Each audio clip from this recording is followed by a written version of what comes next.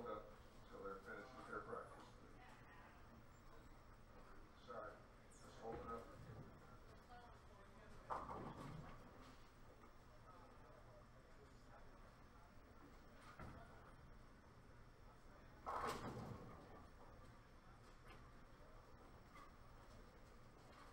Okay, when you start your tournament play this morning, good luck and good ball.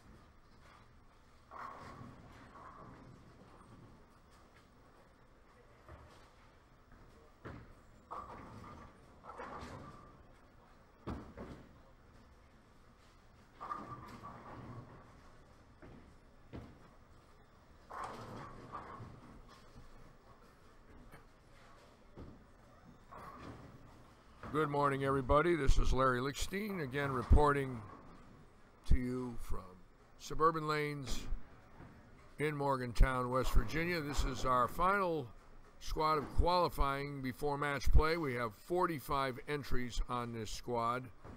6 more bowlers will come off this squad, which will give us 22 bowlers off of our 4 squads and 10 at-large numbers. Those are the bowlers that had the highest 10 scores that did not make the cut on their squads.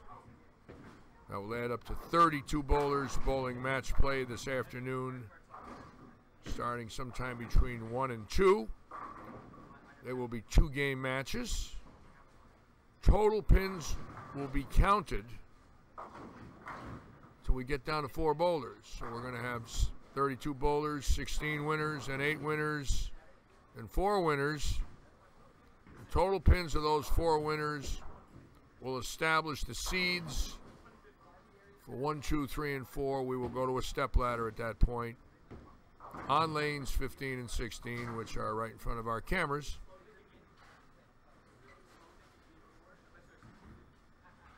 We've got a great field bowling this morning, highlighted by the great Adam Barta, who just won his 3rd Eagle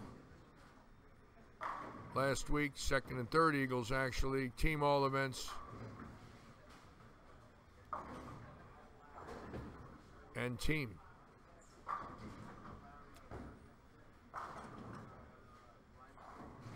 Great bowler, over 190, 300 games from Youngstown. Right now, the highest score in the tournament is Brandon Novak with 11.22.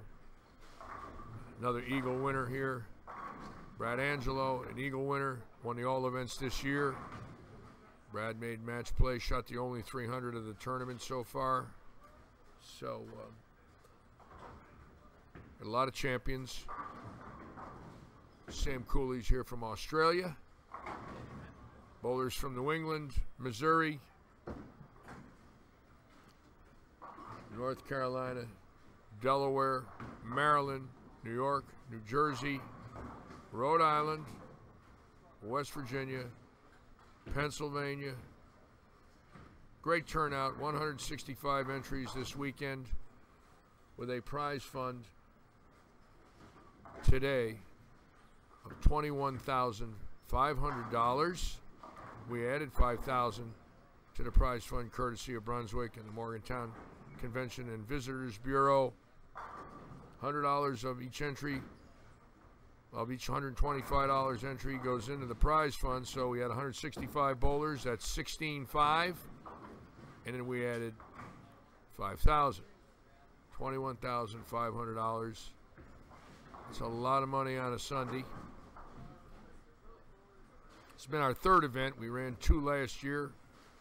Again, the people at Brunswick, John Hill, Brian Graham, great company. I myself have worked with Brunswick for close to 50 years. When I became player service director, they were the first company to get on my rolling pro shop in 1975. And when Brunswick got on my truck, everyone else followed. So I've got a long-time relationship with a great company. Johnny Petraglia, the king of their staff, my teammate in 1970. We won an Eagle together. So I love Brunswick. I love their people.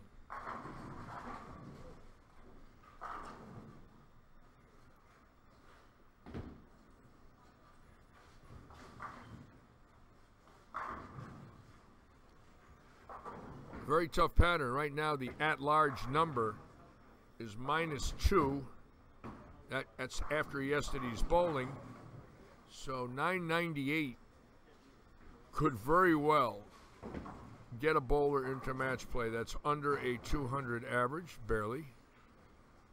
I'm predicting between 998 and 1,008. That number could fall right in there.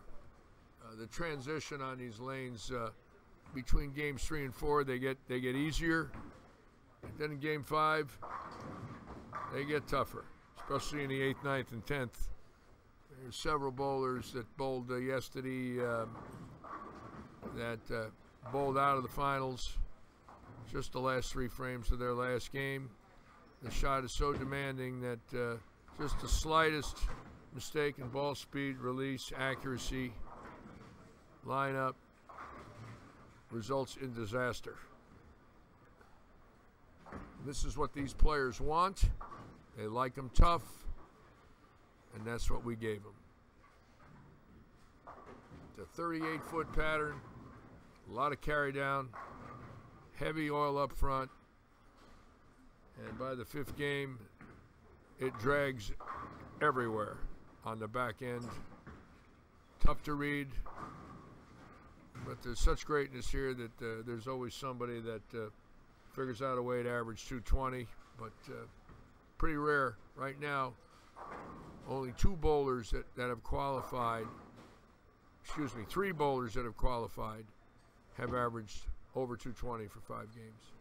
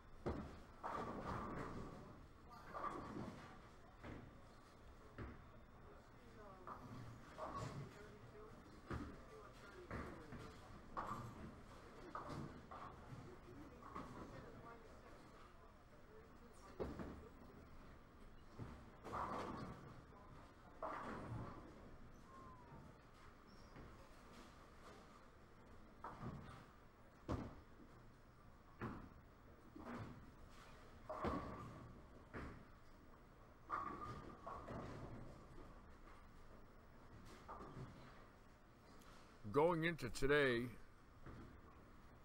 of our 16 bowlers that made the cut yesterday,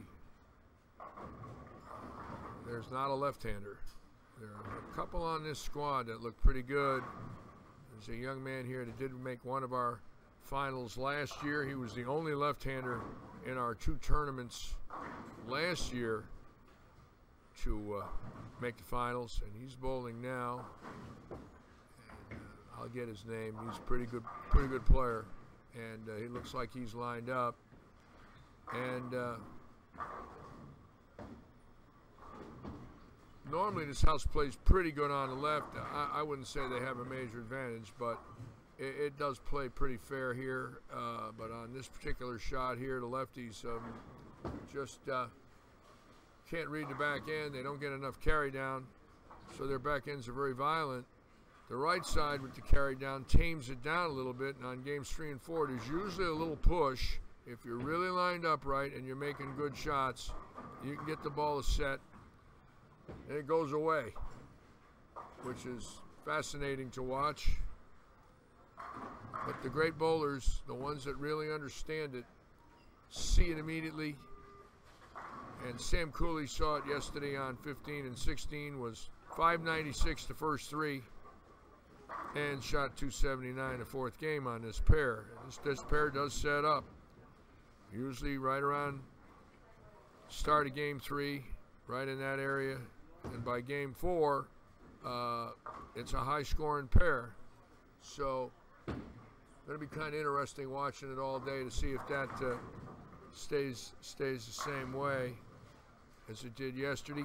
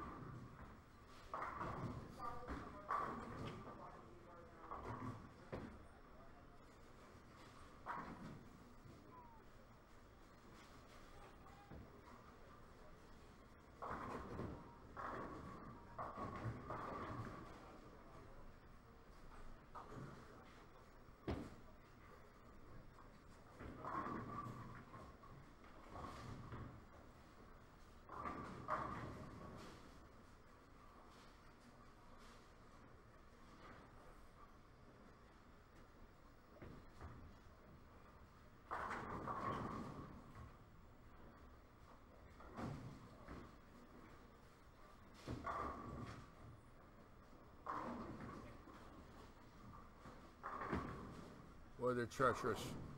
You play inside here and you miss left, good luck to you. There's no way that the ball's going to hit the head pin. As you can see on lane 15, you just set it short, miss left, throwing a ball with some surface, and gone. There's no chance. That's a good shot there. Oop, that lane's hooking again. Lane 16 seems to be the lane that hooks a little more, but it's so early, they'll be changing soon, and I expect to see lane 15 start to set up a little bit. Like I said, by the 3rd game, it makes this pair pretty good. If you can strike on lane 16, you can definitely strike on lane 15.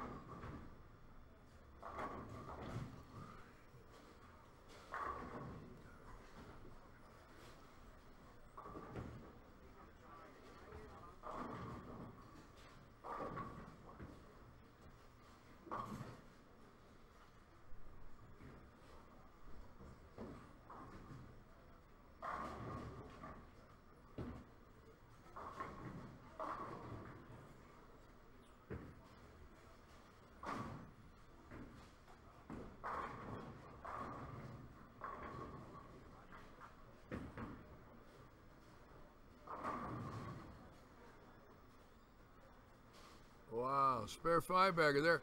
You notice he's playing a pair around 7-8. That's where Angelo played yesterday when he shot 300 on that pair. And Greg Young and Sam Cooley played the third arrow. So it looks like there's 2 shots on a pair early you can play out. And then it seems to migrate in.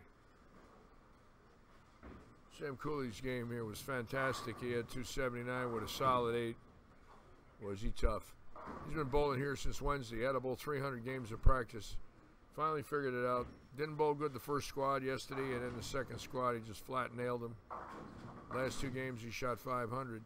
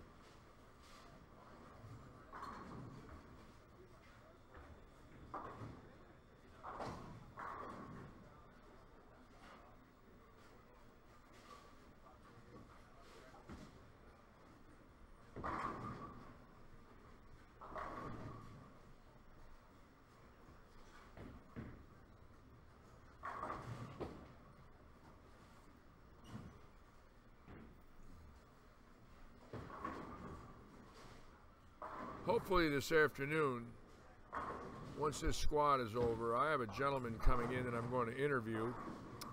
And he's 93 years old. And his wife bowls here in 3 senior leagues. I believe they told me they've been married 65 years and or more. And he has a very interesting story that we're going to discuss. And I think for anyone who's just heard what I'm saying, you need to listen to this story, because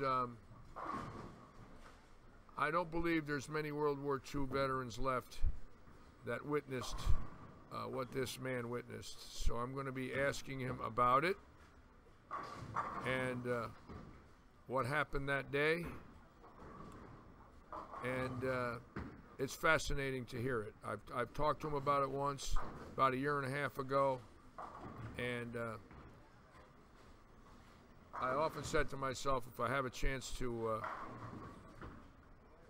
get him to sit and talk with me, that it's a fascinating story.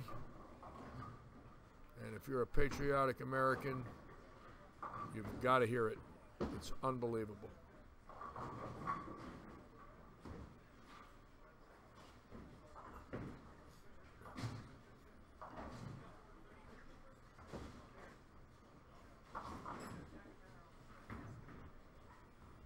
Well, that one fella, I don't know his name. I don't have a list yet, but nice way to start.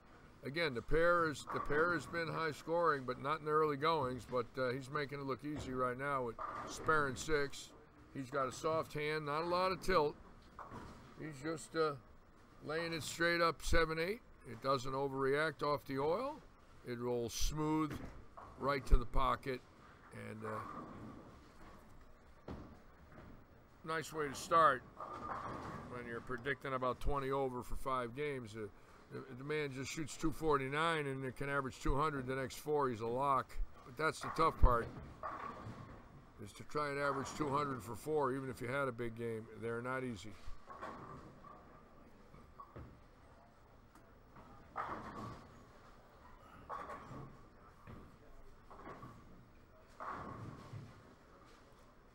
We did have a couple ladies enter the event. Amanda Green bowled twice yesterday. She really struggled. She just couldn't generate enough ball speed to keep it on line, and when she gave it a little room to the right, it sailed on her. She had over-under all day, and I kind of thought she'd bowl this morning and give it another try, but for a lot of people, 2 squads on this was a lot of tough bowling. You're usually throwing 2 balls a frame, and 10 games on something like this can definitely wear you out.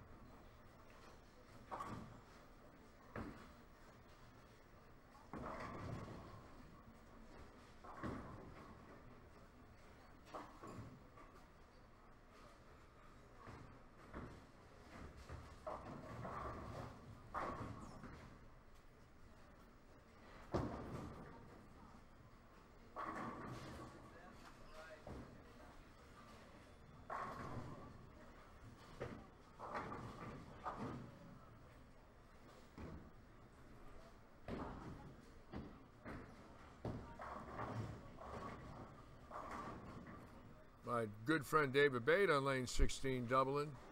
This is his 3rd entry. He didn't bowl the last squad last night. He came up from Rhode Island with Will Tessier, Chucky Burr, and Robert Toth. Just wonderful guys. All NEBA champions.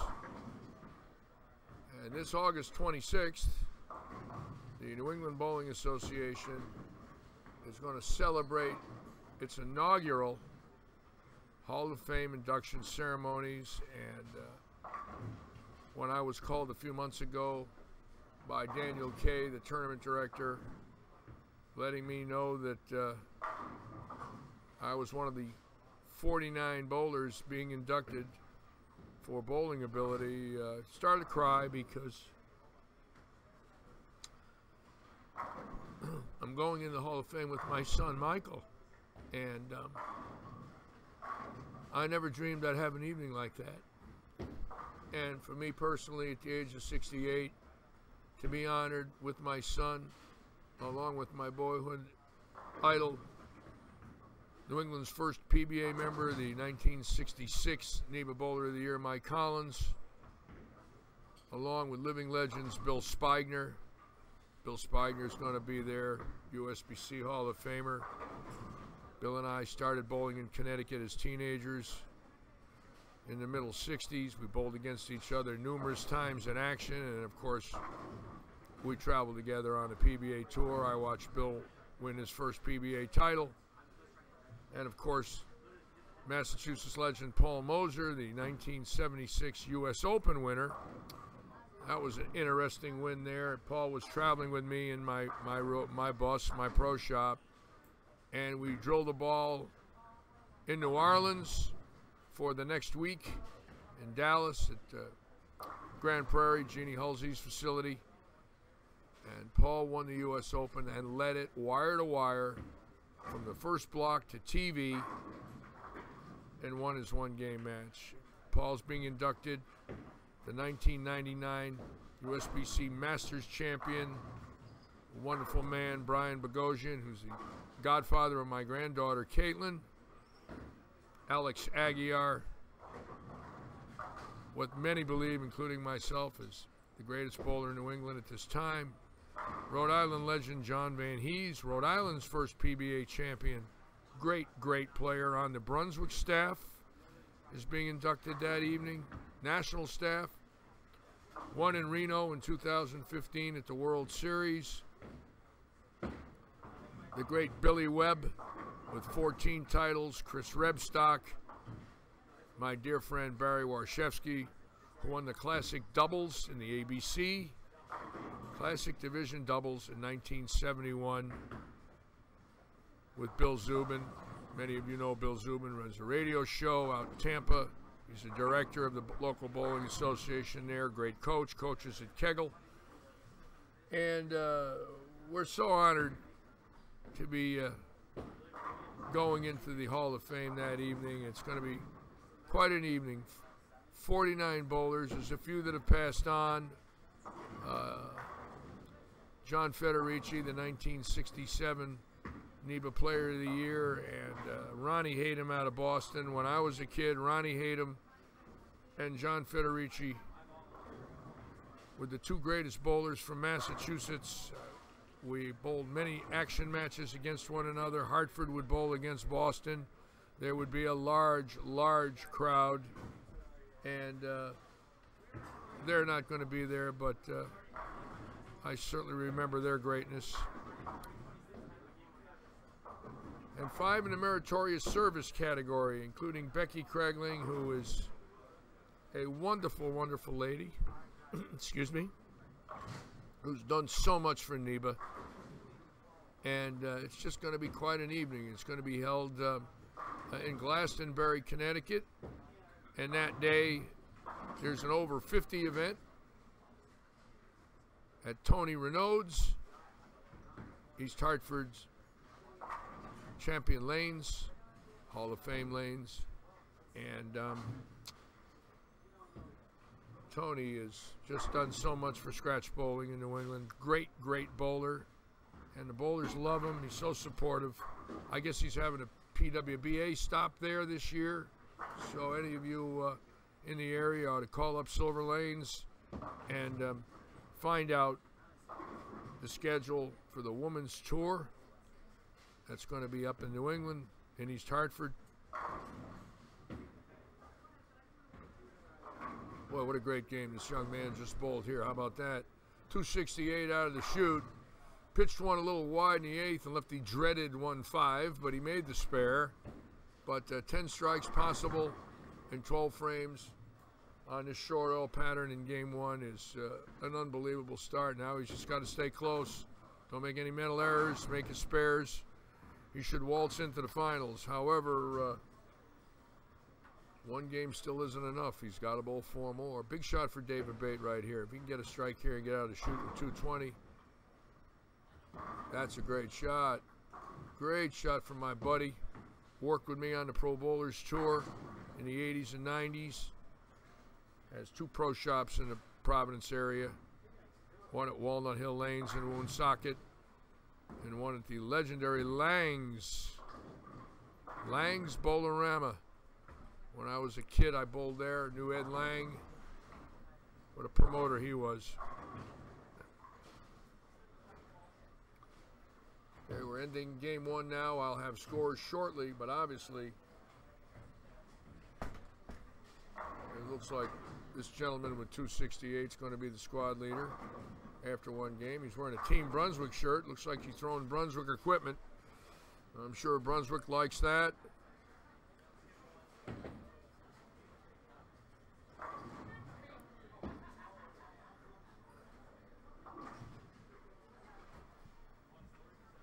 I'll find out his name shortly, and that's a great start.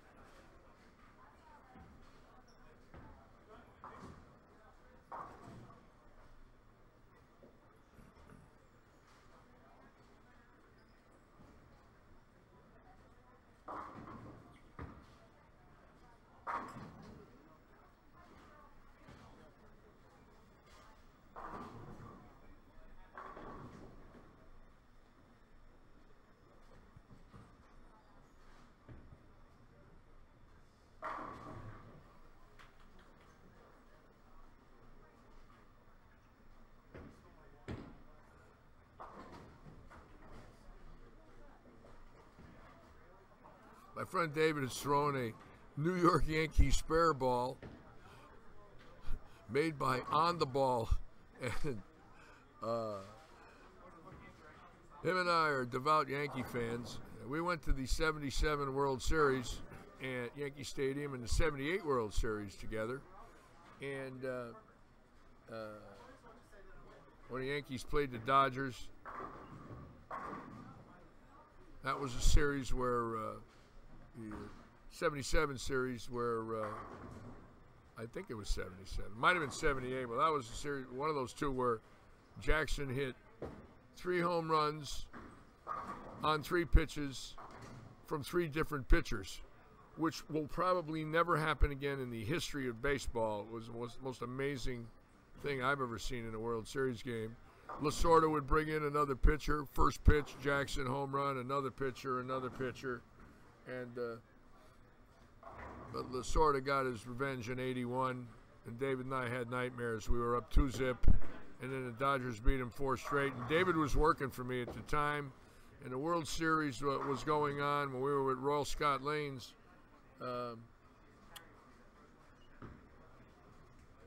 In Lansing, and we were watching every night in a bar at Lansing. Bobby Kuishin owned the facility. Great place. I think it had 27 holes of golf, and it was kind of a cool place. And we thought for sure the Yankees were going to win. While we were up there, they got drilled during the tournament. They lost 4 straight. We left in a depression. To this day, I'm sick over it. Of course, where I live now, we're in pirate country. And Justin Malik, our general manager, I think next week is playing golf with Elroy Face, who has the greatest won-and-loss percentage as a pitcher in the history of baseball with over 15 wins. He was 18-1 in 1959. And guess who the other player is that Justin is going to be playing golf with? I'm going to bring him in and ask him about that. But my worst day in my life as a baseball fan, this man caused. His name is Bill Mazeroski. And Bill hit the walk-off in 1960 against Ralph Terry, who I happen to know. Ralph and his son Rafe, they're out of Wichita, and Rafe is a general manager of several facilities there that are owned by Frank DeSocio, I believe. But knowing Ralph, met Ralph in '86, and I asked Ralph about that pitch and talked to him about the home run that Mazeroski hit. It's so famous. If you're a baseball fan, you've seen him rounding the bases with every Pirate fan in the world running after him. And I was kind of hoping next week to sneak away and be able to shake Bill's hand so I could say to Bill, I know Ralph and you, and I was 11 years old when that historic home run took place. So I'm going to try to get out to the golf course and meet the man that gave me my worst day in baseball as a fan. Mickey Mantle was crying, and so was I. Of course, I cry every time the Red Sox beat them, but that's another story.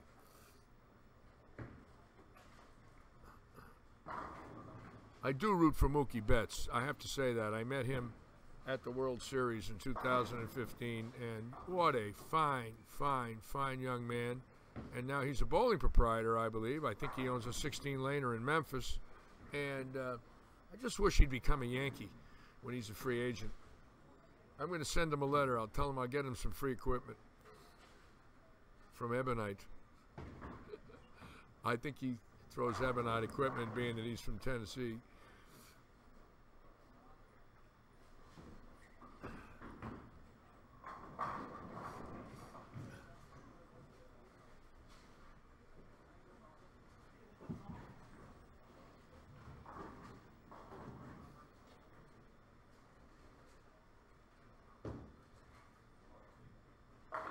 You know, I have so many fine memories of the Brunswick company.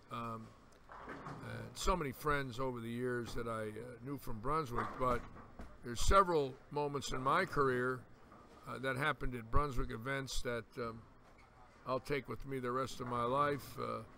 One of them was my third 300 game as a young man, and it was the first 300 ever in the Brunswick World Open. It was in the 10th game of the tournament, bowled 8 game blocks. The second day on Tuesday, my second game, I shot 300. Don Johnson won the World Open, but I had the first 300, and then I finished 8th in that event that year. And Johnson beat Larry Lobb to win Bowler of the Year. He had to win that tournament to go around Johnny Petraglia in the 71 Bowler of the Year race. And of course, Petraglia was on the Brunswick staff, and they bowled each other on TV. And everybody knew that if Petraglia wins the tournament, he's Bowler of the Year. If Johnson wins, he's Bowler of the Year. Johnson beat Petraglia, I believe, in the semifinal game, or in the Stepladder, and then went on to beat Larry Lobb. And then in 1996, at the Brunswick Tournament of Champions, I was inducted into the PBA Hall of Fame in the Meritorious Service category with two of the greatest bowlers that ever lived and the finest gentlemen I've ever met, the great Mike Albee and Oregon legend David Houston. And boy, to go into the Hall of Fame with those two that night, for me, what a memory. Again, at a Brunswick event, and now Brunswick is helping us here. Again, John Hill, Brian Graham,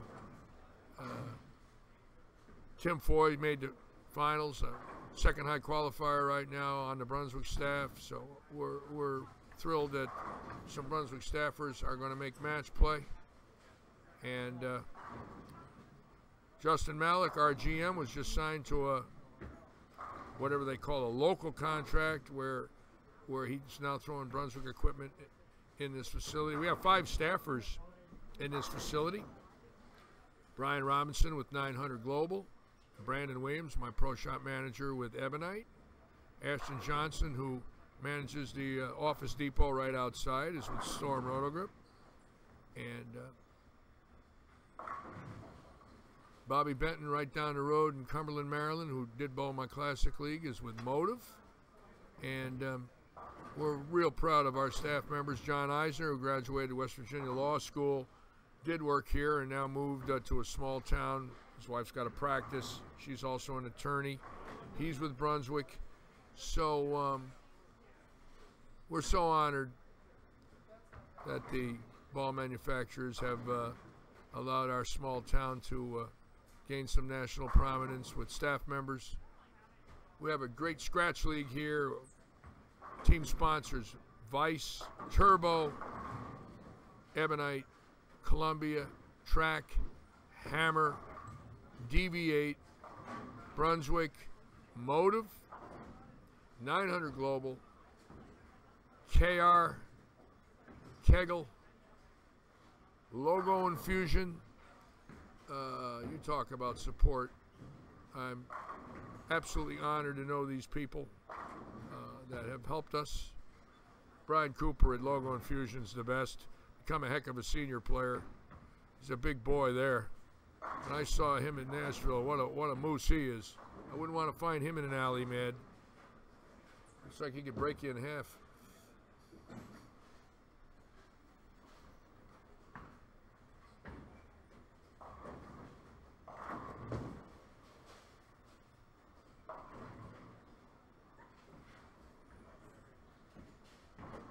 We do have a few young bowlers that bowled Junior Gold bowling the squad.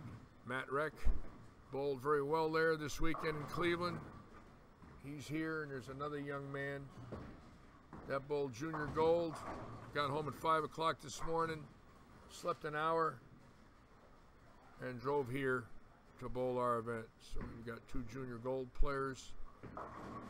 Naturally, if they cash, their money would go into the STARS program that they have, but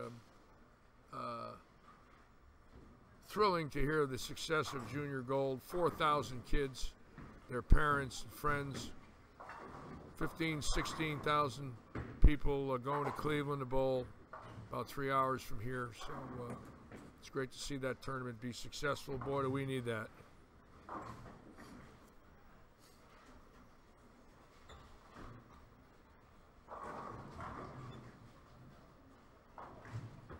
Matt Reck could definitely make the finals here. You gotta watch this young man bowl. He'll be coming up here real close the next game. And he's a good kid. He's from Beckley, West Virginia, coached by the great Steve Licklider. And he now goes to school here, so we have a chance to see him practice here. Nicest boy, throws the ball really good. I guess Del Warren invited him to go down to Kegel. Maybe even bowl for Weber. You never know.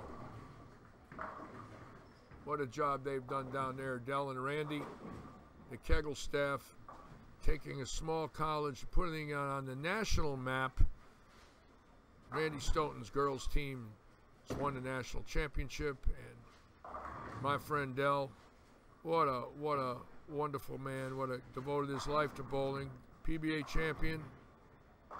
And Randy Stoughton, the head coach at the training center, worked for me for 5 years on my trucks. And he was such a hard-working man. And he worked for Ebonite. And then he's been with Kegel now many, many years. And Randy's a lifer. Great coach.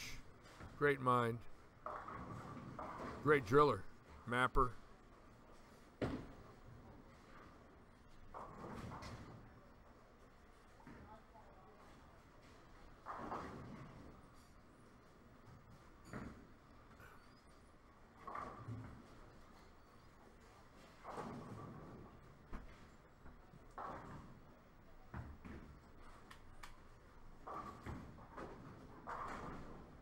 Of course, as most of you know, we have Brandon Novak making match play. He'll be bowling later today, the 2016 All Events champion at the USBC. And we have Brad Angelo bowling later today, who made match play, the 2017 All Events champion. And Adam Barda, who'll be coming by the cameras shortly. Scratch team champion and team all events champion. Got 2 Eagles this year.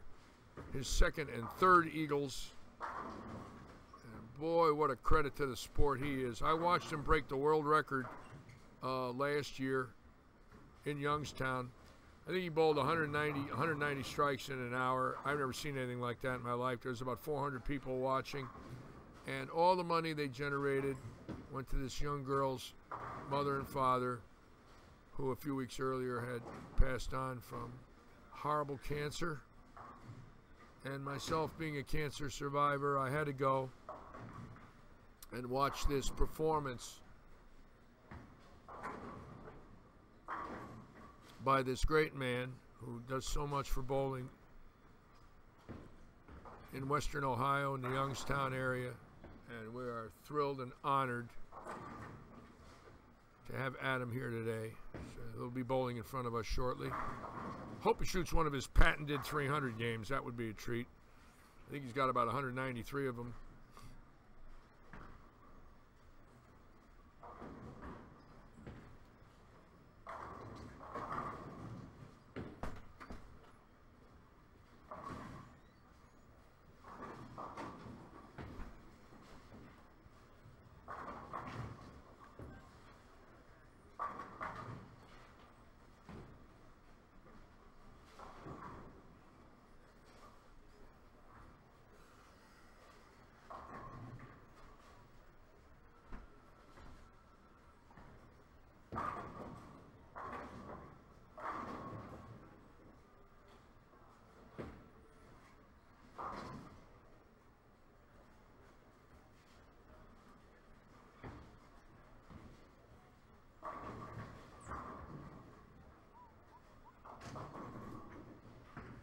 Starting to see a little bit of push now on 13 and 14. Kind of interesting, as I've been watching this for the last 3 days. You see it push, and then by game 3, 4, right in there, 13, 14, 15, and 16 seem to be very playable right around the third arrow, 13, 14. You can't send it too far right because you'll hit the OB, but there's a little spot in there where it pushes, and I got to figure within a couple of games that pair ought to be fairly high scoring. We should have our scores coming up here shortly after game 1. Let me go check.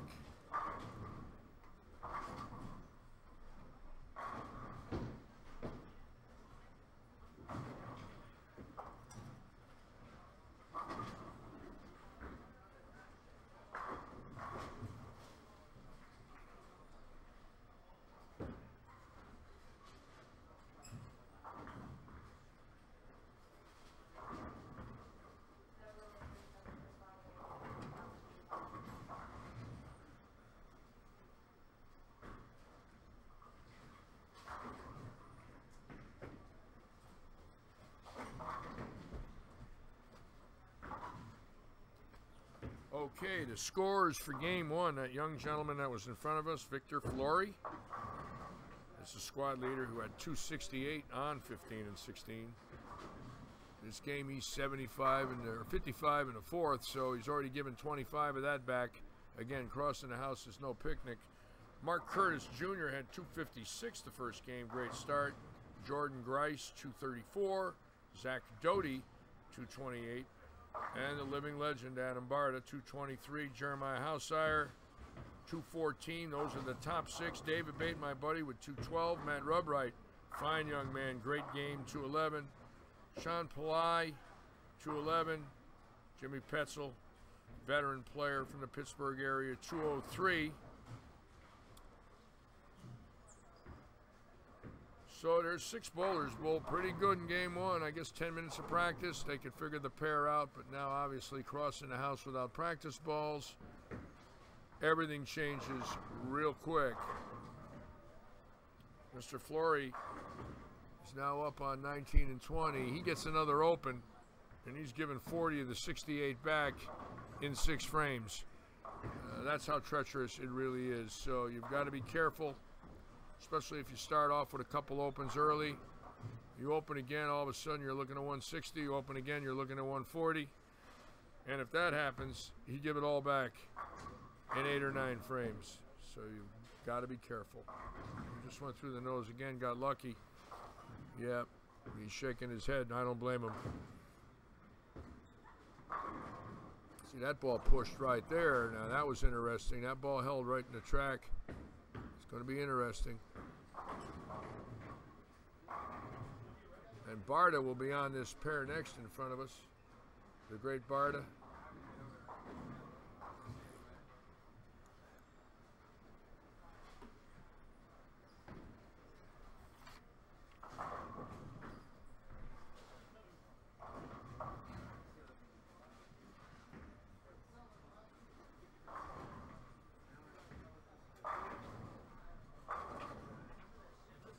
As the squad goes on, we'll give you an at-large number. At the end of game 3, we're going to know the 10 scores that did not make the cut on the squad, but look like they will get in the at-large cut. We are cutting to 32 finalists and 1 casher. The first person out of the at-large will get a check, and 10 at-large numbers will continue to bowl. Join the other 22 squad cut bowlers to get to 32. There are 2 game matches. There'll be 16 winners, then 8 winners. Then we're going to re-oil.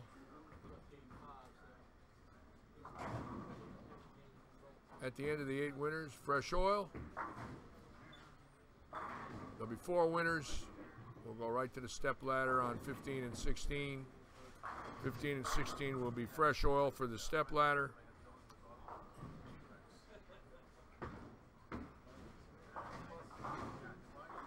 They'll all be able to warm up, I believe, on an adjacent pair. Once we get to 15 and 16, could be 2 balls on each lane or 4 on each lane, and we're going to let them bowl. That I have to take a look at, but I think that's what we did last year. We're probably going to do it again.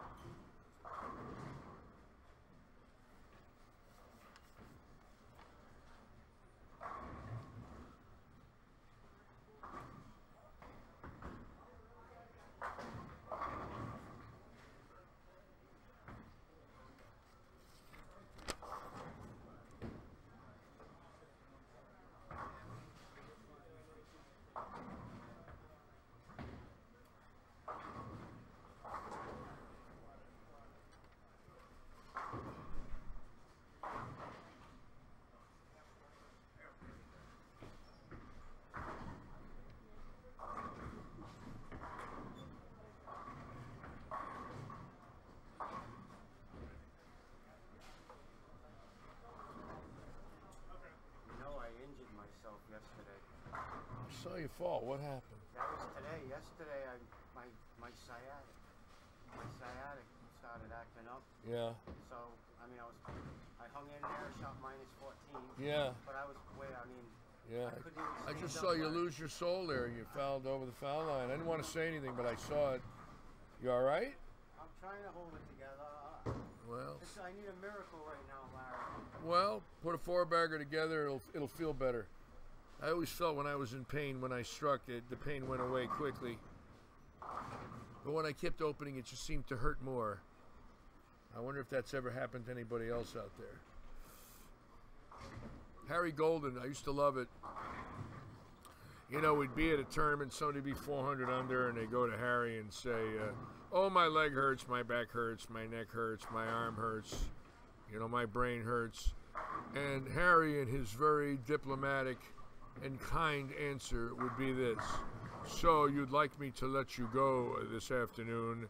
And how many under are you, sir? I'm 250 under, Mr. Golden. And let me ask you this question, if I may. If you were 250 over, would you be coming to me right now asking if you could withdraw? And their jaw would drop, and they would look at him. And that's all he wanted to hear was their answer. My philosophy was it would take a crowbar to get me out if I was 250 over. But if I was 250 under, I was looking for the next plane out of town. You know, any way I could get on it. So it's amazing how when you strike, the pain goes away a little.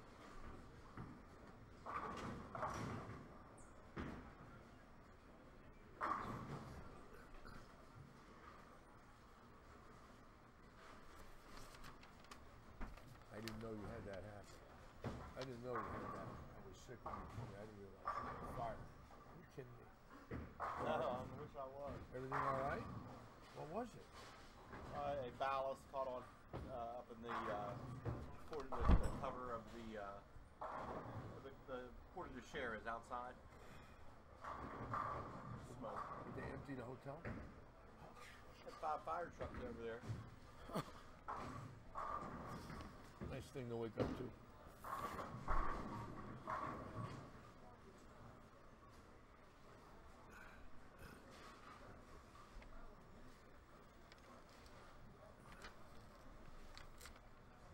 Well, Mr. Florio over there on 19 and 20, he's staying clean after he opened the second, third. I'm keeping my eye on him because, you know, when you see 268 out of the chute, you'd automatically think that it's a cakewalk. And all of a sudden, he's given 28 of them back with 3 frames to go this game.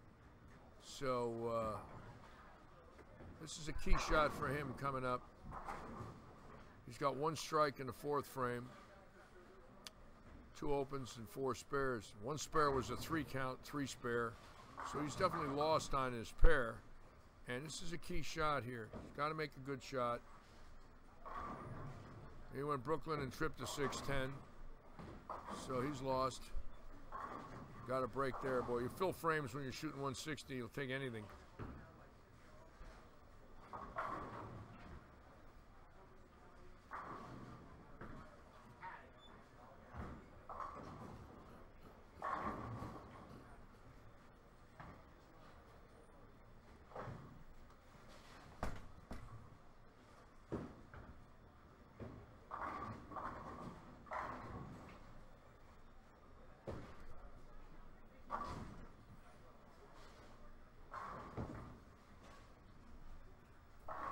Boy, Bart is in trouble. He goes split, 9, triple, spare miss, split. So he's got a triple. He's 180, 104 and a 6 on a strike.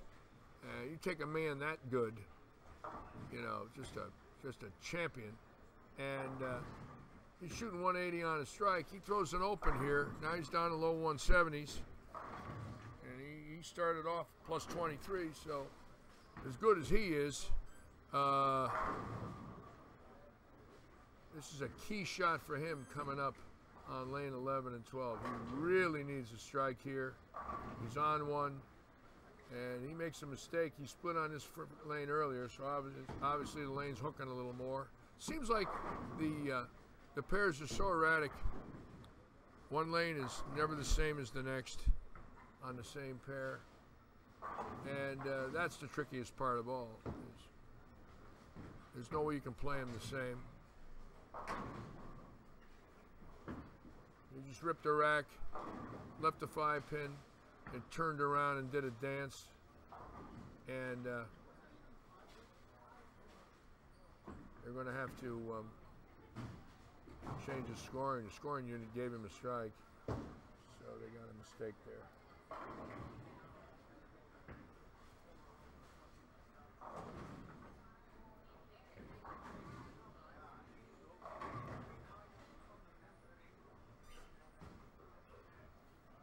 Tough carry.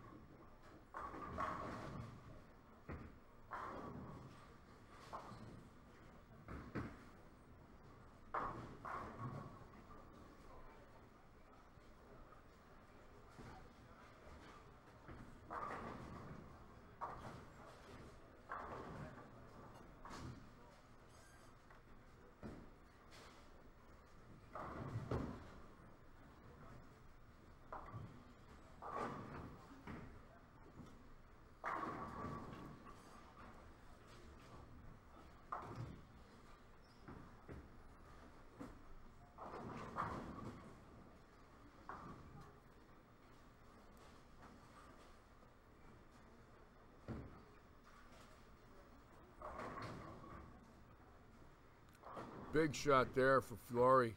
He doubled in the 8th and 9th. Really big shot. That can bail this game out. Now he's got a chance in the 10th to shoot 200. So that's a heck of a comeback there after being 35 in the 3rd.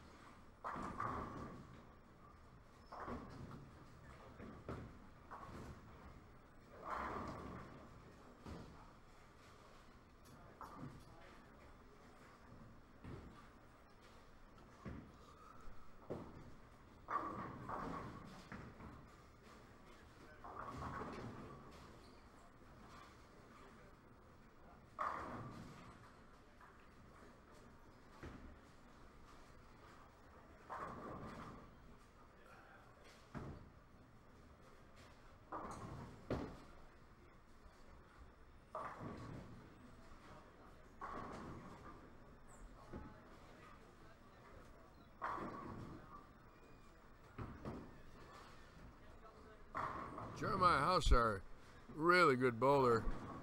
17 and 18, looking good now at 68 in the 4th with a 4-bagger. And Jeremiah had 214 the first game, so he stays clean here and goes 2-teen. And he's tough. He subs in my classic league. He's very, very good. And he told me he bowls in a 6 or 8 lane bowling center that hasn't had a 300 game shot in the house in 50 years. And I looked at him like he was crazy. He says, no one can strike Larry, that's why I bowl there. And I like that mindset.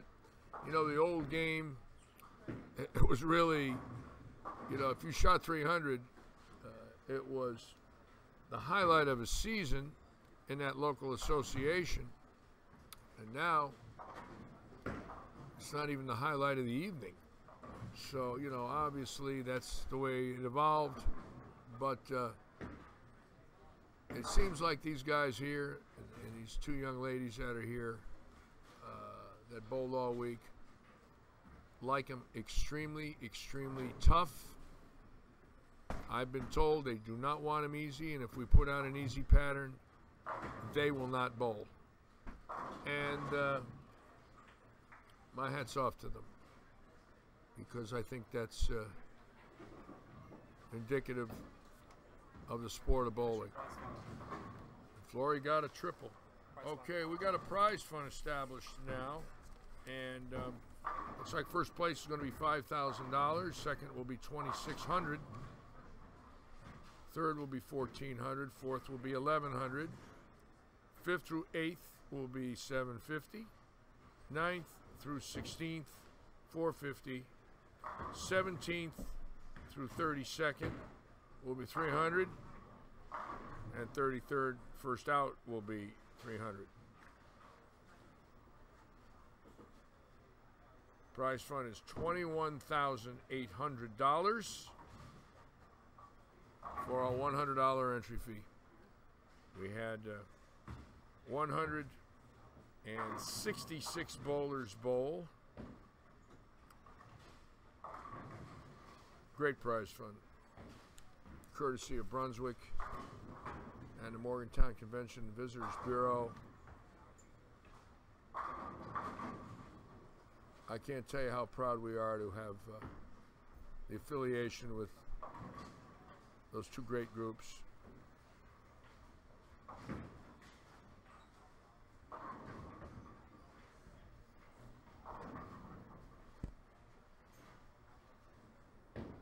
So Bart had just shot 179, had 223 to start, so he's +2. Flory shot 191, bailed that game out, super bailout. He'll go +59. So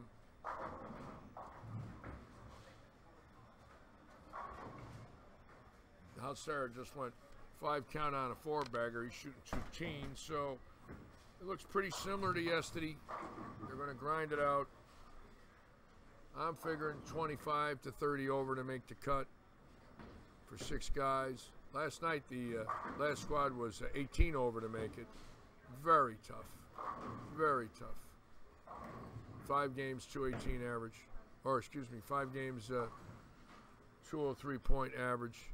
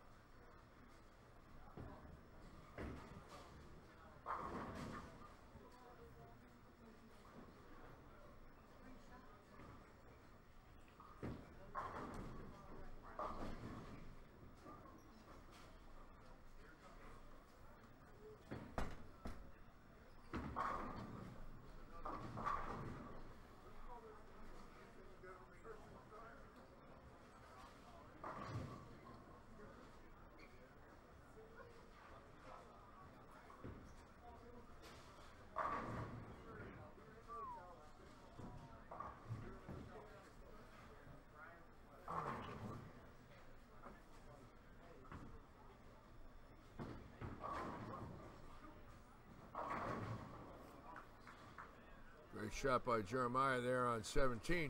That's a key shot, too, because we can go out for 223 here with a 214 start plus 37 after 2. That means if he can shoot, you know, stay in the low deuces, 195, 2-0 the next 3, he's a shoe-in. So he's pretty much got the wood he needs right now. The key is you got to figure out how to keep it. And that's the trick. How do you keep it?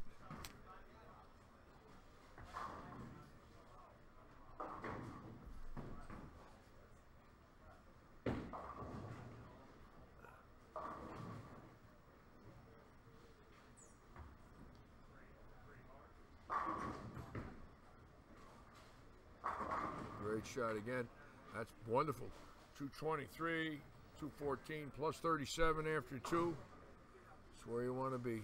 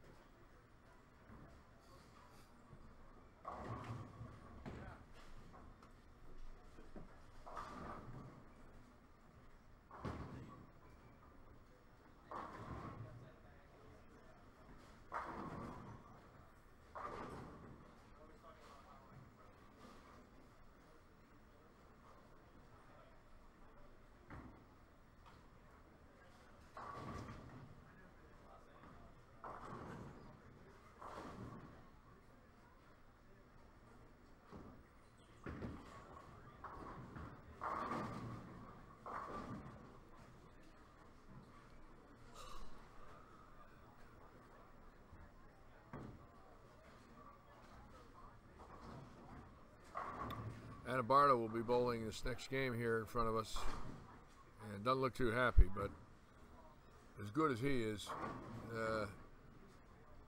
it wouldn't surprise me a bit if he pops 700 the last 3 and leads the squad.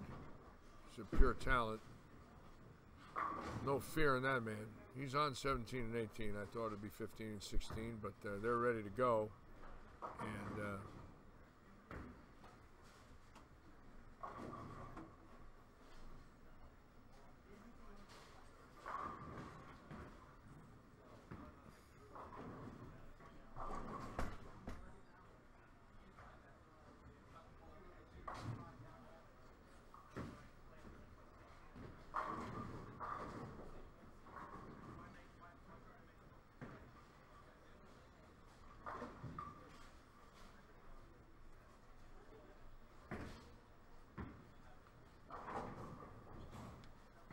I guess we got a little live chat going here.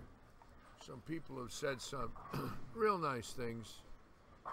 Tracy Killmeyer and Charlie Wolf and Jimmy Salisbury. Thank you so much for those kind words. I'm just honored to have my small part here in Morgantown. There's a lot of people in this facility that have given me the opportunity of a lifetime. My owners, Jerry, Steve, and Greg Lorenz, what they do for the community here in Morgantown, the support that they give West Virginia University. You know, Coach Halgerson and Coach Huggins do their live radio shows from this facility during football and basketball season. There's alumni parties here all the time. So many groups come in here, and all the schools bring their kids here, all the grade schools, and it's an unbelievable facility. And we're right across the street from the West Virginia Health Center. What a facility that is. And about a half a mile from Milan Pushkar Stadium, where the Mountaineers play, and about a mile and a half from the Basketball Coliseum, where Jerry West played. So we, as a community, are blessed to have this great school here, this great hospital, and this facility owned by the Lorenz family for over 50 years. And the fact that they've allowed me to do a few things that I wanted to do, bring scratch bowling here, form a scratch league, and sell some advertising, do some coaching, promote the sport. They built me a pro shop behind lanes 5 and 6, and we use Ace Mitchell's solely as our supplier in this building for all capital equipment, lane maintenance, machine parts. And Jeff Mraz and his wife Lori have been so supportive of us. Lori, of course, with Turbo Grips. And Jeff Mraz, who I've known since he was a teenager, hanging around Freddie Borden's place in the 70s up there in Akron. We're thrilled to be going there Wednesday for their trade show at Bill White's Bowl. And I'm heading over there Tuesday to Akron. Going to eat at the Diamond Grill. Stare at the pictures on the wall of Arnold Palmer and Ben Hogan and Jack Nicklaus, and dream of the years that I ate there with Harry Golden and Johnny Petraglia and George Pappas and Tita Semez and Dick Weber. Wonderful week coming up in Akron. I'm going to drive by the old PBA office on 1720 Merriman Road, stare at that building where I picked up the PBA equipment on my way to California. For 22 years, I'd have to get Harry Golden's equipment out there, and then, of course, our other tournament directors, Johnny Campos, have to pick up their equipment on the way from Suffield, Connecticut to Akron to either Mel's Alameda Bowl or Gable House Bowl in Torrance. Boy, those rides were unbelievable. We used to go cross-country in December, and I'd get to Akron and then go south as quick as I could, try to get to St. Louis, and then 44 south over to Oklahoma City, and then 40 across to Barstow, and then I would catch 58 out of Barstow, go through Mojave, climb to Tehachapi, get down into Bakersfield, catch I-5 north to San Francisco. I would never take Interstate 80 on those rides because you could get stuck on Interstate 80 for a week if you caught a blizzard. Not that you couldn't on I-40, but those memories will come back real clear on Tuesday. Akron was always the first stop. And then, of course, I was at 25 Tournament of Champions. I bowled 4 of them, 71, 2, 3, and 4, and then 21 more at Riviera Lanes. I was at Riviera Lanes 25 Aprils, where I went to Akron, and what a time in my life that was. I really treasure those memories, and got pretty close in the 74 TSC, was 5th going into the last 8 games, and lost my first 5, bowled myself right out of it, then shot 700 the last 3. I went 1858 the last 8-game block, but I was 3-5 and won and lost, missed TV by about 80 or 90 pins. Earl Anthony won. He beat Johnny Petraglia in that event, and then Anthony had his victory party that night at Freddie Borden's Eastgate Pro Bowl on Mogador Road, and I'll be driving by there Tuesday on the way to Bill White's, and that memory there was quite an evening watching Earl Anthony get up on stage singing and wearing a hat, and the crowd was, you know, just there. Everybody that made match play went to the victory party. Freddie Borden, what a legend, what a great coach. This was his first bowling center. Then he went on to build Stonehenge, 76, I think. And boy, I love Freddie. I haven't seen him in many years. His wife Sue. What he did for bowling in his life. My God. Team USA coach. Wrote the book on all the coaching criteria. Him and Bill Spigner and several other great coaches. So I wouldn't mind running into Freddie when I go to Akron. It's been a while.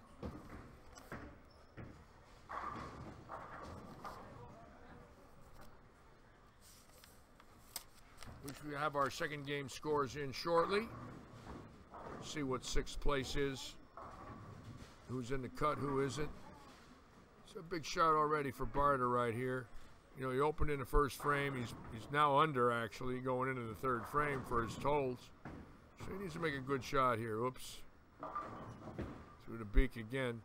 Looks like he doesn't have much. He's a little confused. Not too happy.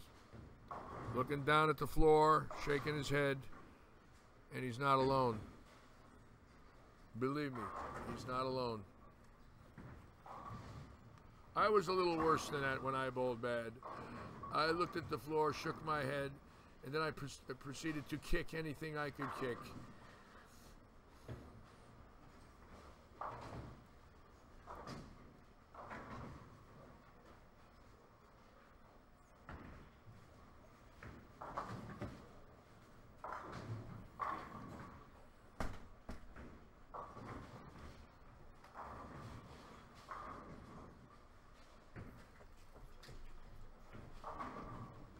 I didn't realize, you know, I'm so ignorant when it comes to computers. Shame on me. I didn't realize all this live chat was going on here.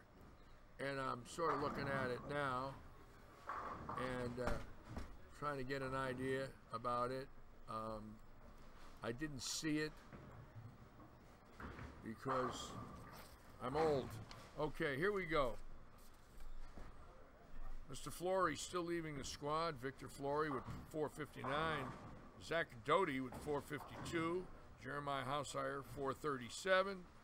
Mike Sturgill, 434. Casey Landers. I think that's Casey Bolden in front of us. The only lady on the squad at 415. Mark Curtis at 409. Isaac Kim, 407. Chris Bardall, 406. Devon Miller, 405. Casey Landers throws the ball pretty good. She looks like she could definitely be a factor. So 9 over after 2 games is 6th. But there's a lot of bowlers within 20, 30 pins, and with 3 to go, anything can happen. My buddy Charlie Gadd on lane 16, starting with a triple 378, so he's getting himself right back in. Charlie is tough. Charlie in his early 70s, bowled a lot of senior stops this year, and practices here, lives here in the warm weather, and then goes down the east coast of Florida in the winters, hangs out with Ron Dixon and the boys down there. Charlie, a lifer. That's that young boy I was talking about with you before, Matt Reck. He needs to, let me see where Matt's scores are. Matt Reck.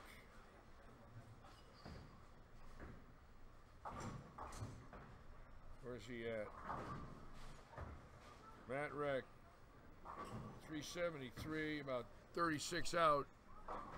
And this game's got an open, so he needs to start putting some strikes together. And this is the pair, although yesterday was much higher scoring, although Victor Flory had a good game on it. Other than that, no one seems to hit it today yet. Again, no lefties in the cut as we speak, and which surprises me, but when I took a look at the pattern and saw it, the back ends are so treacherous, and with no carry down on the left, the ball sparks off the oil here. I mean, it sparks to the right, but you pitch it aboard left and it sails on you. So the lefties seem to be in a lot of trouble on this shot.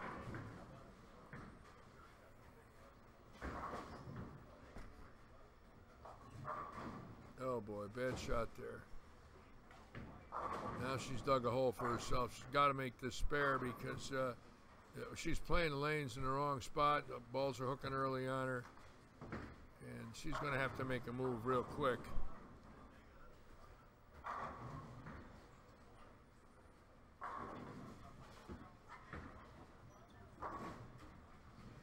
I love it when the women bowl these events. I was really hoping Amanda Green would make it. She's a wonderful girl, and I really hope a woman does make the finals. I hope Casey makes it, but no, she got that to the right a little. Yep, she's not happy. Well, she's still in the hunt. She needs to put a triple together here and stay close.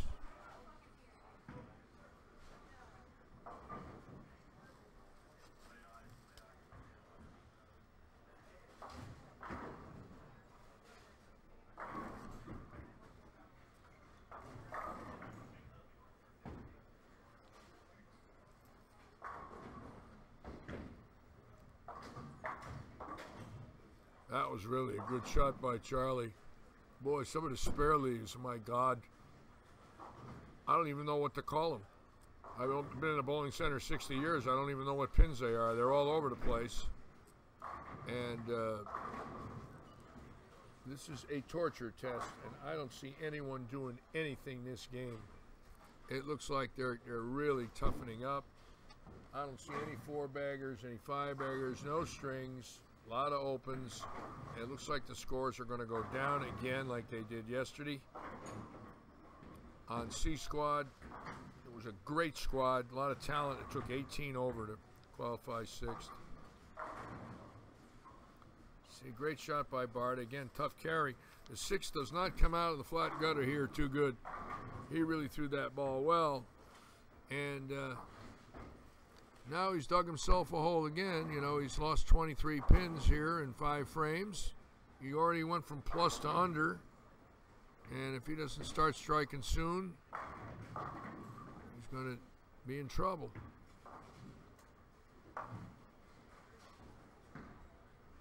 So Casey moved in here now. Looks like she's standing in the right zone. Let's see if she can make a good shot here and get on track. That's a good shot. Beautiful shot. Boy, that girl can bowl. She throws a train. That was a great shot. Now she's got to jump on it. See, she got in. There's a little shim in there if you play it right. Just a smidge. See what Charlie does here now. He's got to be playing right of her. Let's see. Yeah. He's right up to 10 board. Yep. Cut it off.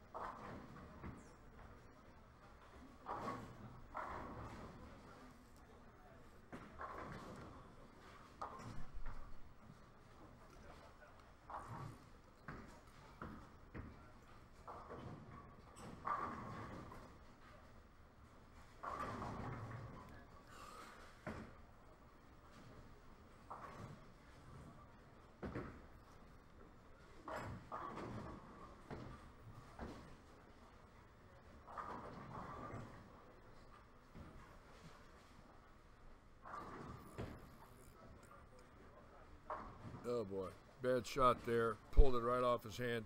You know, he gets so tentative on spares here. As you know, if you leak it a board right, you know, it's going to sail on you. Naturally, you tighten up a little at the release point. Give it the squeeze. It goes left, and you chop. Must have learned that from me. The Larry squeeze. The king of squeeze.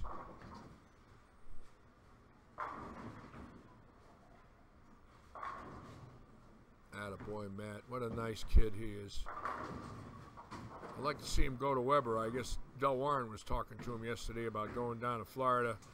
Boy, that young boy would be a credit to that college. What a fine young man he is.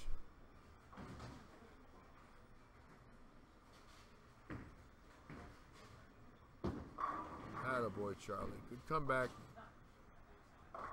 I root for all the guys with white hair or no hair.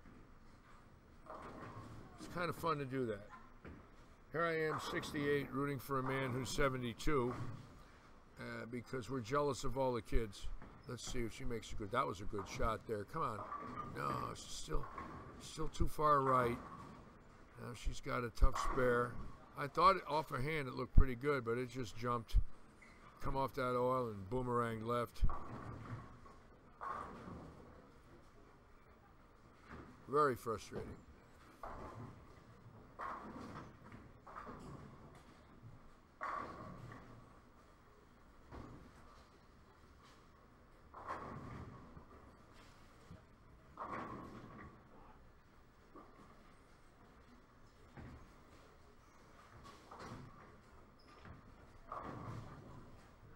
Atta girl, great shot. Got to make those tough spares, boy. I'll tell you, they're like triples. I said that yesterday. Anytime you make the 3-6-10 on this pattern, you're saving a triple. That's the only way you can look at it. You're saving your next triple every time you make that spare.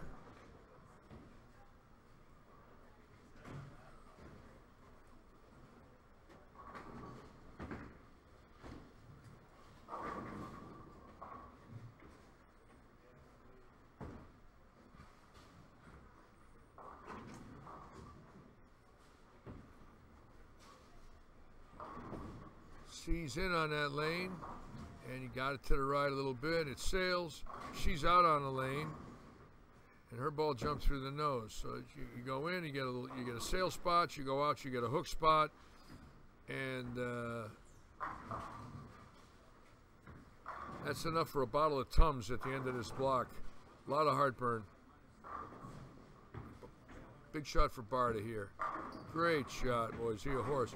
She had a weak 10 on that lane last time. Looks like he made a little move, got the ball to hook up a little quicker in the 7th frame, and he's got to get a string here to get back into the plus. You don't want to fall too far behind. You get 40-50 behind the number with 2 to go. Good luck. I mean, you just can't give it away early. Got to get him now. There it is again. 3-6-10.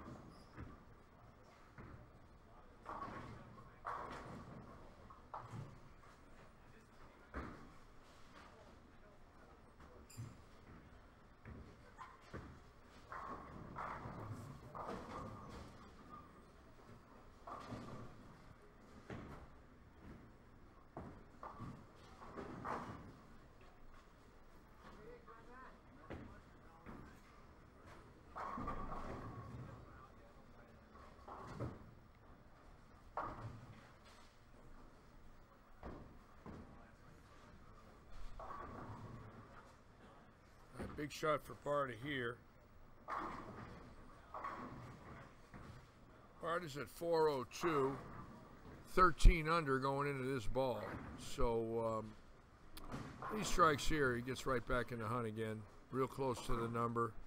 An open could be catastrophic. Seems to have this lane wired. He struck the second, fourth, sixth. So it looks like this is his favorite lane.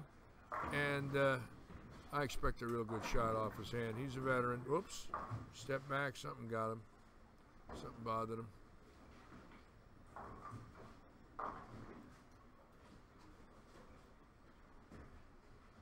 Okay. Let's see if the 300 King can pure it here. He usually does.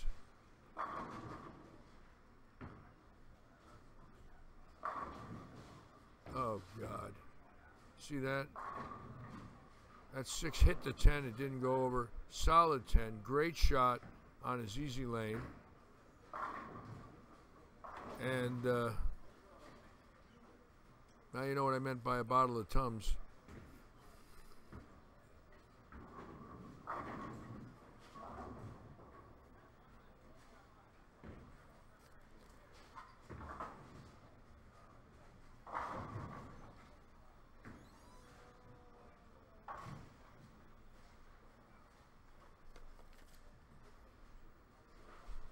Yep, he's not happy. I don't blame him. I hate ringing 10s.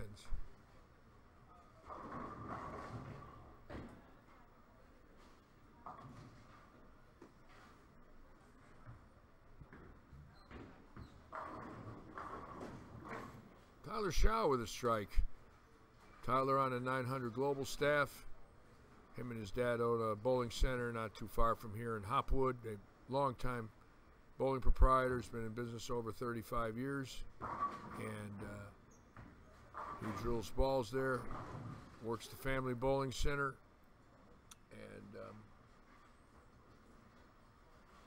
we've had several proprietors bowl this event. And my dear friend Robert Toth is on his squad from Rhode Island. Yesterday was his 60th birthday, and he decided to come here and join us from the Providence area. Drove 600 miles, spent his birthday with us, do some bowling with his lovely wife here. We're really honored to have Robert here.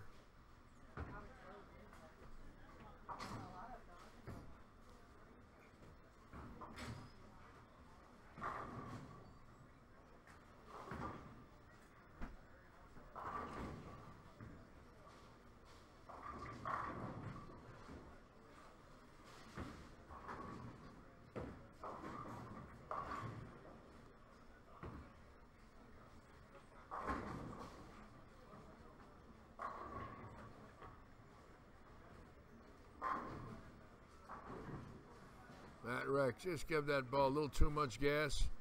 It hits the 7 board and see ya. Just went right by the head pin. He had no chance. Oh boy. Barta's in a lot of trouble now. I think that ring in 10 really got him. He knew he needed it badly. It wobbled. It didn't go. Now he gets on his tough lane where he split twice and split a third time. Set it a little short on 17. It just jumps. Give it a little too much hand. It goes by the break point. They're so touchy. So now he's in a lot of trouble. 151 in the 9th. He needs to strike out on his good lane. If he can get a $180 and get out of here with a $180, it might be a blessing. If he opens on a good lane, he can't do that now. He's got to make a good shot. Get a strike. Try to get a double and get out of there with 180.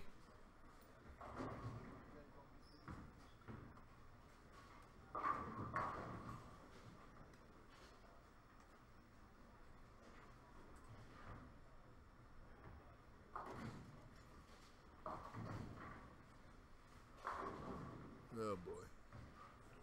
I don't see anything that even resembles 230 or 240. I'm looking 4 or 5 lanes in each direction. There ain't nothing. There is nothing They are getting tougher each game. There's no doubt in my mind the number is going to drop, just like it did last night. It looked like they might get to 40 or 50 over for the squad cut. It was plus 18. Joy Pelusic getting in, who incidentally does live in Pennsylvania, not New Jersey. Joey Pants, a disciple of Guppy Troop.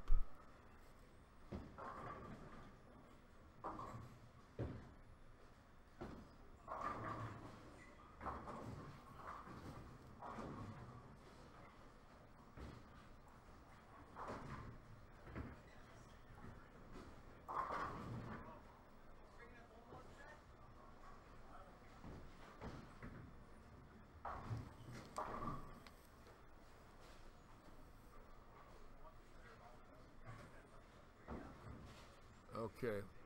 Now Bart is on his good lane on lane 18. He's really got to strike out here. That's a great shot. Rip the rack. Now get one more. Bail it out. He gets to 181. He's about 583 going into the last two. He's definitely in the hunt. I mean, the way this man strikes, I mean, he can obviously pop a big game and make it, but you dig too much of a hole, you're done. So this is a key ball for him. He's got to pick up 10 pins here. Get out of here with 180.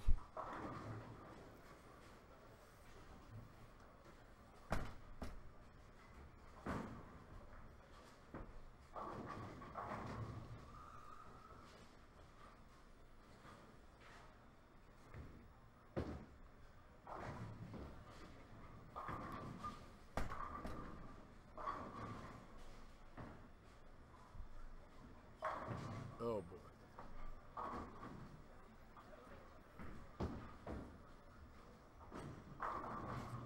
Usually don't see that from Adam. That ball was left off his hand. He knew it the minute he threw it.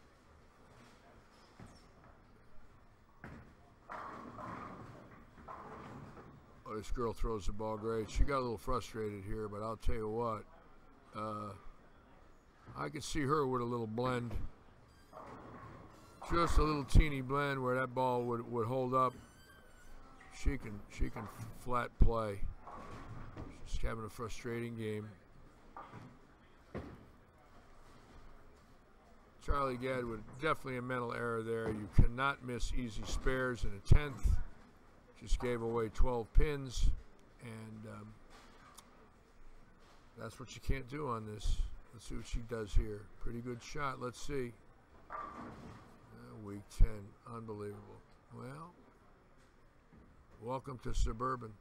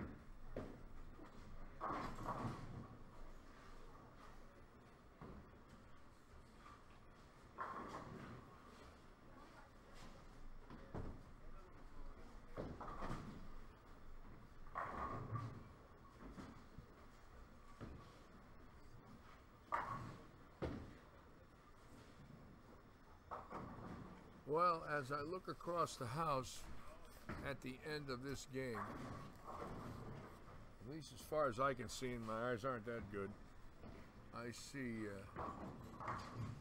1 200.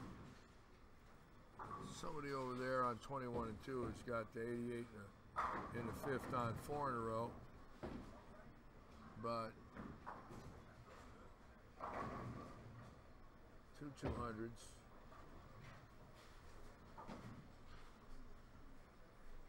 I see 2 200s on 12 lanes. The 24 bowlers, 2 200s. So it looks like the number is going to definitely drop. Keep in mind, +9 was 6th place after 2 games. But Casey Landers dropped out of that. She had 415. And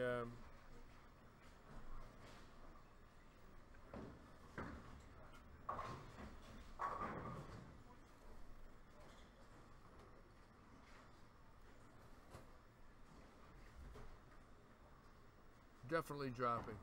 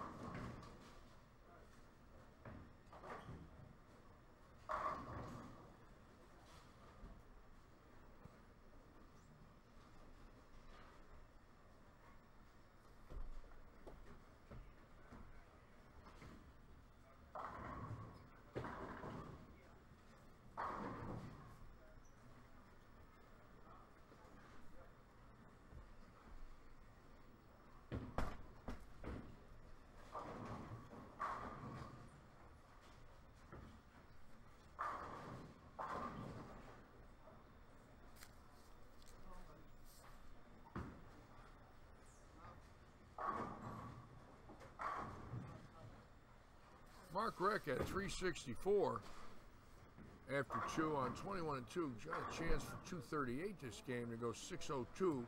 He's just got himself right back into the number. Could be anywhere right around 600 after 3 games. It's definitely going to put you in the hunt with 2 to go. That's a big game over there. That's the only game I've seen so far that was where somebody made a giant move. There's just nothing out there. It doesn't exist. He's going to go 227. Could go 591.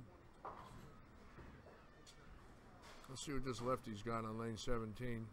Or they look impossible on the left. That's really a good shot off his hand. Look at that. Just caught a little touch of oil. 356 on really a good shot off his hand.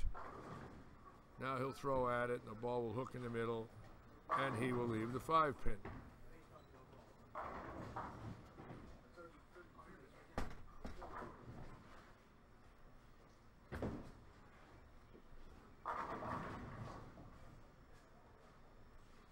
Yeah, they're impossible.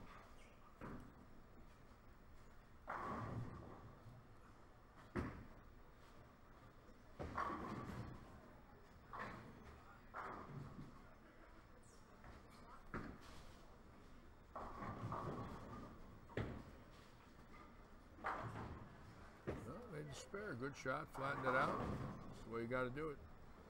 Hard and straight, get in the middle of the lane, throw a rope.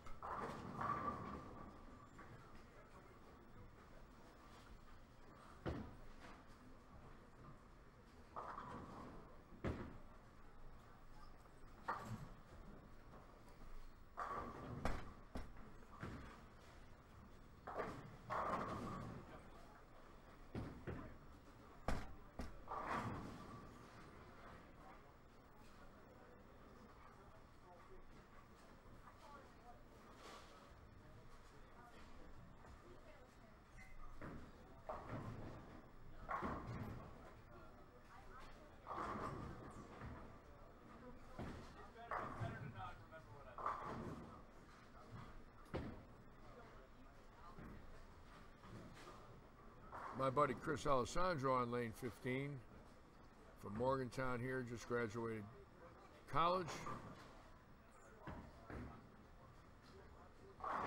Whoops. Can't play there, bro. Something aggressive. Good luck. The ball just come off the oil and gone. Boomerang to the 7 pin.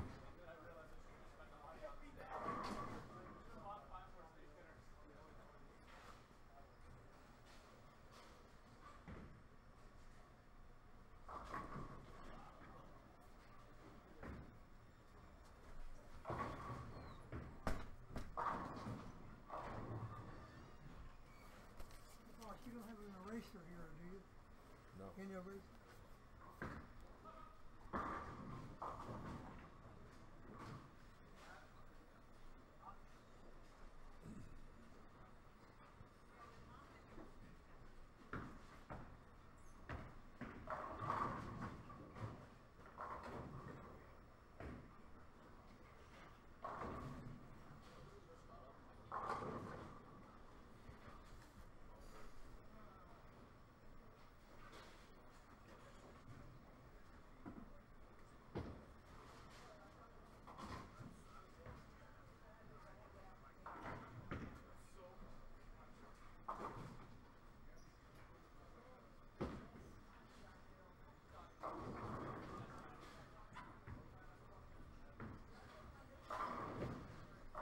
That's a nice start. Got a triple. He's way in. Way in. Laying it down on about 30. And just letting it feed, getting it back.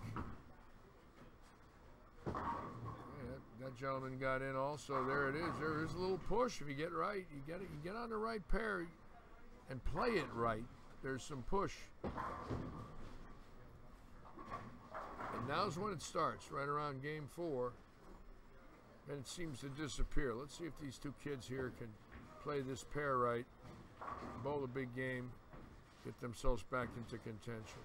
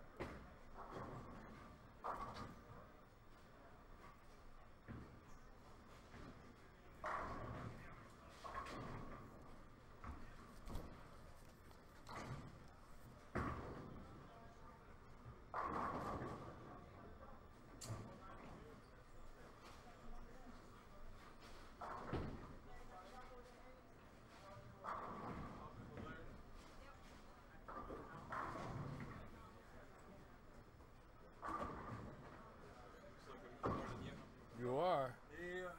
Why is that? Oh, they're setting me up with you. So you're not hanging out alone. Chad Roberts. And, did you make the cut? Yeah, already. Come on in here, Chad. I need a little help. Come on. No worries. I got Chad Roberts coming up here to talk with me as I was falling asleep.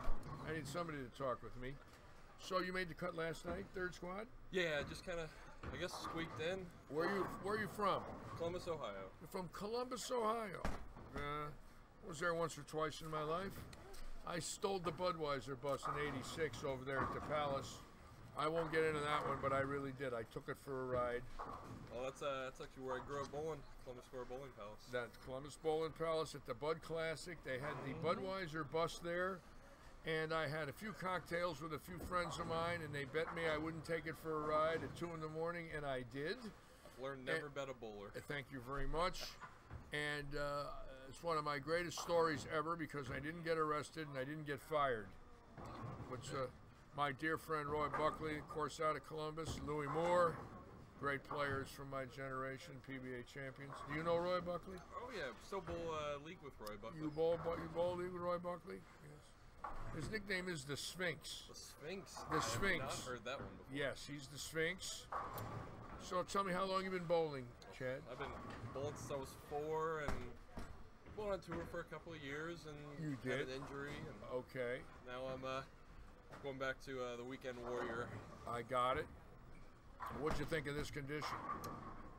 It actually reminded me a lot of the team pattern at Nationals, which is why it's playing so tough. Because at Nationals, if you don't work together as a team and break it down, it's Right. It's pretty tough. And what was your score yesterday?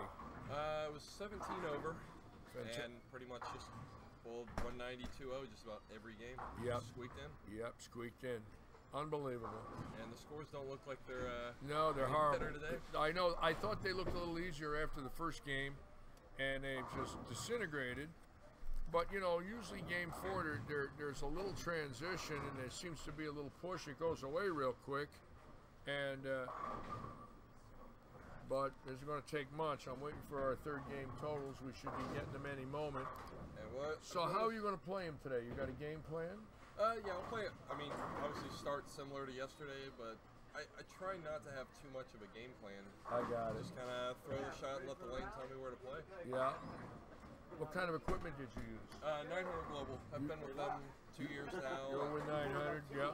Yesterday I used a Dream Big, but actually not a lot of surface on it. Yeah. Trying to let the ball do the work and let Yeah. the surface get the ball down the lane. Got it. Got it. And used that all 5 games. Just kept moving left. I needed a ball that I knew was going to read, but wasn't going to overreact. I got it. And it definitely did that. Yes, I've got a lot of friends at 900 Global. Wes Pye, a dear friend of mine, and Dale Garner, really great guys. Oh yeah, and, Dale's a great guy. Dale is a great guy. Been a veteran of the bowling industry. Okay, what do we got That here? fell a little more. Oh boy, it fell again. Look at that. Mark Reck got in. He's now 591. He's 6th. Jeremiah Househire is 604. He's 5th.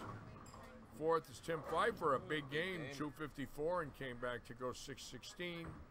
Mike Sargel, 638. Victor Flory, 657. And Zach Doty, Having a great 687, having a great set. Casey Landers, the young lady that was just in front of us, first out of the cut at 584. Jordan Grice, 584. Devon Miller, 580. Chris Bardall, 579. So it's going to be a dogfight going for the last 2 games here.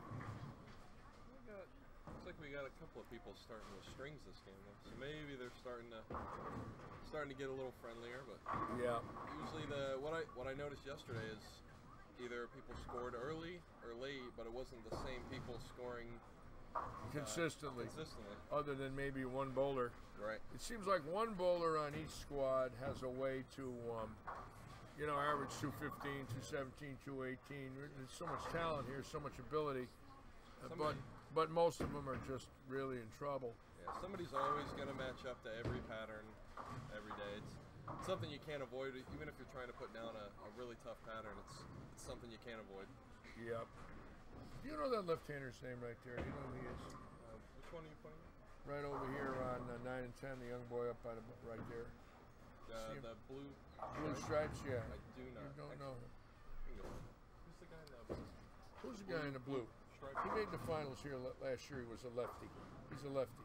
I want to see where he is.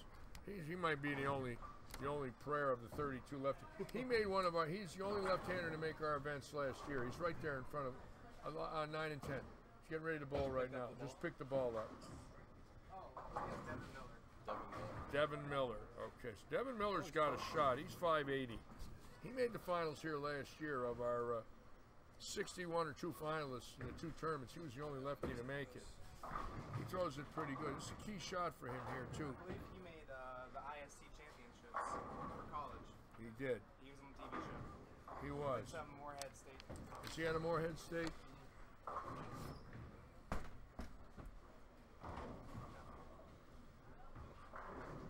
Thanks.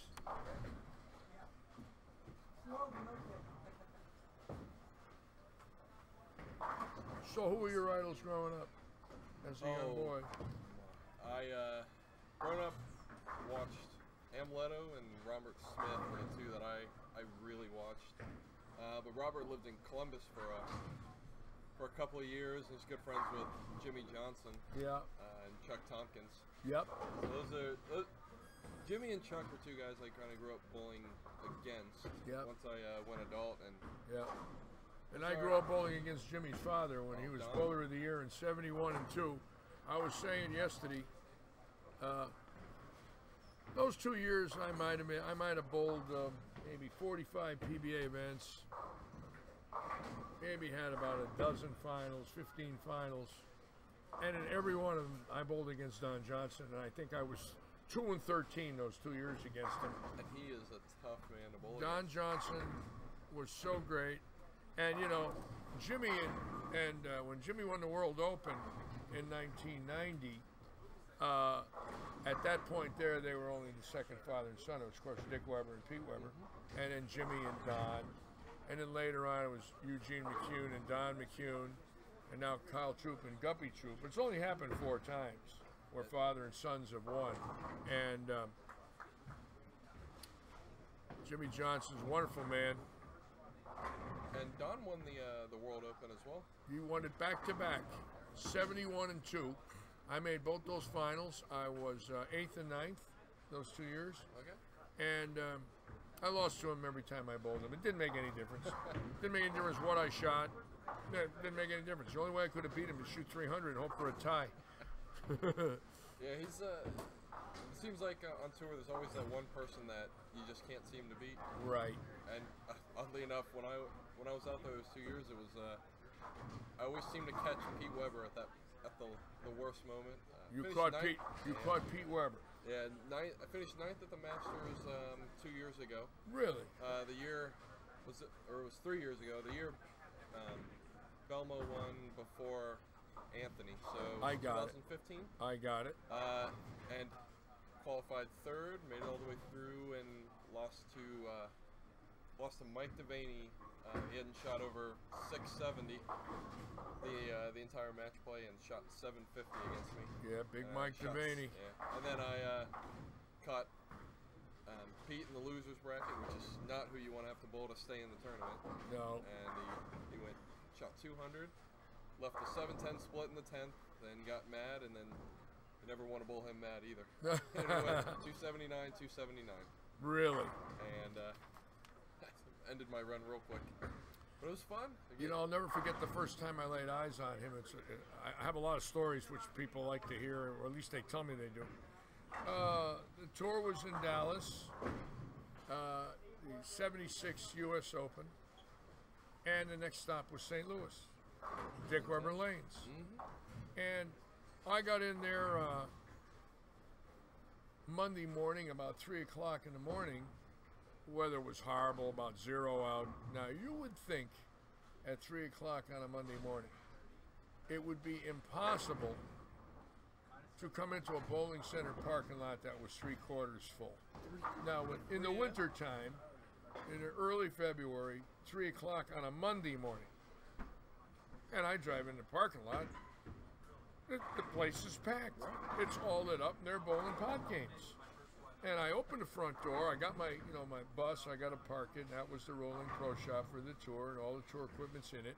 And I had gutted a Greyhound, and that was what I transported all the tour equipment in. And I go in the door, and the place is packed. And this kid comes up to me. He's about 14. And he says, "Hey, you're Larry Lichtenstein." I says, "Yes, I am." He says, "I'm Pete Weber." And he says, "I just bowled 300 and I won this pot game." And I look up and it says, "Pete, 300. And he says to me, "Would you like a beer?" I says, "I would love one." And we go to the bar, and he gets behind the bar, and he gets me a draft. And I sit there and I'm watching him bowl the next game, in which he shoots 268. And I had never seen him bowl in my life. And he goes 300, 268. With a rubber ball in his father's bowling set. And that's the first time I laid eyes on him. He was 14. He was 14 years old. And I'll never forget it, watching him bowl, thinking to myself, oh my God, he's fantastic. You know, I had heard, but I had never seen him. And now look, you know, he's still beating people in his middle 50s. I know his hip's bad. He seems to have been limping a lot in the last year or two. Yeah, I've noticed that. Yeah. What a player. Yeah, he's one of the guys that, I mean, he may have lost a couple of his possible best years on tour because of the drinking and his attitude, but to still be where he's at, losing some of the best years, that's... I think he had 2 6-month suspensions, if I'm not mistaken. I think Holman had one in 1980. You know, those two. You know, when they would have a bad day, they. You knew about it. Yeah. Oh yeah. But because he simmered down a lot now, and I'm so proud of him. How he changed his life around and has really matured as a man. I don't think he has the problems he used to have, or I sure hope he does. No, I'm sure Tracy sorted them out pretty well. Yes, she did. It always takes a woman to What sort a a man wonderful out. woman she is. Boy, she's an angel. So let's see. Let's take a look here and see what we got. Let's see. We have Casey Landers just off here to the right. Yep. Looks like she's having an okay game. She needs good games. She just struck.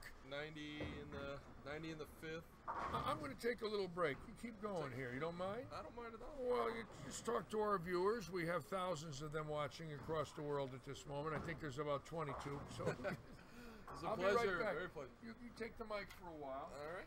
And I'm going to see if I get somebody up here to join you. Yeah, that'll work. And I'm going to take a little break. I've been on it since about 9, and I need a cup of coffee. Just taking a look here. Looks like we have Casey Landers with 90 in the fifth, strike up in the sixth. She's got a decent game going. Needs to catch a double or a triple. It's like a jump up above the cut again. But does not. For a minute, it looked like the shot was starting to get a little more friendly, but once again, it just you can't get comfortable in this pattern. It's very flat in the middle, and there's not a whole lot of taper to work with. Not to mention the lane bed itself, between the topography and the pin deck. It's definitely not a friendly center once you even get comfortable. We got Chris Bartle up here to our left. Looks like he's got an open in the first frame, but he's clean through then. So he's going to need to put together a double, get his game started. These guys still have one game left after this, so they'll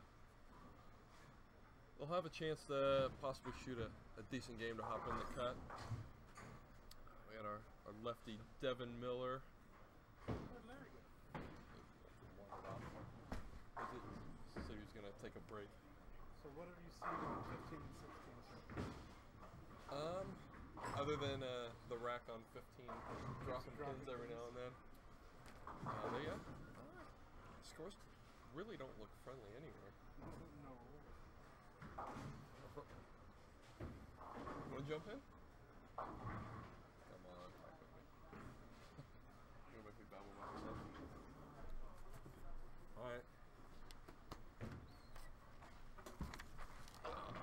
Alright, we got Daryl Ratliff joining me here in the booth. I love donuts. Oh, donuts are always good. You're already in the Yeah. Looks like. Daryl, what squad did you make it off of? I bowled B yesterday, 12:30. Made it with plus 33 with a $1.60. That's always good. Yeah. Are they looking any different today than when you bowled? No, they look tough. Yeah. And that's the way that I like them. And it's pair to pair in this house, as everybody knows and sees, which is great. can go from shooting 250 in this place to 160 real easily.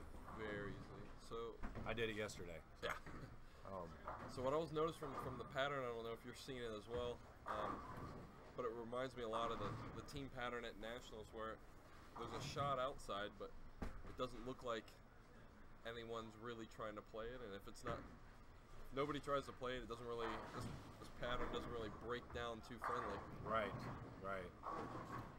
Well, you know, it's definitely tough, like Nationals for sure. I played them out. I tried to stay out too long, and I was afraid of moving left and with a bigger ball and getting in the shim there, because honestly I was afraid of Greek churching. Oh, and it happens very easily. Yeah, I mean, you get it a touch inside and it doesn't shim, and you know, and I didn't do it until it was too late in the last game, but I definitely learned a few things yesterday, and the breakdown, and just hopefully, you know. So you bowled well yesterday? I scored. I felt like I bowled well, and I scored pretty much 190, 2-0 every game. Yeah. I kind of treated it like the U.S. Open, where on this shot, if you can't play right, you have to play closer to 20. There's just that out of bounds. Once you start getting the ball close to that, it doesn't want to read it. So I moved in with a bigger ball, but tried to use less surface to give me some push. Yeah. And use the angle to give me hold. Right. You need to push here. Yeah, kind of like what we're seeing from Matt Rubright over here on lane 17, where he's he's getting the ball to the right, and just letting the ball roll off the end of the pattern, but still doesn't look like the lane's being too friendly to him. Right. Very tough. Good shot by Mike Sturgill there on lane 18. He's in the cut right now, trying to hold on. He's struggled up until this block. It looks like he was close just about every set, but looks like he's finally figured it out. Yeah. Zach Doty's going strong. Yeah, he's having he's the one guy every set somebody seems to figure it out. And Victor Flory still riding that 260 at game one. Let's see, I don't think we have. Looks like we have Tim Pfeiffer off here to the left. Looks like he has an okay game going. He's at 100 in the fifth. One strike spare. If he picks this up. Yeah. Our only lefty anywhere close is Devin Miller, and I don't know what he quite finished with. Looks like there was only 1 200 on his pair. All the other scores were pretty low. We have Adam Barta off here to the right. Can't see his score. Yeah, I was trying to see what he had. I didn't know which bowler he was. Yeah, it looks like he is. I believe he is the A bowler. He can punch out for 219. 219's really going to help him after going 170, 170. Looks like 219 to me. 69, 89, 19. If he's the A bowler, yeah. So we got Mike Sturgill over here on lane 17, working on a strike. Could really use a double right here. Looks like he's playing pretty far in, trying to just slowly open up his angle. Looks like he's throwing. Wow, nice like messenger. Looks like he's throwing a track Mako. Big messenger. See if we can parlay that in a good game. Keep him in the cut. Casey Landers with a great shot right there for a double up. She can punch out for 220, which would be big. And she's first out of the cut, so yeah, very big there. Depending on what Mark Reck and Jeremiah Barta House flushes the first one in the 10th. So he still can shoot 210. 219 if he throws the next two. So 219, that would get him up to just under even. I have to say something here real quick. Larry hopping back in. This is Larry right back. We have a situation here right now with going into Game 5, it looks like the at-large number could be as low as minus 35. Whoa. Now, there's probably a lot of bowlers that left town thinking their minus 20 or 25 doesn't have a chance. Match play is probably going to start. What time is it now? It is 11:20. Okay, 11:20, 12:20. Match play is probably going to start at 1:30. So if anybody knows of anybody that went home, that's 15 or 20 under, they need to get back here. Chances are they're going to make it. We don't have an exact number yet, but we're going to keep going down the list to fill 32 qualifiers. And there could be some people as low as 40 or 50 under to get in and are still here. Wow. Because the other bowlers are going to forfeit their spot if they're not here, Right. you know, by the time practice balls come. Unbelievable. The squad just fell apart, and the at-large is, from what I understand right now, minus 35. That's a big jump. It was just sitting at -2 last night, I believe. Last night, Yep. yes. That's because nobody's striking on this squad. You're taking 6, and that's already under, right? Yeah. So, Yeah, so we're sitting at -16 is first out. yep. So if scores don't really change, it looks like that'll actually get Yeah. some of our bowlers in at the It's in at-large. there. I'll tell you one thing. There's some people on this squad. Marta with 217 that game. All right, so that'll put him up 217. to 10 under. 10 under. 10 under with how the scores are going is going to be really good. Yeah. Can't see. It's like Tim Pfeiffer is just in. He's at 16 over. In this game, it looks like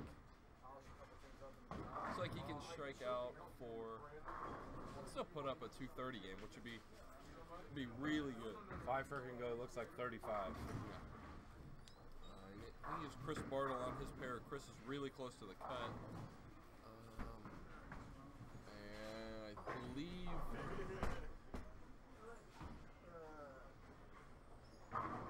Oh, Chris, wow. Casey Landers throwing a good shot, leaving a crush 10. Oh, man. So she can still shoot 2-0. So 205, it's big. this will be a big spare for her. Yeah. Tim Pfeiffer over here stepping up on lane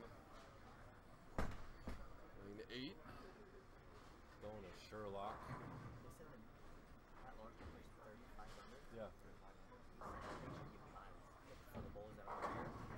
Big double. Tim You, Pfeiffer with you got a big fire double over there. Yeah, we had fire. What time? A little after 8. How bad was it? It wasn't even inside the building. You know how hotels, they got the little overpass? Mike where you Sturgill. pull up? It was in that overpass. Mike Sturgill was first shot at 10. Well, you know how a lot of them have like Leaving signs the- on there, like, they don't have The kids. 3, I think I want 6, the 7. there.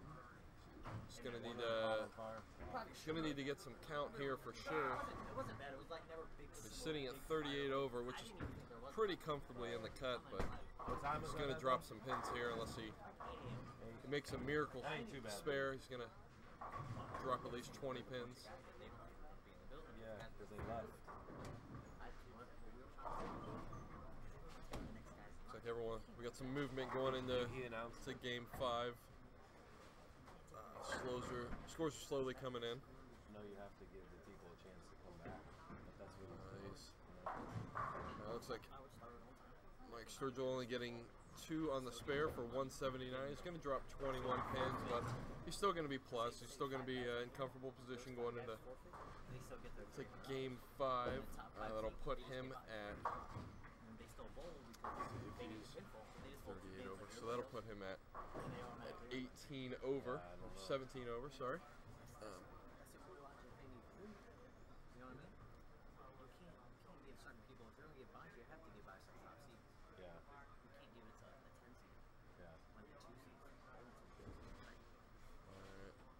Yeah. Looks like if Casey Landers shooting 205. That'll jump her up to minus 11. We're not sure what Mark Reck or Jeremiah Hauser are shooting. Looks like they're. But we have some movement, so we should be getting a score sheet here in the next 10 minutes or so once once everyone finishes up game 4.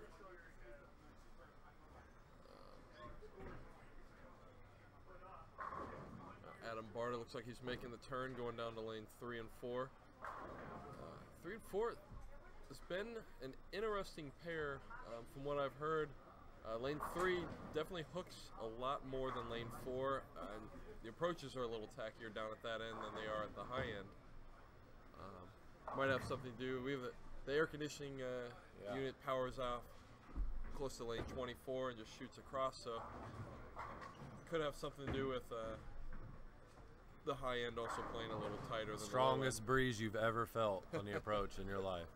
I promise. That is true. I like to stand up there on those lanes down there and just get cooled down.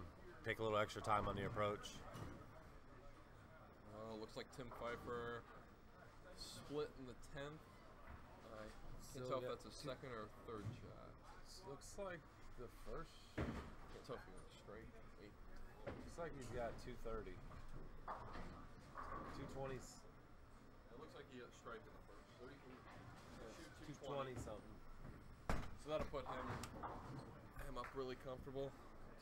220. So that'll put him around Mike Sturgill. Is that 227 or 221? 222. Okay, 222. 222. So that'll get him at plus 38. Where Mike Sturgill actually shooting 179, fell to 17 over.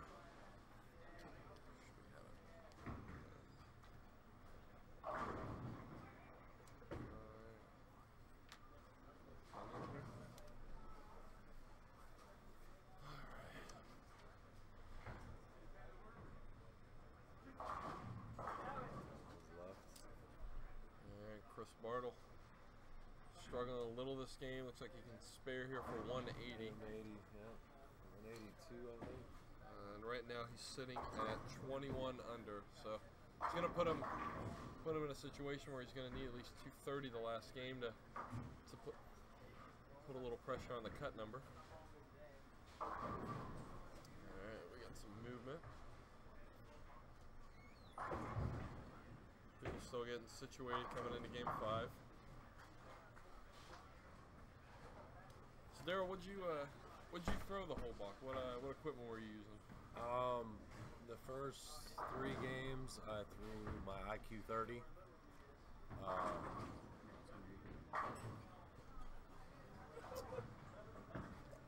And then I got into my Code Red.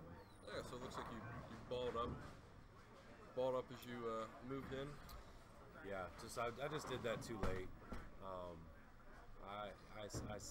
sat outside. Game 4, I shot 160. I chopped the 3-6 back-to-back shots both ways, and I chopped another spare that game.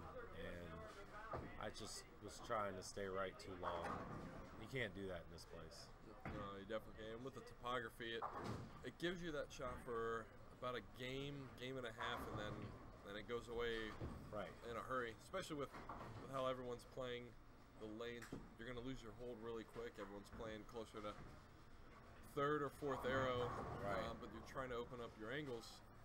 That way, ball just rolls off the end of the pattern, and the hold goes away real quick. Right, exactly. So we have Chris Bartle finish it up with 182. So he's going to drop another 18 pins. He was already 21 under, so that'll put him at 39 under. It's not terrible position, but it's not too bad. Right here. Yeah, so this is actually YouTube, so we're on a little delay. Okay, that's right there. Yeah. Just 467. I'm trying to see what. So this is live. This is we're watching YouTube. Oh, okay, that's what I thought. So you can see comments coming in. Alright. Looks like Adam Barter's starting off down there. Said he was A. Looks like he started off with a strike. And we need a pen. Yeah, he's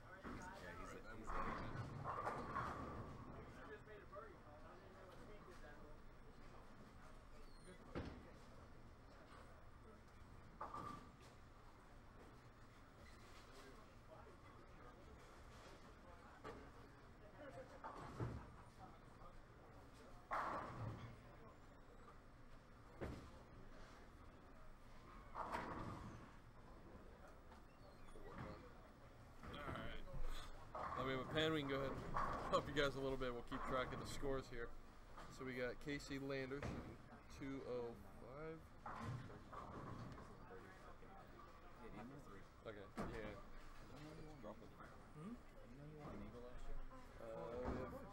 Chris Bartle. I thought it was this year. Eagles next to each other. I thought it was this year.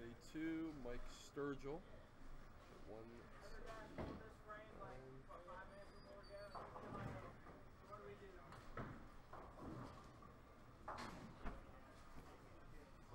All right.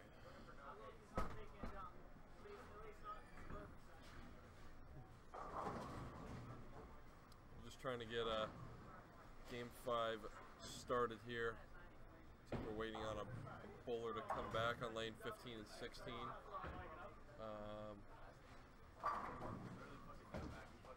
Looks like Barta down on lane 3 or 4. Looks like he started off with a strike spare. He just needs a decent game to put him up there. What did you said he? What did Adam shoot? He shot 217. 217.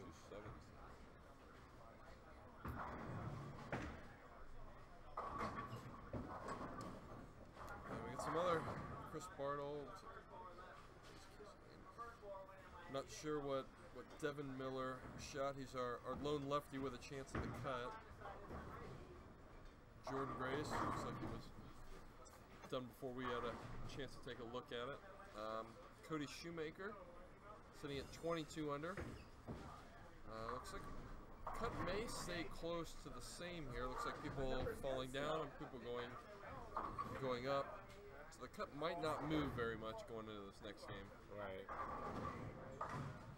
Most likely it won't. Yeah, I can see it around 10 guy. under.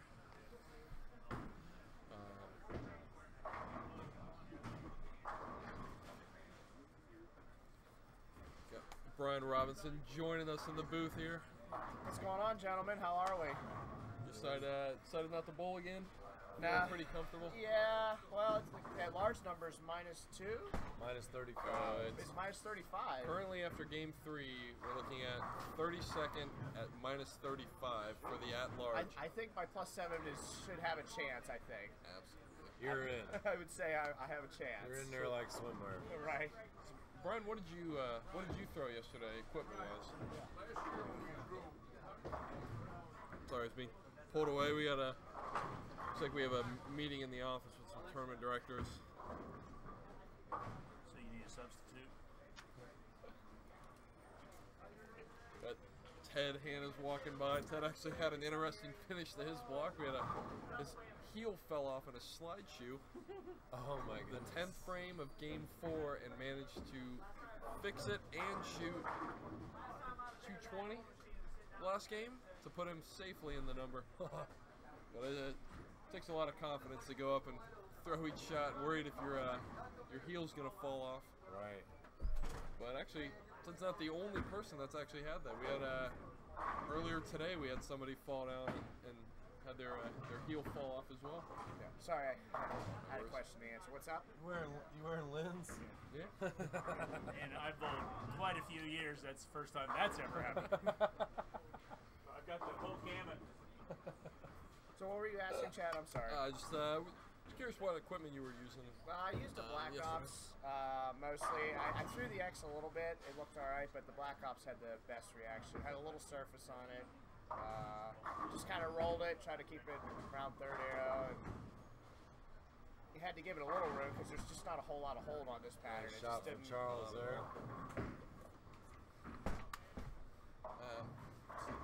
Using you've gone to your two-handed technique. You're using about some medium equipment, medium surface, trying to float it to the right. Were you playing in or out? I was around more around third air. I didn't have a very good look to the right, and I couldn't really get way in, so I kind of had to be in between. Just kind of roll it, just try to control the down lane reaction and understand that a flat 10 wasn't necessarily a bad thing, you know. Right. Absolutely. I mean, yeah, some guys would change Great or whatever, and shot. it's like, you listen, the conditions are tough, you know. It's like any little miss or touch at the bottom could make the ball easily miss the head pin left or right. So it's like once you have the pocket, just take your chances at that point. I mean, it's not like there's only been one or two guys that have really whacked him. So I mean. Yeah, and I mean, our leader, Zach Doty, at this point, he's not really shooting big games. He's just consistently putting up high 220, low 230, and you know, if you catch a couple of doubles in there and stay clean, it's. But you know, in this house, I bowl here all the time. That's big going from pair to pair, being able to shoot 220 every game. That is huge. Absolutely. Heck, in league, I struggled going from pair to pair here in league, let alone just bowling a tournament. Right. And I've noticed some of the lanes definitely have some finicky racks. We noticed on 3 and 4, the just lane to lane, not even pair to pair, is quite different. I'd love to see the topography in this place. Oh, absolutely. It would look like the mountains here in Super West cliffs, Virginia. It's basically what it would be. So.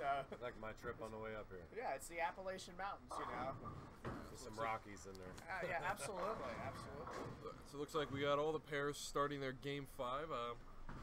Some of the pairs already halfway through. Wow. Tim Pfeiffer with a really good shot there. Just clean through 3, working on a strike in the 3rd. Sherlock with a little bit of shine, looking good on that side. It looks like you don't want to use too much surface. No, you can't. They definitely hook early enough here where you want to use a big enough ball but less surface. Right. So we're going to see if we can keep our eye on the cut here. We're guessing it's going to stay around the teens, if not right around 10. Should be getting an updated score sheet here soon. But it looks like Adam Barta he's got a split in the 3rd and then a spare, but he's strike. So he's trying to put his way, trying to make his way up to the cut. Trying to figure out where all of our bowlers are that has a chance. Devin Miller looks like he's playing pretty far out, but he started out with a 3-bagger. Again, our lone lefty with. Looks like the left's not playing too friendly, and he's found some way to make it work.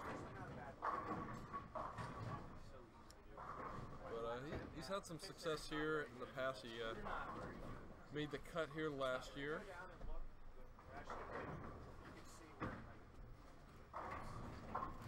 Looks like he should chop the split there.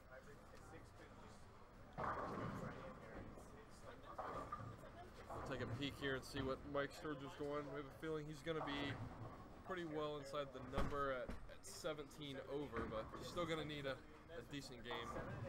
Game 5.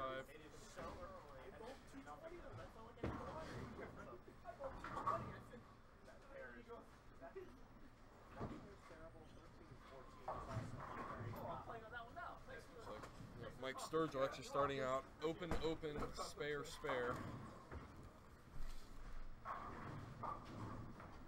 So what did you throw yesterday, Chad? Yesterday threw dream big. Just close to 4,000 on it, and just threw it all 5 games. Didn't score too high, didn't score too low.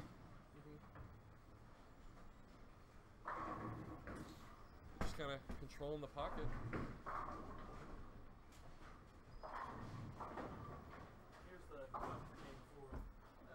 We got the updated sheet coming in here. Looks like the cut stayed the same. Still at -9. What, 230 in game 4. Looks like Zach Doty. They fell off a little bit. We still shot 195. So great game. Coming down our top 10, we have Victor Flory leading the squad at +87, shooting 230, jumping into the lead. Zach Doty at +82 and a 195 that game. He's been our leader pretty much the whole block. Tim Pfeiffer shooting 222 that game. Will be at +38 in 3rd place. Mike Sturgill shooting 179, dropping down to +17. And our last bowler that's plus Jeremiah Hauser at +2. And then our cut number at -9 is Jordan Grice, shooting 207 that last game. We have Adam Barta first out at 10 under. He's only 1 pin behind. Casey Landers 2 pins behind at -11.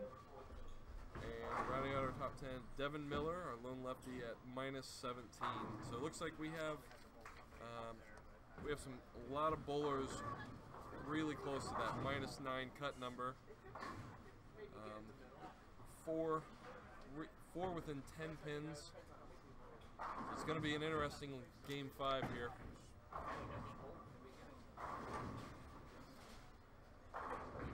Jeremiah Hauser. Yeah. Jeremiah's on, I think he's somewhere on, yeah, he's on lane 9 and 10. Who is he? He's a bowler out of Maryland. Very good bowler. Which bowler? He's, see him right down there with the one knee up on lane 9 and 10. Oh, yeah, the black. Yeah. Alright. Go ahead and hop in. So we got Brian Robinson's going to join us here at Daryl Ratliff saying his goodbyes. Bye, Daryl. Bye, guys. And then, Chris.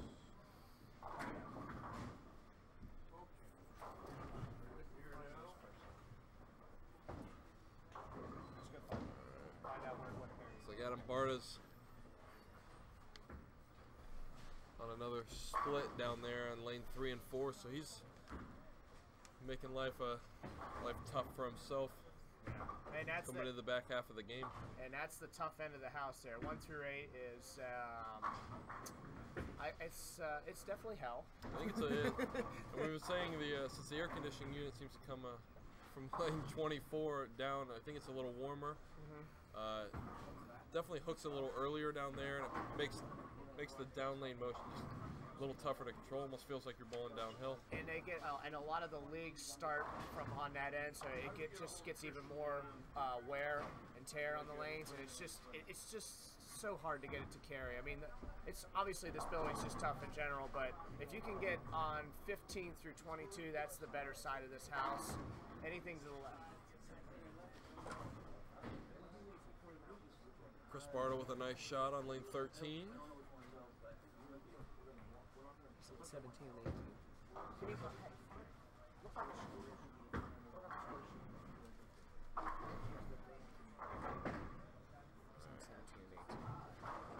The Jordan guy. Okay. You know, Jordan Grace here in front of us. He's our cut number at -9. Looks like he's clean through 6, coming up on lane 18. So you'll see him coming off to your right side of the screen. Yeah. Honestly, being clean, shooting 2-0, that's probably going to be pretty big. And we got Casey Landers on lanes 1 and 2. So it looks like our first and second people out of the cut, Adam Barta and Casey Landers, are getting a short end of the straw, finishing on the low end of the house. Jordan coming up here on lane 18. Shot in 7th frame. Using a haywire. Came in a little light for 2-8. It looks like makeable. It looks like he's playing a little farther right than we'd expect to see bowlers right now. He's just right of 3rd arrow. He looked pretty soft at that one. He didn't look like he grabbed it at all. He's just trying to be clean and not a whole lot, which you don't need to make it hook much on this. You just need good ball speed in this place. And coming down the stretch, he's going to want to do the best he can to control the pocket. Just like we have Tim Pfeiffer doing on lane 14. Tim's putting together a really good game here. Yeah, that was a nice shot by him. Good pin carry. Anytime you snap the 6 into the 10, you accomplish something. Yeah, you're doing something right. Jordan with a really good spare, staying clean here. Just trying to put up a fight, hold himself in the cut. Trying to keep an eye on Adam Barta. Looks like he might have opened again on lane 3 and 4. Yep. Did he open again? Okay, we just missed the 1-2. What's 1-2-8. What's Casey doing down there? I didn't see that. The overall's gonna be like -20 something, maybe -30. Yeah, because we have a lot like packed right here. And there's doubles too. That all the people back around there are all going. Yeah, active. Can you check on the guys that are down there so we can give us a report on where they're at? Barta's Has 2 opens, no doubles. He he has an open? 3 opens, 1 double. Devin and Matt Breck. Under there. And Mark Breck. Is anybody shooting any big numbers that could sneak in? There's a guy on the front, something or another down there. A lefty on the front 5 or 6. Looks like on lane 5 and 6 we got a bowler. The front 5, we're not sure who it is. Can't You see got a guy right on now. 79 pace right now. Right there. Is that, That's you could Tim. He doesn't count.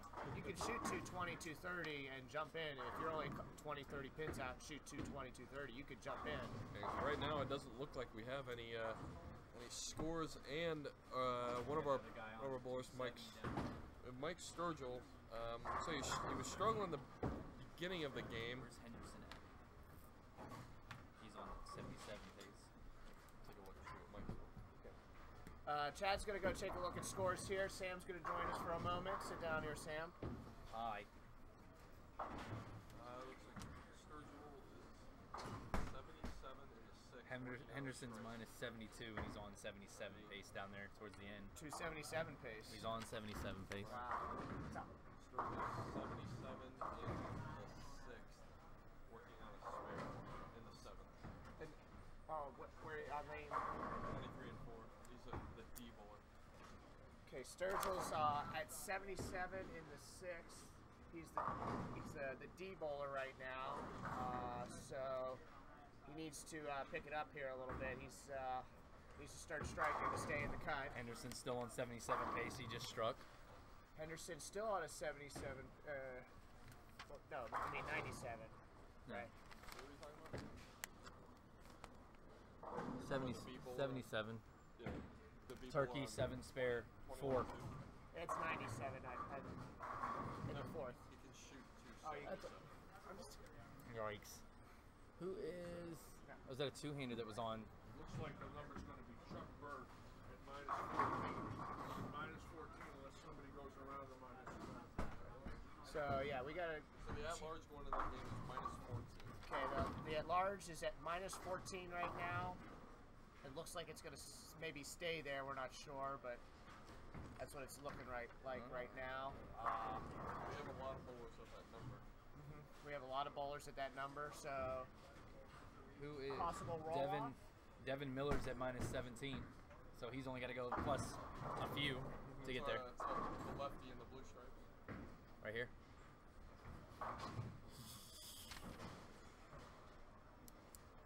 He's got to have all of them. Lefty. He has to make the spare and have all of them. Sturgill just left a 2-pin. And we don't know who the wrecks are. Tyler shows at 37. Can't tell. He's bowling right now. Doesn't look like That's a lot of slashes. Yeah, He just went Brooklyn there. I think he's going to be only shooting 2, so he's probably not going to jump He's in. got to have 15 or so. Yeah. Did he spare? Oh, he spared the 4 count. Yes, he did. So he needs all of them to have a chance. Yeah. Or at least needs 3. He needs 3 and good count to have a chance. He's at -17.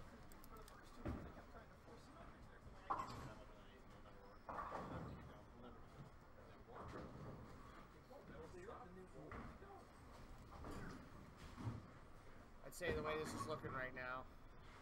47. I don't think he does a big enough game. You're kind of fresh, and then I went to an older gym on the games. 3 and 4 went 230, missing the hole, and then 270. Hey, Daryl. Daryl, is there anybody shooting anything down there? No, it's a -14. Any numbers that we need to know about right now? 250 over here.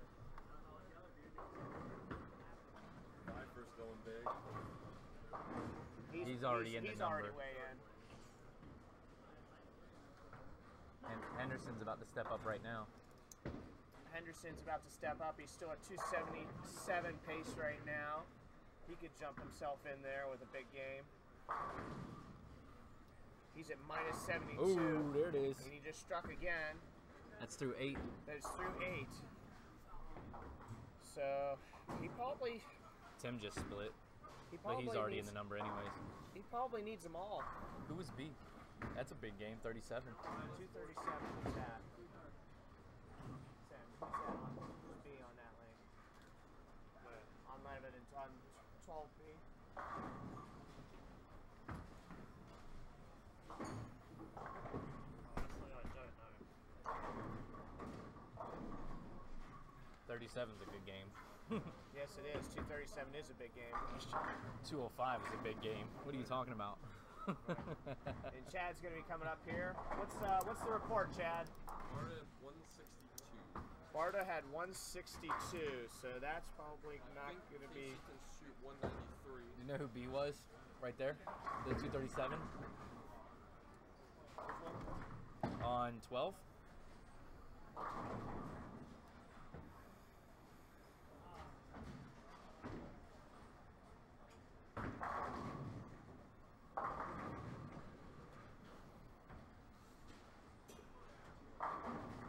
That's gonna put Adam what, about 48 on it?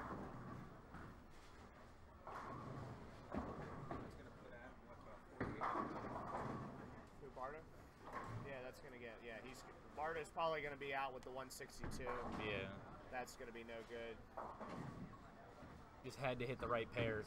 Yeah, Oh my God! You don't have time in this tournament to hit a bad pair. And it's better to hit the low side early. That way you can at least have 10 minutes of practice to kind of give yourself an idea. Because if you can go, and that's anywhere from about 1 through 8, 1 through 10, and bail out 200 each game, you're accomplishing something. You see, game one, the higher scores came from that end. So Victor, he shot 230 the last one. Okay, He's at 120. 238. You said. Jeez. 37. So he's at 124. So Victor just shot 237. That's going to probably be. This will be our leader. Is going to be our leader. That should be leader. What's high of the tournament right now? I know Tim Foy was plus 100 something, 114. So that'll be the leader. I think that'll be the leader for the whole tournament right now. That's very nice bowling by Victor. And that ends Henderson's run. He just 2-4-10. He just 2-4-10. Oh, he's at minus 72 right now. He can get to, if he makes it, he gets to 250 something. He needs to make this and probably punch out to have any kind of chance if people drop. It looks like Sturgill is going to shoot 150 if he strikes out. Whoa. Sturgill. Oh, that's good. That's not good either. He's at plus 17. That'll probably drop him out as well. Yeah. So the number could go way down all of a sudden. We got a few guys that are not shooting big games the last game, so and he just whiffed on all of them. So He missed all of them.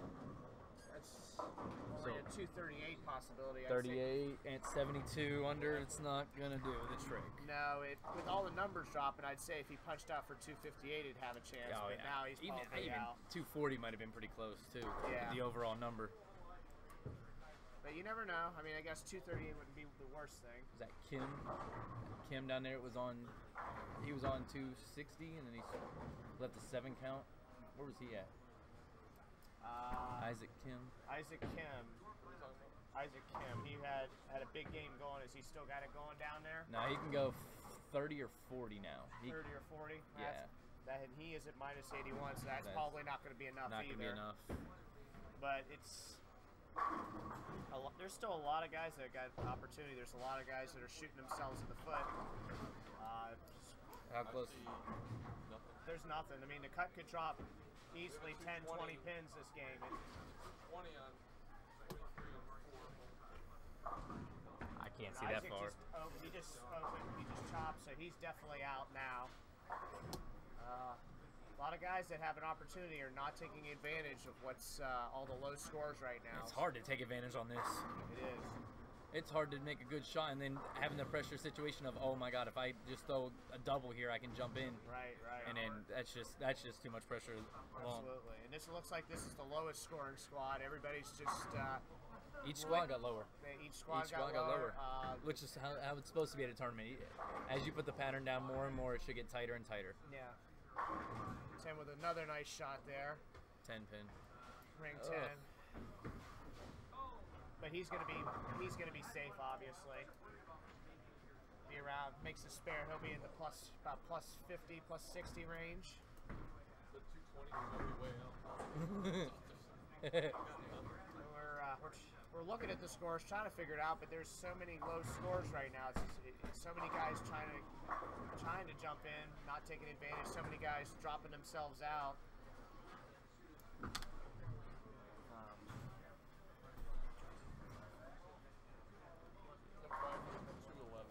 Tim Pfeiffer at 211. He missed the spare, but it's still plus 48. It's still be a nice score. He's a minus 3 though. He doesn't have a chance.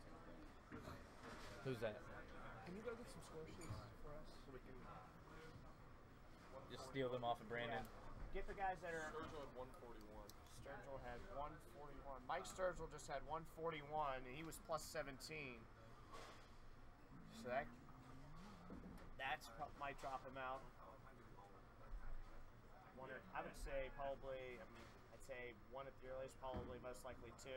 130. I'd say That's what they were thinking. 130. Possibly. What did Jeremiah have? He was plus 2. What did Grace have?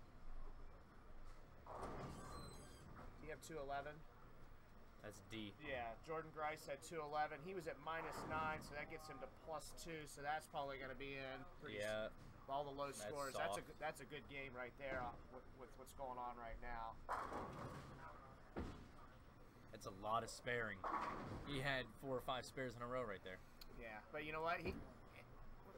If you have the pocket or pretty close to it, or at least it can leave makeable spares, like we talked about earlier, that's not a bad thing right now. Makeable spares, leaving makeable spares was not easy.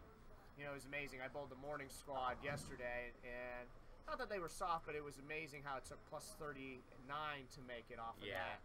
And pretty much a lot of those guys that missed it. That was also short field too. I mean, We're gonna start at tentative 130 right now. Who had it? Who had Tentative. We're starting at 130. Okay, I don't know tentative. what Jeremiah. Oh, he just got done. Oh, he didn't have a 1. He didn't have a 200. Brandon's saying at large it's 14. thinking. Let's stay close to that. That's 7, so I'm just inside of it.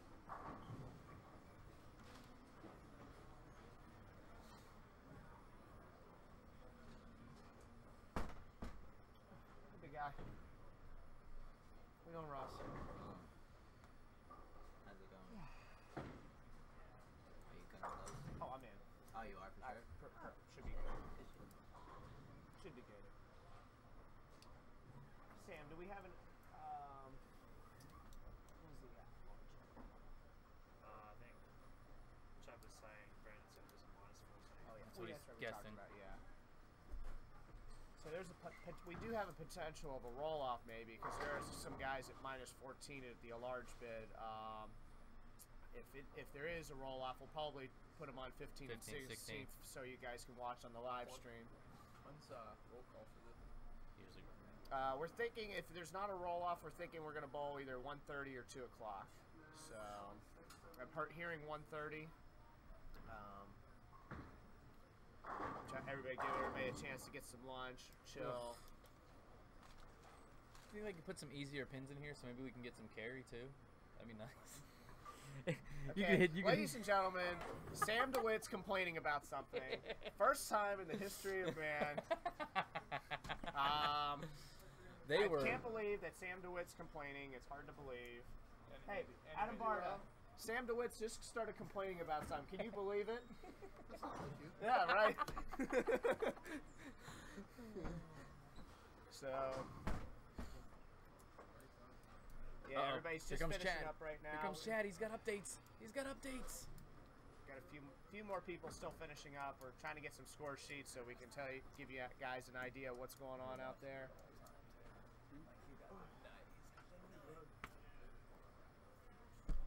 But Chad will stop talking and come over here and give me scores. What'd you get to?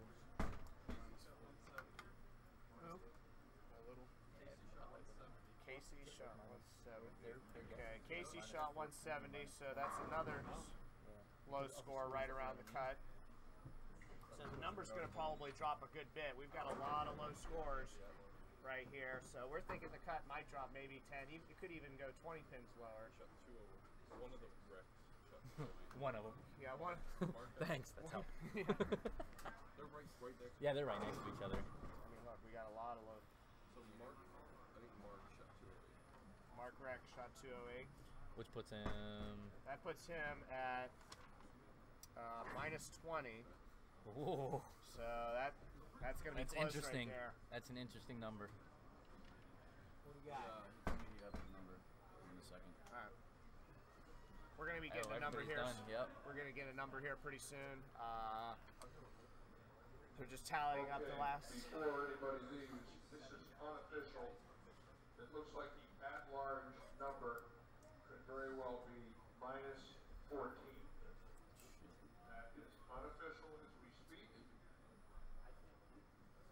So if you are minus 14 or better and did not make the squad cuts, He's coming. Oh, he is. Tom Source, Willie Rushing, Brian Robinson, John Fury, Dennis Killo, Jared Shaner, Sean Bibby, Christian Janoon, Chuck Burr, and we're going to tabulate now, but it could very well be Chuck Burr at minus 14, but again, this is unofficial. Listen. So I don't know if you guys could hear Larry. People that got in at the at-large, if they do not appear by 1:30, they do not lose their money. They are not disqualified. They go to the bottom. And for instance, if somebody doesn't show their number 32, they would be bowling red and Novak who's number 1. That's how we did it last year. So we're not taking anybody's money away. It's no different than an injury where a man could not bowl or had to leave for emergency of some sort. No one loses their money and they go to the bottom. In other words, if they don't show, they go to 32nd. If 2 don't show, they go to Whichever game you roll 31. 15 to 16, obviously. Every game you suck, so every single one. So Larry, just I don't know if you guys could hear on the live chat. It sounds like minus 14 unofficially is going to be the at-large number. Could possibly be a roll-off because there's a couple guys at minus 14, or it could be everybody's in. We'll be getting a number here shortly. Does anybody know Dennis Killo? K-I-L-L-O-U-G-H. You here, Dennis?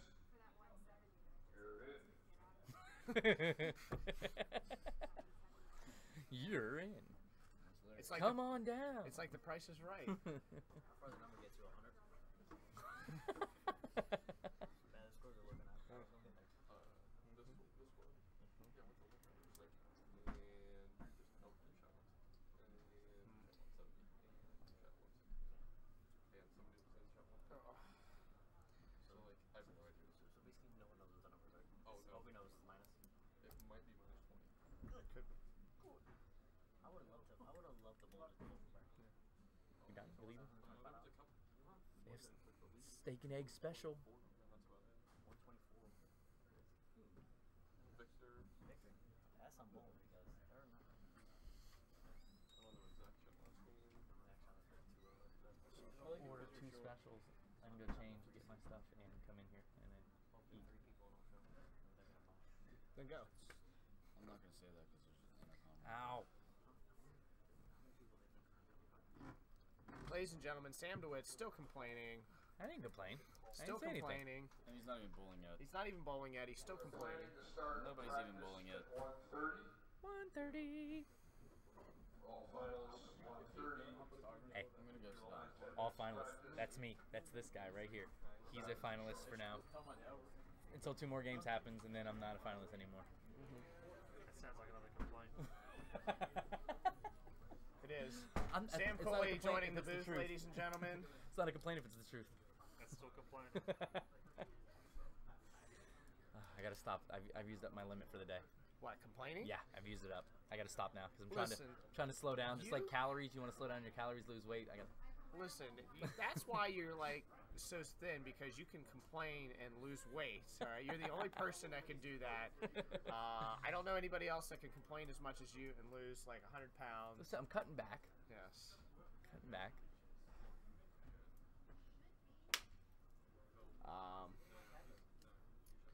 Just waiting for the number right now, guys. Still, they're still tallying. We should be getting it here any minute. Again, want to thank everybody for watching. Hope you enjoyed our telecast so far. We'll be starting match play, I think, around 1:30. And what?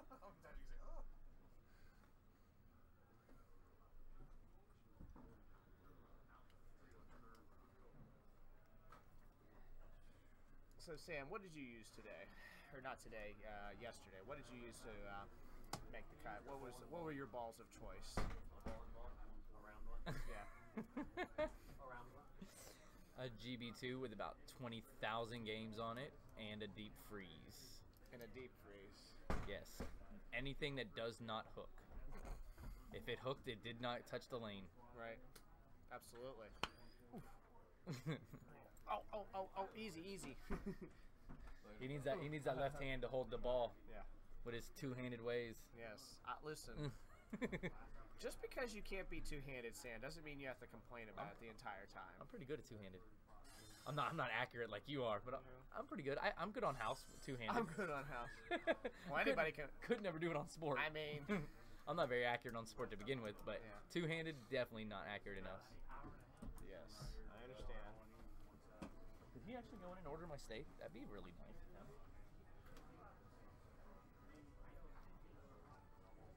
No, of course he didn't.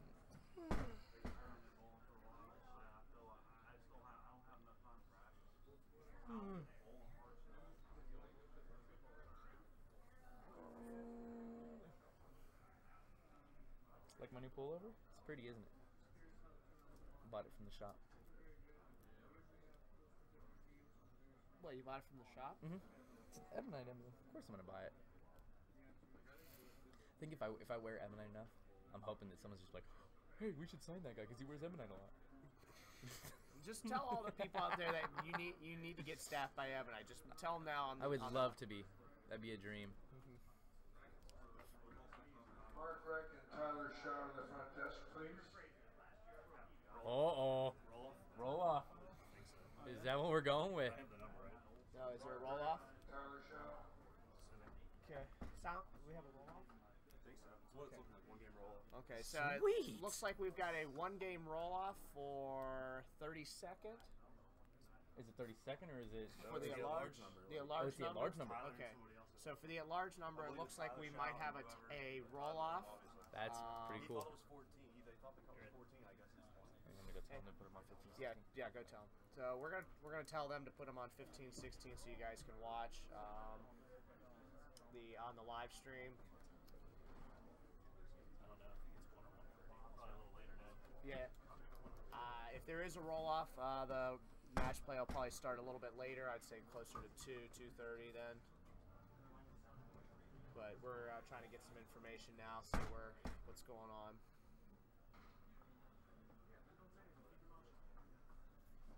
JR is joining us in the booth here. Hi, JR. How are you today? What's up, P-Roll? How's it going, buddy? Good. How are you doing? I'm here. I participated this morning. Now I get to watch the good bowlers compete again. Oh, here we go. You felt you wanted to be a nice person. You wanted someone else to bowl match play today. Oh, absolutely. I like to give everyone else a chance instead of myself. Right. Plus I like donating. That's my favorite. Well, there is that. So. No, I just never saw it the right way today. Did anything work for you today? Anything work for you today? Or? Yeah, I didn't have anything going straight for the most part, but left with a matrix and a gauntlet were very good. Mm-hmm. I just didn't execute all that well, and whenever I didn't throw it great, I paid maximum penalty. Yeah, and that's hard to bowl when you miss a little and you get some kind of confusion going on with the. Okay, well we're still working out. There's definitely gonna be a roll off. I heard there's definitely going to be a roll-off. That's what Larry said as I was walking by. But there's something fishy with the number? numbers. Well, I mean, that makes regardless, we're probably going to have a roll-off. They'll sort it out. It's not going to be a big deal, you know. Just maybe He's a waiting little, to find out confusion. where to start because of the roll-off. Yeah. I told him to put it on 15, 16. They said Well, they don't need to read 15, 16. I didn't think they re-oil for the roll-off. No. Why would... don't do that. That's not nice. Nobody wants to bowl in the fresh again. What's wrong? No one wants to bowl in the burn. That's true. Too. And the winner in the roll-off, it's 150 to 140 in the roll-off. Did you find it tricky going pair to pair here? Or, Oh, very different. I mean, I went from, let's see, I went from 21 to 22. I got to 190, thought I had a decent look, and I went down to 1 and 2. And my first shot on 2 rang a 10 pin. I went, all right. And so I moved 1 right on 1 to make sure I got that 10 out, and I never even saw it. I washed out. Yeah. 1 hooked about 3 less than every other pair I was on today overall. Like it was lane just 1 was. It was just lane 1. It was down lane, and it was right around like 8, 9, 10, right around where I wanted to be at breakpoint wise. What that lane, because I bowl leaguer, so I know the pair's pretty good. Lane 1 has a lot of early hook, but once it gets through there, then it's like ice. So it's like your ball can really keep checking, and then all of a sudden your ball it'll just never see it. Yeah, no. So it's a matter of you wanted to try to read it somehow and then still go through the pins, and it's very tricky. You bowl league on there sometimes, and you feel like shooting in 630 is like a good score on there for league. I mean, I threw the back 4 today to get to 171, and I thought I bowled really well that game. Little did I know. Yeah. I did not.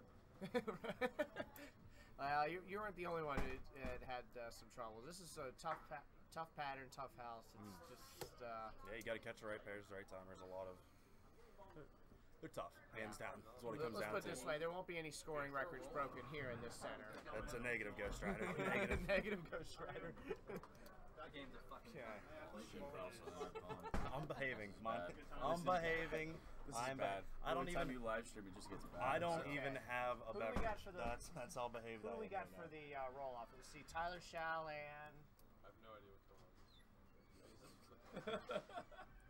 Chad, if you're gonna stand there, you got to be our information guy. Like, that's Sam, that you role. haven't done anything today, so what you See ya. See ya, Chad. Tyrus, go do something. Yeah, I did enough last night. You didn't do anything. I did a lot. Oh,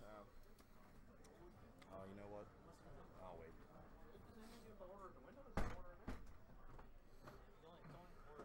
You know what, Tim? Just go home. So I see Tyler going onto the pair. I don't know who Tim else just is needs to going go on home. there. well, my question you. was The other because Tim. Tyler, I'm pretty sure Tyler only got to 20 under. So the cut is not We 14 like you. under. Well, you know, the numbers were so low that the cut for the squad could be a lot. It could be just a cut for the number for the squad. Okay, Yeah, this is the it cut is for- for the at large. Okay. Yeah, because the cut for the squad I think was only minus He did help out. 9, -2, something like that. This is a maybe. very low scoring squad. It was poor. Until Bobby looks. Two ball all over the place. Nothing was defined. No. You either matched up with it on each pair, or you didn't. Who led the squad? We believe Victor led the squad with a. He was plus 87 going into the last game, and he shot 237 is what we got.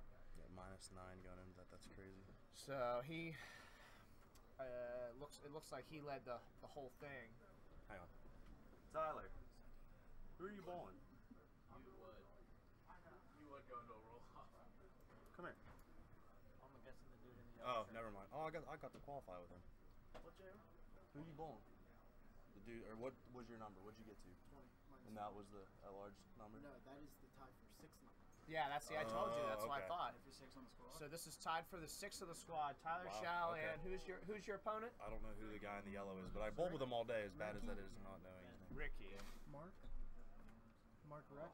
Mark Reck. Oh, yeah, that would that's sound right. definitely him. Okay, That's yeah, him. because he had shot He shot 208, he shot and he was at two- minus 28, so that would make Yeah, sense. he So got- it's That'd Mark be right. Reck versus Tyler Shaw in the roll-off, not for the at-large, but for the top 6 of the squad. I don't know what the at-large number is still. It's not sure what else is going on. All right, so this is the possibility of what might be happening. Is there 2 roll-offs? So this is No, there's some the issues. roll off. There's tied for 6th, Yeah. and whoever loses the roll off, I think the number's low enough to where they won't make the at large That's number. exactly Yes. what it is. Okay. Yeah, whoever Alright. loses doesn't get in. And there's no tie for the roll-off for the at-large. Okay. I think it might be 12 under for the at large and 14 under would be the last cash. Okay, so 12 under is going to be is possibly the last number, unofficial last number for the at-large, and minus 14 is the last cash. These two guys are both at minus 20 for the last spot in the squad for tied for 6th. So whoever makes it out of this is going to go on. The loser, unfortunately, will go home. Gets no dollars today. Gets no dollars today. So that's why there's been a lot of confusion because of the at-large number and the squad cut number. So there was a little confusion. I can see where that would be very hard to keep track of. It's weird. It's weird whenever your at-large number is lower than the cut number for the squad. Yeah, it is weird. weird. It's something no one's used to. So see. you know, if you would think that the loser of this would probably get an at-large, so that was probably where the confusion was, where you're thinking, well, why would you need to roll off if you're going to automatically get a spot anyways at the at-large? But the cut was so low that they, as you said, JR, it's very unusual. They actually had it lower than the at-large, the regular number for the top 6 of the squad. And it dropped 11 pins from -9 to -20 in that last game. There was a lot of low scores. If you looked at this, JR, there was a lot of low scores. It was, I mean, we had one guy shoot 141, 162, 170, a lot of low scores. I was 2 pairs away from Barta that last game, and that pair looked bad. The only person that came off that didn't go was Tyler. Like, Petzel was on that pair. In that game, he got to 148. Yes. It was 3 and 4 is not a fair. No, that pair is 3 hooks, at least 7 more than 4. Yeah, it's that side of the building. I've never seen Barta put his hands up so much on 4 when a ball never hooked in my life. He let go of it and he thought it was good and just I don't get it. Yeah, I finished there last night. When I was going into game 5, like coming over, Charlie he's like, dude, I was playing them 12 different. And when usually somebody says that, they're exaggerating. And then I finished, and I was just like, yep, I can see it. Yeah, it was close to 12. Oh, that's crazy. Like I had 1 and 2, I had about 4 or 5 different, but 12's a lot. Yeah, 12's a lot. I think I played them 8 different by the end, so I probably could have played them 12 different. Yeah, like you'd got away with it. On the hooking line. They crossed out the ones that were already multiple ones, right? You had a couple guys. Because I think they said the numbers were 12. Because I was looking at the 12, and I'm like, well, there's 2 guys that have automatic bids that already bet on 12. This one's called balls. he plays that. He plays that every day. But No. Have somebody else do that. I don't want to create a game review. So not. What are we waiting on? They're trying to decide. Figuring out. Are they rolling? Well, no, they're not going to be well. Not for the roll-off. Yeah. I think they're trying to even figure out the format. Okay, I think they're deciding on what they're doing for the roll-off. Also, during the first one, Yeah, I guess they're trying to figure out what's going on.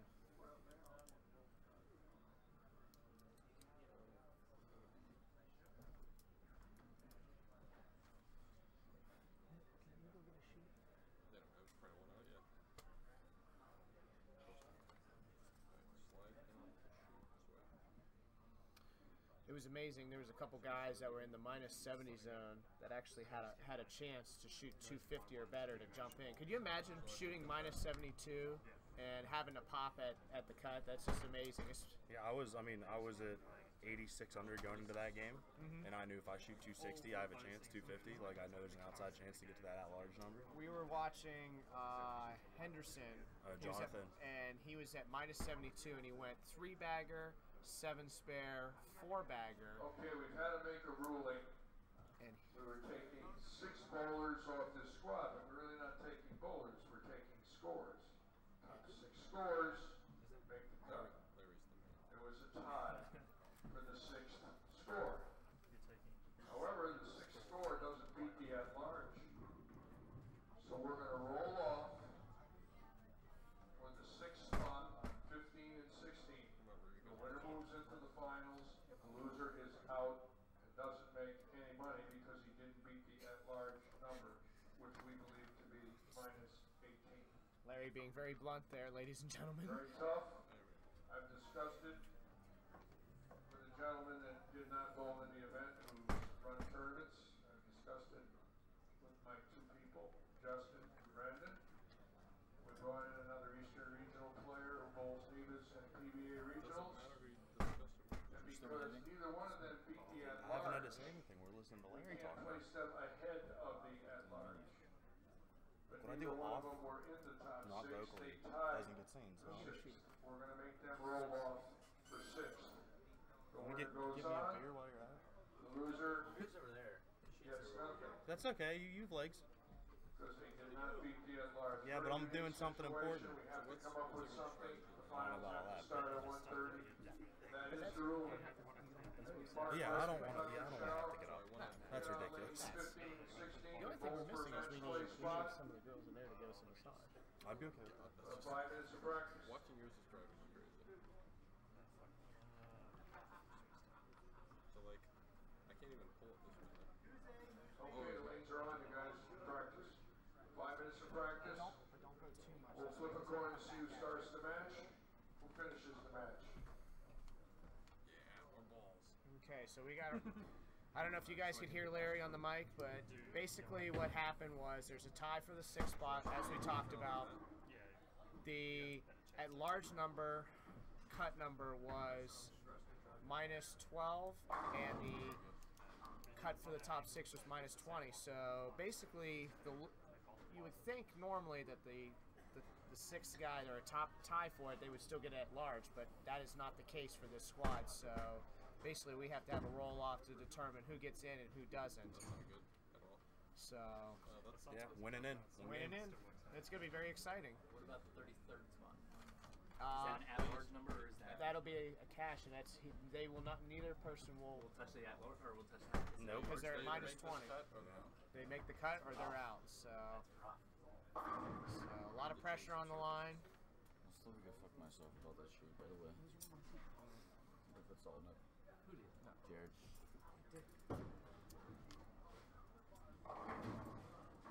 No, suck. Having fun though. That's it. Yeah, it's him. 100%. So it is Mark Reck and Tyler Schau for the last spot.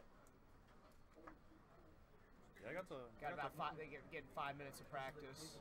I got to cross with Mark today. Doesn't throw bad, just repeat shots. Yeah. White thing. Did he have a good look? Wasn't bad. If he kept it online like that, that was the most I've seen anything hook for him all day. So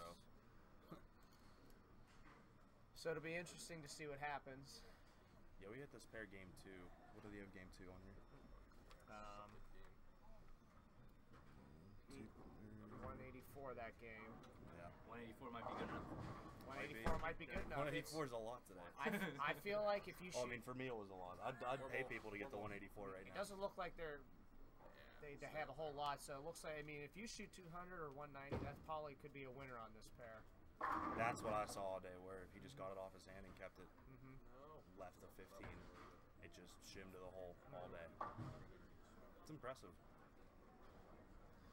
Absolutely, you know, being accurate on this is not a bad thing. You know, I mean, you don't have to put 5 and 6 baggers every game. You know, you shoot getting a double or a turkey somewhere. Yeah, stay clean, stay out of trouble. Wow. Minus 14, the at-large number officially. Minus 14 is the at-large number. 2 minutes. Please give them a chance, ladies and gentlemen, to get up on the foul line or get up to the approach. Looks like Tyler using the pink lady today. Give them the courtesy. What's that? Said Tyler using the pink lady today, his ball of choice with that last shot. Yes. Number 63. Obviously, the winner advances. Again, the loser did not get any at large. That's how many strikes there were for the entire tournament. 63, it felt like. That's true. That was our whole squad today. Our That was the whole squad. together. It felt like 63 strikes. I had 2 of those. Hey, at least you added to the number. It was team effort out there. Yeah, that's.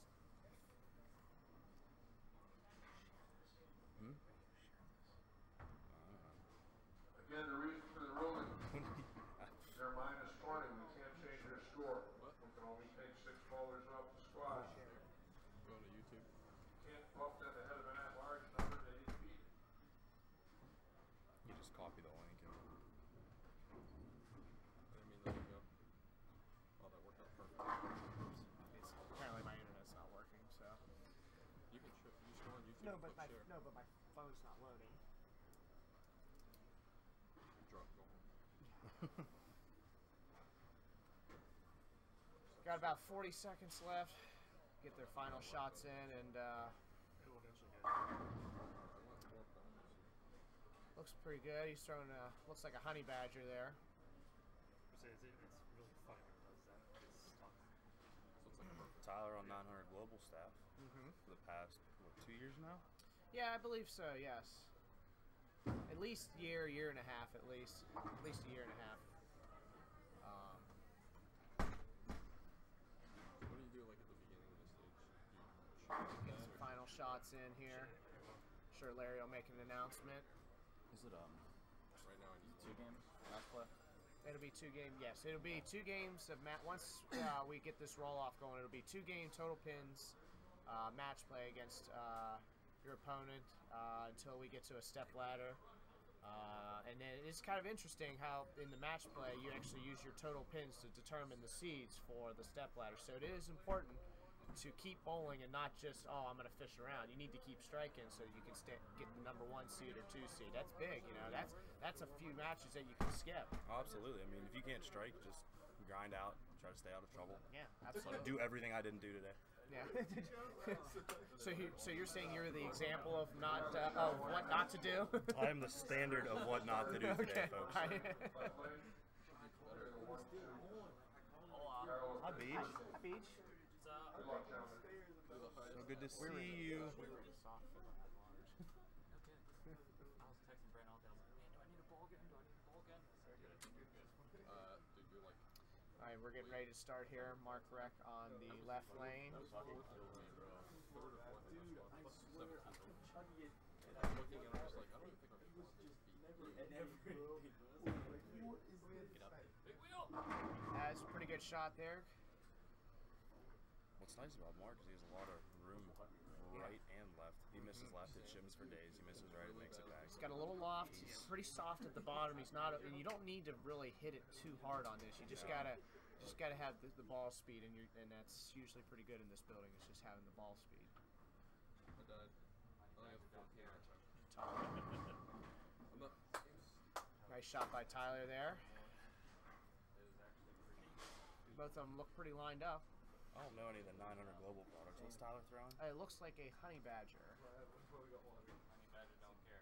The honey badger don't care. Thank you, BJ Moore.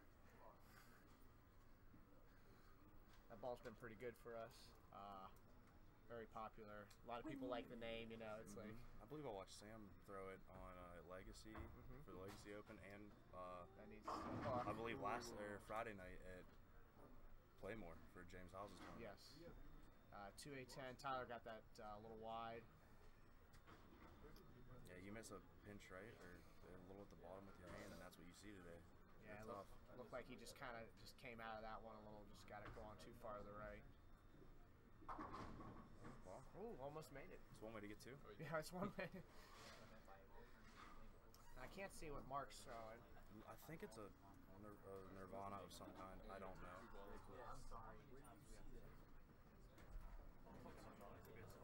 Looks like a Nirvana Mark is throwing right now, which you know he doesn't have a lot of hand and he's using some loss. So he probably needs something that's going to roll early and controllable. It's all right. Make up a spare.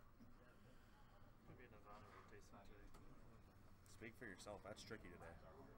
What, the 5-pin?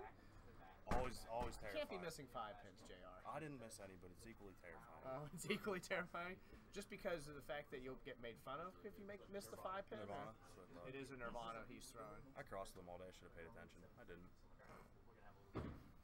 All over that 5-pin. All right. I think you have to instantly buy drinks for everybody in the building if you miss a 5-pin. I think that's what. I'm real glad I'm not bowling the rest of the day then. That's something. That's a bill I don't want to pay.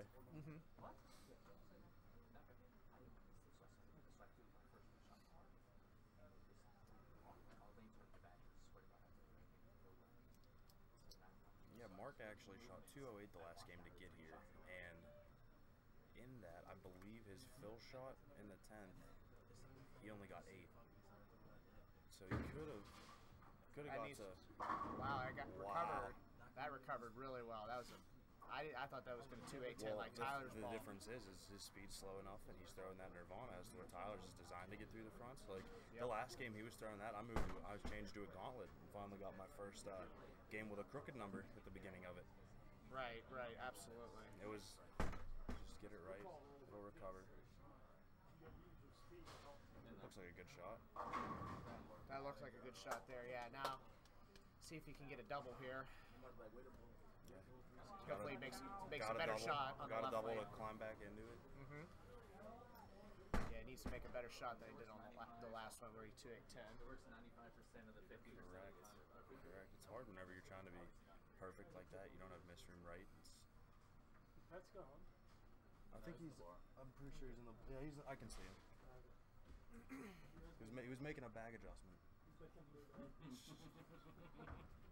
That looks a little in. It's in. Larry there? Yes, it does. You know what, that in though? That in for him because he can miss into where Mark can't, and Mark can miss right to where he can't. Yeah. Strictly on ball choice today, folks. Absolutely. Tyler looks like he's just trying to play more hold with the weaker ball, and Mark's trying to get that ball to recover with the stronger ball. I'll agree with that. I think Tyler's making a good decision trying to keep his angles shut down. But There's another nice shot by Mark there. Mark's making this look like a house shot today. Yeah, they are. Where were the scores earlier today?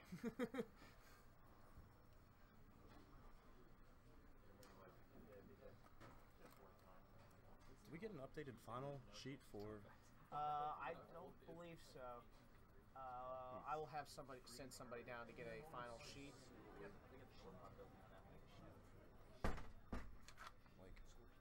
Like final one? Yeah.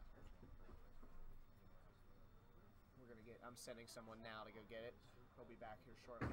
Oh, that one's right. Oh, that's right. That's gotta get the 10. That's all right. That's still Wow, makeable, that's though. a lot of 8. Yeah, that's makeable, though. We'll That take that. You know what? If my missus left that every day, I'd probably be right around -20. My missus left We'd have a pins on three-way opposite- roll-off. We'd be in a three-way roll-off right well, now. let's not get ahead of ourselves. I'd have had a chance. I don't think I'd have done anything with it, but the chance was there.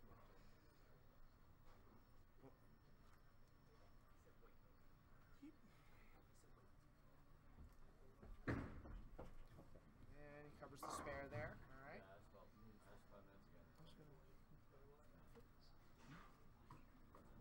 They're waiting.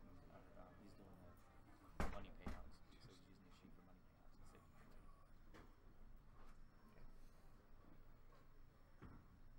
That's it. Zan's got a lag. Watch this roll. And Doink, doink, doink, doink. almost. One of them.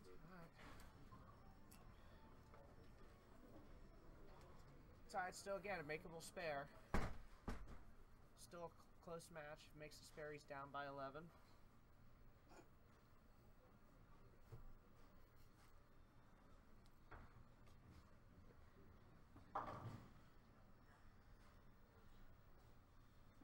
Covered by Tyler.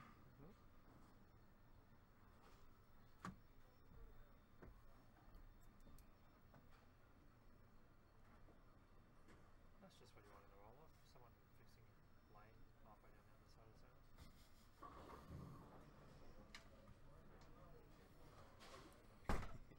It's not something you see every day. 130 maybe. Tyler, it's it's got got a to hook. recover. Get the 10 out. 2 4 10. Looks like he's just really deep, and that surprises me because Tyler likes to play a lot straighter. And I don't know if he's just feeling the friction in the front. I know his ball speed's not great, but Yeah, I think that's probably the easiest way for him to get it down lane without having to manipulate his hand too much. That's got got to back up a little. Oh, wow, that hooked a lot. Mark could really take advantage here. Yeah, that's a big opening. On top of the fact that he already had an 11-pin lead. Throws a double here. It's Tyler's going to probably need to strike out if he doubles here to have any chance. Yeah, I mean, It looks like he has a pretty good look. I think if he just executes, he's going to be in good shape. yeah, he's pacing right got now away. 2-0. It did not take advantage of it. No, if anything, gave it right back.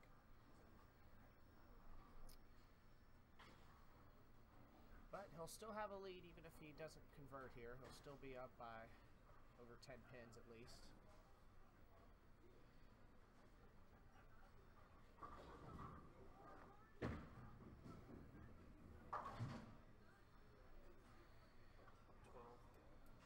has a 14-pin lead.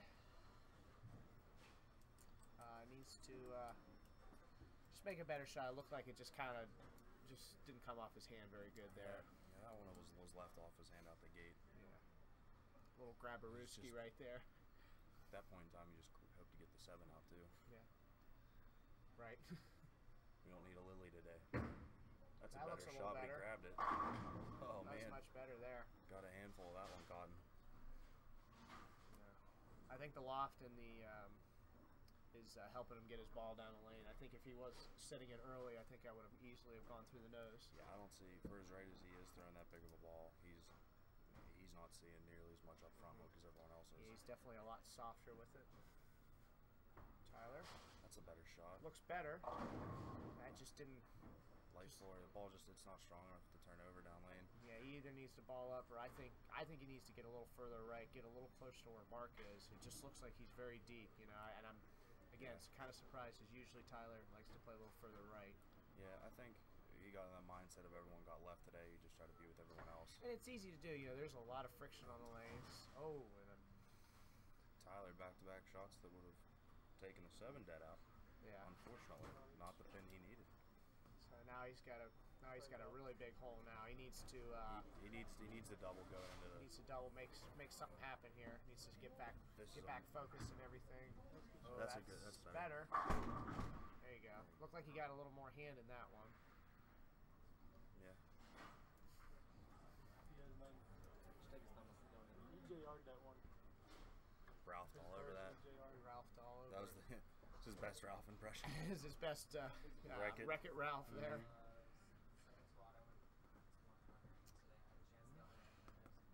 Couple strikes and be pretty much all over at this point. Yeah. See if he can. Balls on Mark's court. Just. Ooh, He needs left that. again. Oh, it's got to push. Ooh, that's not going to be an easy spare on this. Considering, you know, there's so much hook to the right on this pattern. Not. Yeah, I didn't have to shoot it that all day, but I had to make the 2-8 twice today, and that was an adventure. Good morning. I just don't really want to shoot any spares on this. So. I don't mind if it's like corner pins. That's stuff I know I'm throwing straight at. That's got to push. Oh, and he missed all of them. Nobody's taking advantage in this match. Nobody wants to win today. It's a pillow fight. Well, if we go off the sheet, JR, we know all about pillow fights. Oh my gosh! I swear to God, every time me and Justin bowl each other, I think our high score is 170. Like for the 4-game travel league. And it doesn't look like either of them have a terrible look. They're just not making the best shots out there. They need to execute better. And that's easy to do on this, to not make the best shots. Pattern's hard. Yep. You have one game. It's you're in or you're out. Yeah. So it's a lot of pressure, especially if you haven't been there. Like, I don't know Mark very well, but if he hasn't been there, it's a lot of pressure. Absolutely. Tyler has been there before between juniors and correct. Once he finally turned it on, so he has a little more experience in this, but again, not taking advantage of it. And the spare would be big here because that would force Tyler to get a strike in the 9th and a double in the 10th to win the match. So big spare here. That one should be okay. And it laid off. That's a nice spare there by Mark. This is a must strike here. Yeah, Tyler needs to strike here. Yeah, Mark can max out now for 191. Tyler can get to 200 on the nose. So again, very good scores on this pattern if you can get to him. Yeah. That is in. And did not get the 10 out. The 5-pin tried to knock it over. Yeah. But he can still, if he with a spare here and a 30, 50, 80, he can get to 180. That's 180. That forces Mark to throw the first 2. So he needs all 3 of them to force Mark to throw the first one, and so he needs a 20-pin fill if he throws all of them. You got it. All right. Okay, got the spare. Seems like he's got his spare ball back under control. Yeah, that was a much better spare attempt there. It didn't hook on him that quite as much as the other 2 shots. You know what? For someone with not as much hand as Tyler has, both of those hooked significantly going across the lane. Yeah, that just shows how much this pattern hooks. Even your spare ball wants to hook. Wow, there's nothing in the middle. There's no forgiveness whatsoever. So he needs a good shot here. Needs them all. That's got to recover. I thought that was good. Okay, Well, he needs to. If he covers this and gets a strike, he still forces Mark to get 9. He has to speed up the Mark, I believe. Because if he spares, 160, 179. No, he would need 9 to win. 9 of spare strike. So I mean, that's still a lot on this pattern. That's, so he needs to make the spare and get a strike here. Of Mark's last 2 shots, he's went 8 out, 8 spare. So you got to make him show up. You know, look what happened in the U.S. Open with Mika. You know, missing the 10 pin. Happens all the time. I mean, this is a close. It's not as tough as a U.S. Open, but it's pretty close, I'd say. I mean, even at the Greensburg Open this year, I got up. It was a 2-game total pins. I had the lead. I got up to the 10th. All I needed to do was make a 2-pin, and I didn't focus. Flagged it. Guy wins by 3. Like, make everybody earn every bit of it. Absolutely. So 10 here. That's a good big. shot. That looks better. And he got the 10. Gets the 9 out late, but 10 is 10. If you're Mark here, I think you just need to make one good shot. You'll take a ring 10 or a flat 10, and just know that you just hit the pocket and take your chances. Yes. Yeah. Just get it to the hole. Don't leave yourself something unmakeable. Yeah. It's tough though because you can't throw straight at it. Right. You can't just dump your spare ball. That looks like a pretty good shot. In. It's in. Wow. Couldn't see it. That was in. I couldn't see it off his hand. No, I could see just above his shoulder, but in off his hand, gets away with it. Mark Reck, ladies and gentlemen, takes the W over Tyler Schau, who unfortunately, being 7th on this squad, misses the at-large by 6. And misses the last cash spot as well. Yeah, that misses that by, I believe, 4. I think the last cash spot was 16 under. But again, we haven't got a final sheet yet. We'll be getting one here shortly once they make the announcement that Mark has moved on and the payouts and everything. So we'll get a final sheet here in a little bit and tell you guys where everybody's at and get a final for the match play and who everybody's bowling and probably take a small break while everyone's oiling because as much as you might like watching us or hearing us, no one likes to watch anyone oil the lanes. Here's Larry, guys. Number 22. How you doing? They had a 1-game roll off for the 6th spot for the squad. Finals will start at 1:30. We'll be drawing for lanes. So in it's 12:45. 1:15. 1:15 is the lane draw. Yeah, I need to eat too. Number 1 bowls number 32. Number 2 I think I should be on a liquid diet today. Why is that? Sunday, why not? Liquid diet. That's what's up. But you will draw for lanes. My whole life. Why do we listen? Draws at 1:15. For your whole life. Done. Okay. Interesting. You lost another one to the team, so Team water. Team vape.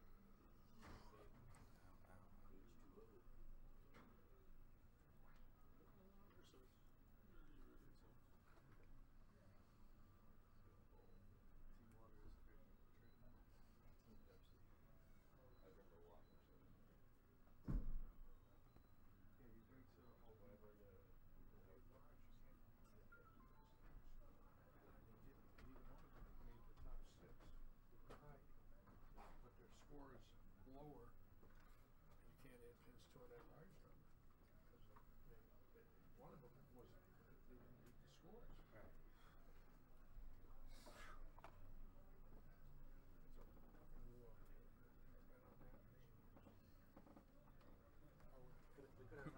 That's definitely a first. Well, nothing I can do. I can't award a 7th spot to the squad because neither one of them were. There wasn't 7 available. There was 6. Numbers go lie. We took the top 6 scores. They tied. They bowled for that spot. Now, if the at-large was lower, I'd have made a bowl, and then the other guy could be a seed issue. But you can't take away the at-large. I think it's time I get a beverage.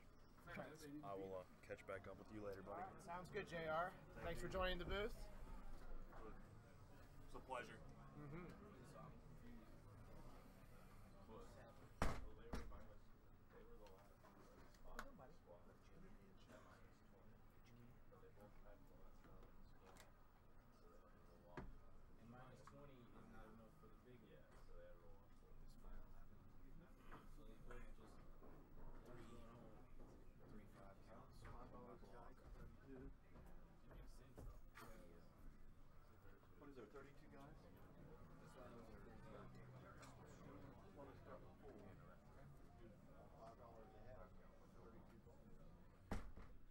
Hold on, there might be an adjustment.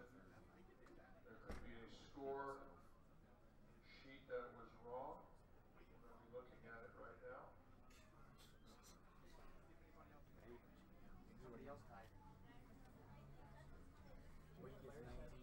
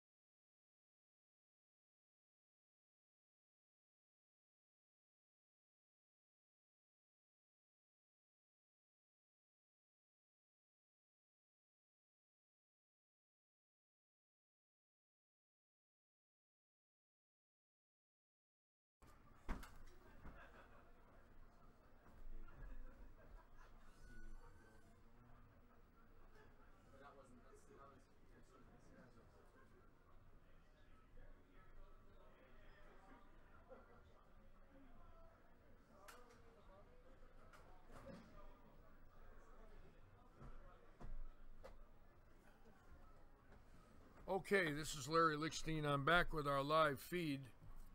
I hope some of you are out there listening right now. I've got a gentleman that I asked to speak with me today. His name is Chuck Tamaska, correct? Right.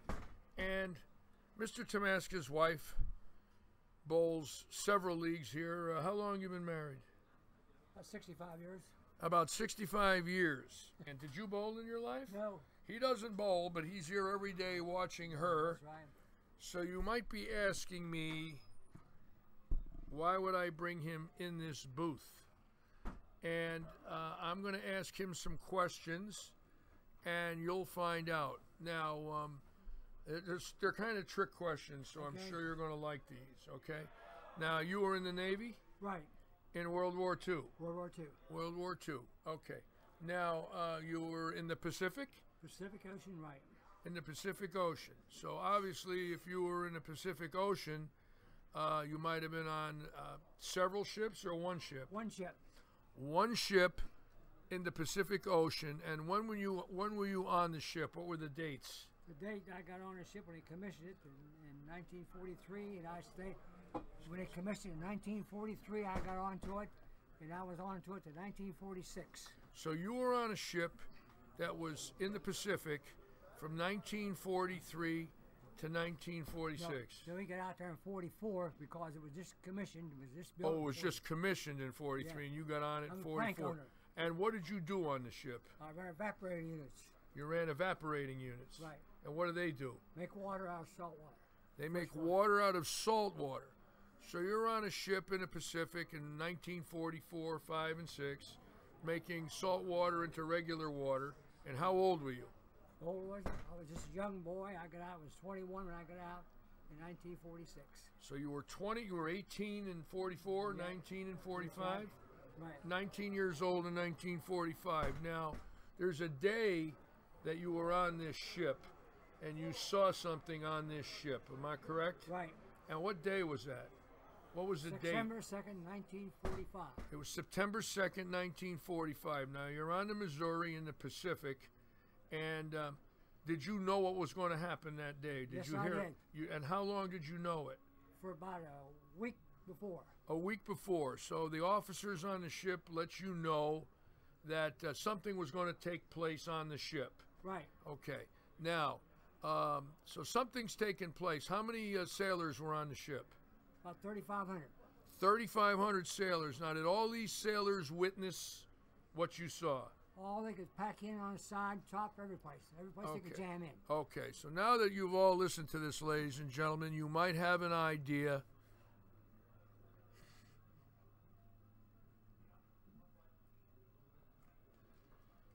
Tell me what you saw. Well, I saw the Japanese sign of surrendering in Tokyo Bay. September 2nd, 1945, I saw Admiral Nimitz, all the biggest shots in the service, come aboard ship, and I got to shake a few of them, because I didn't get to see all of them. They come on a day ahead of time, and all the Japanese people would come in late and everything on the same day with sign of surrender. You saw the surrender. Right. And who signed it? Hirohito? Yes. And he signed with General MacArthur? Right. Did you have a chance to shake General MacArthur's hand? I just had a real glance on the partner right beside him, because I was up there as Master at Arm at that time. I moved from down to making water to Master Arm job A Division, and I was up in the front row there. And I got to it, he come in the front row and grabbed people's hand and shook them when he by anyhow. And you shook MacArthur's hand. That's right. How about Nimitz? No, I didn't get Nimitz. I got Bull Halsey. Did you get Halsey? Yes, I did. How about Bradley? Yes. You got Bull Halsey. And Bradley. You got Bradley. That's right. And you shook hands with General MacArthur. Right. And you watched the surrender of Japan. Right. Now, what happened after the surrender? Well, after surrender, we started back and was pulled in Okinawa, picked up a special 10th Army, what was left, and took them into Pearl Harbor. And we got the ship remodeled and everything. They built a plot where they signed the surrendering on, which was a mess hall table. They built a big plot, they inserted it right where the table set. It says, the time the war ended and everything right on this plot. Now, when Hirohito surrendered, excuse me.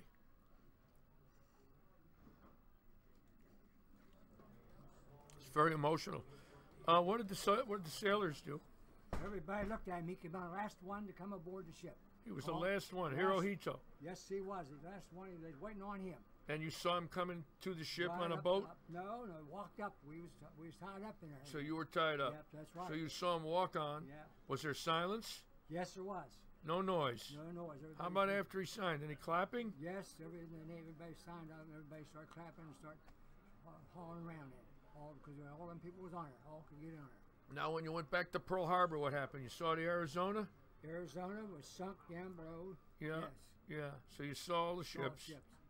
Really? Yeah. So yeah. So then we came back to the United States, headed back to the United States.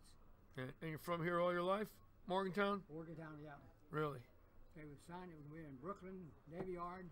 Took the radar off to get in on the New York side. We anchored up at 42nd Street. Yeah. And that's when Truman came aboard, which I met Truman when they launched Oh, the ship. Truman came on too. So you met came Truman in when New York. when they launched it. So It launched him and his daughter. They launched the was he ship. vice president or president? He was president then. He was president then. Yeah. So you had a chance to meet President Twice. Truman, Douglas MacArthur, Bull Huxley, and Admiral Nimitz. Right. Oh my God! Or Admiral Bradley. Yeah. Oh my God! So you met the president, you met MacArthur, all during your tenure That's right. in the Navy. Right.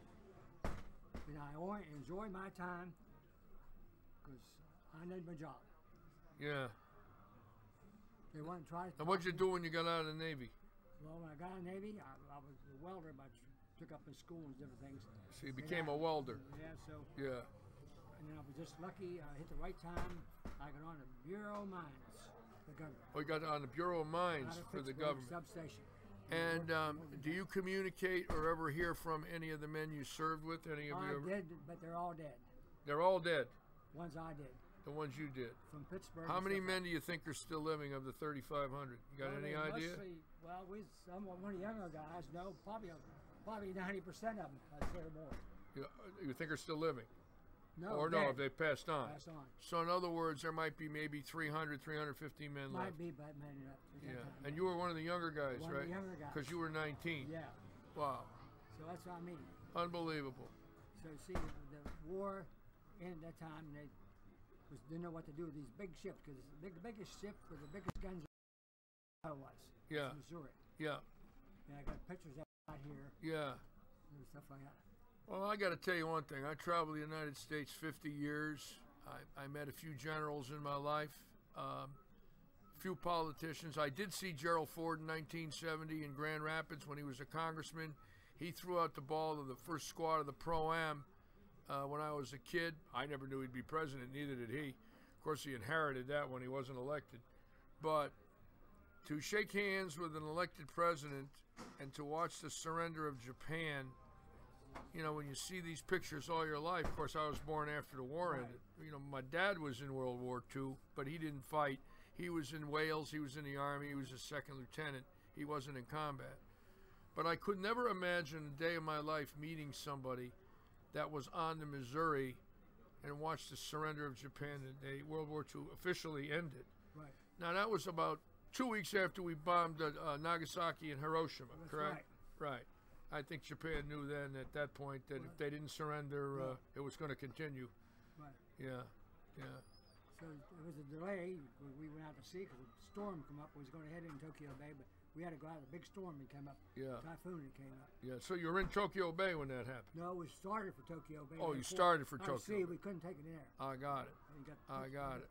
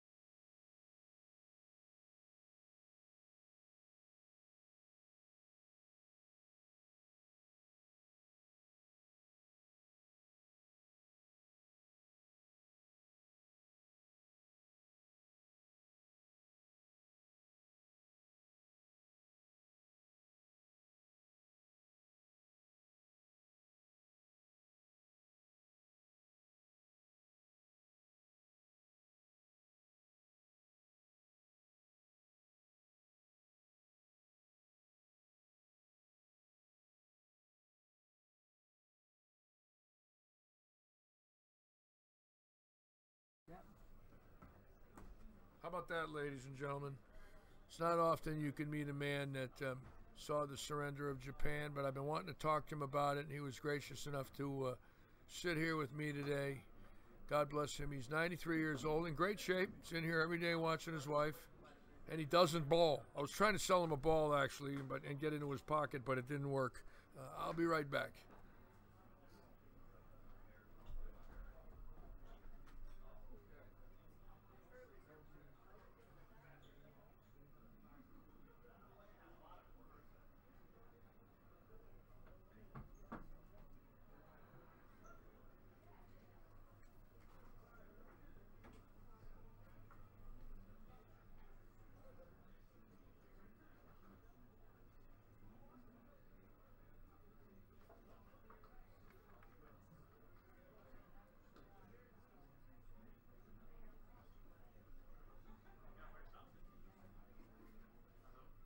Okay, we're going to start practice in about 7 minutes. You'll have 6 minutes of practice before each match. And we're not going to re-oral until the step ladder. So you'll be bowling across the house. Everybody knows their pairs.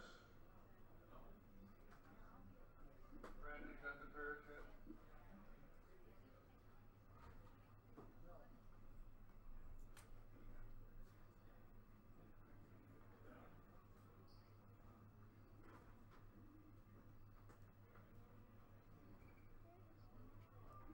Okay, in our first match, we've got our qualifying leader, Victor Flory. He's going to be bowling Chuck Burrow down in. Last number of the at-large on 9 and 10. And Brandon Novak's going to bowl Christian Deneau on 15 and 16. Most of you know last year, Brandon Novak was the all events winner, and we're real proud to have him back here in Morgantown. And Tim Foy is going to bowl Sean Beebe on 23 and 24. Zach Doty against Jared Shaner on 11 and 12. Brad Anslow, this year's all events winner, bowling Dennis Killow on 21 and 2. Sam Cooley all the way from Australia. Bowling John Fury on 19 and 20 all the way from New Jersey. Sean Johnson bowling our own Ryan Robinson on 11 and 12. Greg Young, the defending champion, bowling Williams Rushing Jr. on 13 and 14.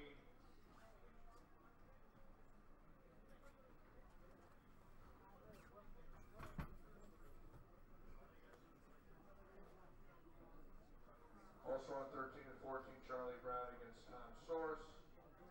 On 15 and 16, Tim Pfeiffer against Elias Cup champion BJ Moore. Bull Tessier against Tyler Shaw on 21 and 2. Bill Ratliff against Matt Reck, the son of Mark, on 23 and 4. Carl Sherman against Jordan Bryce on 17 and 18. Ted Hannes against Sam DeWitt on 17 and 18. Ted, a two-time PBA champion. Mark Clark versus Matt White on 19 and 20. And Joe Pelusic against Chad Roberts on 9 and 10. Practice will start in about 3 minutes. Again, you'll get 6 minutes of practice for this. We're going to do 10 minutes of practice. That way we'll give you a chance to make some spares. Because you can't strike.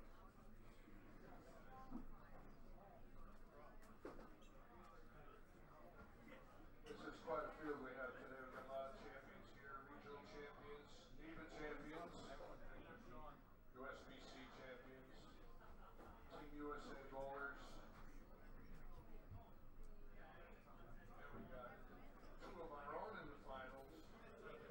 Brian Robinson, who recently won a PBA regional, and Christian Deneau, who bowled in our Classic League this past season. His dad bowled this event with him.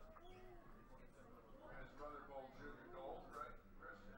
Brother bowled junior gold in Cleveland. Made the cut. Whoa, ho, ho.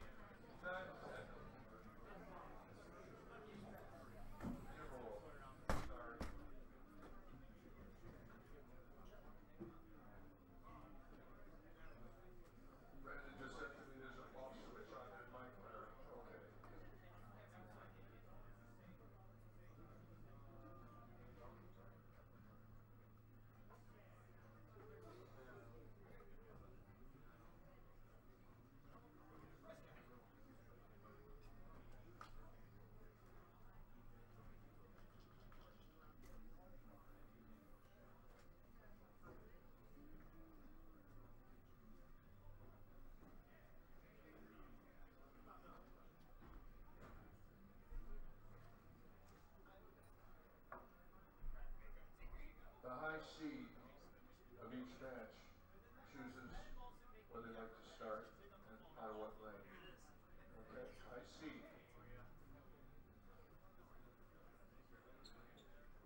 Start or finish the match. The high seed can start or finish the match. It's their choice. So we change the rule.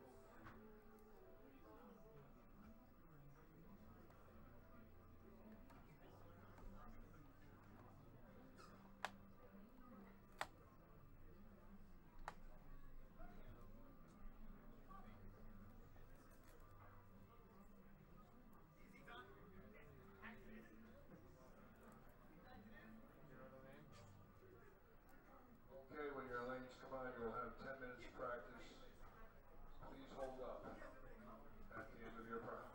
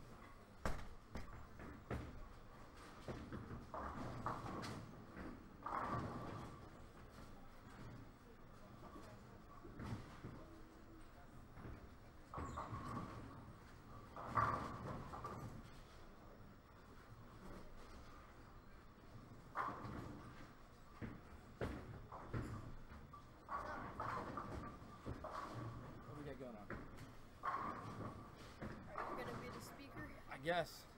How you doing, guys? This is Cody Shoemaker. Is it on? No? Sounds like it's on. Yeah, it's on. Yep. All right. So, how you doing, guys? It's Cody Shoemaker.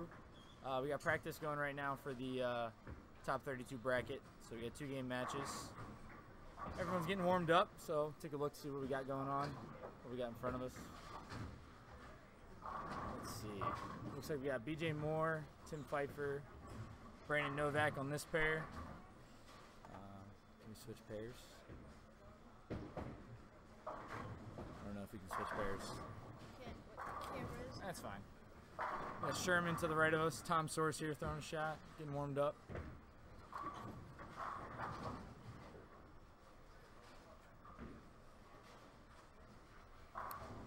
Let me see. Do we have a total? We don't quite have a full top 32 list right now, but we'll get that as soon as we can. So. Get it from Brandon. He's coming up. So. Let's see how they're playing. Got Greg Young over here.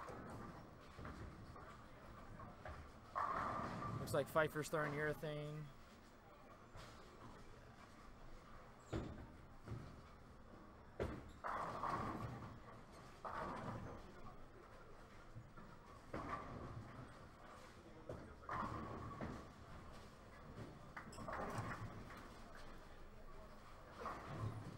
Who's your money on?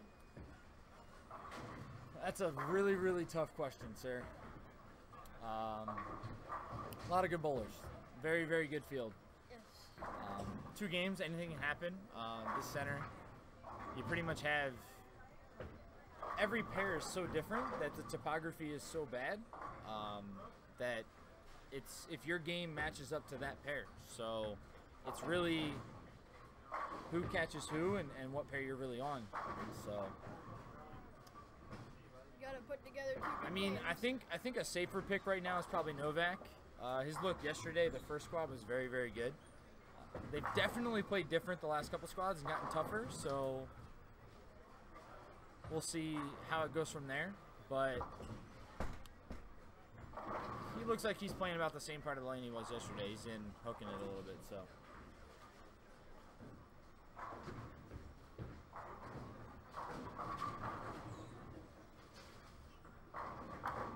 Yeah. They're hooking a little bit.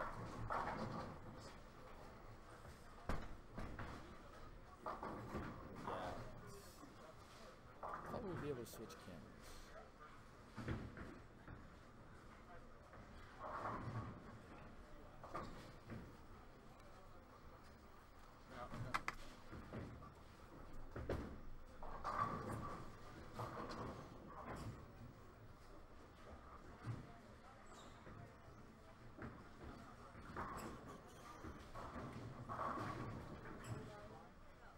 That's what we already. I'm just looking. What about if we? No, just let that go.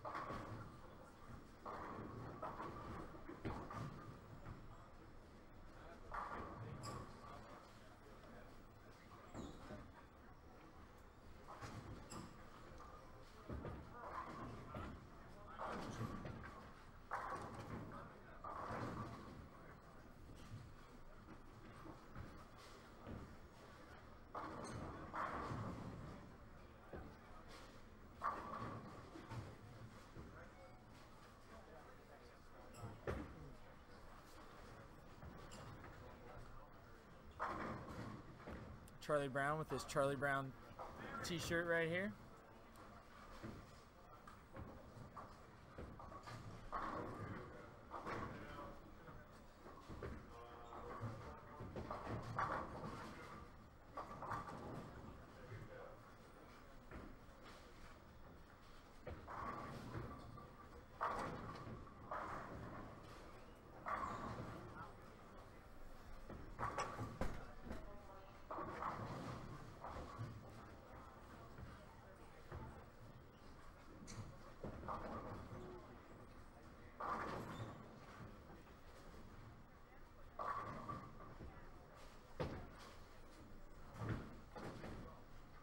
They are definitely tough today, guys.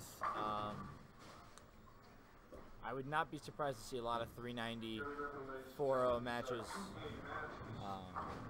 taking down wins. So you do not need to strike a lot on this pattern.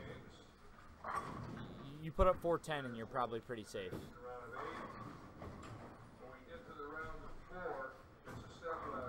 See, is there a cut after this, or is the No, winner? they're bowling two. They're bowling 2 game matches against the person on your pair.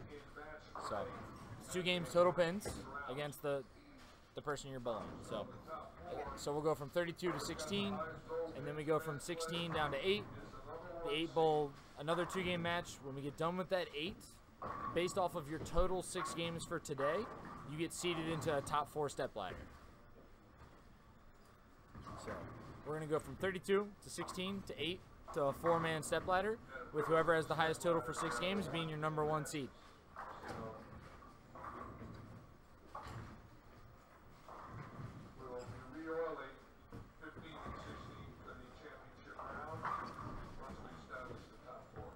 So it's a little hard to hear, but they just said, so we're gonna, there's no re-oil in between rounds for the bracket, but after the bracket, there will be a re-oil between the round of 8 and the top 4 step ladder.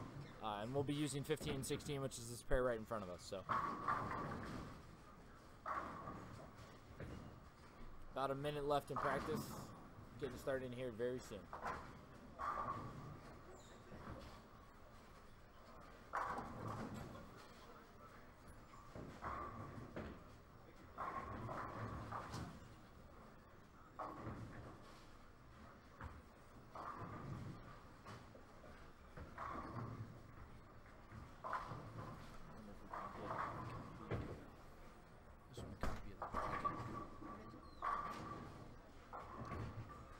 Go ask him if we can get a copy of the bracket.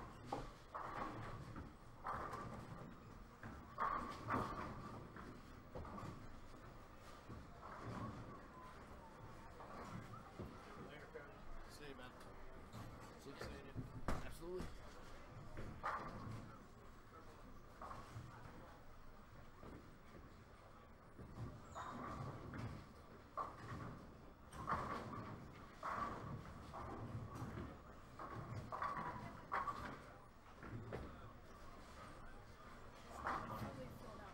Okay.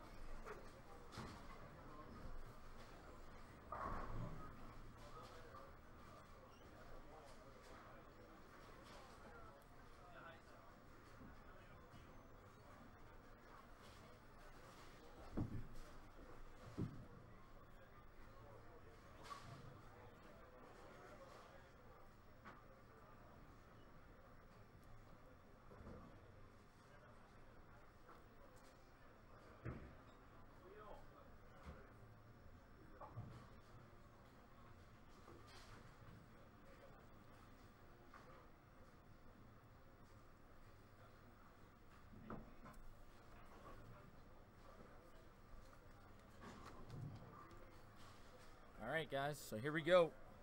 Round of 32 in the 2017 Suburban Lanes Open Championship. We got, I can't quite see his name. Brandon Novak up here on 15. And we got, I believe it's Tim Pfeiffer versus BJ Moore on this pair. Novak throwing it hard.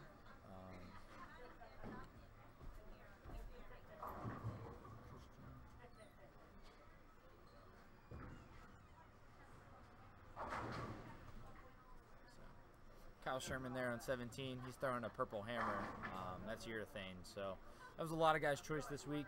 Definitely helped keep it stable. Could start right before you had to get in, kind of take advantage of the friction. But the middles were so flat that it was very tough. So it's hard to get left because the farther left you went, the more your ball hooked. It's not good.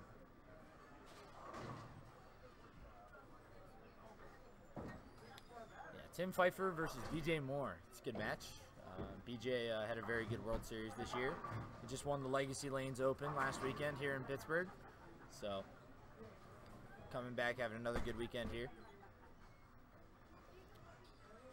Pfeiffer,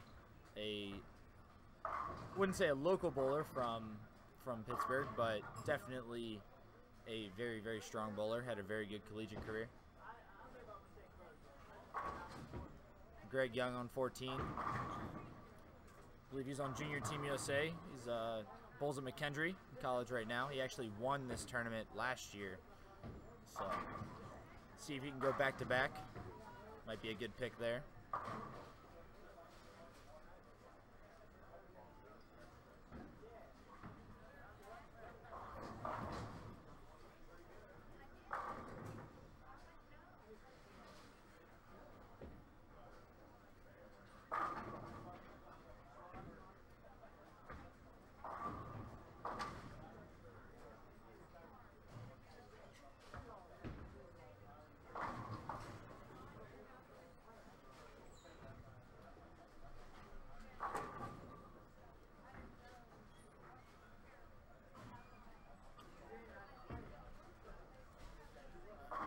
Tom Soros on 14. Sir?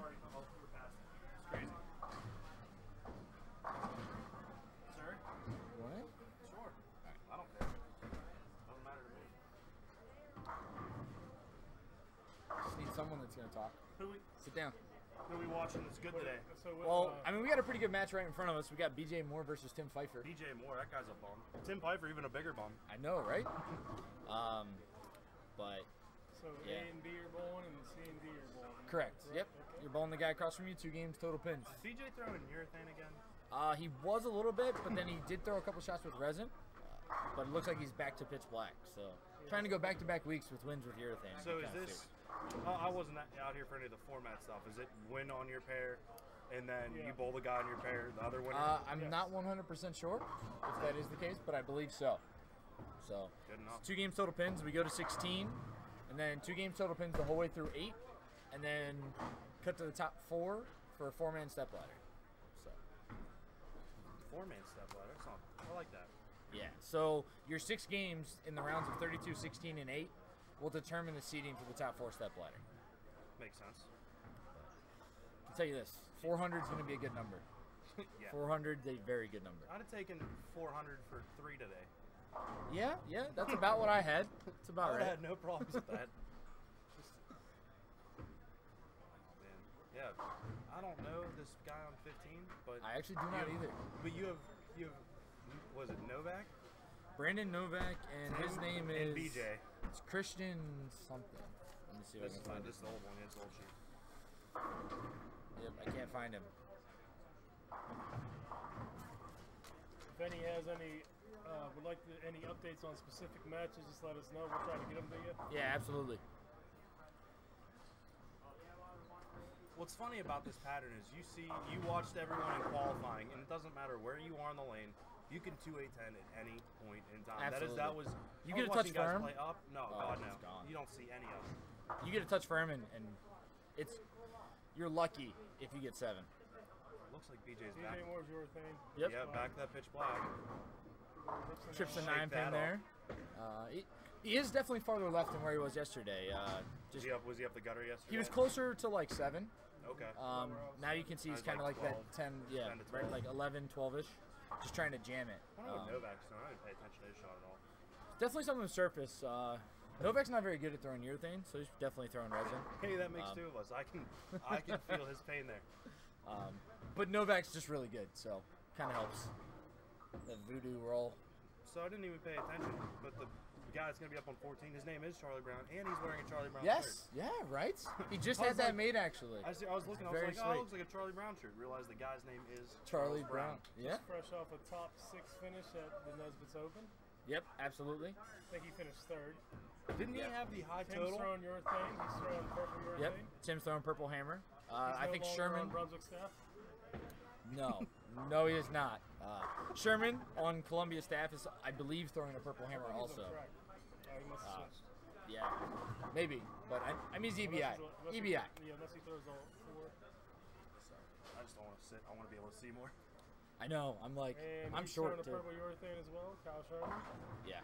He's They- 3-9. I don't know. I mean, you guys only bowled 1 squad, correct? Yes. Correct. So you I guys, bowled today. I bowled That looked squads filthy. yesterday and today. So Did you see a big difference from yesterday to today? The way the every lanes played? squad hooked more. That does look Every single squad, the middles Bet they just got cleaner hooked and more. like the crisper and crisper Like down lane. so, obviously, Did they double if you strip look at the every graph, time? yeah, absolutely. Okay. But the way the graph is made, like That wasn't a very- there is a lot of volume. On 16. Very left. Normally, you got to hit the one in front to strike. I mean, it's not that you have to. It's you have a 66% greater chance of striking if you hit the one in the middle first. I like your chances when you hit that one. We have a good match on 9 and 10. do Joey we got Pants down versus Chad Roberts. Ooh, that's a good match. Joe will get into it. He might get loud. That'll make it fun. Oh, I thought he was going to be Joey Shorts today. He is still Joey. Nope, Shorts. he's Joey Pants. Joey Pants. Joey Wild I've Pants. seen Joey wear shorts one Joey's time in playing my way life. in. Were you Almost blinded by his 4-9. calves? His calves might have been so white that you might have been blinded. That's true. That's in. Nope. He's just knuckling it. Just dead knuckling it. That's right where BJ is too. Just trying to throw it hard. So. But we got who's Brian Robinson bowling? He's a local guy. A lot of people might know him. It looks like it's Sean Johnson versus Jared Shaner. Okay. And B-Rob versus I don't know. Doty? Is it B-Rob That versus might be- Doty? Doty's down on that yeah. pair. Okay. Yeah, that's a Nice- good match. B-Rob Nice versus pick Doty. by Greg Young on lane 14. He picked up the 410. There we go. Stay Greg clean. showing off. Oh, I'm sorry. It looks like it might be Sean versus. It's Sean versus B-Rob. Yeah, Sean Okay. Jones versus It's B-Rob. Doty and Jared Shaner. Jared's also a two-handers on lanes 11 and 12. Yeah, I bowled against Jared the first round in Legacy last You know weekend. what? I'm not gonna lie. It's still weird watching B-Rob throw two-handed. Because he After threw a good watching one-handed. him- Oh my God! And he threw didn't great. throw it good. But he ran into wrist issues. That was his big thing. That hurts. That's He not fun. We know that's he said that was his big reason for switching. We got Sam DeWitt. You guys can't catch him, but he's over here on 18. Brad Angelo in the house. If you took 21, your 22. love Sam to death. Mr. Sorcy. Just squeak in. Yep, Mr. Source stuffing a 9-pin like normal. Stay lukewarm. We'll see if he can not fry out by frame 5 today. Yeah, that's not bad. What else we got? Who's Fury bowling? Where's Fury? It looks like Fury's right here. I don't know who's up on that lane. He's bowling against Matt White. Matt White? Matt White from Erie. Okay. No, he's bowling Sam Cooley. He's bowling Sam Cooley. Ooh, Sam Cooley versus Matt John White is Fury. bowling whoever else is on that pair. Oh, he's bowling Brad. No, I'm not. It's not Brad. So that's a very good match. John Fury versus Sam Cooley. We got the second best bowler in Australia. Allegedly. We can't confirm. We don't know many bowlers from Australia other than one other guy. So I'm saying he could be better than the alleged number 1 guy. I like him better. Oh, I think Coley and Fury are bowling. Yeah, it's Cooley and Fury, and I don't know who Matt White is bowling against. Do you guys know the person that Sherman's bowling? I don't know. I don't know his name. That's Ted Hannis, the legend. The man, the myth, the legend. Ted Hannis, former he has PGA Tour winner. He has Too 20, young. What's going on, bud? 20-some, Do we have a bracket? 20-some regional titles. I think he has 3 tour Okay, I titles. was like, we're like piecing together the matches. Yeah. But we only have one camera. Yeah, just the one the camera. 15, 16? Yep. Okay. What's nice, you can still at least see from 13 Yeah, to 18. yeah. Yeah, that was we have a makes third sense. camera, but we can only run one HD. Well, so It's hard. Yeah, it's hard to, and it won't be good quality. That's not. You don't want to. Yeah, it's fine. so the first night I just ran in standard definition to try and see if we could get 3 cameras, and the bowling just wasn't. Tania, I'm pretty sure last week should have paid for the crib. Oh, they have a live chat going. Oh man. How greedy are you, T? Come on. Need a crib 3,500 last week to Mr. BJ winning the Legacy Open. Well, no, 2250. Oh, I'm sorry. That's right. They chopped it. We did Either way, rework it a little bit. If your crib costs more than 2,250, there's something wrong with you, T. I'm not saying, but I'm just saying. She likes diamonds. Maybe she's putting diamonds on the cribs. Who knows? Looks like BJ had an extra finger to that one. That's actually back-to-back big fours. Got a handful. Back-to-back big fours. Can't get the ball way off. The 10 out. I got 10 out of this. Oh, okay. Sorry. I've seen some interesting stuff left and made today, so Yeah? I've seen a lot of stuff. I bounce. pocket 6-pinned earlier. That was pretty good. Was that one that like kind of wiggled on it? Yep. The last game. Light swisher 6-pin. Yeah, that was Felt cute. good. Oh, Ooh. Timmy, horseshoe Timmy. Horseshoe up his ass, Timmy. I'm pretty sure he was born with that horseshoe. Horseshoe up his, Yeah. Timmy's got 6 spare 3-bagger. That's pretty good. Oh, Charlie Brown. Got a 3-baggers are not easy to come by. 4-8-10. Oh, I actually thought that was coming out. Seen some stuff bounce. I haven't really seen anything too big. Brian Robinson with the front 4. Robinson with the front 4 down here. Wearing the what is that? Is that a WVU jersey? I don't know. Yeah, it looks like a Mountaineer something or other. It's Mountaineer colors. Christian struggling to just kind of get the ball right. There's a lot of friction in the middle, so it's easy to do. Charlie with the 2-4-8-10 pickup. There we go. Very nice cover by Mr. Brown. He's gonna. It looked like a Mako at first, but I don't know the way it's shaped. Novak? Yeah. Yeah. It looked like a Mako.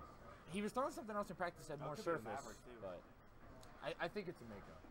I agree with you It's guys. one of those two for sure. Yeah, I definitely agree with you guys. Sam DeWitt. Sam DeWitt, 10 back on 17. He's got 8 spare 3-bagger. He's playing Ted Hannis.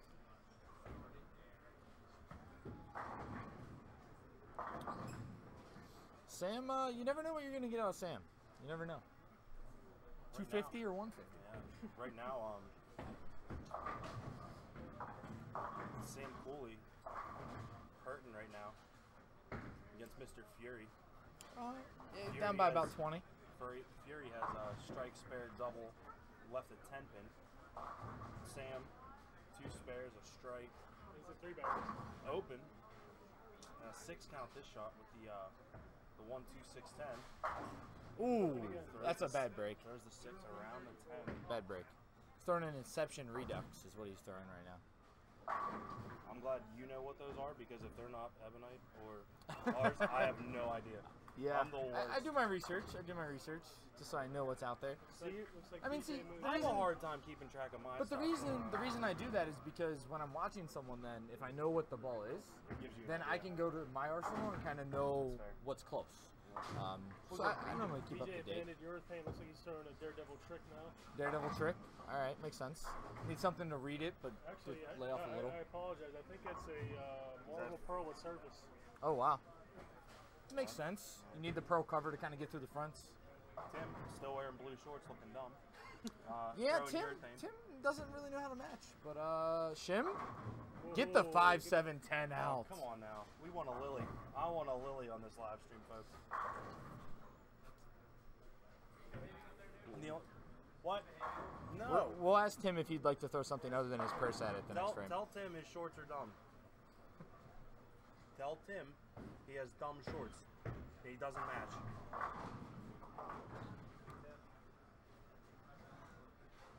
Joey pants up big on Chad Roberts early on.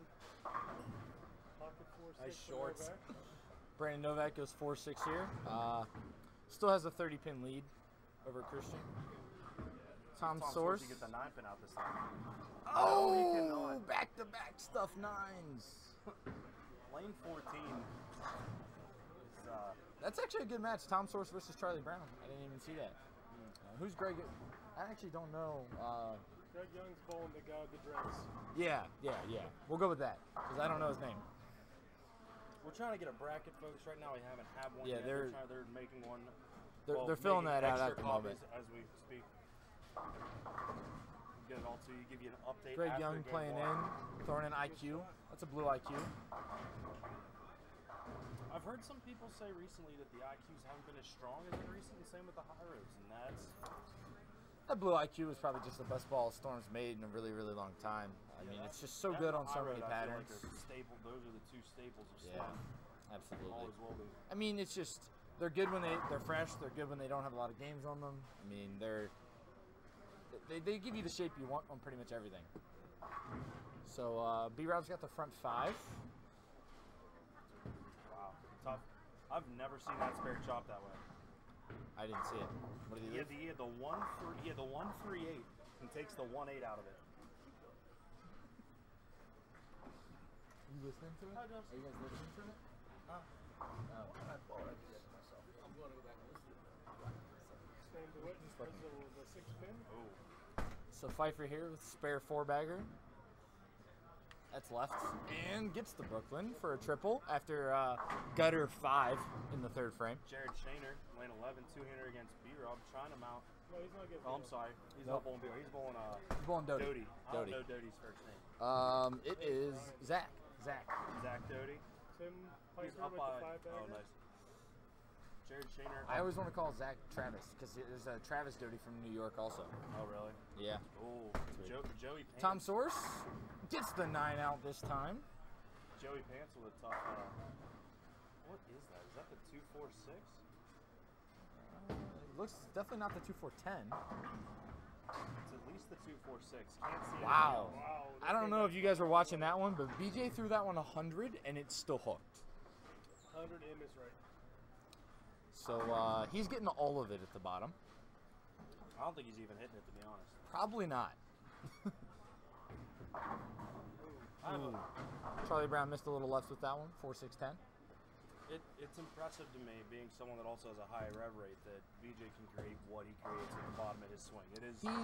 It's that elbow. It's something. I mean, it's the same thing EJ does. It's effortless from the top of the swing. Yep. I mean, they really get that elbow into that cock position on the downswing. That nice pick by Joey Pelusic. It's just so amazing that they can get out of it clean. I mean, that's the impressive part. That You can do that without hanging up in it at the bottom. Tyler And then we up on 21 and 22. That was the 24610 that Brunswick made. 2-4-6-10. Wow, very nice pickup. Does that keep that game close? Oh no, he's got a big lead. He got a big lead on 47 pins. Tyler Schau's I don't know who his opponent is, but it is nice that he has second life after losing a roll-off that ended up being irrelevant. So we had a little fun here after our last squad this morning. We had a tie for 6th place at -18. Come to be, -20. So come to be, what ended up happening is after the roll-up took place, the person that won the roll-off realized that their score was wrong and they actually shouldn't have been in the roll-off. So the person that lost the roll-off kind of got a good break and now gets to bowl. So and that's Tyler's show. He's down on 21-22. He's 900 global staffer. Looks like he's down 10. Being honest, they did let him. No, the other guy. Tim Pfeiffer. The other guy bowling? Nice little spare 6-bagger, 290 pace right now. 290 is a lot. 290 is a I mean, lot on there were house. some people that shot that for 2. You don't have to remind everybody how bad I bowled today. All right. Jared Shaner, young two-hander. I bowled with him yesterday when he made it, and he was able to just create more hold because of his ball speed. So. Who is that? Jared Shaner. Jared, yeah. I mean, he was at what, -2, I believe? Ooh, Greg would have made the 7-10 there. Yes. Jared Shaner still has a 1-pin lead. So Shaner has a 1-pin lead. Yes. B-Rob, Brian Robinson over here's got the first 6. I will say, so we're talking about BJ Moore's swing and how he gets that cupped elbow at the top and then really uses that to create the rev rate. It's really fun watching him bowl in this pair and then watching Brandon Novak right after him throw it. Where he's got that hitch, but it's very, very different. What's great about bowling is that it doesn't matter how you get to the line. It doesn't matter how you let go of it. If you repeat it, that's what matters. If you can see consistency, What's your two-handed? well, oh man. Ooh, almost gets the 8-10 out. Is B-Rob throwing your thing as well? Yeah. I believe so, yes. That's a booyah. All right, this one's got to get the 9 out. Well, I mean, three is pretty good. He hit the 9. He did get the 9 out. Yes, he did. If you want to look at a positive, you don't have to shoot at that pin again. This time, if he flushes it, he will not stone 9. We can promise you that. No, I mean, there's definitely some good examples. Like Tom Smallwood on tour. He's a good example of you don't have to throw it great. AJ, Tim's shorts are not fantastic. No, they're awful. Here's the thing, they probably wouldn't be that bad, just match. Just wear a blue shirt. Like, Or a white shirt. I thought he gray. was wearing a white shirt. He kind of is wearing a white shirt. No, it's white, gray, and black. Novak, Oh my that God. looked like a... Was that a... he just That crumbled was the a 248. 248. Correct. What ball did that look like? I don't know what the ball was. I I'll mean, tell you a second. Tom Source with the Brooklyn to make the 3 spare on a strike so he doesn't lose I think anything. it's a Heat. The I was going to original say, that's what it looked like. It was maroon. Heat. Yeah, the original Heat. Yes, AJ. We are haters. Wargo? yeah, it's Wargo.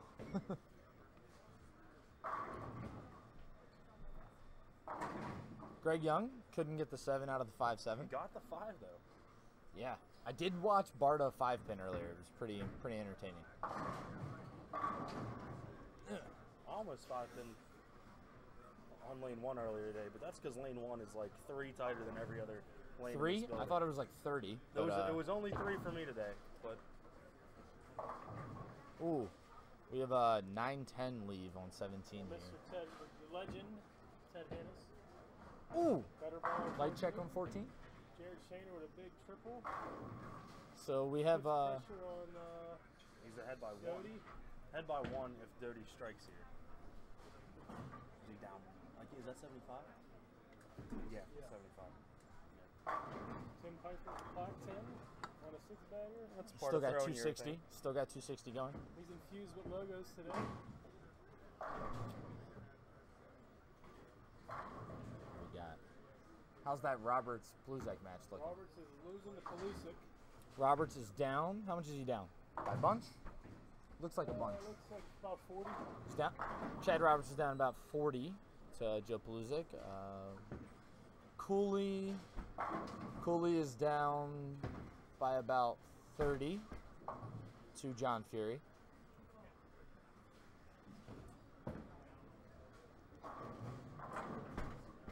So is it Pfeiffer or Pfeiffer? It's supposed to. You want to know the truth? We could give you his nickname. I don't know about that one, but Some stuff should be left unsaid. to the imagination. You can imagine whatever nickname you want for Tim Pfeiffer. As far as I know, it's Pfeiffer. People call him Pfeiffer. Just call him Timmy. It'll be okay. Oh. We can call him Bye Bye Timmy. That's Yeah, left. definitely a heat. Yep, that's left. Surprised he hasn't thrown a vibe. He has a blue vibe I know he has with him that, Yeah, wouldn't look bad. What sucks about this pattern is you see the hook so up front. Johnson, Brooklyn, strike, bowled against Brian Robinson. He's down by about 53. Down by 53. Yeah, B-Rob's on Not good. 70. Oh, excuse me, 79 pace. Novak just needs to plug away here, stay clean. He'll have about a 40-pin lead going into game 2. Good shot by Charlie Brown. Charlie Brown looks like he moved left and kind of amped up the speed a little bit. No, guys, we haven't even talked about the last pair at all. Last pair has Daryl Ratliff. I know Tim Foy's down there. What do we got? Tim Foy, Daryl Ratliff. Why don't you start a bracket? We'll get some scores. We'll post some scores. I can't even see it. Who's Brad Angelo bowling? I forgot, guys. We do have Brad Angelo in the top 32 here also. He, in his squad yesterday, went 140 game 1 and then doubled his score with 300 game 2. It's impressive. Kyle Sherman here on 18. Throws a good shot. So good. Kyle's very good. He's only a year younger than me. He's about, I think he's 22 or 23. Very good. He bowled well in Oklahoma at the national stop this year. Looks like he gets a lot of practice in. He does. He went to Lindenwood. He got a lot of practice, but did you take a picture of the bracket? Yes, I did. All right, guys, I got the actual bracket right here. Victor Flory. Victor Flory versus Chuck Burr. That's the 1 seed and the 32 seed. And you have Joe Paluzik and Chad Roberts, like we've already said. Charlie Brown and Tom Sorsey, which you can see on your left on 13 and 14. Yep. We have Greg Young and, I don't know, William Rushing Jr. Yep. You can see right. Zach Doty and, you cannot see Zach Doty and Jared Shaner. Oh my gosh. Greg Young almost picked up a 7-10 on lane 14. He would have made it the last one. He 10-pinned in the 7th frame and would have made it. So Sam DeWitt actually has a lead here. Small lead. About 15 pins. Ooh, off of the sidewall to make the bucket. That horseshoe. So Tim with the horseshoe. That's Mark Clark. Who's Mark Clark bowling? Hey, fun story. There's a change that I didn't realize. Tim Pfeiffer's actually bowling BJ Moore. Yeah, we said that. Yeah, we said that. Oh, I didn't realize. I thought they were not. Yeah, we had Pfeiffer bowling more. My fault. I thought they were bowling the other people. No, my bad. Tim Foy's bowling Sean Bibby. I think that's how you say his last name. I don't know. Sean who? Sean Bibby. Oh, BB. Yeah. Bibby. Oh, Tyler Shaw's facing Will Tessier. And then Sam Cooley and John Fury. Yep. So. Who's Angelo bowling? Who's Angelo? Brad Angelo gets Dennis Killock. I don't Killough. I don't know how to say that. I'm gonna let it there. Yeah, I don't. I'm gonna let it there. Don't know. No clue.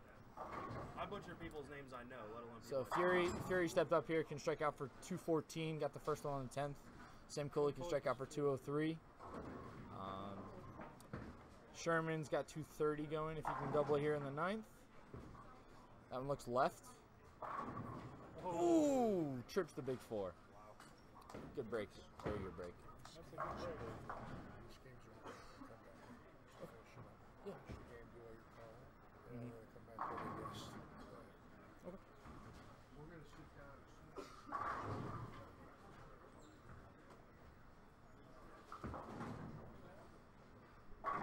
Tom Soar steps up here in the 10th, throws a double, gives him 180. Charlie Brown got the first one. He's probably got needs the second one to get to 2-0. Brian Robinson, front 6, 9 spare, strike 9 spare. He's got 250 out. Novak just tried to test it out his cherry vibe. Yep. So Novak's got 191. Christian's got 140. Charlie Brown goes Brooklyn. Brooklyn to take the lead, game 1 lead. Gets him to 2-0. It's going to give him about a 17-pin lead.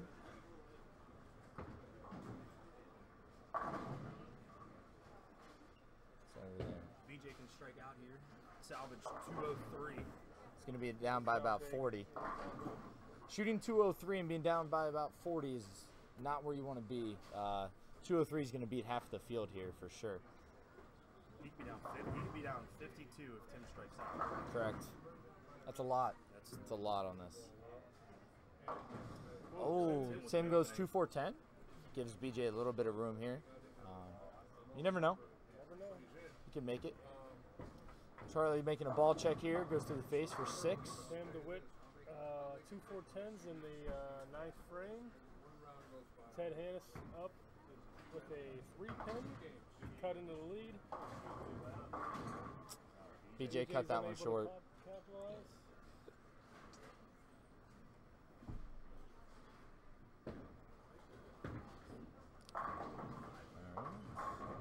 What else we got going here?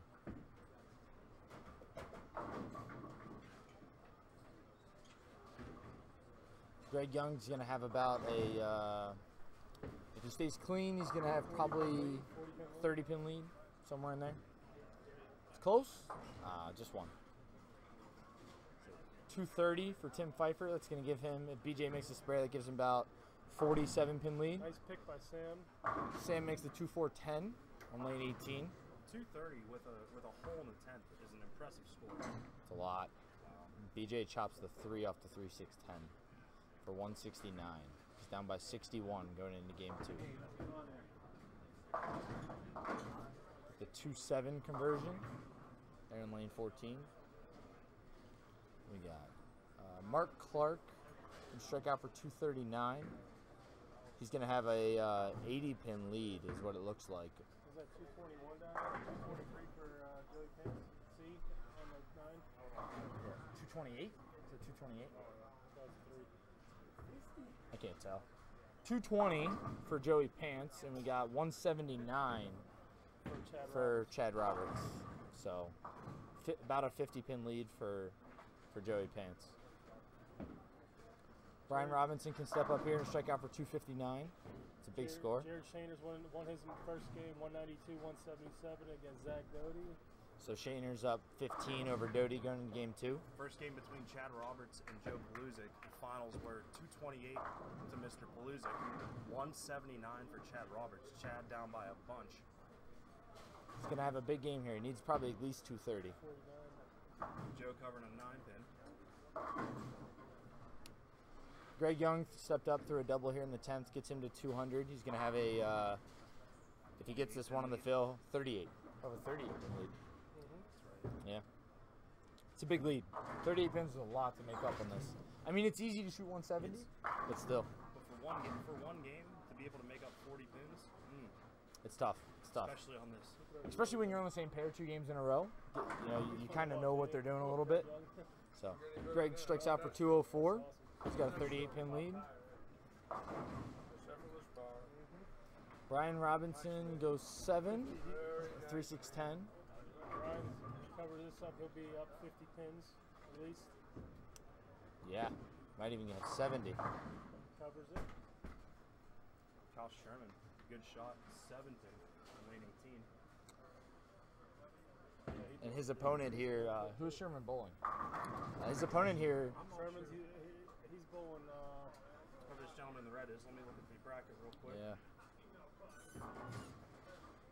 Oh, that's not good. That looked like resin. Looked like you went to resin. That's I think that's Tim's favorite trick drill. His Boomer Divine, I believe. Okay. Tim uses that on everything. Sherman's opponent here threw a nice little 4-bagger to end the game to get him to 180. So 189. Kyle had 222. It gives him a 33 pin lead. Yeah, Kyle Sherman's opponent is Jordan Grice. Jordan Grice. So. All right. Oh, no, I wasn't a boomer divine. All right, we're stepping out, guys. All right, guys.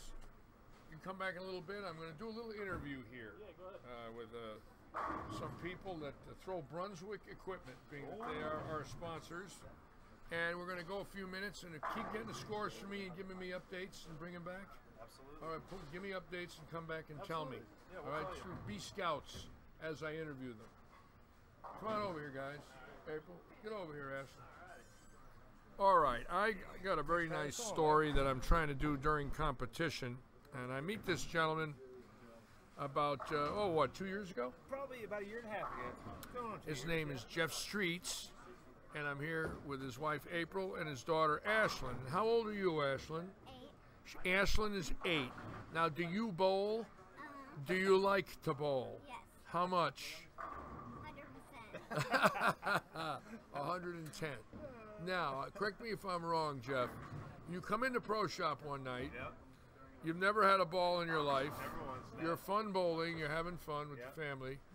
And you make Wanna turn it up a notch. and you're wearing a Yankee hat. Oh yeah, kick. And you're a West Virginian. Yep. And my first Very question few to of you is, what are you doing wearing that hat? That's exactly right. And then I tell you, I'm a Not Yankee knowing fan. You, by the way, stop me not knowing And you. you by did the not way. know No, me. I had no idea. No. You did not know I would talk your ear off. No. So we start talking about the Yankees. Yep, hit it off. And then you tell me you're in business, family business. Right. And what's the name of the business? Street Store Ltd. or Streets Ace Hardware. Streets Yeah. Ace Hardware. Yeah. Mason. Now in Masontown, West Virginia.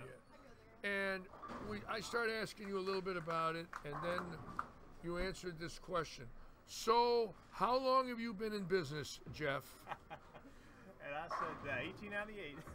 Yeah, So your family opens this hardware store up in 1898 in the same building. Yes. Well, yeah, one of the buildings. Yeah, we have several now. but, We it have was- several. Yeah. So in other words, you've been in the hardware store business for 119 years Right, yep. in the same town, and the Yep. family's handed it all the way down. Yep, for sure. And you're a New York Yankee fan, and then Larry cons you into buying a bowling ball, Yeah, bought a correct? couple that day, I think, Right, yeah. am I right about That's that? exactly right. All Yeah. right, now you buy some balls, and you start to bowl a little better. You're right. And all of a sudden, you start, and I'm not just saying this because it's Brunswick, I'm saying this because it's the truth. Right, yeah, sure. You start to buy some Brunswick balls. I do, yeah. Now, you never bowled before 2 years ago. Okay. Now the big question. How many Brunswick balls have you and April bought? And Ashlyn, I give knew- me a number in 2 years. I knew that question was coming up, so I counted them before we left. Yeah. Just Brunswick balls, Deviate Radical Brunswick, 41. 41 Brunswick balls in 2 years. Please don't ever go out of business, bro. Please don't ever quit bowling. Now, Ashlyn, do you throw a Brunswick ball? Yeah. And you've had 2 triples in your life? Right, 2 yeah. triples? Yeah. And April, what's your average now? About a 160. So start off 160. How about when you first started? 70, 80? Yeah, probably. So you started practicing a lot, watching videos, etc. Right? Jeff, you had a little hand problem lately. How's the tendonitis? Better, yeah. I You have need to both get a about new month. ball driller. That's Yeah, where that no, came it's from. Definitely not that. Too much bowling, I think. Yeah, it's starting to come around now. So Now, I'll be ready next week, I think. Now let me ask some questions about the hardware store. I'm real curious. Yeah, thanks. So how many generations go back? My great. See, that would be my great grandfather. My great grandfather. Your great grandfather started it. Yep. So and then Clarence and Dennis and Dave and Roger is the owners now. And Yeah. I work for my dad and my uncle. So Yeah. Still Yeah. Yeah, a lot of us still there. And, so. and now you never bowled before 2 years ago. No, never have. No. Well, how did you golfed guys competitively get this? in baseball. How did you guys get this involved? Because I know you're seriously involved. Yeah. I think a lot of our listeners would like to know how somebody who never bowled bought 41 balls between him. But Right, tell me why. What happened? I golfed a good bit, and my little girl's at 8. It's hard for her to stay on the course with me a good bit. So, avid golfer, golfed all the time, played baseball all the time. Well, she went to a birthday party about a year and a half ago, and she told me how well she liked it. And she got us down here one day, and I, bowled decent, but with a boat anchor or house ball or whatever. So decided to come up to see you guys. You was busy up at the pro shop, and you took the time to talk. And hey, a couple balls later, here we are. So yeah. I find it remarkable, but what I'm most impressed with is your passion. I know how much it means to you, and Ashlyn and April. You guys like to bowl. Yep, sure do. And for us in the industry, you know, we're after families, husbands, wives, and children. We want them to bowl together from day one, and be part of our living room. I call this our living room. Yeah, absolutely. And this is where we have our social life. Anyways, what do you think of this tournament? Oh, awesome. Now, do you know anything about any of these bowlers? Can I tell you what you're actually watching right now, or do you know? Okay. Oh, I know a little bit about them, but some of them I don't know. So. Okay. Well, you see B.J. Moore right in front of us here. Right. He's from Greensburg. Right here on lane 15. Gotcha. Yep. And he was on TV this past winter from Maine in the PBA Team League, the Elias Cup. And he's one of the champions of the best team. Great. So awesome he's a PBA champion. He's on the Storm staff. Now, also bowling today is Brad Angelo. He's down the high end.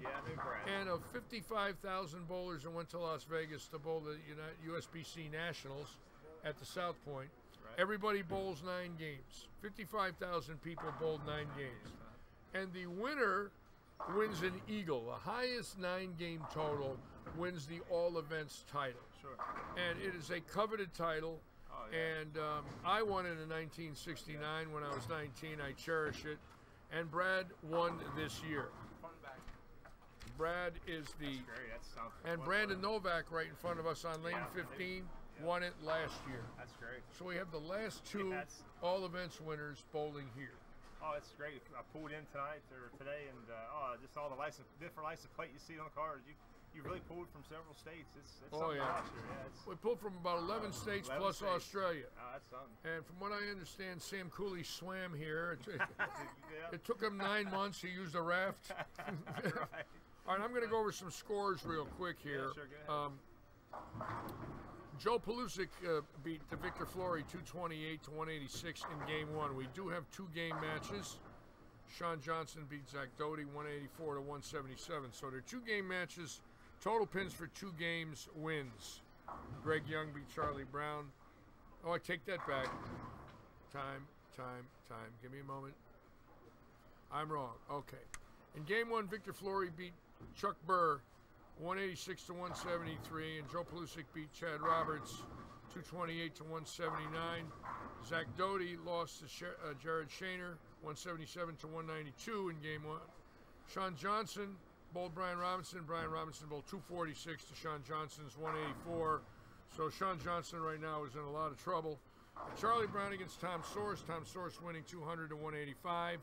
Greg Young against William Rushing Jr. 204 to 166. Tim Pfeiffer beat P.J. Moore 230 to 169, so it looks like Pfeiffer's going to win his match. Brandon Novak against Christian Danoon 191 to 146. Very bad game for Danoon. Teddy Hannes against Sam DeWitt. Sam DeWitt winning 201 to 175. Kyle Sherman against Jordan Grice 222 to 189. Sam Cooley against John Fury 191. John Fury winning with 204. Mark Clark against Matt White. Mark Clark winning 215 to Matt White's 163. Brad Angelo and Dennis Kilo. Kilo leading 203 to 181, but don't count out Angelo. Bill Tessier against Tyler Shaw, 184 to 169 with Tessier winning. Tim Foy against Sean Beebe. Tim Foy with 212 to Beebe's 186. And Joe Ratliff out of Charlotte, 212 to 171 against Matt Reck. We're now in game 2. I've got the boys that were up here getting me 2 game totals. At the end of this match, I should have a report of what I can't see from up here in the booth. Now, getting back to you folks. So now, Ashlyn, what pound ball are you throwing? 8. You're throwing an 8-pound ball. Is it a conventional grip or fingertip? Fingertip. You like fingertips, okay. And it's a gold ball? You like the gold ball. What is it, a zone? What is it? DV8, huh? It's a gold DV8. Very nice. 8-pounder. And Uncle Larry drilled it for you? Yep, Uncle Larry drilled it. Uncle Larry drilled it, okay. And what was your favorite ball so far, Jeff, of all the Brunswick balls? The best games I've had would be probably with I'd say a Brunswick Mastermind. You like the Mastermind? Yeah, the Mastermind Einstein. The Mastermind Einstein. I'd say the How about you, April? What do you like the best? Probably that Xeno Pearl. You like the Xeno Pearl? You had any 200s with it? Yep, I've had a couple of 200s. You've had a couple 200s with fingertip? Yep. Goes pretty long, snaps pretty hard for you. I know you got a great reaction with that ball. That's my favorite ball I got. You like it. That's wonderful. I can't wait to see, Larry, that you drilled up that DV. Now, here's the deal. When I get fired from here, I'd like to come over to the hardware store and handle your paint department. Hey, deal, right. Yes, sure. I'm into auto painting with a paintbrush and a roller. And when I was restoring my RV, I bought an old RV about 3 months ago, and I parked it not too far from Jeff's hardware store. And we'll go there in the mornings and get plumbing stuff and electrical stuff, and really got it looking pretty good. It's an old 31-year-old RV, diesel pusher. I bought it in Las Vegas, drove it home, it broke down 70 times on the way. Somehow I got here. Anyways, let's get back to the scoring. It looks to me like right now, and I'm trying to get the matches where I see some names. Danoon bowling against Novak on 15 and 16. Oh, and he needed that. Yeah, he needed that. It looks like Novak's going to win this match. I pick him to win. Yeah, he is unflappable. Yeah, and I kind of thought yesterday when I watched him shoot 1100 the first block that he would probably get to the top 4. And I believe that on this pattern, as they break down a little bit and that all carries down like it did there on 15, if he starts seeing that, they're going to have a hard time beating him. But Brian Robinson, is throwing urethane right up 10, just pointing it right up the second arrow. Looks like he had a real good shot the first game with 246. Good luck for sure. What's interesting is if a couple of big guns lose, then the luck of the draw really changes. You know, with B.J. Moore out, a lot of people are going to take a sigh of relief if he loses. And right now, he's not looking too good.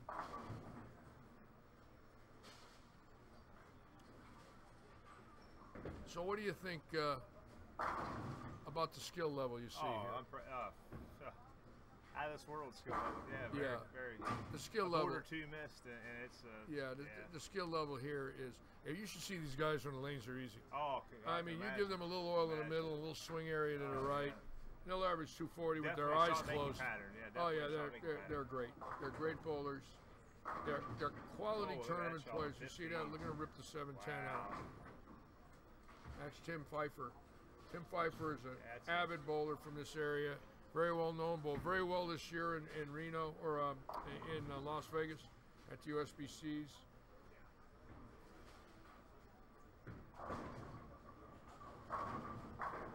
Oh boy. Well, that's a sign of a champion. You leave a 710, you come back with a smile.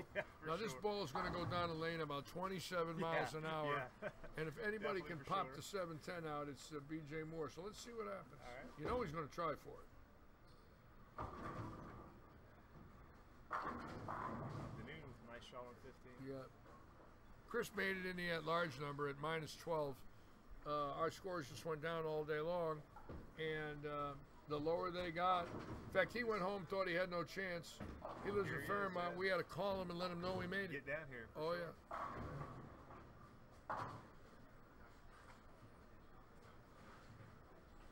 So BJ's in a lot of trouble. I don't think he can pull this out unless there's a miracle.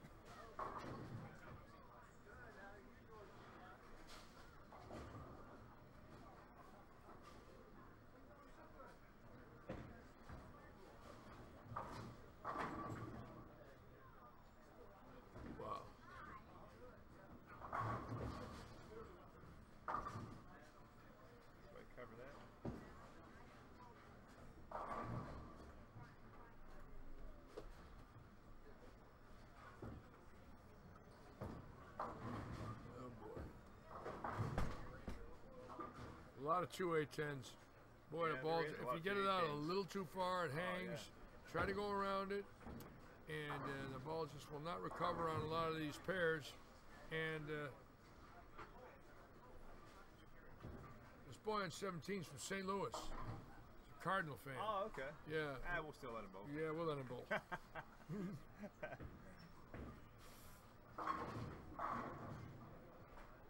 Get a Yankee score today? I haven't seen today. See last night's game they lost. Oh my! They, oh no! What a heartbreaker last night. I know. They're losing a lot of one-run games. We're in trouble. Shot out of safe code. Oh, Wow. Oh, Judge? Yeah, Judge. Was it 500 feet? Man. Oh, I think 500 plus. I believe. Did they say it was 500 I don't know plus? if they said it or not, but it has to be over 5. Did he hit it out? Almost Out of safe go. within feet. Yeah.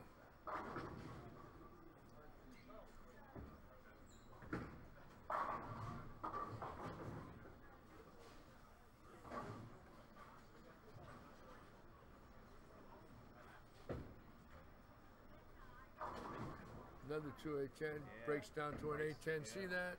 The ball gets out there about 45 feet. It wobbles a little and it stops. It will not recover. That's just about a border 2 misses. Yeah, those are really good shots. Yeah. See, there it is again. Another good 2-pin shot. again. See it? Yep. See the ball? It's coming to the pocket and it stops. Yep. It's just dead. It rolls up, and they're that tricky. Very tricky. So if you see a man, bowling 230, they're bowling great. He knows what he's doing. Nice shot. Yeah, see that one, the ball recovers. That ball stores a little more energy, comes off the oar a little harder. Hi, Larry. Hey, what do you say, buddy? How's Brian Robinson saying hello as he two-hands them and strikes every ball? Whoa. He's going to be a factor. Oh, yeah, for sure. Yeah, he didn't look too good in qualifying, but he got out of the box good today. Hey, blown up there, for sure. Yeah.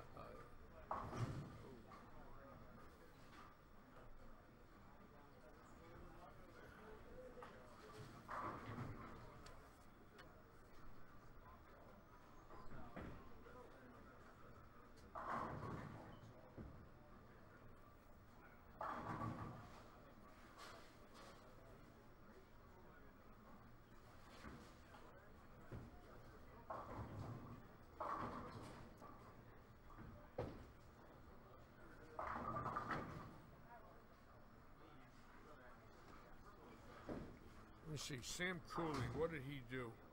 I figured him for a top 4. It looks like he's struggling. He might not make a top 16. Let me see here. Sam Cooley. Nice shot on 17.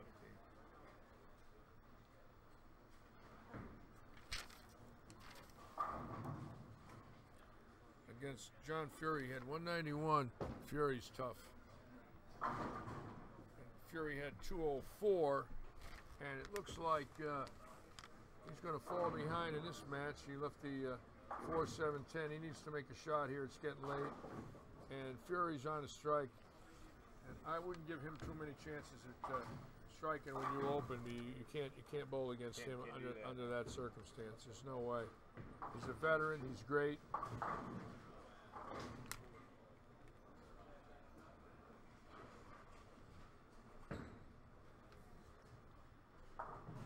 Robinson picked up a tough spare just now.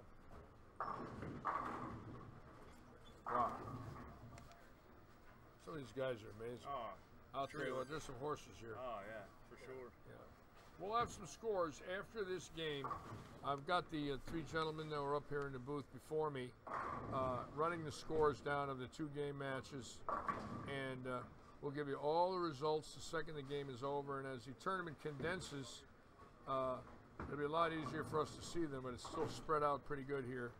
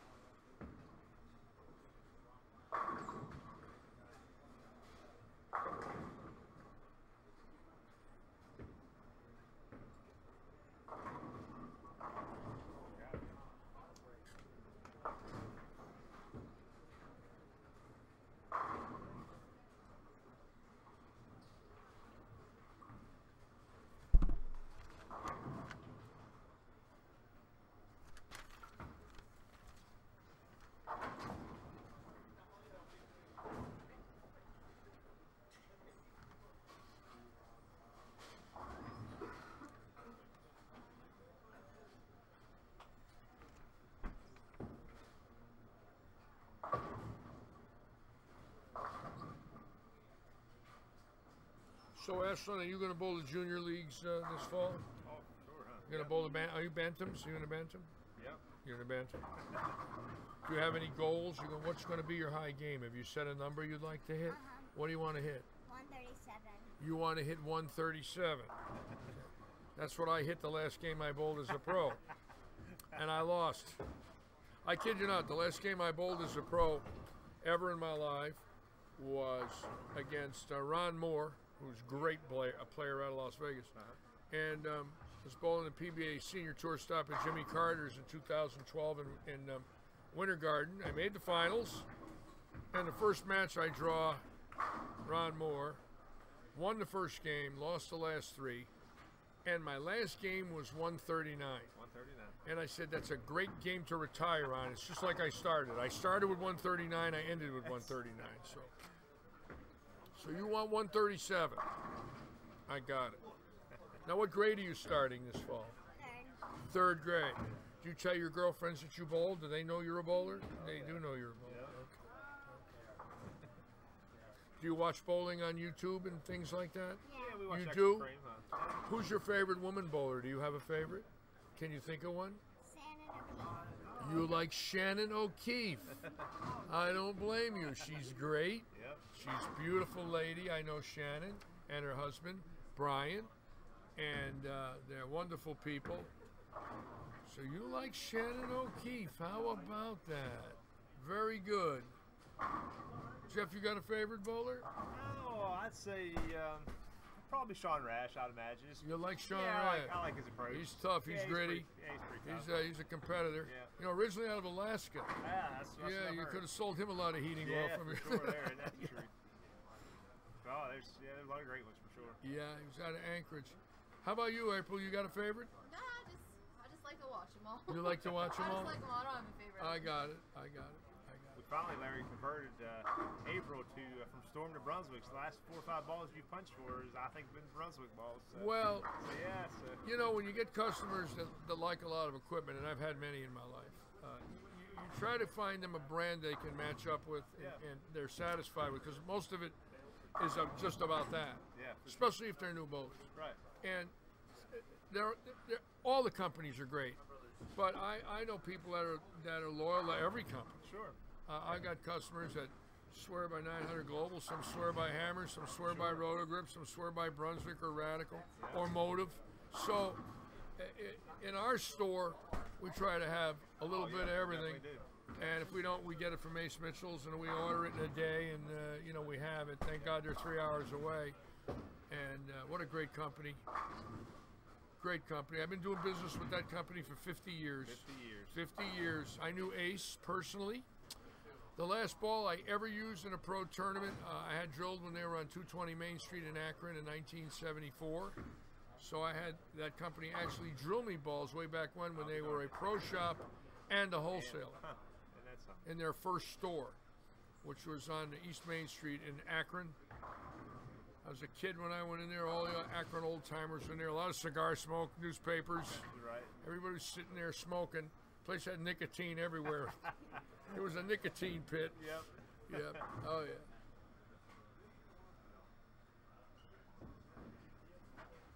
Well, we're getting down to nitty-gritty here. Let me see what I can see. It looks like Pfeiffer's an automatic win. It looks like B.J. Moore obviously is lost. See, how are we doing with Greg Young and William Rushing? So it looks like, oh, he broke down the bucket. Let's see. Yeah, it looks like Greg Young's going to move on. So we got Greg Young moving on, Brandon Novak moving on.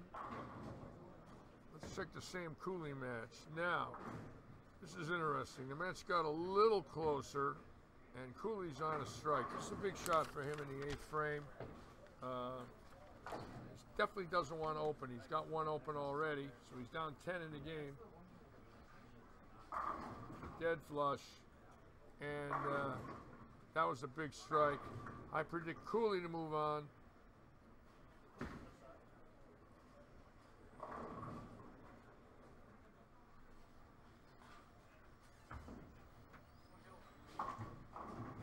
How's Brian Robinson doing down there? Holding his own, yeah, he's up. He's going to win. Brian Robinson's 30 in the eighth. Brian Robinson's going to move on, and so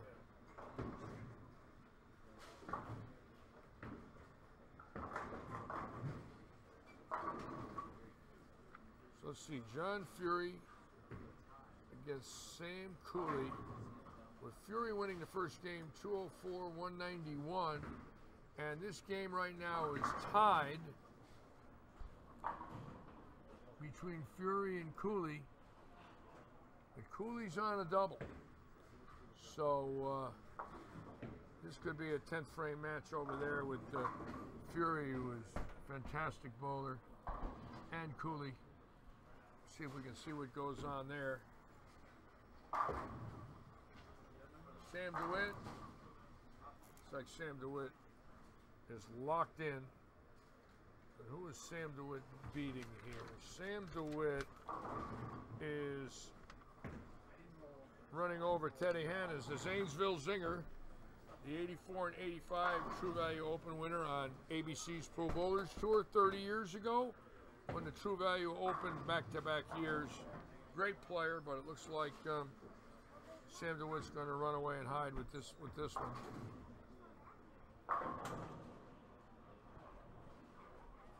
Let's see what Will Tessier's got. Who's Will Tessier bowling?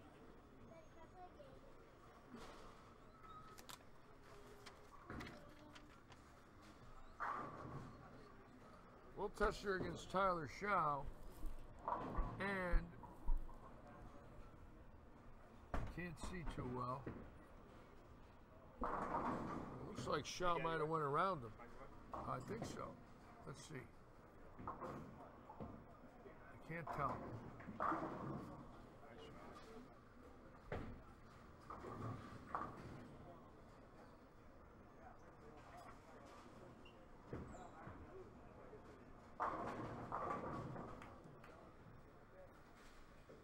Tessier beat Shaw the first game 184 to 169.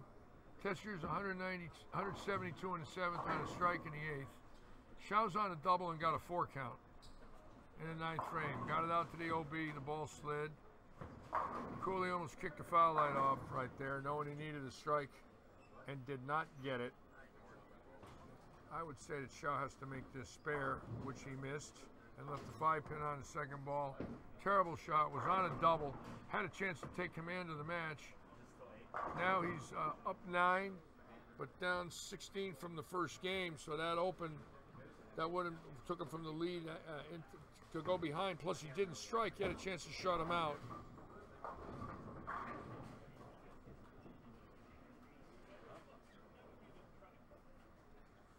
That could be catastrophic for Shaw. He had a chance to win the match, got a 4 count and an open. She goes 4 on the first ball, 5 on the second. If he strikes, he's going to lock it up. Terrible shot, horrible shot. You just can't make a mistake like that here and get away with it. The minute you pitch it to the right too far, the ball slides the whole lane. Oh, nice shot. Yeah, I got lucky. Yeah. They don't want it, but they'll take it. Yeah, for sure. You know. See ya. See that? See that ball? Just got it out to the right, and sayonara.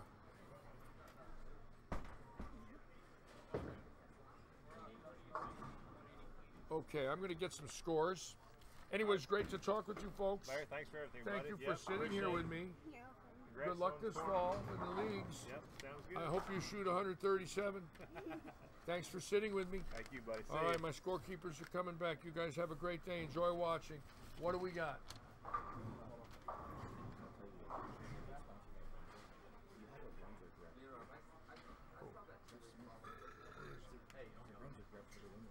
Who is he? Where is he? Yeah, well, where is he? Get him in here. Bring him in over here. Bring him. Hey Larry, are we going to Stepladder like last year? Yes. Total pins. Total pins, yeah. Every pin counts, bro. I'm not giving them up yet. Keep going.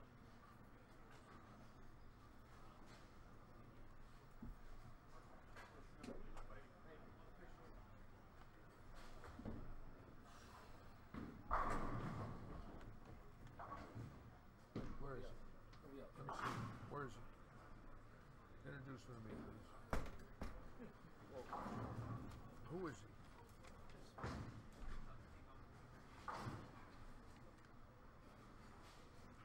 Who is he? Point him out. I don't know who he is. I never met him. And he's I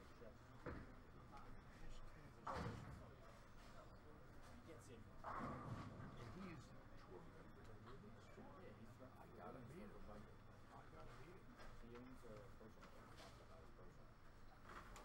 He's not bowling, right? He's spectating.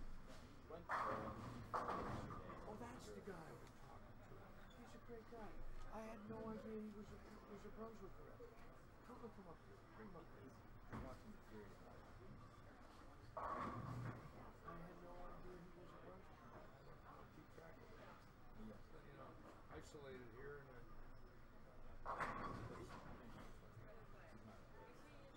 yeah, but if I don't invite him in, let me talk to him for a few minutes and then you can have him. I gotta talk to him a little bit. Okay. Right now, he wants to watch. I told him to come up here. No, that's fine if he wants to watch. It's not a big deal. I understand that. I don't blame him. Well, he came here this year.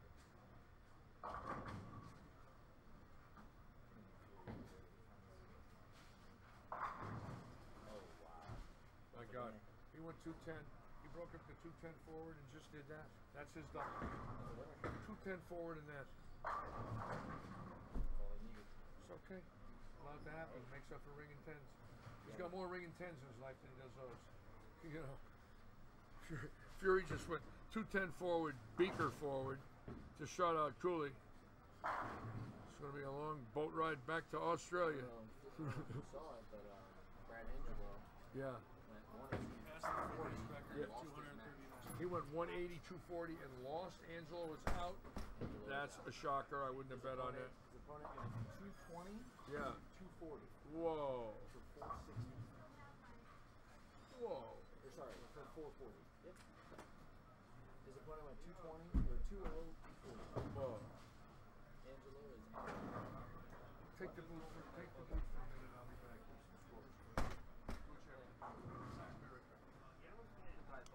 So it looks like Kyle Sherman can get up here in the 10th, finish out his match. First one on the 10th locks that up, so he's now moving forward. See him in the top 16. And we've got, let's see, John Fury wins his match over Sam Cooley. Yeah, Joe Paluzak wins his match. Joe will be bowling, I believe he's bowling Victor Flory, who's our number 1 seed. And then we have Brian Robinson versus Jared Shaner. It's going to be your match on 11 and 12. Angelo shooting 420 loses to 440. It's a big match there. 440 is a lot. It's a big set. Sherman with the ball check there, threw some resin. Wanted to see what that would do on that pair. Didn't look bad. Let's see. Fury with Brooklyn again in the fill. Gets to 214, shoots 418. That's a winner.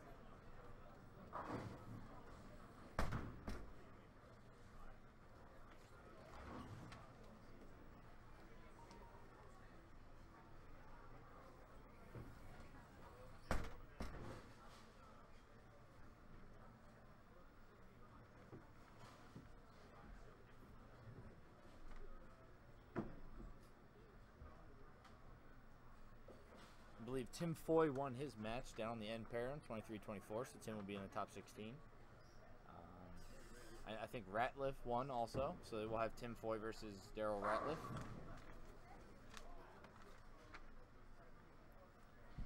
Let's see. It's going to be Brian Robinson versus Jared Shaner, Tom Source versus Greg Young, Tim Pfeiffer versus Brandon Novak, and Kyle Sherman versus Sam DeWitt. That's what we've got so far. Will Tessier versus, Dennis Killo versus, let's see, I believe it's Will Tessier. They both same person? Same, like, I believe so. Yep. Like the two winners face each other? Yeah, I believe that is the way it is. So, and then John Fury is going to be bowling against.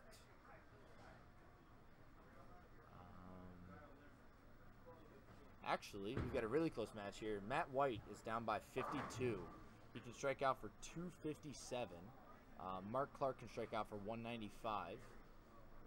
If Matt White here on 19 and 20 gets this one, he is moving through. Throws it good, got it right, misses the head pin right. 6 count. Mark needs this one here. So Matt's got 240. If he spares, he's got 243. He's down by 52.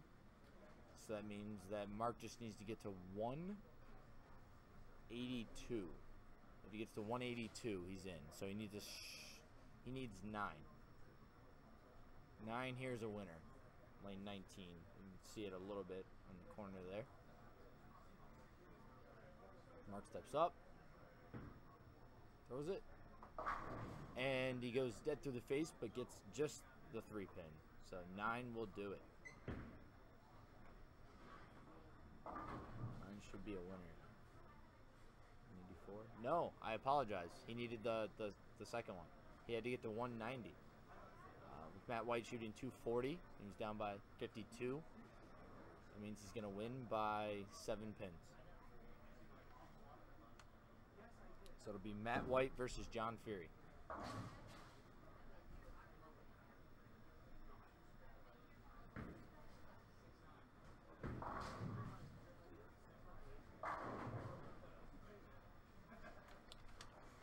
If I believe that's everyone. So we'll be getting ready here. Getting ready for the round of 16 here in about a couple minutes. There are no surface changes allowed in between matches. So please don't do it. No surface changes allowed. I'm not looking. I am not looking. Why do you feel so guilty? What? You think I'm gonna cheat or something? I would never say that. Anyways, going to be drawing for your second round of match play. Justin, get all the scores. So it's randomly you can draw for your lanes. You can make an error adjustment.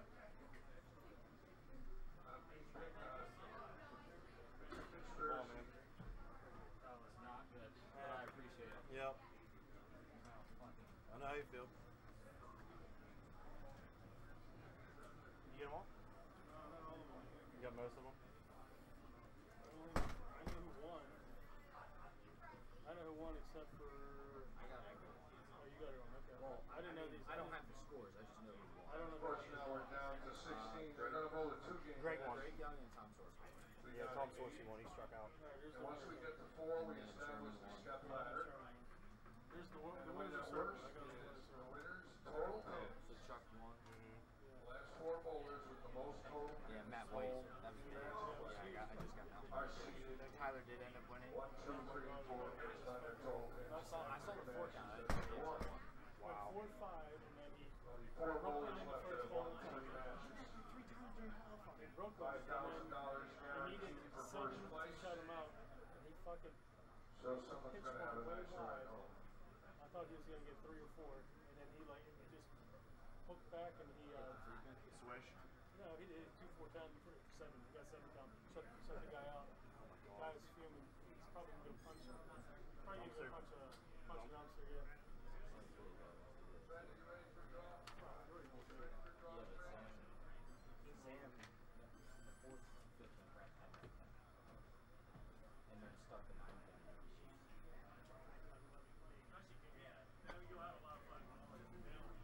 Just to win it. Are you? I'm going to read them off once we get started. There, take a seat. That's all there is to say. Leave it there? Yep. Okay, good. Win's a win, dude. Well, you gotta Dude, capitalize on that. Did you see, were you there when I won? I don't know. But were you there when I won the Track Scratch Challenge? No. This year? Is this still on? I bowled my semifinal match against Sorsey. and I either Brooklyn or went through the face like 9 times out of 10. And then you And I Brooklyn shoot 240. Doing that to pry him off because he chopped a 3-6-10 in the 10th to let me win by like 7. He just need to make a spare. So he didn't do that, and then I get up against Brad Angelo, and Brad gets up in the 10th, and he flags the 10 pin. He flags the 10 pin in his first shot. He flags the 10 pin in the 10th.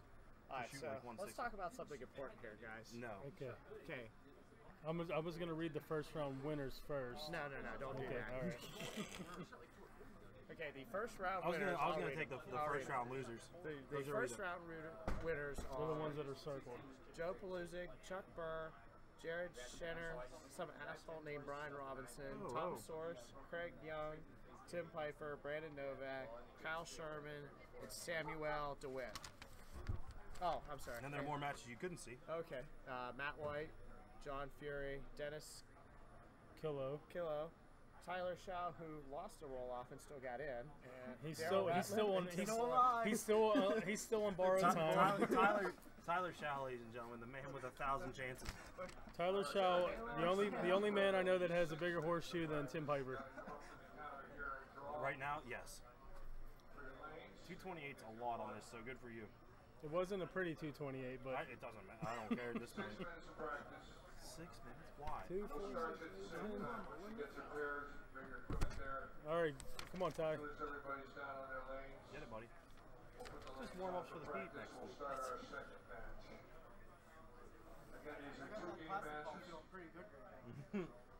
gotta put new inserts in. And dude, so how about you were bowling that roll? I think Tyler has to go change his shorts. Whatever you missed the last one. You got up in the next one and covered the temp, and I was like, oh, that's good. He's got his spare ball under control again. That's nice. So what exactly? Yeah. Yeah. So look, what exactly is this? What exactly is this? I don't know. I asked him the same thing. Why do they have this up? They were the high 8 bowlers of the winners group. They draw. Jim, just so you know, match play is currently going on. We are in between rounds right now. They are moving everybody to the appropriate pairs, and then we will be getting started.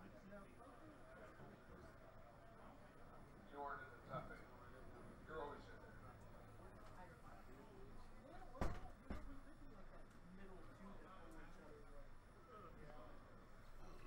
Oh, pardon me.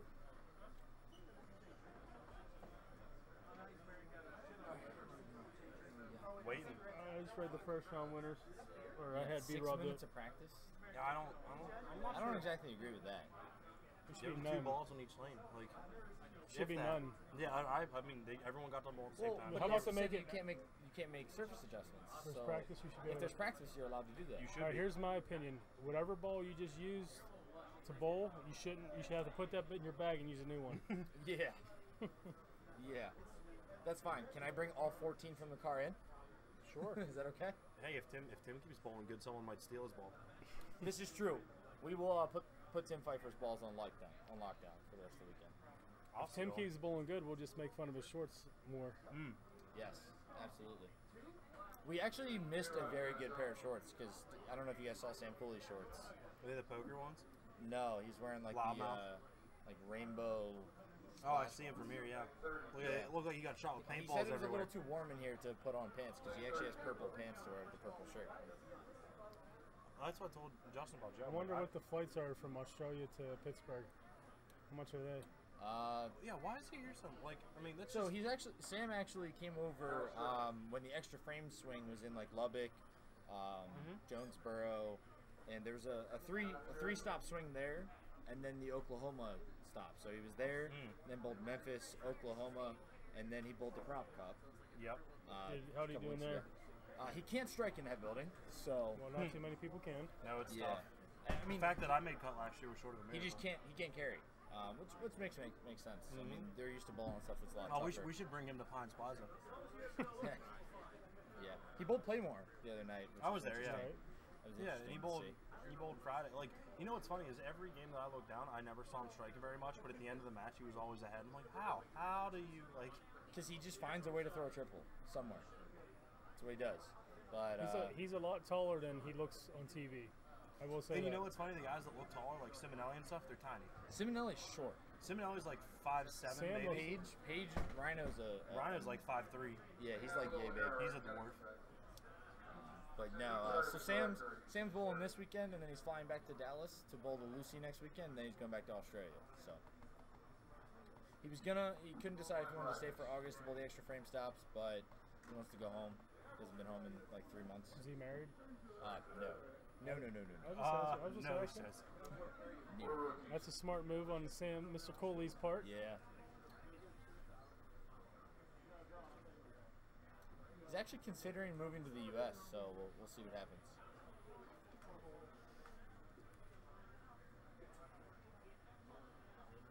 I do know, I don't know if you guys know who Shota Kawazoa is. Mm-mm. Sounds like a Japanese sword swinger. Yeah, it actually is. He is Japanese. Okay. So, he's actually very good. The Japan Cup, he's made like the Stepladder the last 3 years in a row. Oh, very cool. He's been flying back and forth between Japan and here. Does he know what really all of the straps extra on it? frame stuff. No.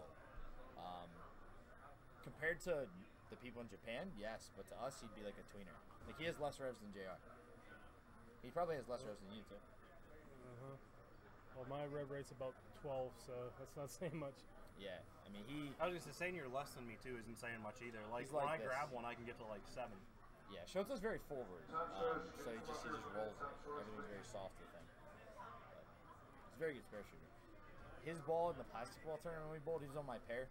I swear, it looked like he was throwing resin, and he was throwing ice.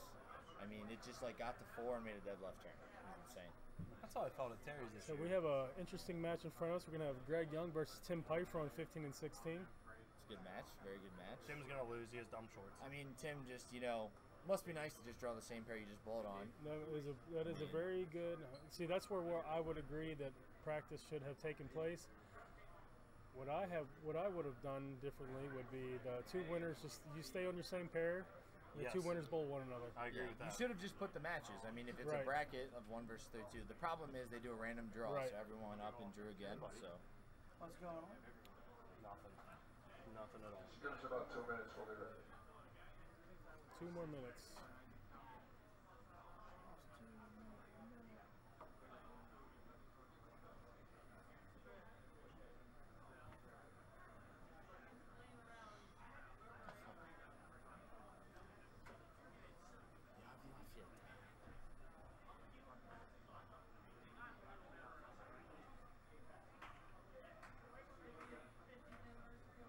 You see Tim clapping on camera for no apparent reason.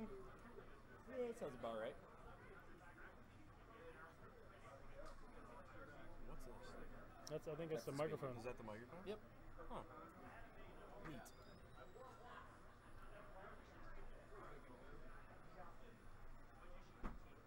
If I just exit out everything, you can be mad. I think only 14 people will be mad. Yeah. Right now, yeah. I think you'll be okay. Is it lagged that much? It must be. Wow. We're announcing the winners. Yeah, we're announcing the winners now, and they're not going to hear it for another 20 minutes. Oh, really? Yeah, they're in the 7th frame. So this isn't live. No, that's game 1. That's still game 1. Yeah, Look, Pfeiffer has the 6-pack. Yeah. There must be something going on there. Alright, let me see if I can find it real quick. I'll pull it up on my phone, see if it's any different. I was like, just go to the Facebook and see. That's ridiculous if that's the case. Because that's a half hour.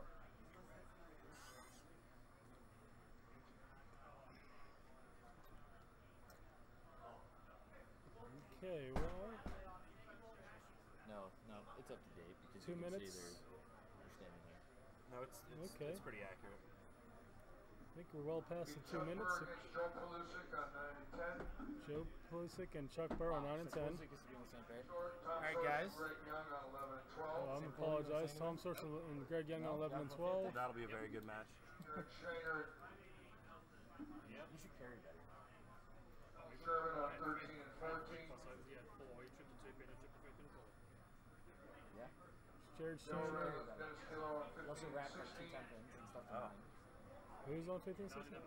Also Matt White and Brandon Novak on 17 and 18. That'll be a good match. Pfeiffer, Brian Robinson, 19 and 20. Brian That's a Robinson match and I Tim wish I could Pfeiffer on see. 19 and 20. Foy and Sam DeWitt, 21 and 2. I don't know what he said. Tim Foy and Oh, Sam Tim DeWitt. Foy and Sam DeWitt on 21 and 22. Oh. John Fury and Tyler Shaw on 23 and 24. You've got 6 minutes of practice. Start your practice the minute you get there. All right, here, let's bring Sam in. Yeah, go ahead. Sam, come here. Sam, come here. So we can at least. So we have Sam Cooley here. Just got done his match. Lost to John Fury. It was a good match. Did what? Right around 400.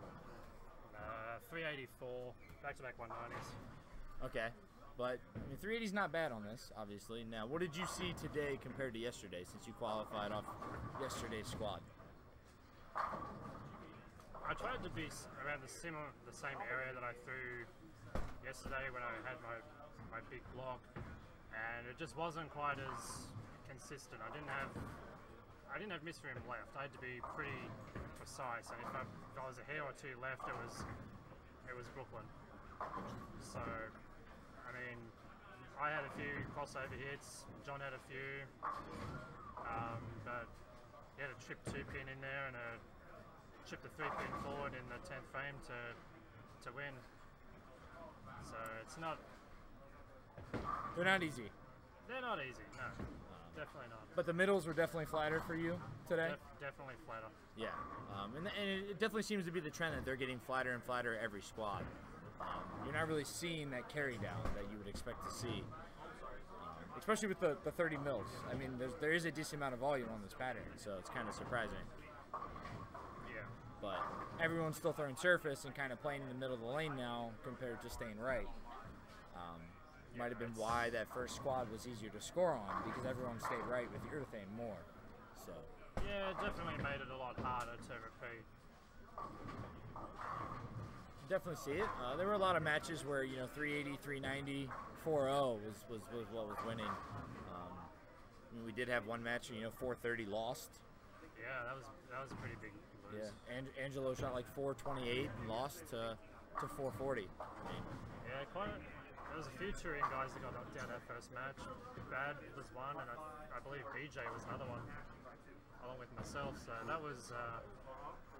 that's just the luck of the draw. You can shoot a really good block here, and someone just had something better. JR.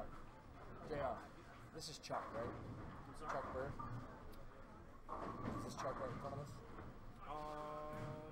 I don't know. That's not Chuck. Chuck is. No, Chuck is bowling Joe Paluzic this round. Okay. On 9 and 10. So who's this? Who's bowling Daryl? That's a great question. I'll go find out. All right. Trying to figure out what's going on. We got Brandon Novak versus Matt White on 17-18. We got Kyle Sherman versus Jared Shaner on 13 and 14. Greg Young versus Tom Source on 11-12. Joe Paluzic versus, let's see here. Joe Paluzic versus Chuck Burr on 9 and 10. Brian Robinson is bowling Tim Pfeiffer on 19 and 20. What do we got over there? Who's on 21 and 2? I think it's Tim Foy. Tim Foy and Sam Jewett on 21 and 22. And 23 and 24, John Fury and Tyler Shaw. John Fury and Tyler. So, got like a couple minutes left here in practice. Oh, hey, just so you guys know, he's printing out the new brackets. I don't know this guy's name. Yeah, I'm looking at our winners, and it must be someone that we don't have marked. It's someone I don't know, that's for sure.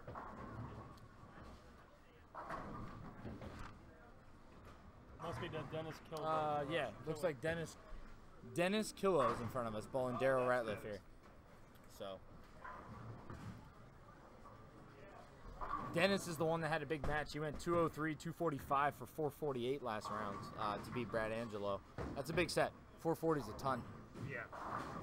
And if Brad has anybody else in that round, He makes it through. Yeah, he shoots 421. 421, just looking at the sheet here.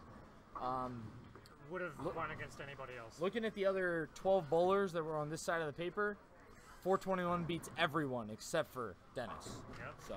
Just bad draw at the bad time.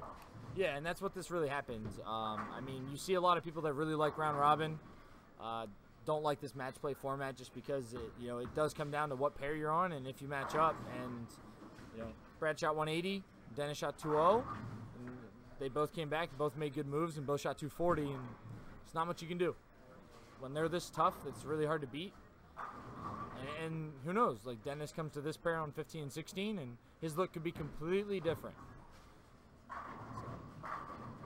Daryl looks like he's doing what he likes to do. He likes to be really forward and soft, so he just keeps the ball in front of him. He's very good when they're tough because his role is very forward. So, keeps the ball in play. Yeah, that's something else Kyle Sherman's very good at, too. He's over here on 13. He's finally made the move to resin. He was throwing urethane. And he's jumped left and he's swinging almost the whole lane. Yes, yeah. It looks like a lot of the guys did. I don't know how deep you were, but it definitely looks like a lot of the guys are getting left and getting softer, trying to go around the pattern a little bit more. Yeah. So. That's what it came down to in the second game. I ended up making quite a big move and just jumping in, throwing it to the spot we tried to create in practice, and felt a lot better game 2, and luck wasn't on my side. Yeah. Threw some good shots to get 9, and unfortunately when you're bowling on something this tough, there's a lot of times where you throw really good shots and get 9, and your bad shots get 7, and that's what kills you. So it's hard to put together triples. It's really hard. Or even their bad shots get strikes. Yeah, absolutely. You got to get in those zones where when you miss, you don't want to miss and go 3-6-10, because a 3-6-10 can easily be a big 4 compared to, you want to be where when you miss 2 left, you're going Brooklyn, because a chance to go Brooklyn and strike's a lot better than getting 6. So. It's tough. You don't see patterns like this anymore. It's very old school. You're looking at the lane front to back. Instead of trying to get your ball, like a lot of the patterns we bowl in nowadays have a lot of volume and they're a lot longer. You see that a lot with everything on tour. I know you bowl a lot with that, Sam. So you're focused more on what really seems to get your ball to hook in the first 15 feet. Yeah. Now you're bowling on something like this, and it's all about controlling that last 20 feet of the lane compared to really trying to get it to read from the front. So. What's a big difference for you from tour to this? Difference on tour to this would be on something that we bowled on here. It's very hard to have misroom left, so you're really trying to create misroom left with angle. Whereas on tour we can blend them out to what we want to see, and we'll have an arrow to hit, basically. Whereas this, where it's a lot flatter, the topography of the lanes doesn't let you play and outside. That seems like a big key in this center. Yeah. Absolutely. Like the topography here, especially, I mean, every lane is different. You have some left lanes that hook more, you have some right lanes that hook more, and pair to pair is extremely different. So pair to pair is really interesting and tough. It makes it when you put something this tough out even harder. I mean, and you're not just, I mean, you're going into every game with, you almost don't want to strike the first 2 frames, because sometimes if you do, you're tricking yourself because the pair's actually different. But also, if you can, when they're this tough, but you can still shoot a decent number and have a few big games in there, it's a lot more rewarding, opposed to shooting that same big number on something that's a little easier.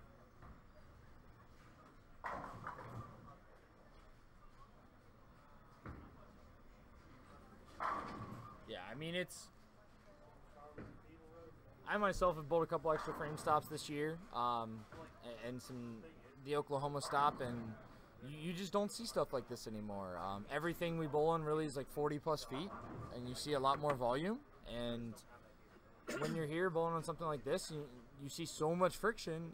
I mean, your first instincts, you want to go left and take advantage of it, but the problem is the farther left you go, the more your ball hooks. Yeah. So it's even harder. I mean, the closest thing we have on tour to pattern that plays like this here at Suburban would be Bear.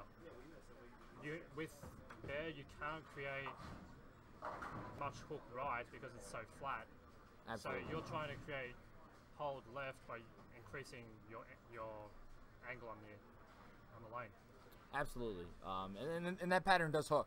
I mean, there is a decent amount of friction, but the thing about that pattern is that you can eventually, there's so much volume in the front is that they carry down.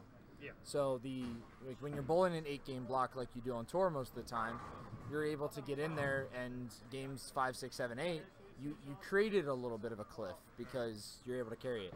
Whereas here, especially, it's very hard to do that, and only bowling a couple games, you can't create that cliff. No. So we're getting started here. So we got Daryl. Daryl went 8 spare in the first. We got Kyle stepping up. He opened in the first frame. You're going to see a lot of these guys just trying to be clean, just trying to stay clean and shoot 190 and grind out when they can. So Brian's got a pretty little 3 in the second. Yep. That's not the ball reaction you want. No, no. 3 off the right. To me, it looked like he was throwing a booyah earlier. Yeah, I had a chat with him before he went into this next match, and funnily enough, he's on the pair that I just came off. And I mentioned to him he should look at switching to reactive and taking advantage of the friction zone we created. And he wasn't too convinced that would work. So he said he was going to stick with his plan and stick with the urethane ball, but I mean, it definitely makes sense. I think that's the wrong move. Yeah, I definitely think it makes sense with what you just saw there. I mean, he missed right a little bit with urethane, and since you guys weren't out there kind of blowing a hole in it, like he was, there's no room for him. So we'll see. Matt White, phenomenal game there to end. He shoots 240 to win his match over Mark Clark, and now he came back and he's got 9 spare, 8 spare strike here on 17, 18. He's bowling Brandon Novak. Brandon Novak has the first 2. Nothing more fun than watching Novak swing from the back. Yep, and usually the tougher the conditions are, the more times he's up there. Yes, Novak he's a very good. And the funny thing about Novak is that when they're tough, he still finds a way to shoot 240. Yeah. I'm not sure how. Never understood that, but he's very good. Very good. We got Joe Paluzak versus Chuck Burr. Joe's got the first 2. He's stepping up here in the third. Greg Young and who's Greg bowling? Tom Source. They're about.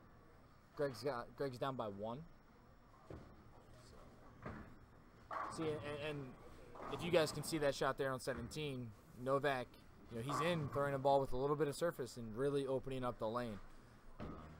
These guys are finding a way to get their ball to read from that 7 zone.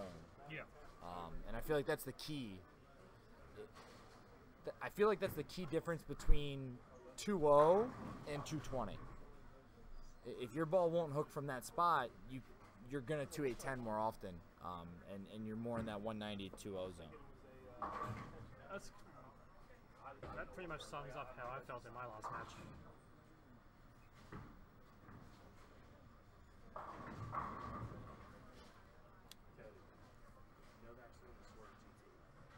Okay, so we just got in. Novak's throwing a Swerve GT. It's an asymmetrical hybrid. Older ball. It's been out for a little while, right? It came out last year. Okay. Last year, like it was Ooh, Daryl. Cave the big 4. Caves the big 4. What's Daryl throwing? Is Daryl throwing a Daredevil? I think it's a Daredevil. Okay, Daryl's throwing a Daredevil. Makes sense. Yeah, it's a Daredevil. Or Dennis is We got Jared Shaner. You can see him there on 13. He just came into your screen. He's throwing a virtual gravity. I know it's got a little bit. He's close to a full roller, so his. Is it a virtual gravity or a Sherlock? I think it's probably a Sherlock actually. Probably a Sherlock. I can't tell what Dennis is throwing. It actually looked like a Truth, but that's a Truth Pearl. Is it? Yeah. Okay, so Dennis is in front of throwing Truth Pearl. It's a 900 global ball. Actually, can you guys tell what Matt White's throwing? I have no clue what that is. I can't tell what that is. Yeah, I have no clue what that is. He throws a wide variety of stuff. I know he likes the vibes. I know he has a high road he likes. That looks like it's that might be a motive. That was the Venom stock. I think it might be an Octane. It could definitely be an Octane. I could see that. That ball would make that shape. Kyle Sherman struggling a little bit on this pair. He's got 56 in the fourth. He's down by about 20. Ooh, makes the 2-8 off the wall. We're taking a 10 out too. Yeah, Brandon Novak's got the front 4. Tim Pfeiffer's got 8 spare, double 9 spare. That matches. Tim's got count because of Brian's 3, but that match is relatively close.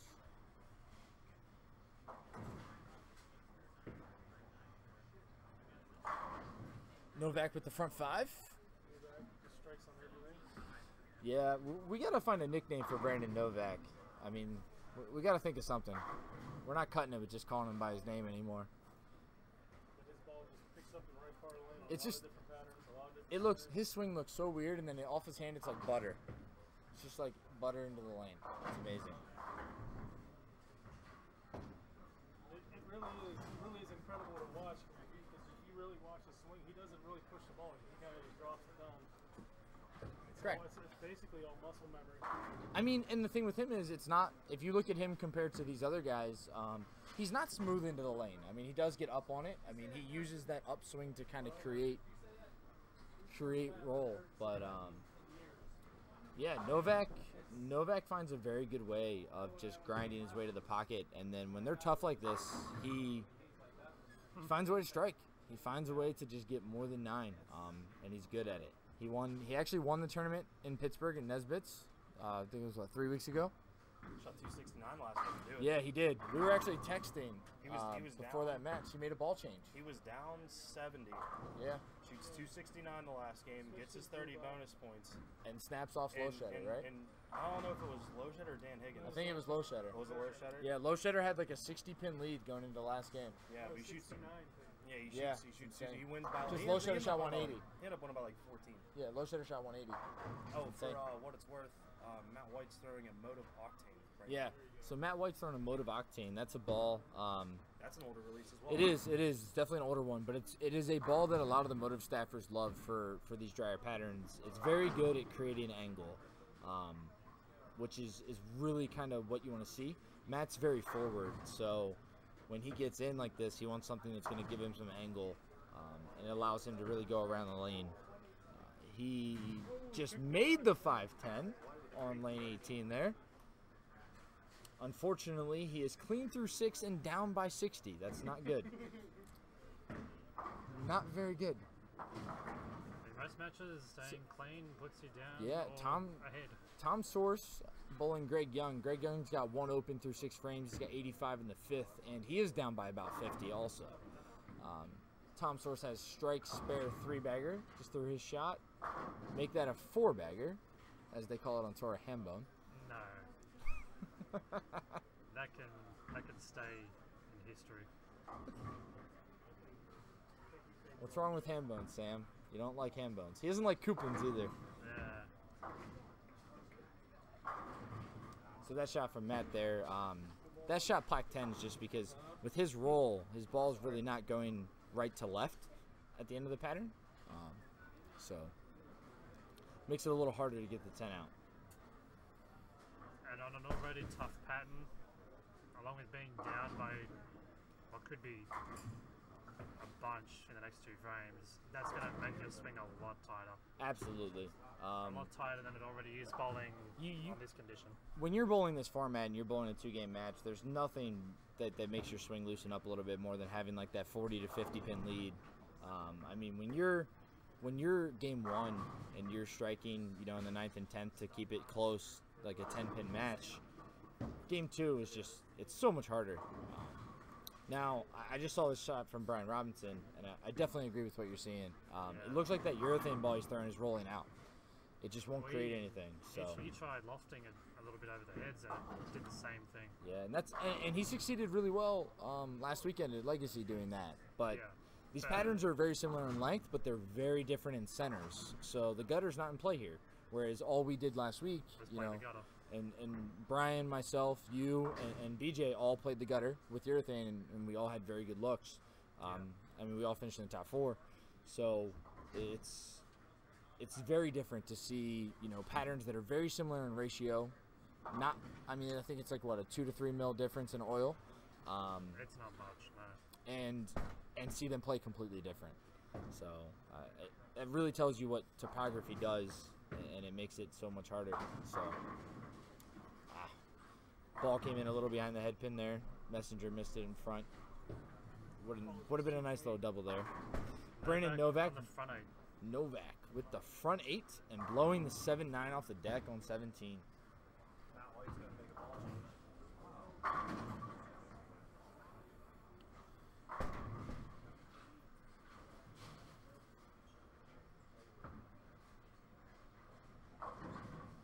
Greg Young struggling a lot here.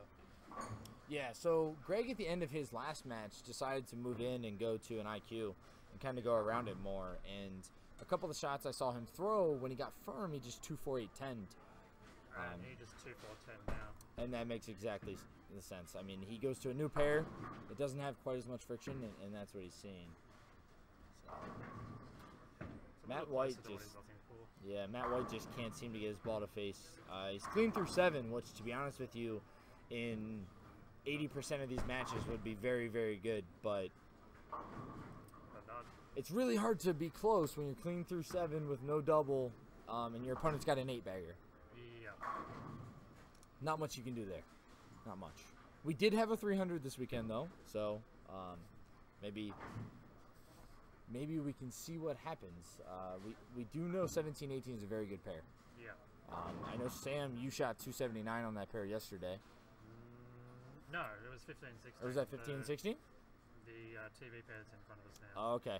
Yeah, 15 and 16 yesterday was, they were a little tighter, so you had a little bit of hold left, which made strikes a lot easier. Tim Pfeiffer just throwing the bucket into the 10-pin for a strike. Timmy can strike out for 246. He's got a strike up in the 7th. His opponent, Brian Robinson, can strike out for 231. He's got a spare in the 6th, up in the 7th now. Can you see the last match? How's that Foy match look? Foy's ahead. Foy can shoot for 247. Sam can shoot for 204. Okay, so Foy's got that one in hand, game 1. Yep. It looks like Paluzik and Chuck Burr. It looks like is ahead by a bunch. Yeah, so Chuck's got 80. Source is up by 70. Yeah, Source did open. He was on a 5-bagger. Yeah. Is that how you say his last name? Shao? Yeah, Shao, okay. He was bowling. He's bowling Fury? Okay. Brian's still throwing out urethane ball. So Brian's sticking with urethane. Did he go Brooklyn here for a 5-pin, or is that a pocket 5-pin? Okay, Brooklyn 5. See if Novak can get the front 9 here. Brooklyn. Oh, Novak with the front 9 gets the 4 out. Tyler Shaw can get to 178, and John Fury can get to 09. So Fury, during the last couple frames of game 1 here, Fury can get to 09. Tyler Shaw can get to 170. So Fury's got that match kind of up there. Oh. We have a gift here for Sam. So, and Brian Robinson misses the 5-pin. I had my finger up, I swear. Oh, Novak slicked that wide. Ah, Novak on the front 9. Misses right and goes 2-4-8. Unfortunately, we will not have 300. I don't think that's going to... He right now. Think that's really going to affect him too badly. No, his swing right now probably feels really good. He's not squeezing it at any point. Not that he ever really squeezes it anyway. This is true. This is very true. I mean, he can't squeeze it. He wouldn't get out of it. So Brian Robinson still throwing that urethane ball. See, and that's a really good shot. That's a really good shot, and it plaque tens. He's just in the wrong ball. He needs to jump left. He needs to be left of where Now, Pfeiffer is. you're a fellow 900 global staffer. I mean, what would you tell him to go to here? I mean, if he's going to make a jump to resin, really, what would he change to? He needs to either go to something a little bit cleaner, just zone in, or go to something that's a little bit stronger and just inch it in just a little bit. Something that's going to roll early and just stop at the back. It's an awesome game. Novak with 277.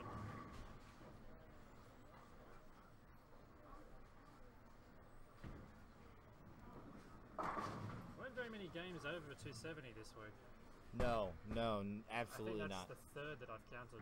Correct. We have Angelo with 300. I think you had 279 and then at 277. So, depending on what Matt White does here, Novak could have a possible 100-pin lead.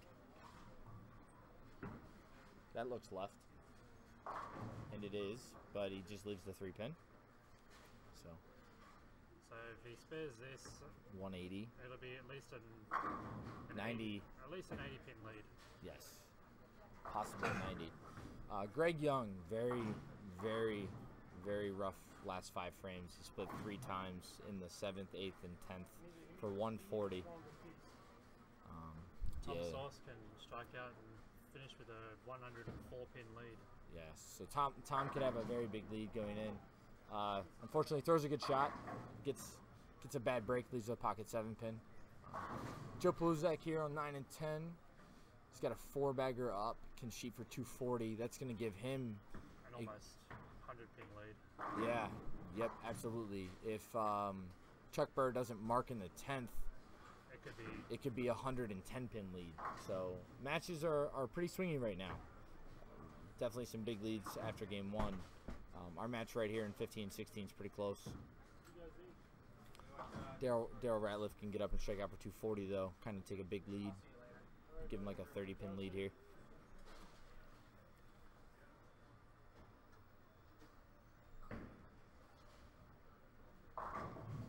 Ryan, I think still through urethane. So still throwing urethane there. Finally gets a good break. Looked like he went high a little bit. Cave the 6-9-10.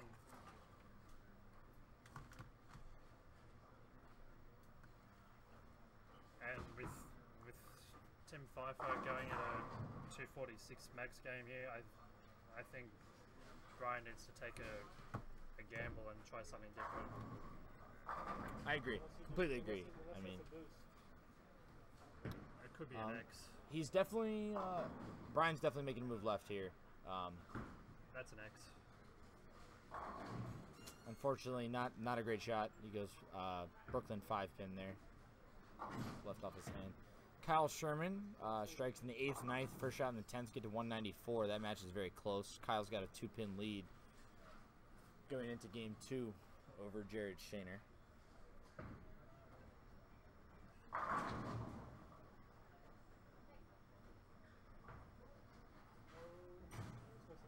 Brian just missed another 5-pin.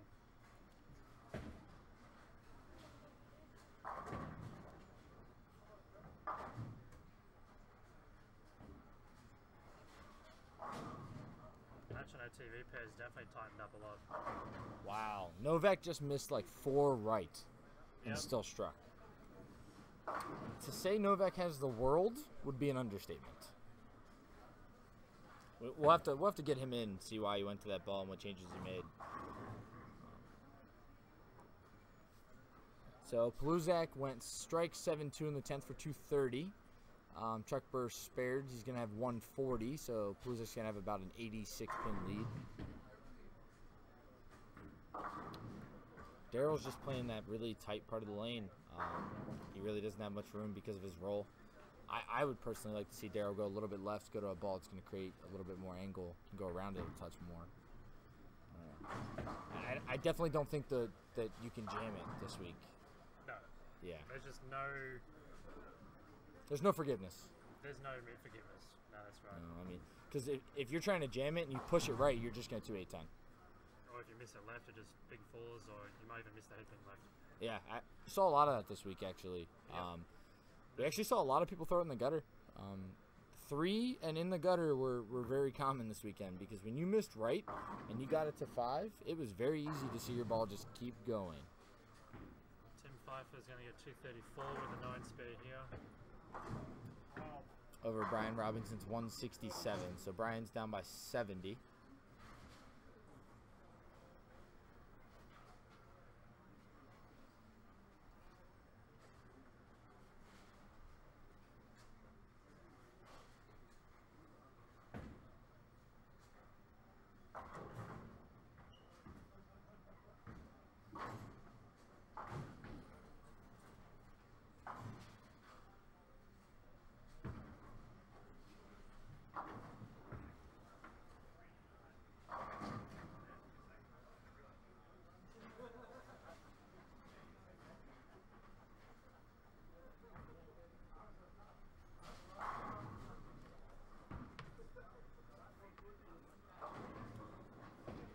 Yeah, that ball is just not. It's not making the same motion it was on the other pair. This pair is definitely a little tighter down lane for Matt. See, and that's a good ball change. I think that's a ball change to a code red, and that code red is going to give him more overall shape, and I think that's really what he needed.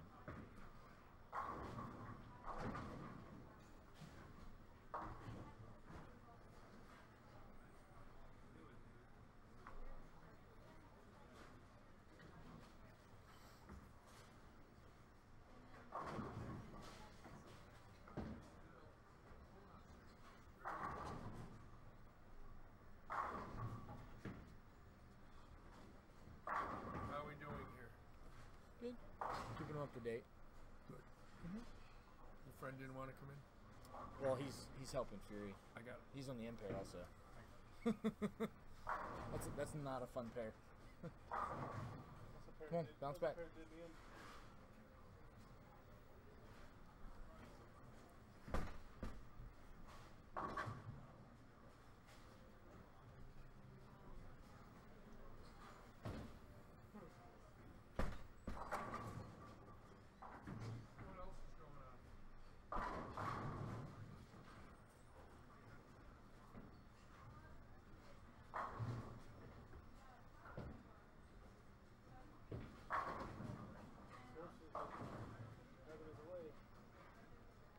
Tom Source have the front 3 here? Yeah, Tom Source is really pulling away. I mean, he's got at least a 60-pin lead now. He's going to possibly, 80-pin lead. And he's going to extend it here for another strike. Extend it to over 100 with the strike here. Novak with his first open of the match. Goes 5-2. I don't think it's going to hurt him that much. No, because he did start with a double too.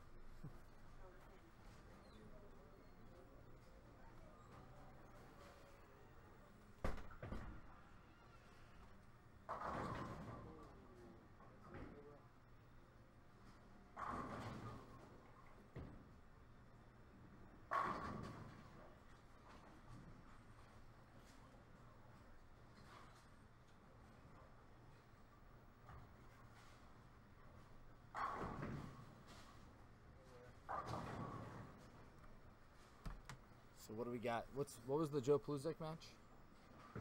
Joe's got like a 100-pin lead, correct? See, but that's that spot. You get firm, it's so easy to 210. Daryl's shot there definitely shows it. Looks like Brian's moved in more. Brian has definitely moved in. Still can't seem to get his ball to the right side of the head pin. He went crossover 6-pin. Cal Sherman went in. That ball just read early. Yeah, absolutely. That pair is not looking very good.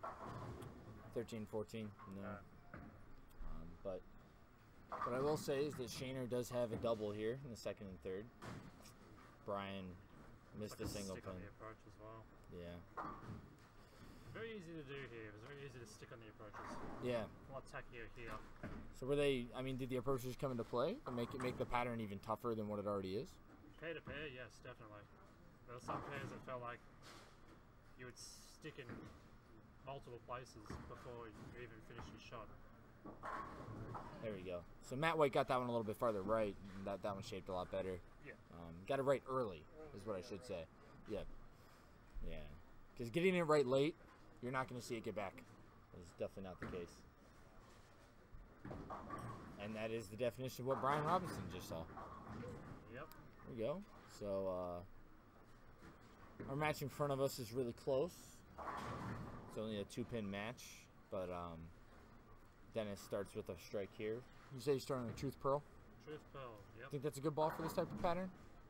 Or do you think it's just because he's he's obviously firm and able to stay right? I mean, He's easily the furthest right of any other person that's bowling right now. And that could be that pair that's allowing him to do that as well.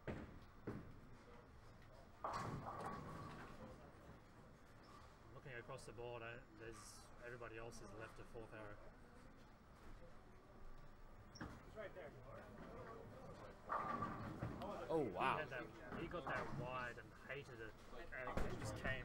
That ball just roared off of 4. Just roared off of 4 and threw a messenger into the 10. That looked like Oscar threw it.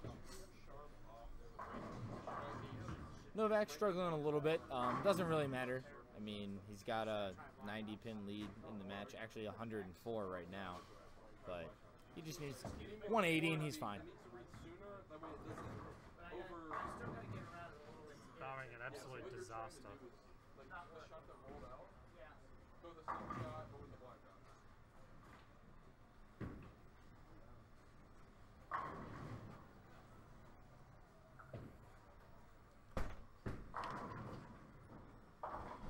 Makes the 3, 6, 9, 10.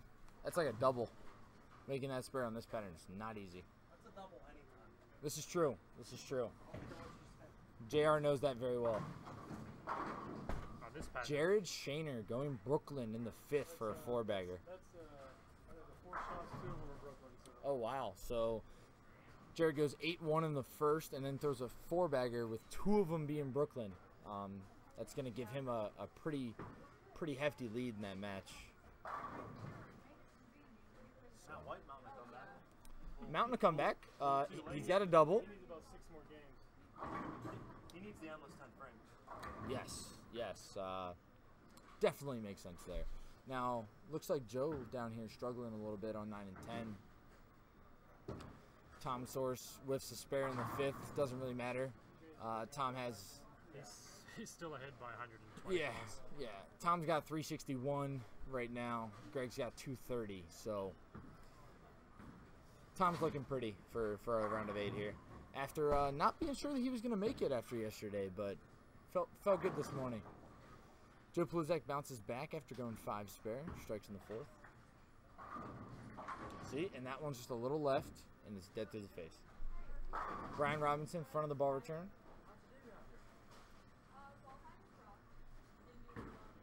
Looks like it's better. Nope. Hated it. Nope. Just left. It's a lock. Darryl Ratliff just went to a lock. Ball rolled out at 40 feet.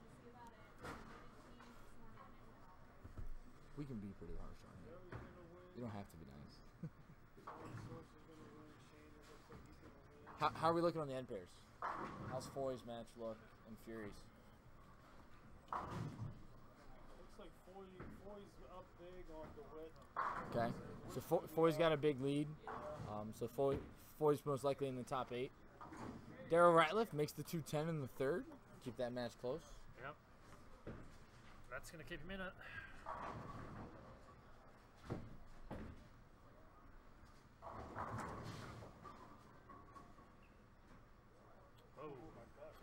Jared with the bulk. That's extremely hard to do with 2 hands. Yeah, that was very impressive. Brian finally got one right, and he 2-4-8-10. Or 2-4-8s. Fury's up like 30 on Shao. Novak with the Greek Church.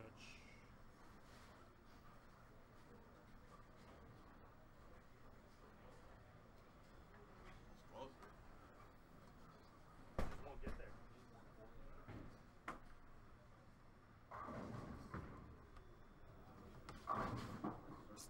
Got up. That was firm. Just got firm in the 6th. Probably scared about going Brooklyn, but Novak with an open in the 7th. Still about a 90-pin lead in his match, so doesn't matter too much. What about the Fury match? Is the Fury match close? 30. Fury is? Okay. Fury's got like a 30-pin lead. I think you need more core than the black guys. What else do you have?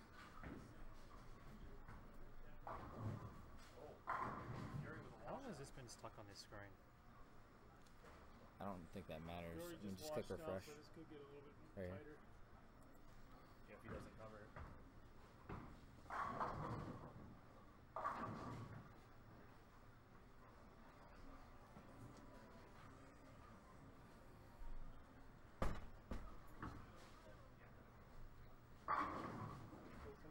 Four in a row. Blue 6 source.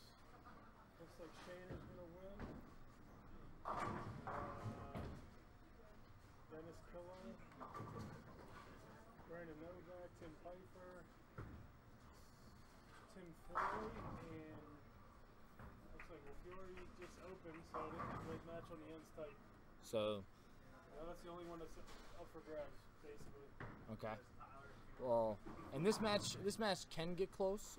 Jared Shaner's kind of got a big lead, but he did just leave the bucket here. So if he opens here, he kind of lets Sherman back in it. But Dennis starting off hot here, right here in front of us on 15-16 with the front 4. Yeah, Kyle's got to figure it out.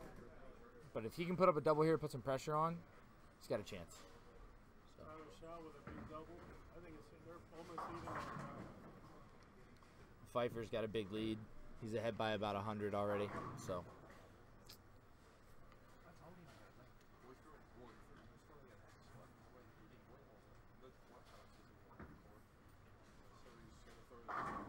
Sherman makes a good move and stones a 9-pin. He wanted to throw 3 dots. That's gonna be way too slow. That's what he wants. Yeah, but not nuts. Why does he have like a drift? I should just try to Drift is way too clean. Really? I don't think it's awful though. Because the meant to throw Dream Big was actually using an angle. Daryl steps up, gets a double in the 4th and 5th. Helps keep him in it a little bit. Tyler was down 19 going into this game, and if they both struck out, Tyler only wins by 10. He just 8 counted it and spared, and now Fury's up in the 9th. So the Fury Tyler match is very close. He was up, like I said, Fury was up 19. Tyler's down a couple right now, but with another open. Now this is a big frame here for Dennis. With Daryl on a double, if he doesn't make this 310, it's going to let Daryl right back in it. It'll make it about a 10 to 15 pin match. So.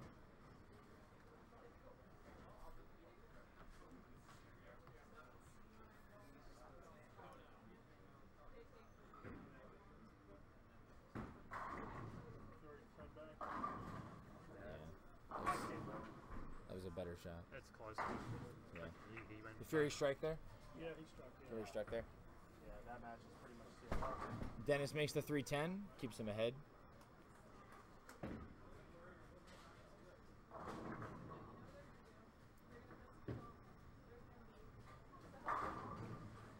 Novak just filling frames here, filling frames. He's already got 418. Just shake that off. Yeah. 418 in the 9th frame of the 2nd game. It's pretty good, pretty good. Looks like Tom Source is going to win pretty easy here over Greg Young. Pluzak's already won. Pluzak has already won his match, so Joey Pants is going to be in top 8. So right now, We've got Tom Source is 100% in. Brandon Novak is 100% in. Did Foy win? Foy's match? Oh, yeah. Tim won last. Tim Foy won. Yeah, so Tim Foy. So we have 3. You're shooting 260? Yeah, he went. Oh, wow. Open. 8 miss. Next 4. Wow. So we have three names already for your top 8 here. Oh, wow. Daryl threw one great and stuffed a 7 on 16. Fury just doubled in 10, basically shut him out. So Okay, looks like Fury's in. So we got Fury, Tim Foy, Brandon Novak, Tom Source are 100%. Chuck Burr just opened, so that looks like Paluzek's good for that match. He's got about a 100-pin lead. Our 2 matches that are relatively close here are Kyle Sherman versus Jared Shaner and Daryl Ratliff versus Dennis. So Pfeiffer opens in the 7th, but he's got a 100-pin lead over Robinson. So Pfeiffer's going to be in your top 8 also. I think Shaner has to do Yep. I think he's in now. Yep. Shaner marks. Actually, he doesn't even need the mark. I think he's in.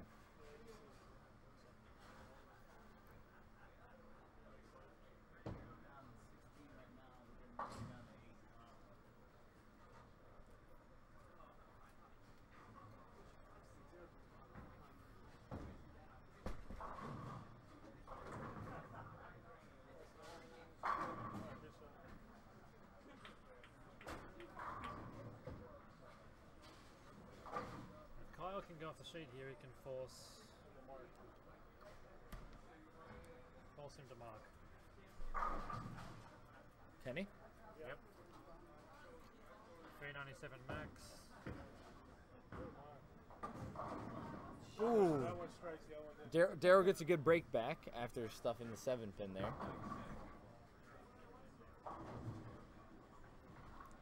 So if Kyle strikes out, he shoots 193. Gets him to 397.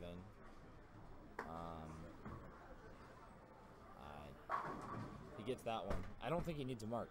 He does. No. He's at 374 already. He's a mark. Kyle's up 2 pins. So if he goes 193, it puts it on puts him at 397. Yeah, 397, yeah. Makes a mark. Okay. Because it was 204 to 202? Yeah.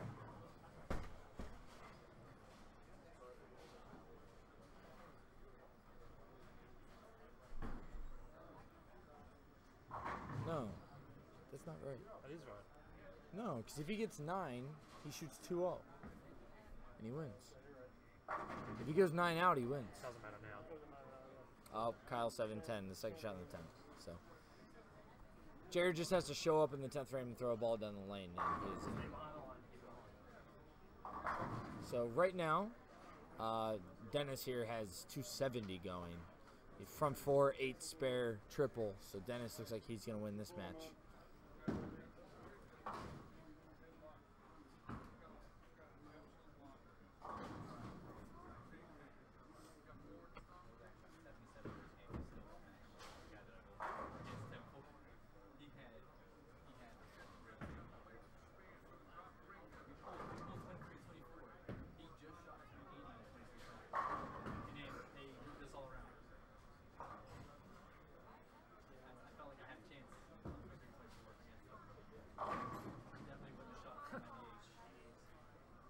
Another 7-10 on 13 and 14.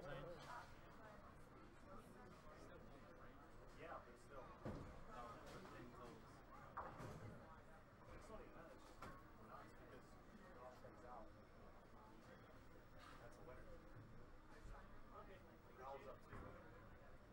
Ah, okay. So if Kyle struck out, then he would have still needed to force his opponent to mark, and he's up to 7-10. No, because he would have only shot 193.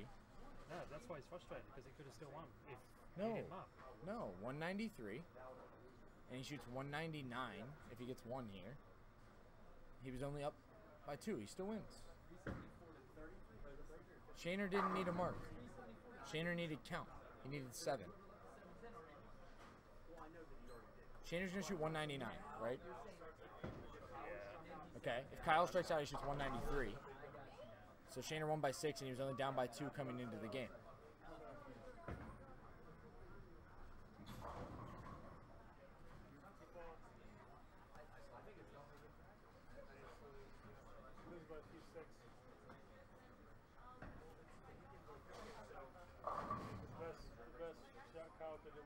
So Dennis needs a mark here. Dennis marks here and marks in the 10th. He will win his match.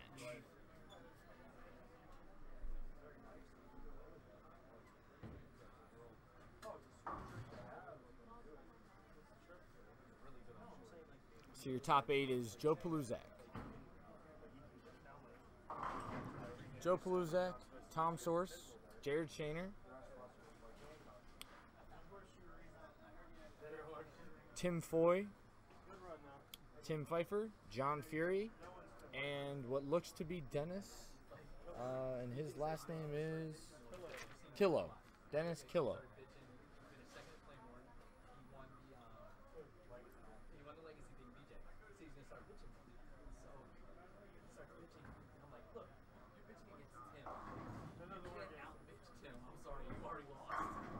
Dennis gets the first on attempt to win. So that's your top 8. That is your top 8. Very good. I mean, 450 is a lot. 450 is really good. I mean, Novak shot 456, and I don't think he tried very hard this second game. Tom Source had 429. Jared Shaner had 390 to win. Dennis is going to be, this will put him in the 450s. So that put him in 460. Nope, 450. So that puts him at 450. Tim Pfeiffer had 416. You see what Foy had?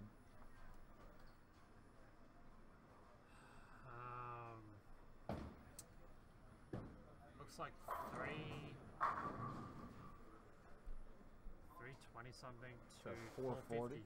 450. Okay, so Tim had 450. Very great game here by Dennis. 250 is a lot. That's a tough way to go for Daryl. I mean, Daryl's going to shoot 430 and lose, and that's really rough. Yep. Against any other match, he moves on.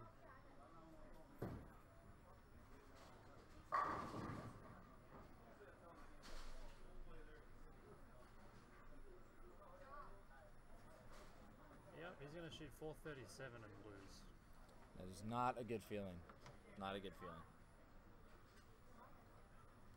437 and lose. Take it easy. All right, take Good it easy. ball, 435 total. Yep, so 458 to 435. That was by far your highest scoring match.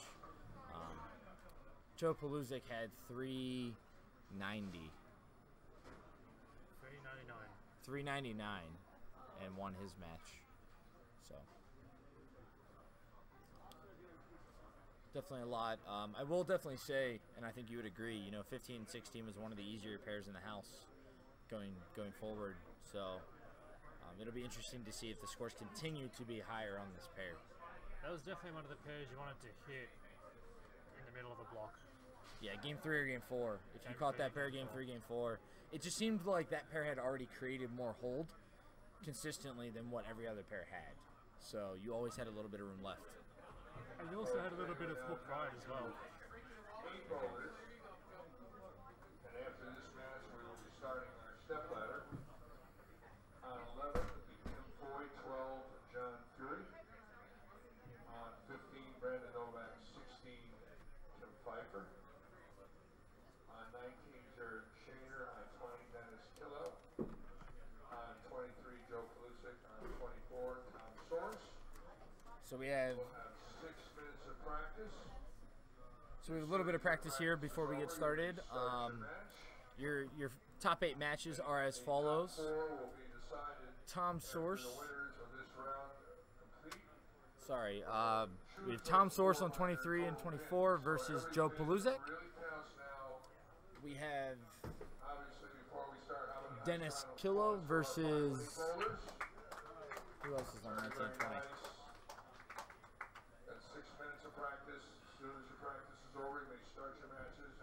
Dennis Killo versus Jared Shaner on 19 and 20. We have Tim Pfeiffer versus what I believe is Brandon Novak on 15 and 16 right here. This should be a good match.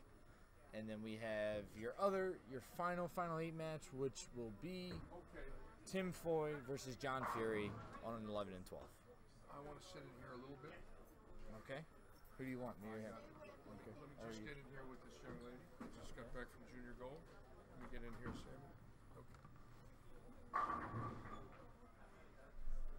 Okay, obviously, this is Larry again. Obviously, we're down to 8 bowlers now in a very grueling condition all day. And 15 and 16 will also be where we have our step ladder. These bowlers are now bowling for the step ladder.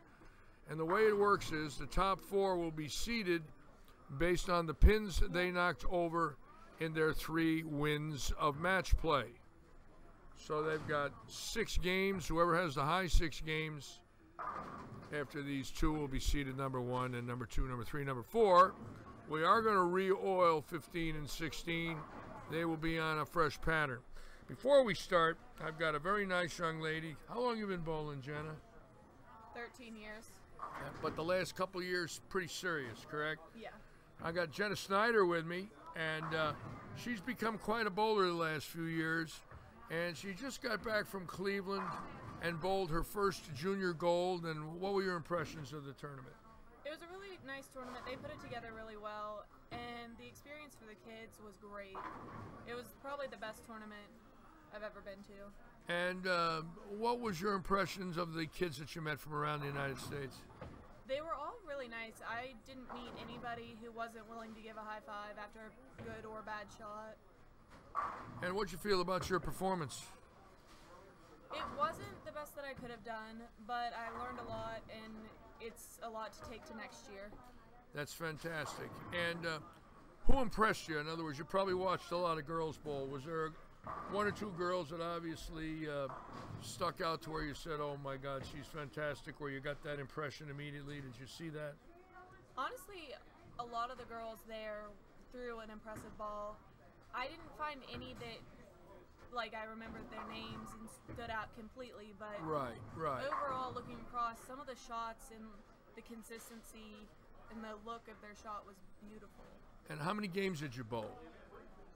For the qualifier, we bowled 4 games, Monday, Tuesday, Wednesday, and Thursday.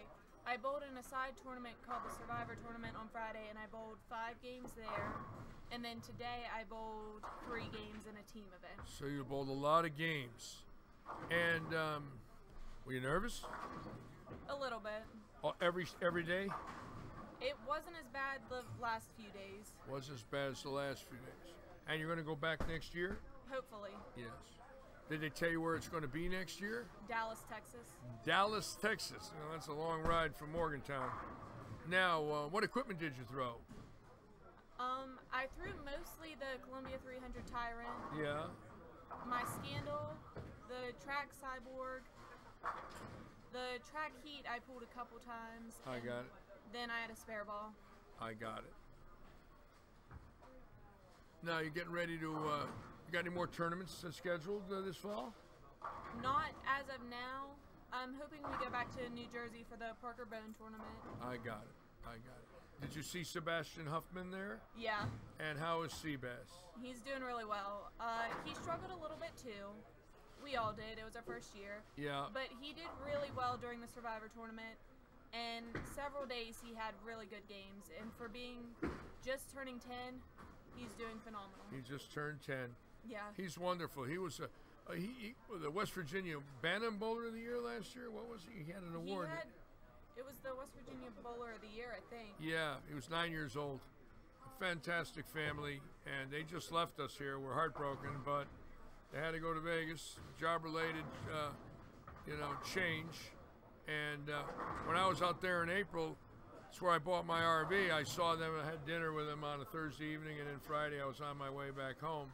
But we went over to the South Point, watched a little bowling at the USBC, and I was kind of hoping to see them here, that maybe they'd come back here for a few days. But their plane flew out tonight. Their plane flew out tonight. I got it.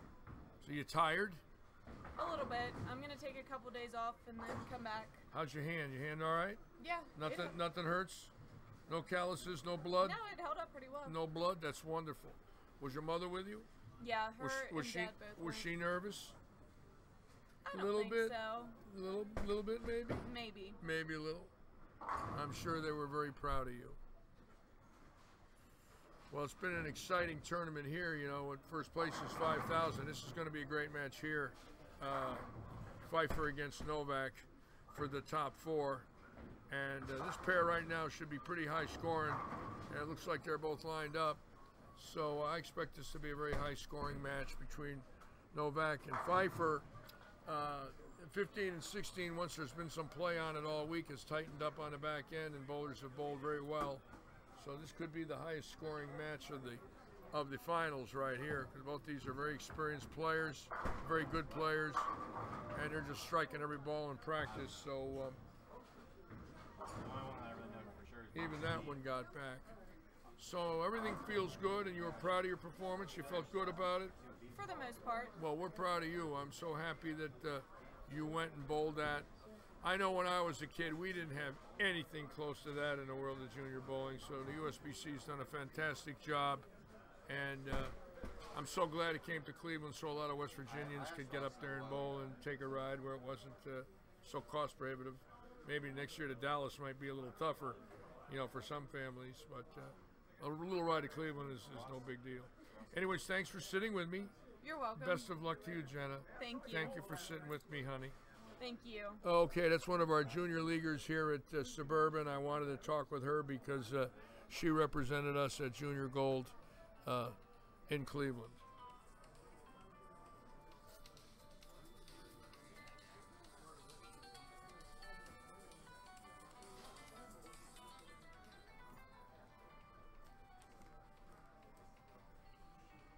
Okay, we're now ready to start our matches, and Novak is starting on the left lane, and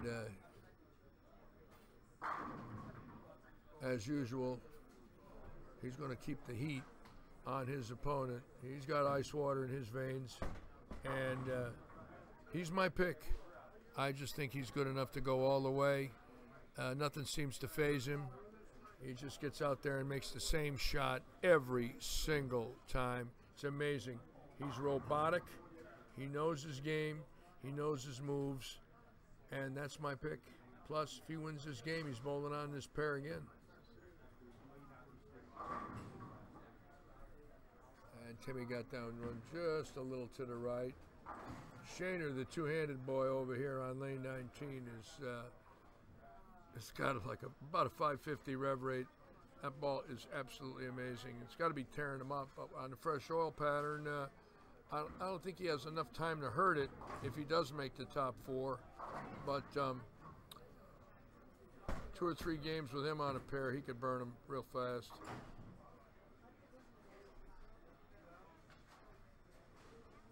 It's a big game here for Tim Foy, too. I really feel that him and Novak are definitely favorites for the top 4, and I don't know their total pins, but I'll try and get them.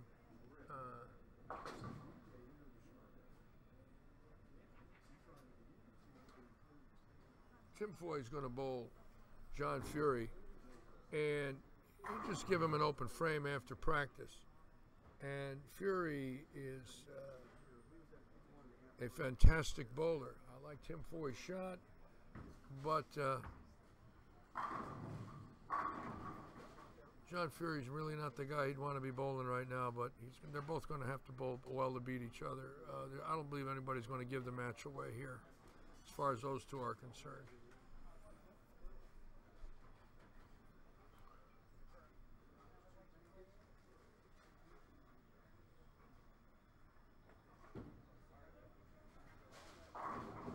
Oh, my God. Can you imagine somebody as good as Novak just pinching it on the right lane there? And actually, he was striking on that lane in practice. And if you're bowling against him and you watch that, that's got to be enough to make your blood boil. You don't want to get beat with Brooklyns, but on a shot like this, I've seen a lot of off hits go that were a lot of 2 pins forward and a lot of trip sixes today for right-handers. You cut it off, it's just going to go, it's going to duck hook left on you.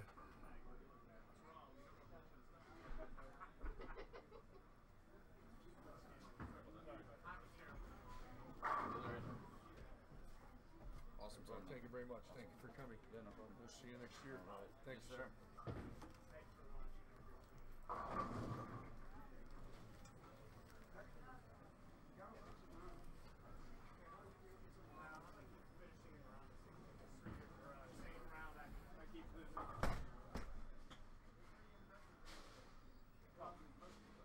Larry.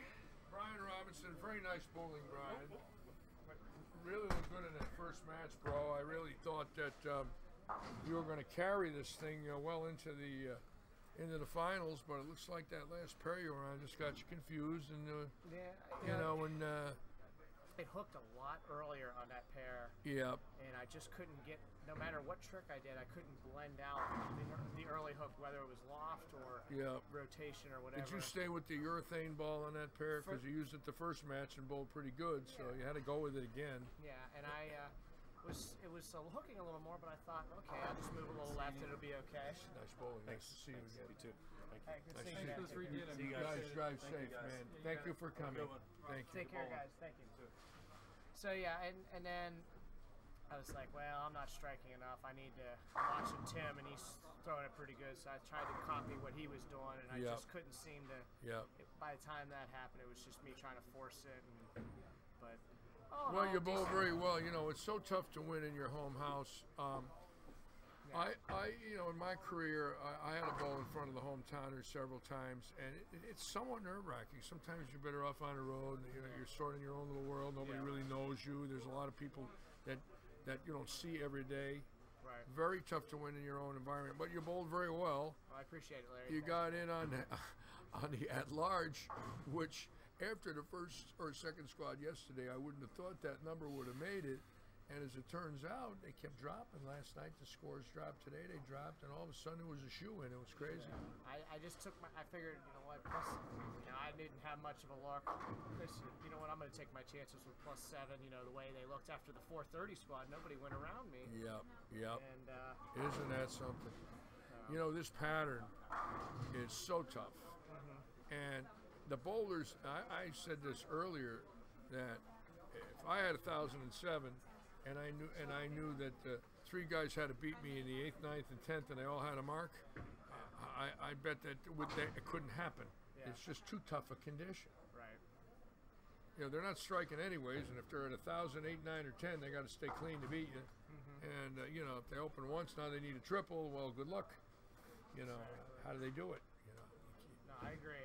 It's it is tough, but I just tried to put it out of my mind. I didn't try to think about the hometown and everything. I just wanted to bowl good. I knew it's just what it is. You're not going to win all of them, and maybe next year, Larry. Now, what do you think about this boy Novak? Has he got ice water in him, or what? Is that ice water? I think it's something like, it has to be something like that. I mean, my goodness, it just seems like his ball hits like a truck. He doesn't think. That's the greatest part about his game. He doesn't think. He just goes up there and throws it. I think that's the impression, because he's so nonchalant, and he might tell you that, but my philosophy is he can't be thinking about nothing. He's got to be thinking about something, because when you see him move or make a ball change, well, obviously he's thinking, right? Right, correct. But I think what he thinks about is a lot simpler than a lot of people. I don't think he overthinks, number one. I think he's looking for a feel. He's looking for a rotation and a reaction, which all bowlers do. That's pretty normal, right? I think he's looking to find what I would call a comfortable part of the lane to play. Yes. In other words, I don't see him pointing to one board, and if that was the condition, I don't think he can. I think 2 things. I think I agree with you what you said about how he just stays within himself. He doesn't try to overthink it. It's like, okay, it's either be a ball change or a move. Right. And I think the other thing is he doesn't try to get out of his A game. You know, I think he tries to stick with his A game as long as possible. I think a lot of guys try to do more than what you could. Yeah, and I'm going to tell you how right you are. When we were kids, Roy Buckley threw the ball so straight. And take care, honey. Nice to see you. Roy Buckley threw the ball so straight. Now, when the Crankers started to dominate in the late 70s, there was Buckley just trying to fall back the third hour every week. Right? And his philosophy was, when I would talk to him, if he'd go into a slump, I ain't changing nothing.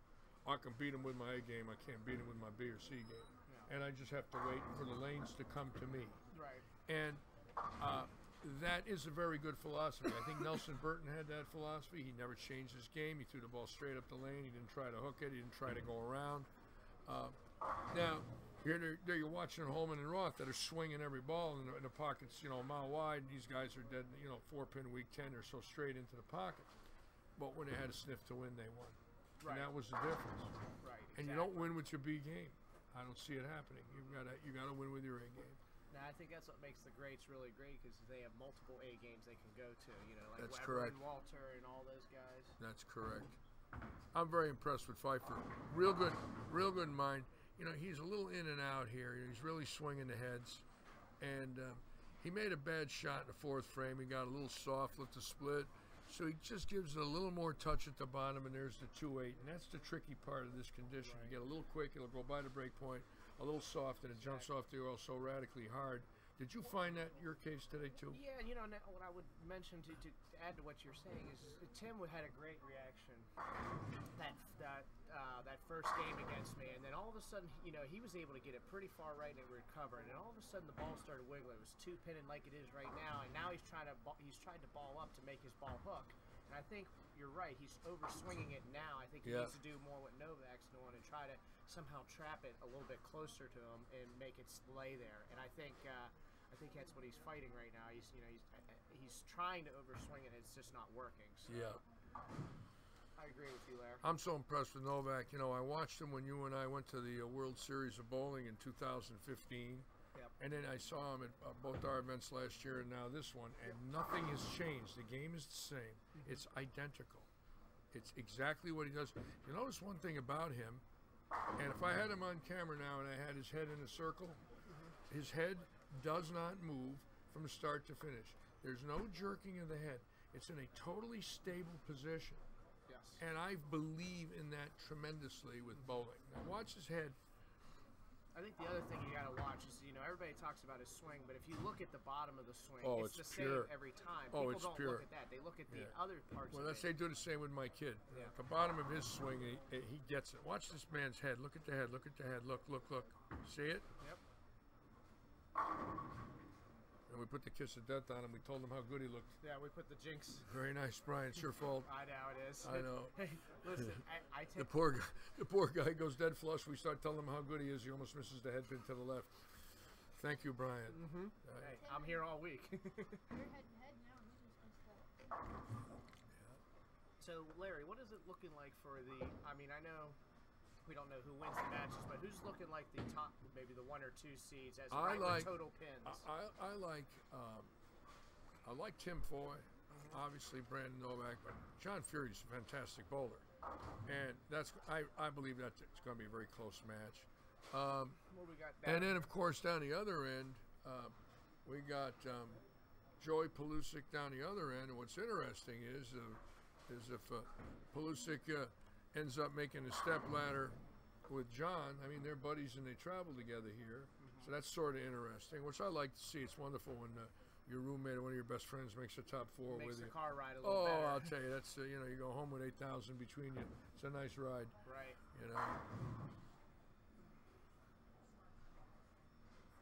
I agree. See, that one he tightened up. He switched balls. Yeah, ball change. I don't know what he went to, but it was a lot cleaner, a lot more controllable. Yep. I like that move. Yes, it was cleaner. Well, I'll tell you what? If he can, Novak's kind of. If Novak doesn't strike out here, he can get right back in it in this match. Oh, I know. There's no fear in him. This boy bowls every weekend somewhere. He had a great ABC too, didn't he? I don't know. Pfeiffer, I think Pfeiffer did very well in the ABC. I think he had some good scores. Yeah, I don't know what the numbers were, but I believe. Or the you're USBC, correct. excuse me. I believe you are correct that he had some good numbers. Yeah. This is an important shot here. He's going to get the strike. Oh, that's not good. Yeah, it checked up. See it? It checked up. Hit weak. That was a code red he went to there. Went to the code red. Just he got it a little right, and it just kind of just DOA'd when it got to the pocket. Tim Foy throws a train. Brunswick staffer, you know, obviously it looks like he got a very good chance for the top 4. And with the help that Brunswick gave us these last 3 years, or 3 tournaments in the last 2 years, he just got signed as a national staffer too with Brunswick. I don't know if you know that. I did not know. I figured he's good enough to be. Oh yeah. And he's a wonderful person. He strikes a lot in this building. I mean, he was second out of all the qualifying the first year when I led it. Yes, and, yes. He struck a lot. Yes.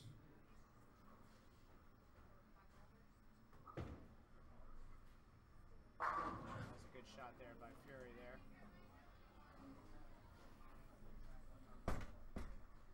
Fury, he's fearless. You know, that looks like a good shot. I think for my my. Oh boy, here we go. My son's 28th or 29th NEBA, he beat Fury. And I met him, and he said so many wonderful things to me about my son. And I said to him, I was pulling for you. And he looked at me kind of funny. And I said, Michael told me what a wonderful person you are, what a great bowler you are. And he was so nice. Come in here and sit down with me there. My brother David's here. David Bate, my dear friend for 40 years, who worked with me on the Pro Bowlers Tour, and who owns a couple of stores in Providence area, one in Woonsocket, like I had said earlier today, and when he was in front of us, and Lang's Bowlerama. So now, I'm going to ask you some questions. How many years have you been in the pro shop business? I have been in the pro shop business since I bought my first drill press from you. From me? 1976, and it was the old mill press. The Haitani? No. No, a mill press. The mill hole press. A mill hole in the press. locker room for the PBA. And you bought it from me. And I used to drill bowling balls in my attic. Now, what was it like working for your friend Larry? It was the most inspiring trip in the history of mankind. And how many times were you with me on the road when we broke down? How many breakdowns were you with Larry? No, the question is, how many breakdowns didn't we have? Now, were you on the famous trip between Oakland and Dallas where I had 36 blowouts? Yes, I was, and I was also on the trip where the trailer was passing us on the right side. On the right side. Now, were you on the trip where the RV caught on fire and the tranny blew and the RV had to get towed to Bakersfield? Yes, that was a wonderful, wonderful town, Bakersfield, California. Yes, wonderful town. Now, let me think about some of the wonderful times we had together. We won't talk about the bar room in Sarasota. We will not get into that one. Now, you worked for me in the 90s. I used to fly you in, and you would work the national championship. And what were some of the tournaments you worked for me after you had left full-time and I would fly you in? Where did you go? That's when the senior tour started. Yes, okay. And I worked with Ray DeSanto. Yes. From Rochester. Yes. And Art McGee. Art McGee. For a while. Yes. And basically it was mostly the senior tour stops and the nationals. Look at Tim Foy putting a pounding on Fury. You could tell he wants to win. You could just see it in his face. I believe he thinks this is his tournament. I believe he does since the first squad. He bowled on the side of me the first squad, and he bowled tremendous. Yep, he's great. A lot of talent out here. A lot of talent. Now tell me, in the last game of the last set, you need a strike to make the finals, and you threw it pretty good? I had a 9 spare, 8 spare, 6 spare, and then I had a 5-bagger. And if I get the 6th one, I could probably coast into the top 6, but you never coast in a tournament like this. No. So I tugged a little, and it cost me. I left the 7th spare Then I got the next one, and then I need the second hit in the 10th, and I didn't get the second hit in the 10th, and I fell short 10 pins. When I was talking about you earlier, I had said how we went to the World Series to Yankee Stadium. Was that 77 the year before Jackson got with the or Jackson was winning? Was that the year he had 3 home runs off of 3 pitches? Yes. It was. The three home runs at Dodger Stadium. No, it was at Yankee Stadium. But we didn't go to that game. No, we didn't go to that We game. went to the game that they won like 11 to something, and Jim somebody pitched. Who was the kid that pitched for the Yankees 40 years ago? Beatty. Jim Beatty pitched. Jim Beatty pitched. And that's the year that the Dodgers beat us the first 2, and then we beat them 4 straight. And then in '81, it went the other way when we were at Roll Scott. I was talking about that today. We were in Lansing, and the Yankees were up 2-0 and lost 4 straight. They win today? Yeah, they had 1-0 in the first inning. Gardner hit a home run. What do you think of the Red Sox, Dave? My hometown non-favorite team. The Red Flop. Did you ever meet Mookie? Mookie Betts I met. Yeah, I like him. For about 5 minutes. I like Mookie's him. a great hitter. He's a great one. He can square the ball up. Yeah, he is a great baseball hitter. umpire that I am. I see a lot of talent coming up from high schools and junior colleges and things like that. Yeah. And I got to tell you one thing. This kid Betts can square up a ball with the best of them. He can. Yes, he can. Plus, he's a bowler and he owns a bowling center. That's what, just think if he was a Yankee, how much we'd love him. Oh, I'd love him dearly. I think they're going to go after him, when he becomes a free agent. I really do. They know what it'll do to the Red Sox if they sign him. Oh, yeah. They know they're going to try and get him. Just put it this way, Betts is going to get a lot of money. Oh, he's going. Is he 500,000 again this year too? Yeah, he's a major league minimum. Major league minimum. Imagine getting him for the minimum. How can that be possible? Well, the Yankees got some good kids too. Yeah. Is Judge the minimum? Judge is the minimum. Don't tell me they're giving him 500,000. Probably making 700. Oh which my is God. chump change. What do you think he's going to get after the minimum? 20 million? Oh, easy. Really? After what they gave the Carlo or whatever guy from Miami. Oh, Stanton. Yeah, Stanton. Yeah. I think he's 27 million. Yeah. Oh, 23. Yeah. Well, but Fury struck out, and then Tim Foy got the first one in the 10th. So it looks like he could go 69-19. He's 50 up going into the second game if he gets his strike on 11 and 12. And Novak is up 20, starting his first frame here, 214 to 194. So that's a much closer match. And Foy's going to go 58. So he's going to be up 38 pins. And Joey Pants is winning his match. Joey Pants Pulisic is winning his match. Who's he bowling?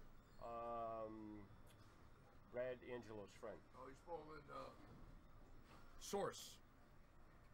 Some Source. Well, I got to say one thing though. Over the course of time in the bowling business, which you helped me gain a lot of knowledge and experience, allowing me to be on the tour to drill balls for the best of the best. And also coming from New England, where you had Wayne Webb, Pete Couture, yourself, Bill Spigner, Paul Moser. Boy, Brian B., to have my name mentioned with theirs. Tony Torres. When we were kids, me and Billy Spigner, I think of anybody, and Paul Moser, if anybody had told us our careers would have been as wonderful as they were, and especially Pete Couture, because there's a guy that when I met him in '67 in Lewiston, I felt I could kick the ball down the lane with one foot and beat him. And in '77, he caught it and became great. And now he's PBA USBC Hall of Famer. And I always tell people, that man had more tenacity and more guts on the lanes than anybody I ever saw in my life from New England. I mean, refused to lose. And when he got a little sniff of winning in his middle 30s and early middle 30s, he went on a run that was, scary. I never forget the match he bowled in Baltimore against Billy, came out of New York City. Long Island. Kidder? Kidder, that's it, Billy Kidder. Yeah. No, what's his first name? Jeff Kidder? Jeff Kidder. Yeah. And he took Kidder to the cleaners that night. Yeah, he's got no fear. You know, I bowled with him in 2010, 11, 12 with me and my son and Ricky Ward and John Janowitz. We had a good team. I was the weak link, but boy, if there was ever a team that could have won and carried me, that was it. And he started to lose it. You know, you could see he was slowing down a little. He had some severe health issues at that time, and it really stopped him from practicing. He was a very hard worker. And when he finally started to feel better, all of a sudden he's in his late 60s and he got slow. And, you know, he lost a hit on the ball. And that's when you usually know it's time to stop bowling professionally, because if you can't generate some ball speed and tilt these things today, you're done. Absolutely. But Coach Scher, let me tell you what a player. Now, you going to the NEBA Hall of Fame dinner? Yes, I am. You are? Correct. Now, tell me, you got a new pro shop, right? And yes, Lang's I do. Bowlerama? Lang's Bowlerama. It's been in a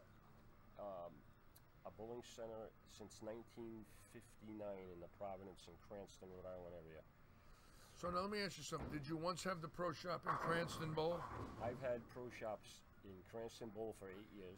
Yeah. East Providence Lanes for 8 years. Yeah. North Bowl Lanes for 6 years, and now I'm back there for my second term. Yeah. And I'm in Woonsocket now for my 7th year. So. And now Lang's. Correct. Is there any bowling center you didn't have a pro shop in? Old Mountain Lanes. I was in the old Lincoln Lanes. Were you in the old Lincoln Lanes? Yep. Oh my God. Like 2 years before they were closed down.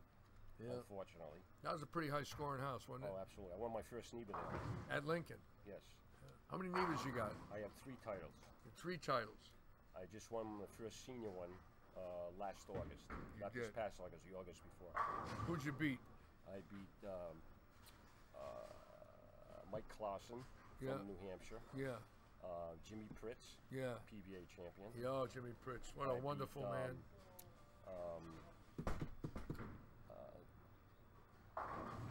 The right-handed short guy from he bowls with Jeff Kidder. I mean Kirka. Oh, Lothrop? No, yeah.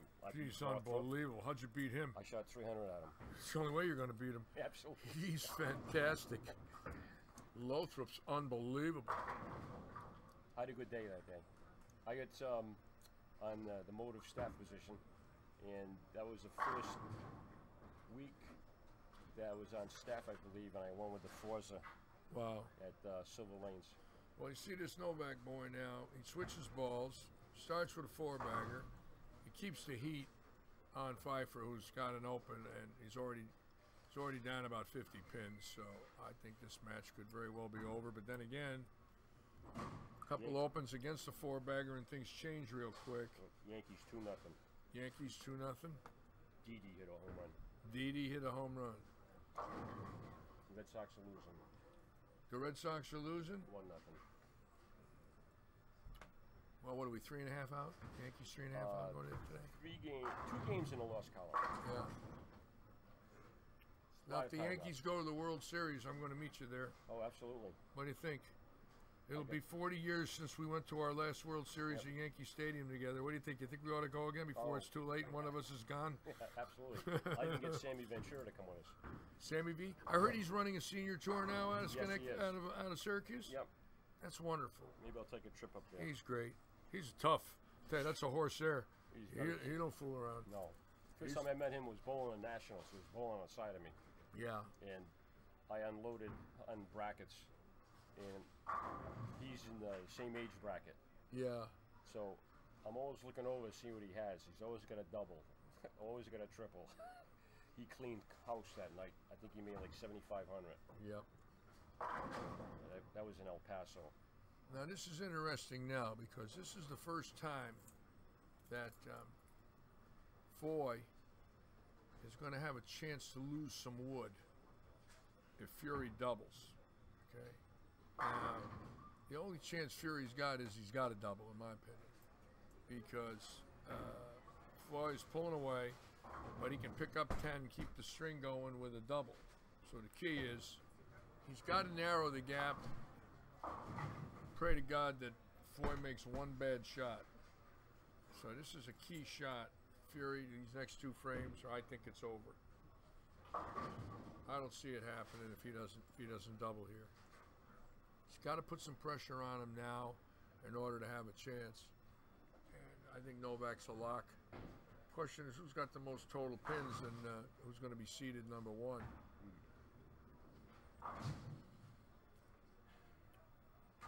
I crossed lanes with Fury at one of Buzz Goodman's tournaments. Oh boy, that's pure, huh? That was a great shot. He's unbelievable. I'll tell you what, he's got that New Jersey attitude and look. You know, I see him and I saw a lot of guys like that from Jersey. You know, they were tough, stoic, threw the ball great. Jersey guys. Yep. You know, Larry, that I've been in business for almost 41 years now, and I am the longest running consecutively pro shop in the history of Rhode Island 10-pin bowling. I would say 41 years would put you there. Yeah, As a matter of fact, I don't know anybody in New England with more. I know Dave Gasick's got about 32, 33 in a row at Silver Lanes. But Barry Waszewski has 42. And Barry's got 42 in Massachusetts. Yeah, so I'm wow. second to him. So we're 1-2 in New England. Wow. 80 years plus. You know, I talked to Barry and called him. Look at this. Well, I think he's got enough. Flagged it. Yeah, he flagged it. He's still got enough. I guess Pants won his match. He's bringing some more artillery in. Is he bringing artillery in? Let's see. Pants has got a shot. He's amazing. Well, he didn't win it yet. He's in the second frame. Oh, yeah, that's right. Look at Foy. You know, that kid, you can tell he's pumped, the boy over there, Foy. You know what he told me? He says he spends the whole day in the bowling center. He says he just does it. That's all he does. That's what he likes. And, you know, I admire that and love that so much. There was a time in my life when I was a bowler, I was like that. I couldn't do it as I got older. But as a kid, his age, that's all I wanted to do. You know, I understand it very well.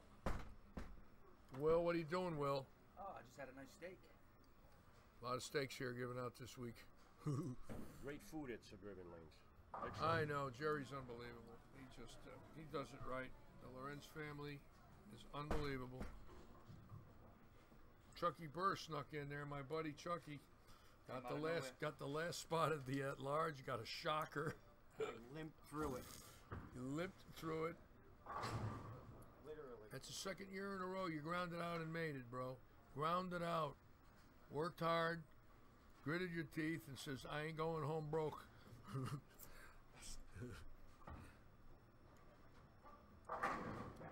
yeah. Yeah, he's... see that? Fury, give him a 5.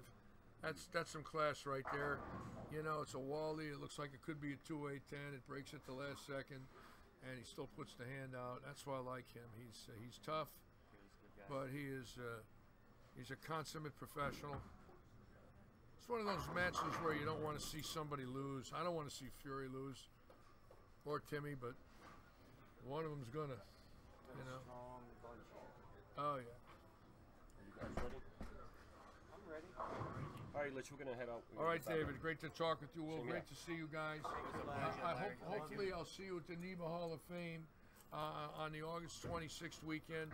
I will be back there to be in Tony Renaud's place for the tournament, and then in Glastonbury with my name included with the 48 best that ever lived in New England. What a great honor.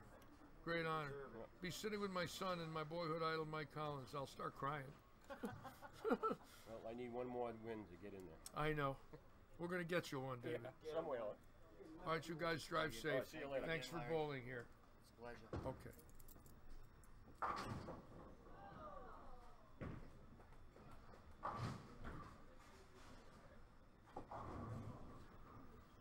Well, what's real interesting is this match between the two-handed boy here and Jared Shaner and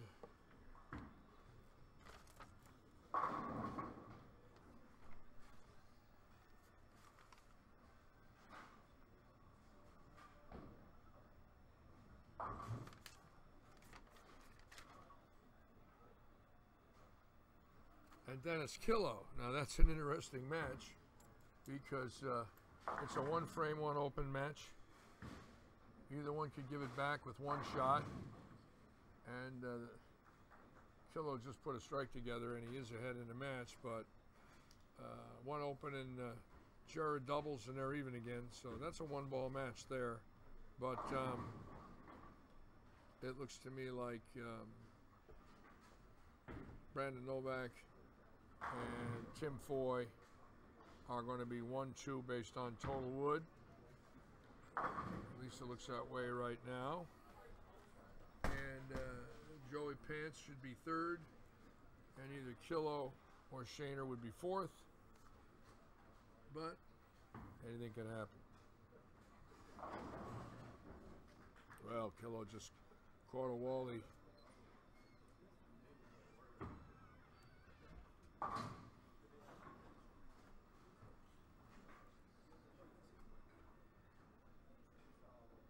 We are going to oil 15 and 16 after this match. Give the bowlers a little rest. Then we're going to allow the first two bowlers that bowl each other to have 10 minutes of practice on the pair. On the practice pair. Hold on one second. I'm going to find out about that. I don't think we're going to let them burn it up. I think we're going to have a practice pair. They're going to get 2 balls on each lane before the match, but let's see.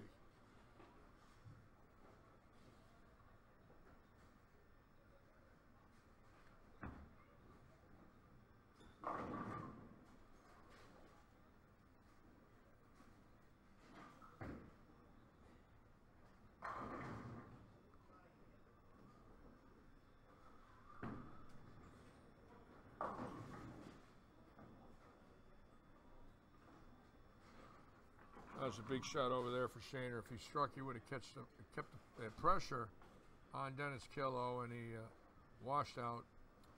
And with Killo on a triple, it isn't looking too good for Shaner. He's got to make this shot to have any kind of a chance in order to make the match play. Stepladder, no, he opened. And 1, 2. So this is 4th open in 8 frames. Not good.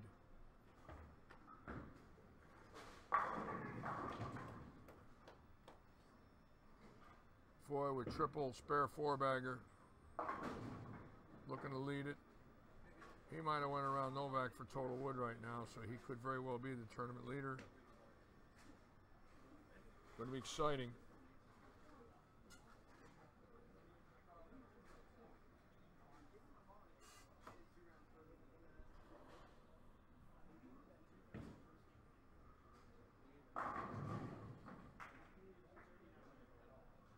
Dennis Killo with a 4-bagger, just about shut out Shaner.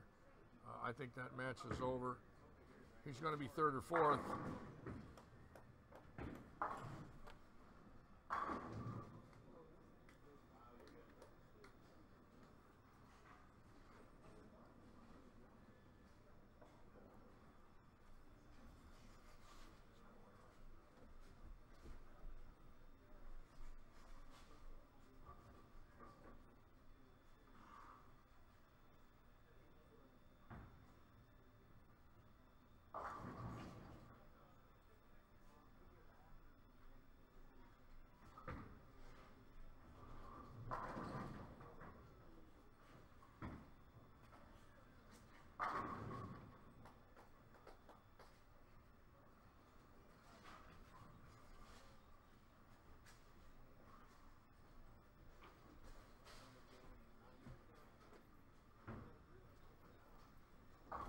Tom Source and Joe Pelusic are in a very tight match on 23 and 4. And Pelusic is up right now. I think he's working on a triple. He just carried a wall, he ran it out. And that's a 4-bagger, so he's a little behind, but he's 3 spares 4-bagger. And Source is spare double, spare double. So he might have caught him there with that 4-bagger, but Source can get right back at him. That's going to go down to the 10th frame there for the last spot. Looks like we've got Novak, Tim Foy. We don't know the seeds yet, but Novak, Foy, Kilo. And Source just struck against Pulisic. That's the one match don't know about yet. But they're both going right back at each other. They're both shooting 228. Going into the 8th frame, they can both shoot 260, 68. So this is going to be the only match in doubt.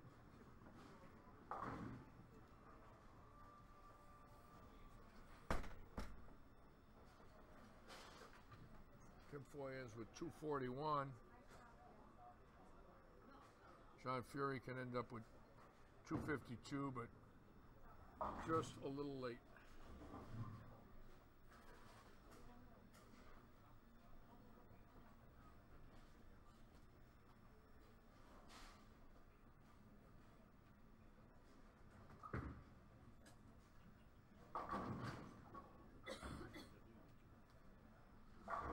Wow, Source struck again.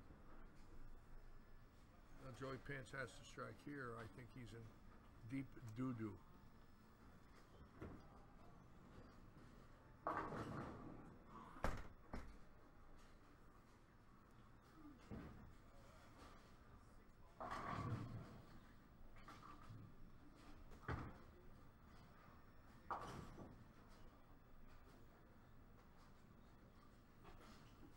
I'm sure Brunswick will be real happy to know that I believe Tim Foy is going to be our tournament leader. They just signed him to a national tour staff contract, which is really fantastic. Pulisic struck. Yes, he did. It's still close. They're both trying to shoot 260 at one another. But anyways, Foy, I believe is going to bowl one game for the championship. And it's $5,000 for first place. $2,600 for second. So it's a $2,400 game plus a coveted title. He's bowled great all week. And of course Novak that just keeps going along. Amazing bowler, absolutely amazing. What a 2-year run he's on right now. He's made a lot of money. Joey Pants is up now. This is the shot of the day for him. He's down 30 going into the 9th on a 5-back. If he can get this one and cut the lead to 20 and Source makes a mistake, he's got a chance to win. So this is the key shot for him. He's got to strike. Let's see what he does. Hit the nose. 9-10 split. Not good. Pulled it right off his hand. It was left. Now he's got to make this to have any chance at all and then hope that Source opens twice. In order for him to win, he's got to make this split, double the 10th. Source has to open twice. Brandon will tell you, but I think you're number 1. Great bowling.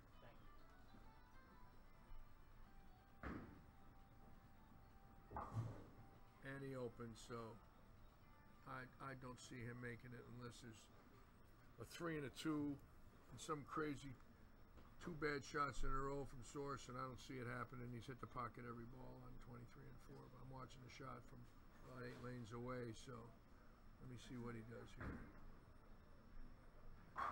He struck. It's over. So Source is probably going to be 3rd, and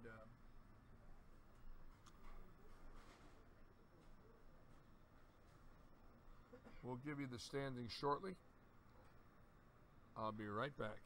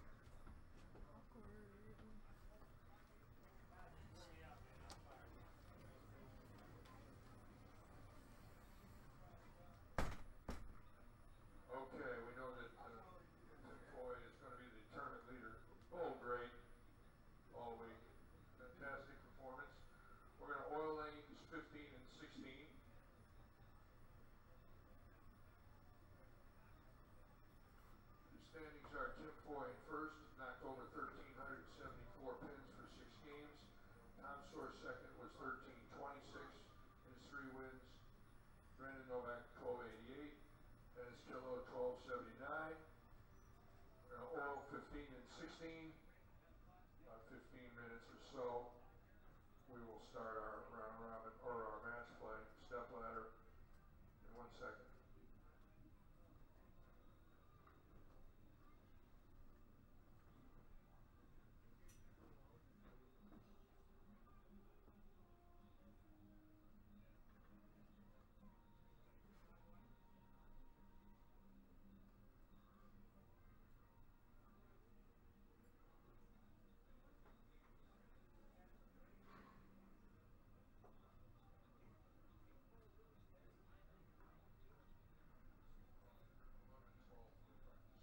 We're going to let the bowlers practice if they want to stay loose on 11 and 12.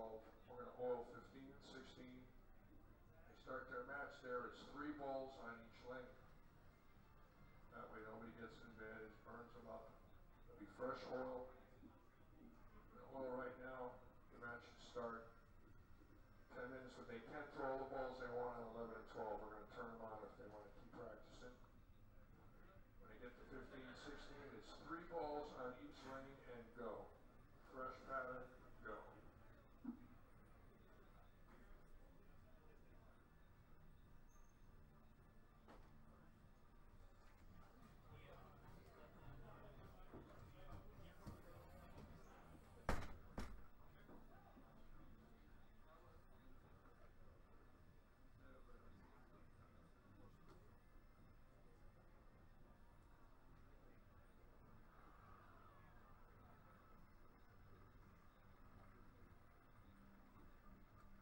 Bowlers that were 5th through 8th, your money's ready. They got $7.50 each.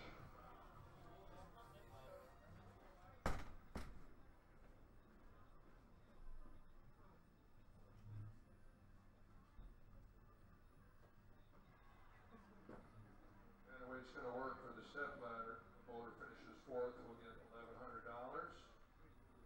Bowler that finishes 3rd, $1,400. The bowler finishes 2nd, $2,600. And our champion will get $5,000.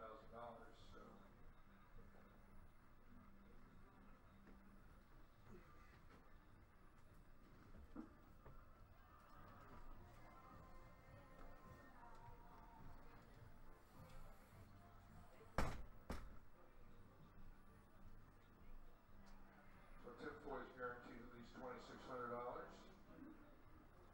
He'll bowl the last game to make $2,400 more.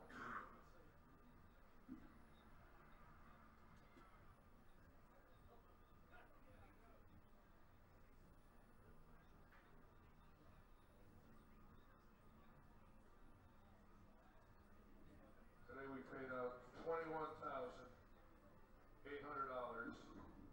in a 166-man field.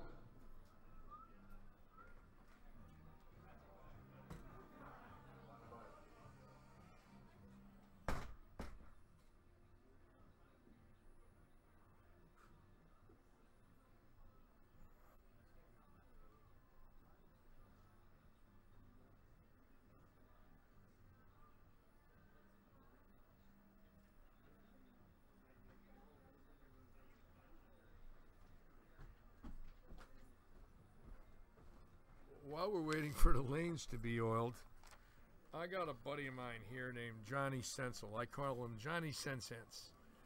And Johnny Sensense goes to Akron a lot. And when he goes to Akron, he goes to a place called the Windsor Pub.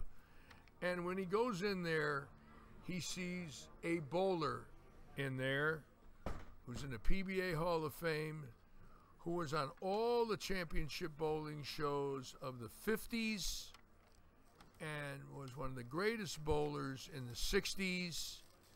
And he's a legend.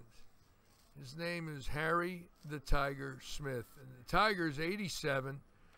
And Johnny sees him at the Windsor Pub. So, Johnny, what do you talk to Smitty about when you see him? Just about anything, honestly. A lot of bowling, how's things going? And, yeah. And do you have a Harry Smith imitation that you do occasionally? Yes. And what do you talk like when you're talking about Smitty? Tell me, Pardsy, tell me. it's okay. You know, everybody's looking good. It's a fun time, and you know, I'm getting in the yellow water, but I'm okay. And that's how the tiger talks? That's exactly how the tiger. And that's how he talks, Pardsy. That's right. You know, in the '60s, he was the only one that could be Weber and Carter. You know that, Johnny? That's right. You know that? That's right. I won the 1963 Masters. Yes, I know he won the Masters. He jumped around a lot. He was really a tiger compared to Tiger Woods. He really was the first tiger, wasn't he? He was the original tiger. Yes, he was the original tiger. Yes, he was. Do you talk like that all the time at work? How have you kept your job? No. I know. No, actually, it's funny. I have a radio show that I do. Yes. On Friday nights. Actually, we're on hiatus right now. We're coming back in the fall. Yes. And actually, that's one of the characters I do. You do the Harry Smith character. Yeah, the Harry Smith character. In Yes, fact, you in fact, do. the name on the show is Harry Smith. I think it's a very, very funny imitation of him. And, you know, I was on the PBA staff with him from 78 to 87. And he was the assistant tournament director for his best friend in the world, Harry Golden. And I was the player service director. So I spent a lot of time with Smitty, you know, on the road. And naturally, when the tournaments ended, you know, if there was a good bar at the bowl, we were usually in it, along with about 50 or 60 other touring pros. And if there ever was a character in the world of bowling, he certainly was one. But what a fantastic bowler.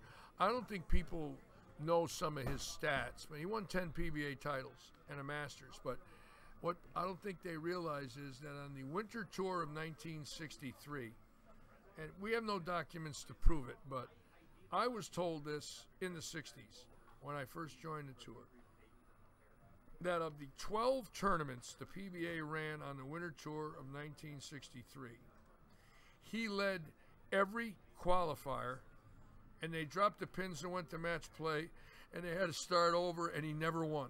That's right. And, you know, Weber would win, or Carter would win, or somebody. And he said to me many times, they did it on purpose because they knew if it was carryover pins, he would have won them all. Of course, I doubt that very much. But if it is so, and he led 13 straight qualifiers, if it is so, and that really did happen, as great as Belmonte is, Walter Ray, Earl Anthony, Dick Weber, Don Carter, and all the greats, Norm Duke, Pete Weber, Parker Bone, they will tell you with a straight face, without ever joking, that it is impossible for them to lead 13 straight qualifiers, and they are the best that ever lived. Exactly. Harry was the legend. He was the man. Well, have you heard that he did that?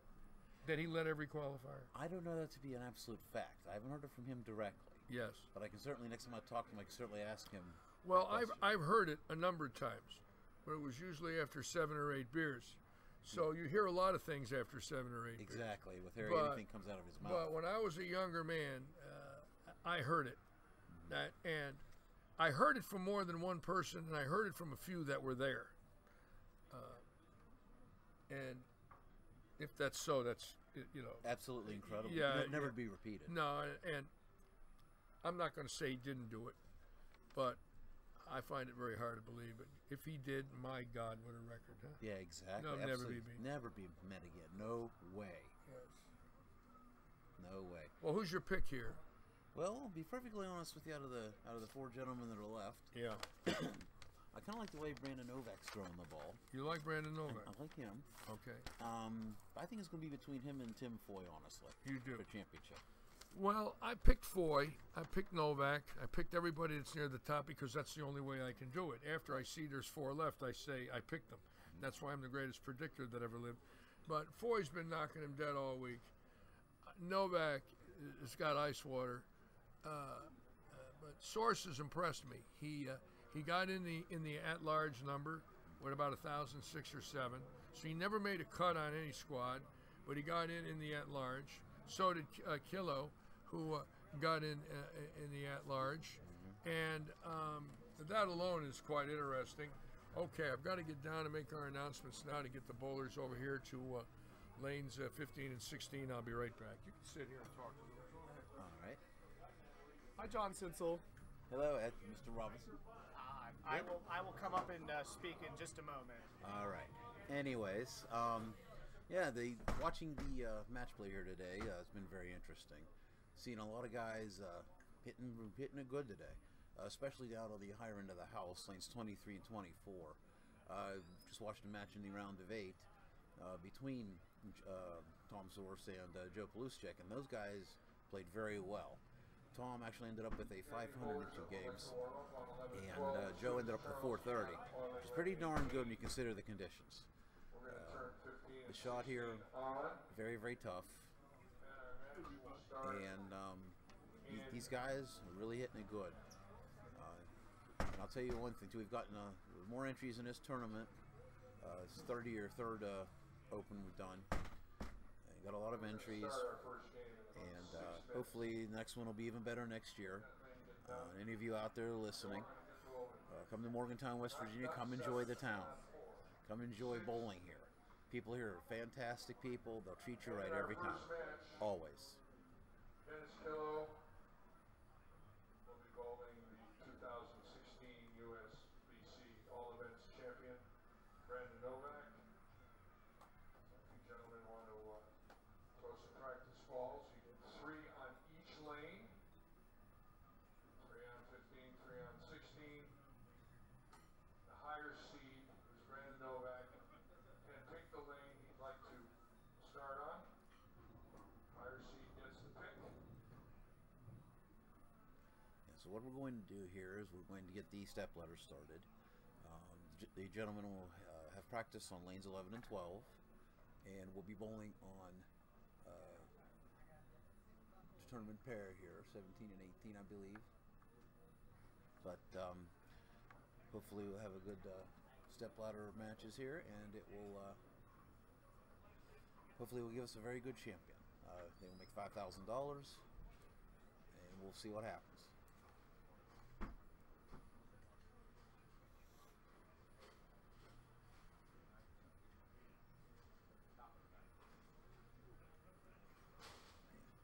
And actually we're going to use lanes 15 to 60, not 17 and 18.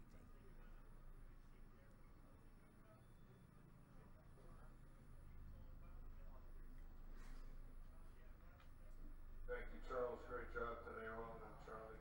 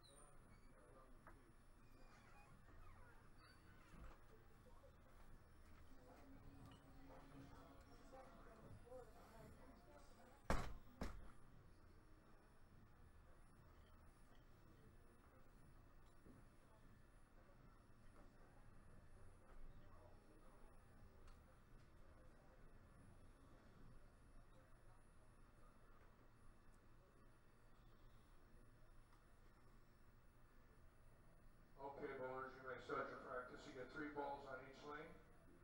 Dennis Killo out of Indian Trail, North Carolina, against Brandon Novak, Chillicothe, Ohio. They're getting 3 on each lane. Brandon will pick the lane he wants to start on, and the match will start.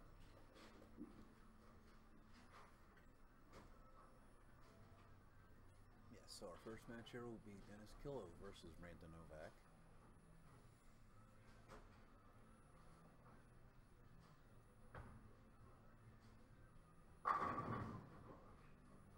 Just on practice right now, we'll get 3 balls per lane.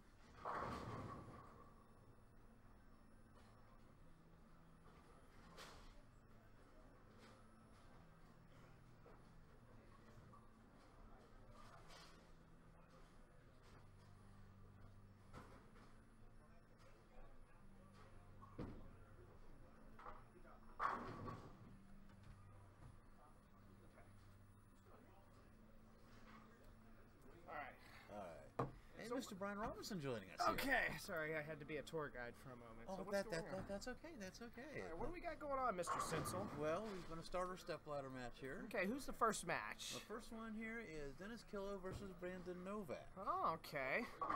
And we got some practice going on, I assume? Yes, 3 balls per lane. 3 balls per lane, okay. They all bowling on the same pairs, all the stepladder? That is correct, yeah. All the stepladder matches will be on 15 to 16. Just for you live stream fans.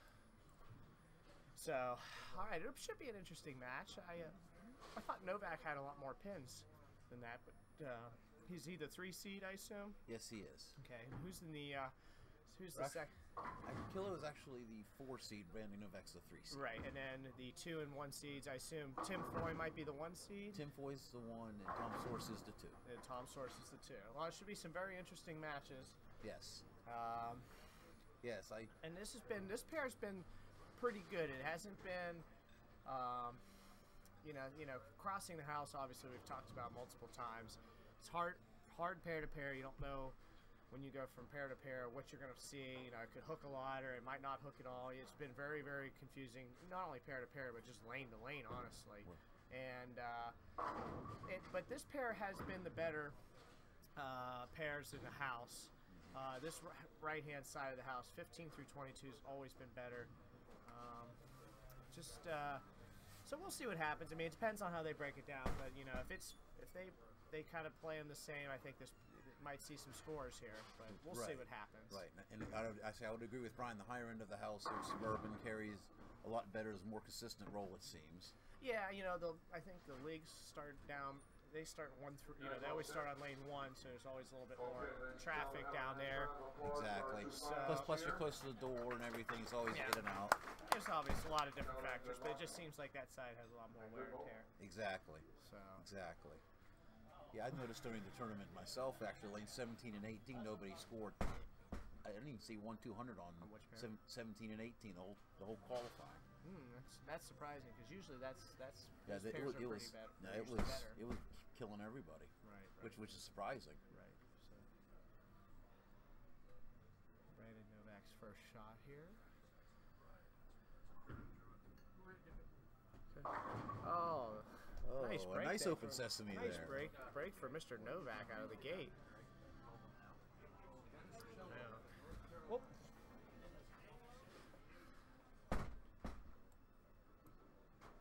Good. Oh, good ball. Thank you, sir. All right.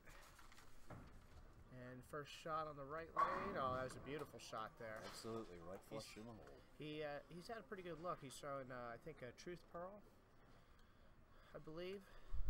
Looks pretty good. It's getting down the lane for him. Very clean and very controllable, which is, well, you need it on this. Absolutely, yes. Control and speed is very critical in this pattern. Yes.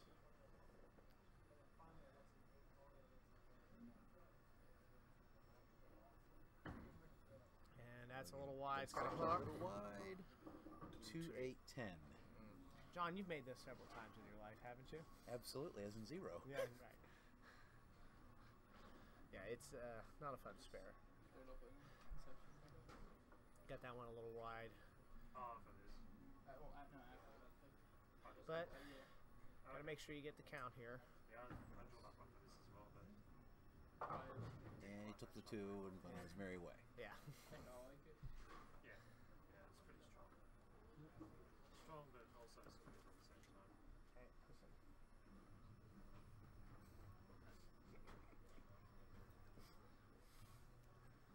All right, Novak here on the right lane. Let's see if we can put a double up, get an early lead.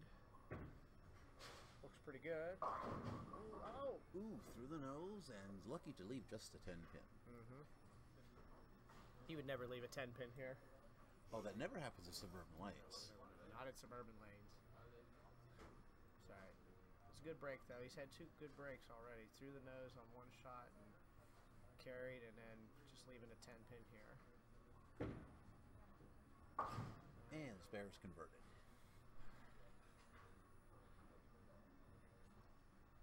I believe. Looks like he's throwing a track heat. believe. Yes, Can't really it's a see it. trackball of some sort, of course. Thanks, John. Very, very specific, Yeah, John. yes, yes.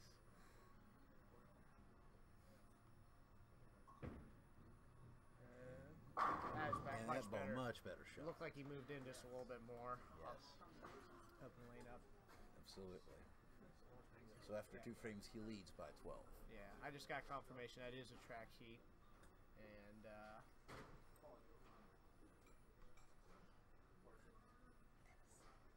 it looks like Dennis is definitely throwing the Truth Pearl right now. Let's see if he can make a good shot here. A little wide again. And Yes, another wide 210. again. Yes, a 210. Looks like, I know you want to be straight on this pattern, straighter, but it looks like he's just a little far right, and his ball's just not recovering when he misses. Yes, that's the thing about this pattern. Go out right, there isn't out of bounds. I would say probably needs to move just a little more left, open the lane up, not be so straight on it. Yes, agreed.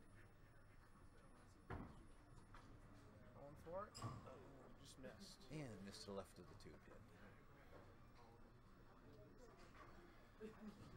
Needs to get back on it here. Needs to find a way to get his ball to get up the hill here and start striking a little more. Yes.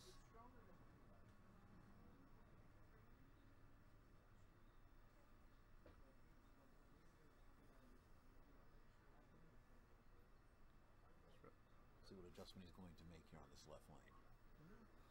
Let's find out.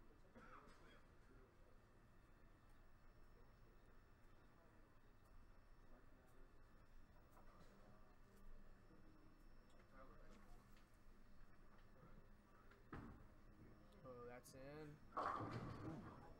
He tried to get it up the lane a little more, and it just didn't have a chance to hold. Absolutely. I think that had to have been a result of the last 2 shots. I mean, when you know your ball just won't recover, it slides on you. I mean, your tendency is your brain tells you don't do that. So right. I'm gonna yank it.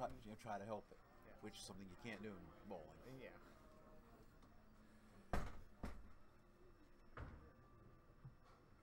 A nice spare there.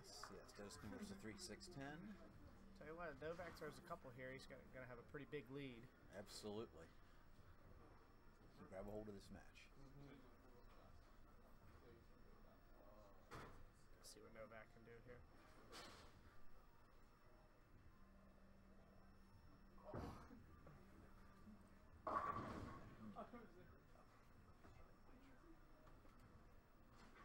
And Novak went through the nose and left the 3-6-9-10. Just went through the nose again.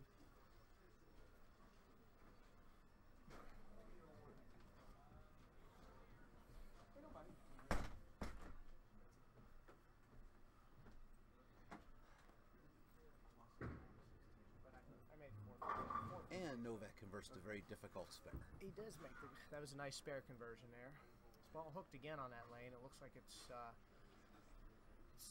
looks like that lane's got a little bit more hook to it because the left lane looks like it wants to bail a little bit. Yes, typically this pair, or in general, 16 hooks more than 15. Is it because I just said that, John? No, that's actually what happens during league play as well. Oh, okay. And nice shot there. Yes. Yes, a little light and carried. Novak is getting a stranglehold here on this match. His opponent needs to get back in the match here to try to put some pressure on him right now. It looks like Novak just put a ball down on the rack. He might change balls on that right lane. Maybe so.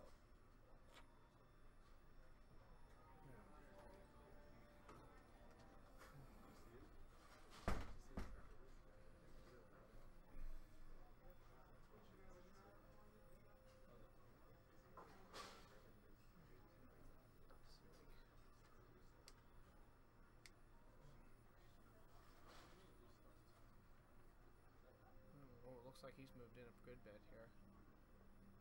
Changed balls, moved in, and the ball never came back and left a 1-2-4.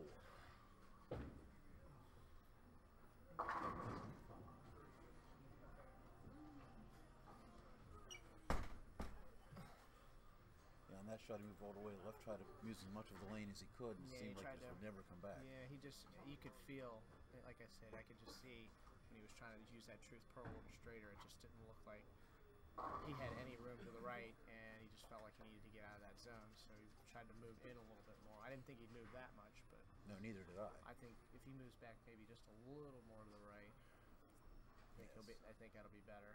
Absolutely. So after 4 frames, he is down by 27 pins.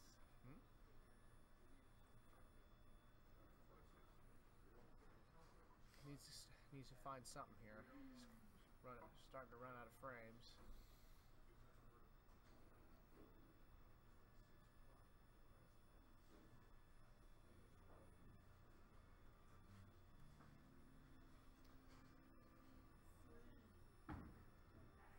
Ooh, way out wide. Oh, he tried to move further back right with another ball and just got it way right. Exactly, slid right down the lane. I tell you what, it was real easy to pick 3 off on this. I tell you what, you get it to that to about 3, 4, 5 zone, and you just don't really have much hand on it. It's just the ball's going to slide straight down the lane, pretty much as if you were getting a national shot, or if you were trying to pick the 10 pin off. Exactly. Got that up the lane. Oh, hit through the nose and left the 4-7 standing. Yeah, he's struggling right now. All right. Let's see if Novak can figure out this right lane. See what adjustment he makes to get his ball to not hook so violently at the back part of the lane. Still a little bit farther left and played more of the lane. Looked like he moved in just a little bit. And that shot was right perfect in the 1-3 pocket. Looked like he made sure he kept the speed on it on that shot. Yes, he definitely followed through on it. Looked good there. Absolutely.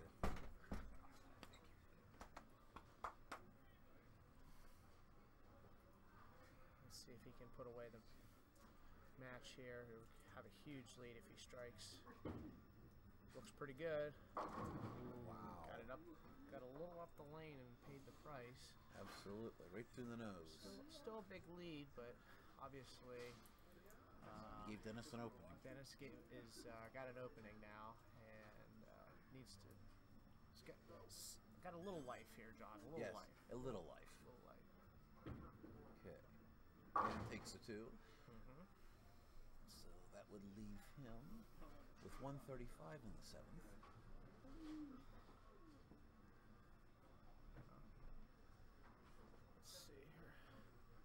See what Dennis is going to do on this next shot here. Yes. How are you? What's going on? Everything good?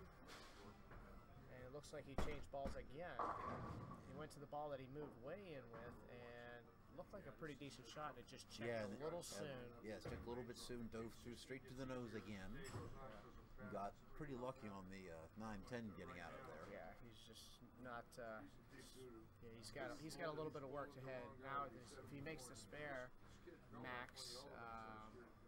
What do we got? 9-2 max 184. 184, yes.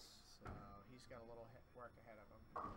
Ooh, and almost chopped the 6 off. And Novak's already at a 195 pace, so he's obviously needs to strike out to put any kind of pressure on it. Exactly. Needs to just find something that he knows he can trust. Exactly. I think at least he was confident that ball hooked. So I think if he just moves a little left, it should come off the spot again. Right, and keep the speed on it. And keep the speed on it. Another shot dove straight through the nose. Just really not lined up on this pair. It's obviously was very easy to do on this week. I mean, I couldn't tell you how many times I was lost on pairs and didn't know where the ball was going. I mean, agreed. Feels like a puzzle out there. Yes, well, any pattern is a puzzle. Wow. Okay, converts that spare. Yes, but unless Novak opens here, Dennis's probably end's going to run here. Yeah, it looks that way. Novak is up 44 pins. You get it down there. Oh, good break there. Wow, very good break. It looks like they're really hooking right now. Ball is coming off the spot very hard right now. Exactly. It seems like the back ends are moving, and that's not a bad thing. I think Novak's just needs to stay clean and get himself in the 10th frame so he can try another ball. I think maybe. Agreed. Ball doesn't look bad, but I think he want to maybe look at something else, give yourself another option. Right. Maybe. The ball's diving very, very hard in the end, and of course, when you do that in bowling, you end up going through the head. Oh, he's actually going to make a ball change now. Okay. Yes. Can't see what it is. Looks like a vibe. Much cleaner. Got it down the lane. That was much better. Yeah, that ball seemed like it didn't turn until a little bit later down the lane. Yeah, it retained its energy better, and it didn't overreact on him.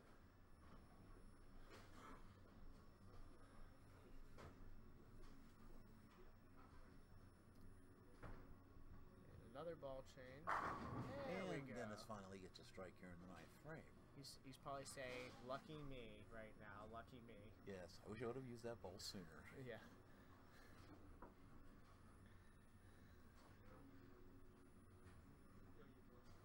So.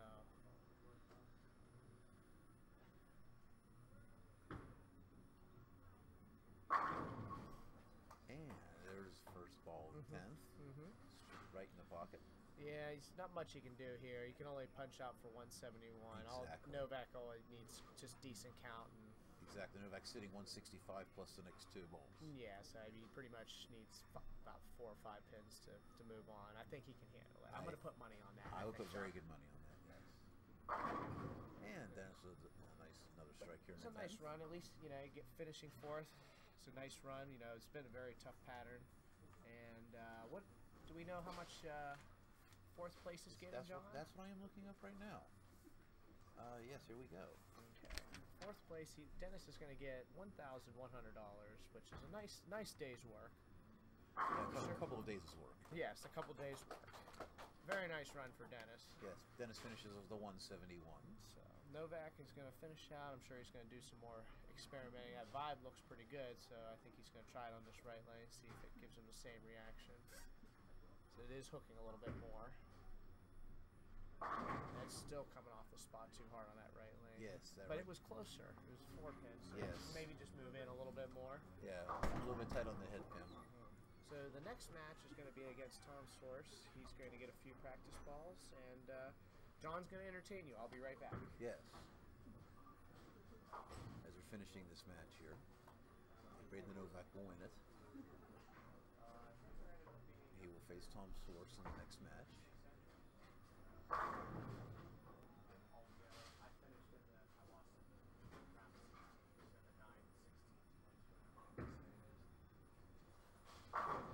And Brandon Philbon on the 10th leaves a 10 pin for a 194. So he beats Dennis Killow from 194 to 171. Brandon will face Tom Source here in the next match in the next few minutes. With Tim Foy, our tournament leader, warming up right now in lanes 11 and 12.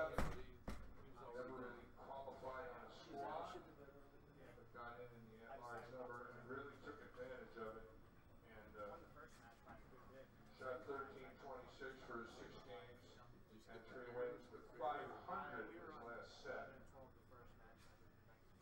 a great set on this condition. Anyways, they're going to get 3 balls on each lane. The higher seed, which is Tom, will pick the lane he wants to start on. As soon as their practice balls are over, their game will start. Tom will pick the lane he wants to start on.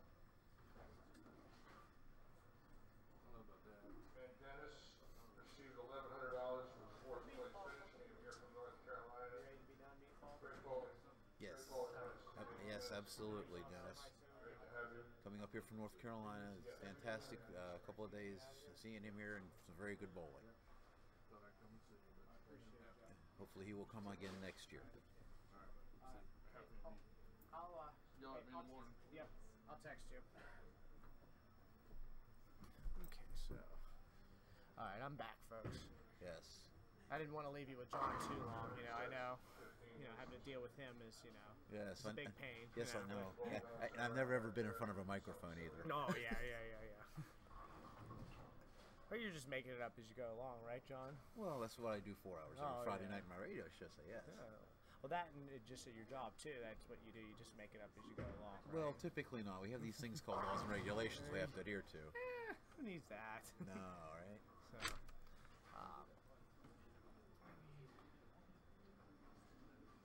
they're completing their practice here now. yes, they're going to complete their practice. So we shall see what adjustments Brandon makes after having bowled one game on the pair. Looked like he switched balls again in the fill to try to get something. I think the key is just trying to get to your ball to either roll out. I think you're trying to get your ball to not overreact down lane. You want it to. You're trying not to. You don't want something too skid flippy, but you need something weak that's just going to be rolly. You don't want something. You don't need anything too strong on this pattern. It just seems like anything too strong just either bogs down or it just hooks too much on this pattern. So you want to try to get something that's going to be something smooth, something clean. Yes, like I said, that vibe looks pretty good. It just needs just a little more length. This pair is really hooking it when they re-oil. You can just tell the ball's really coming off the spot hard. Agreed. It seems like you need more of a smoother arcing shot than you do a go down and then turn left. Yeah.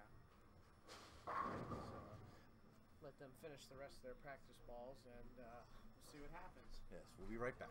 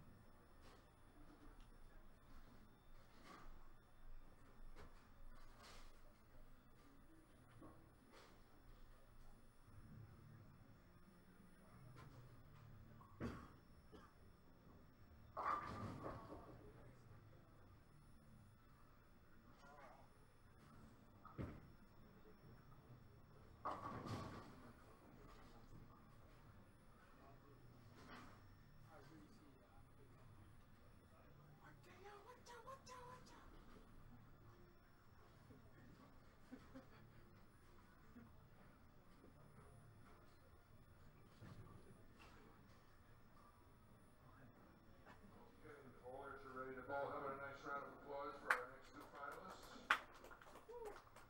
Again, gentlemen, good luck and good bowling.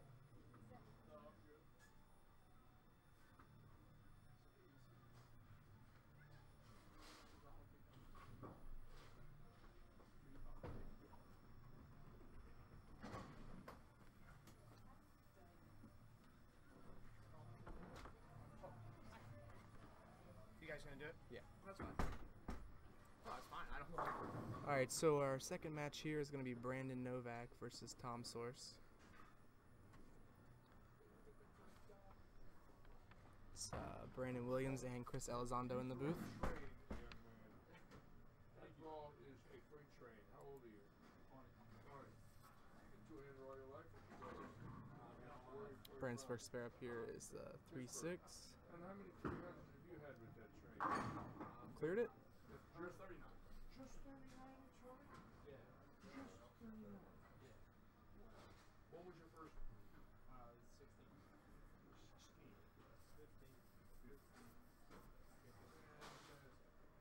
I watched the Reds come up there and I looked twice. I said, what the hell was that? That ball was a blur going. We called it a blur. You're old and you have bad eyesight, like me, it's a blur. I'm right there with you. I understand. So it's a little in. Got the 9-10 out of it. Wow. Yeah. I want to do more stuff farther away. There's the flat part kicking in. Yeah. I did.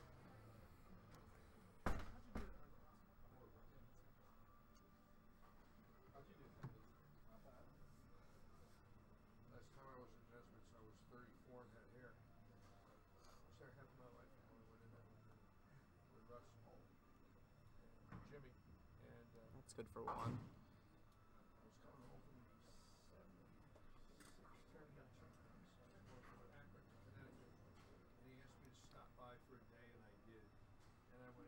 not sure which ball he decided to throw. I saw him practicing on the warm-up pair on 11 and 12.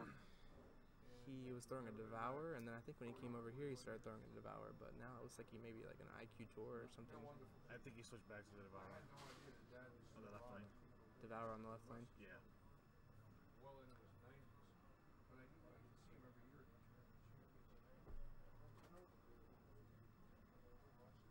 Yep. That's about a shot. 10 back. Probably gonna throw that on the right lane.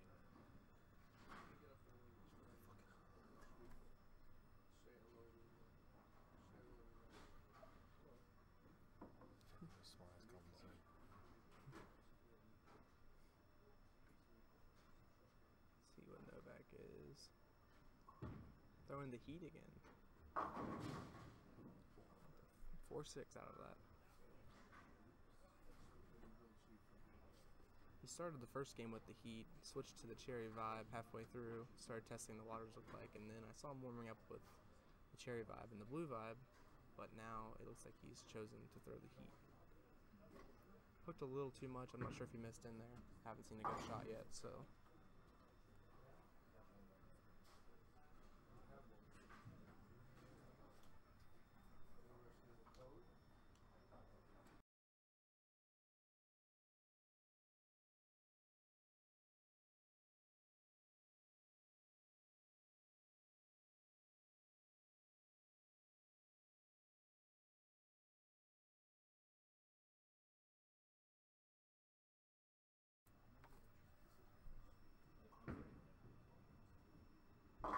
That one just looks like it's checking up a little early. I know for it being a weaker ball, it's a pretty early core, so he probably needs to go to that vibe with the higher RG just to get the ball down the lane when he's playing in like that.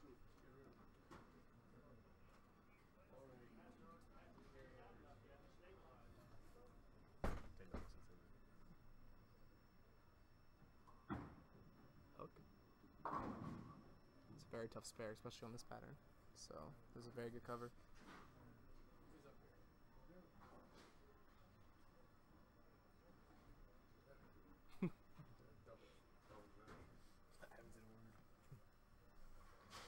What do you want to sell this guy a taunt for? Can we meet it? That's fine.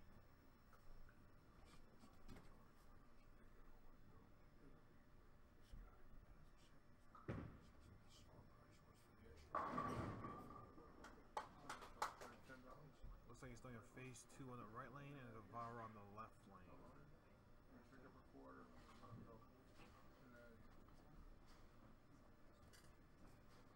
It's a bold strategy, Cotton. I was gonna say that.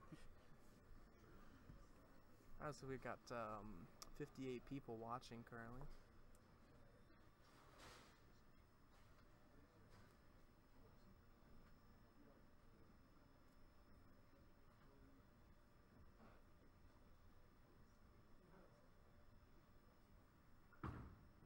That's in. 5 pin.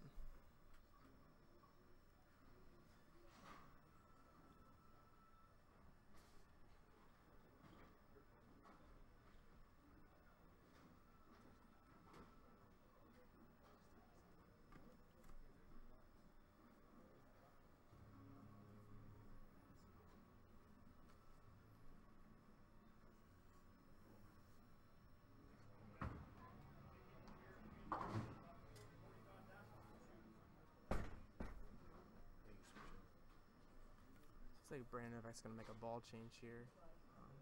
It looked like it might have been the blue vibe. It's something darker for sure.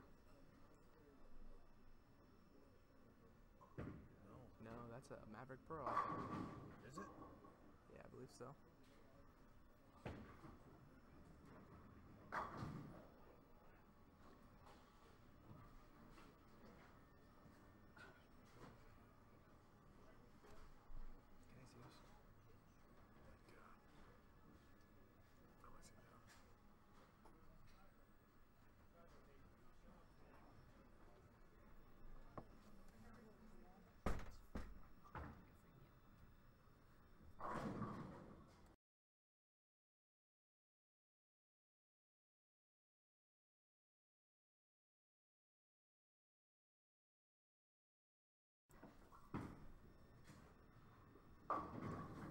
back to the cherry vibe. Got that one a little bit right. 1, 2, 10.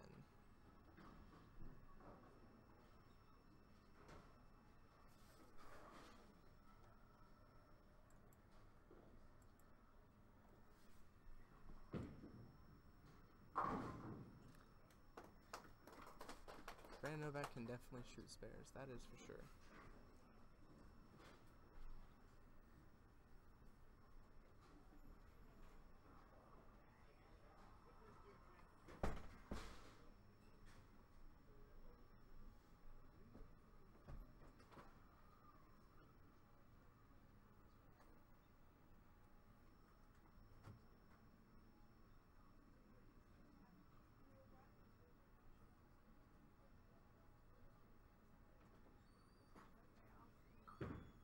Phase 2 on the right lane. Looked a little too much. I wouldn't say that one was bad. Maybe just a little bit in.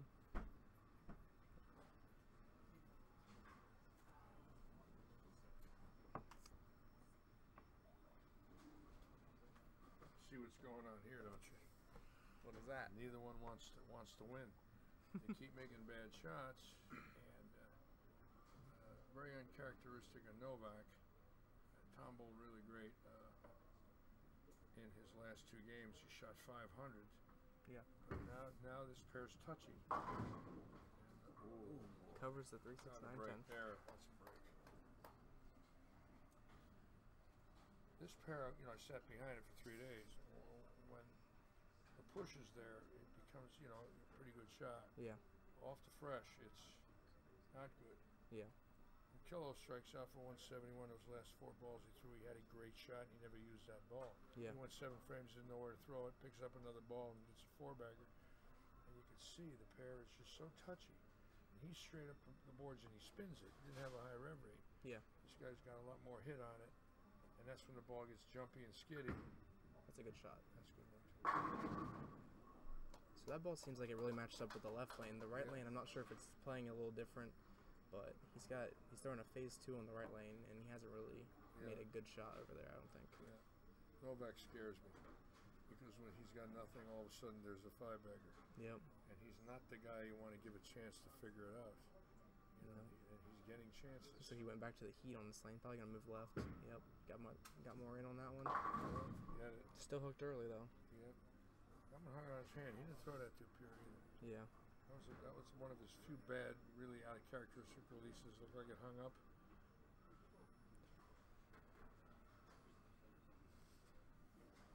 Definitely the best part of Novak's game is his spare shooting.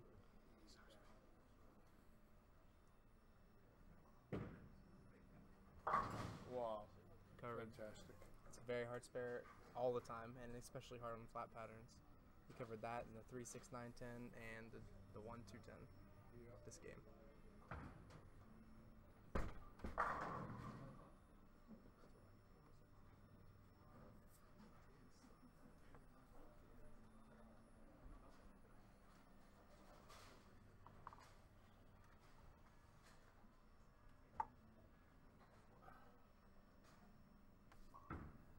It's a better shot. It looks like, to me, the left lane has a little more push. Yes, it's been that way all week. Very good observation. 15 has been tighter than 16 all week, every day, regardless of who bowled and when we oiled. Yep. Not a lot, but enough. You will see the ball push. And as the day went on, the ball pushed a little farther. 15 pushed a little more, and he had a little more hold. But 16 is playable. It just pushes a little slower and does hook a little more. And if you lay it down short or you decelerate, good luck. You've got to really get through it to project it. He switched back to the Devour on the right lane. Yeah, Still hooked early. He thought he had a strike too. Yep. He was ready to run it out. That was a strike all day on 15. Yeah. She lays it pretty short too. He doesn't really get it over the line a lot. I say that lane is real touchy at your lay down. Yeah, More so than your speed or revs. You've got to really get it out over the line. Yep. I'm talking 3-4 feet. And he sets it down a little shorter than that. But it's really hooking. Yeah, you can definitely see the end of the pattern on 16. Good spare. I got to give these guys credit. They're making 6 and 7 counts. Let me tell you something. It ain't that easy. No. I mean, I can see 4 opens right there that are spares. Yeah. You know, well, they keep it within 10 pins. That's why they're here. That's why they got this far. Yep.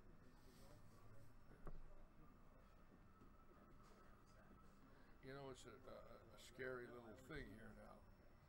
I'm going to give you deja vu all over again. What do you think it is? You want a deja vu all over again? Oops. That was a little right. Oh boy, hung up. Let's see, hit the OB spot.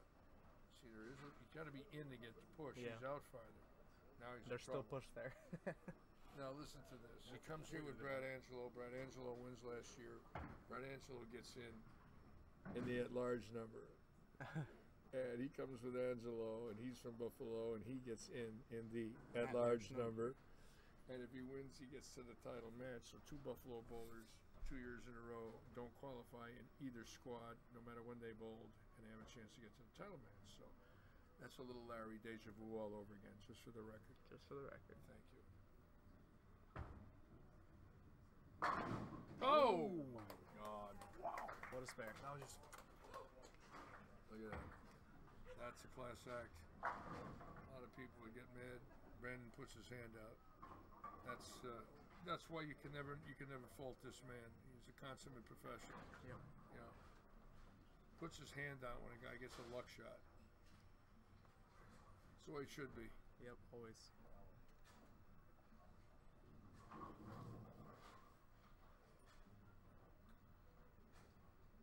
Well, this is key. This gets him in the lead and gets him to the good lane. He's got the 8th and 10th here. He's got to strike. He went more left.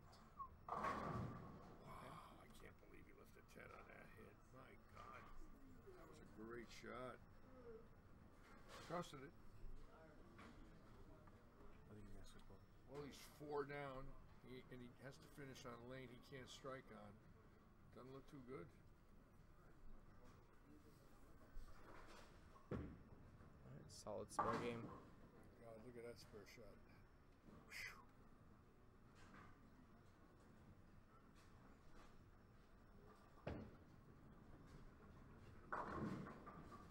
On the good lane? Is he changing balls? Is he that good? He ain't really got to do that, is he? And he's gonna play it. He's gonna throw it on the right lane. Yeah, I was gonna say. If he's that good in the 9th and 10th that he could do the flopper rule, my hat's off to him. Yep. Yep. Well, he knows he's gonna need to figure something out on that right lane because the 10th frame is gonna be the key.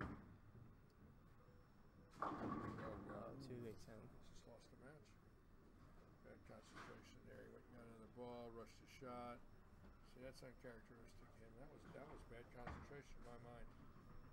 Should have set himself, you know, he knows how touchy they are. He rushed it. Even great ones make mistakes. So let's see what happens here. Well, I'd like to be in Source's shoes right now knowing I need 2 spares. He's also in the 9th frame on the bad lane, though. Well, he's been erratic the whole game. He's got a couple of 6 counts in there. He's got a split in the first. There's no gimmies in this match. I think if he spares the 9th frame, he'll feel pretty good about it. Yeah.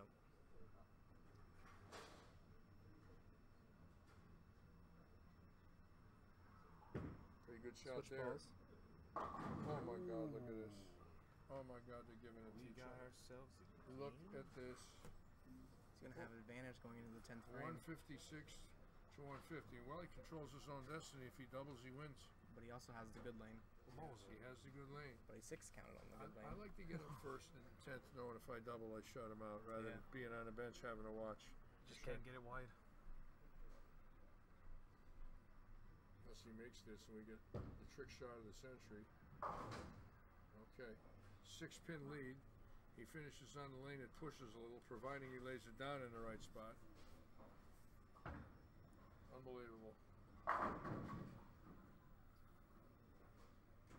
If he gives Brandon a chance, it could be the ball change of the century. I understand. If he goes in the 10th with the ball, he hasn't thrown the whole game in doubles, I'll tell you.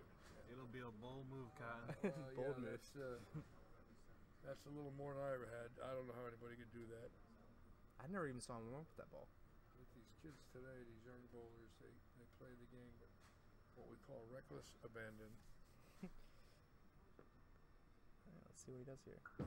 That looks like a good shot. It's a 10 pin. Oh, he's in trouble now.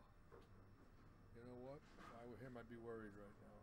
I wouldn't want to be bowling Brandon Novak knowing he needs a double to beat me.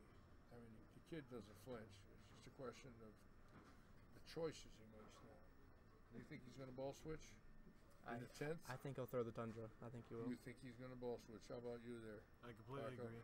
He's going to ball switch in the 10th for the wheat. When you're at that high, when you're a bowler at that high of a level, you know your stuff.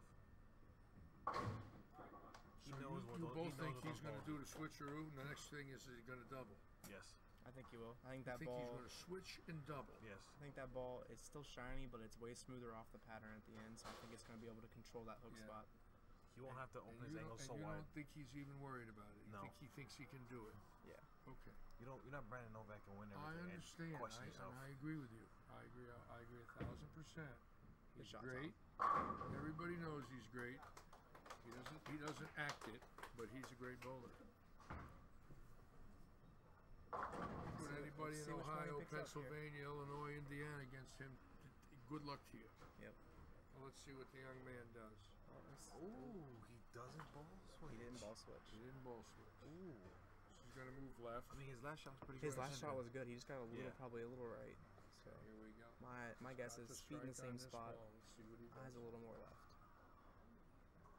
It's a great shot. Look at this. Ooh, it hung again. He got a 2 pin. Unbelievable. So he Source gets to the title match 2 years in a row. A Buffalo bowler gets in at the at-large and gets to the title match. Angelo and Source. My God.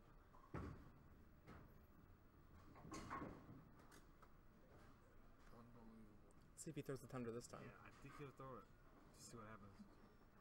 Go home thinking, what if?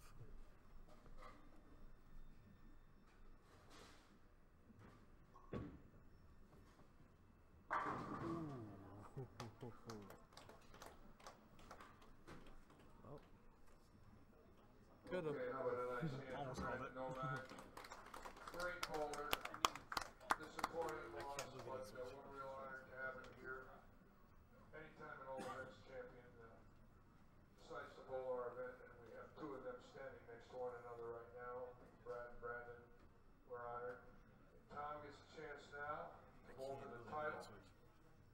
In 2 of 3 tournaments here at Suburban, a Buffalo bowler has made it through the at-large cut and got to the title match. Brad Angelo and Tom. So, Tim, I'm over.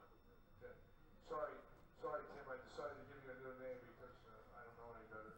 But anyways, you get 3 balls on each lane, and we'll have the title match. And Tim Foley will have the choice of lanes he wants to start on. First place is that was a while ago. $5,000.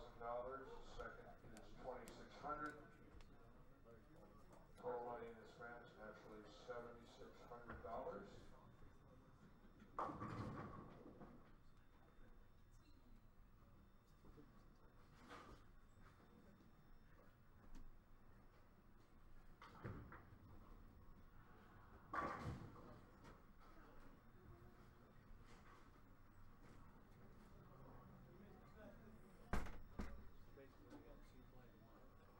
He wants to know if he can, like,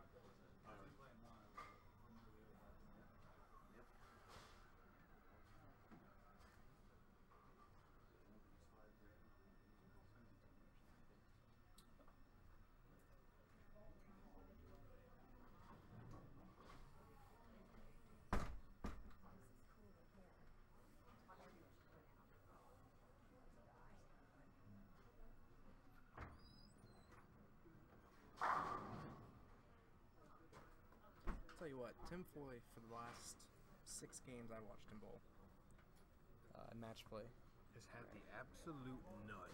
Yeah, on everything. I wouldn't think anyone in this building could beat him. Let's just see if you can figure out the difference on the right lane that the other 2 people are facing.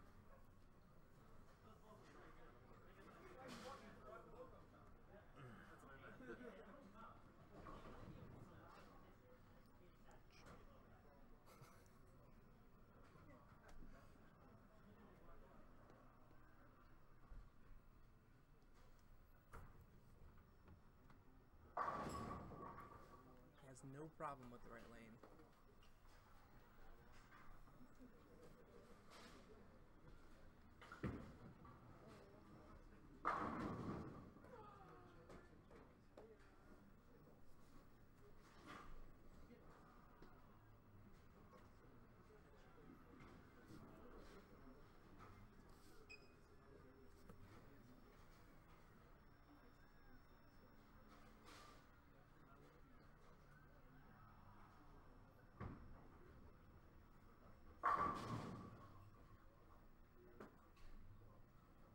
If I was a betting man, which I'm not, I would put my money on Tim. He just rolls the ball so much more than these other guys, and is deeper that he doesn't really see the difference.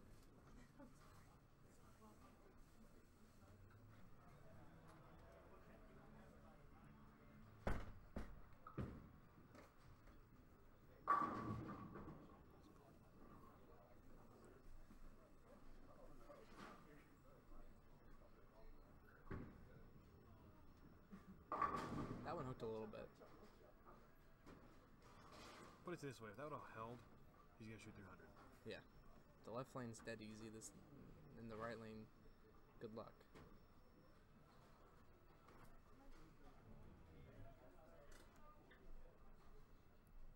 So the winner of this match will be taking home 5,000 peppers. The loser, 2,600.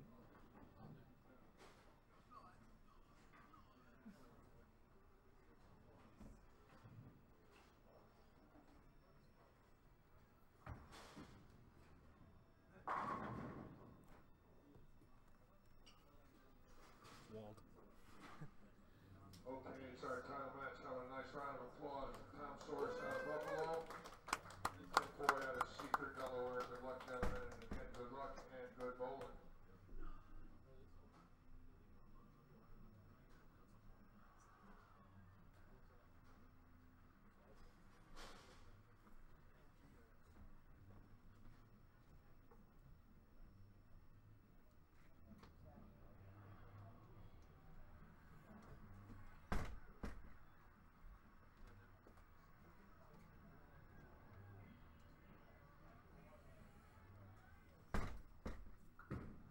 Should be a pretty good shot. A little right.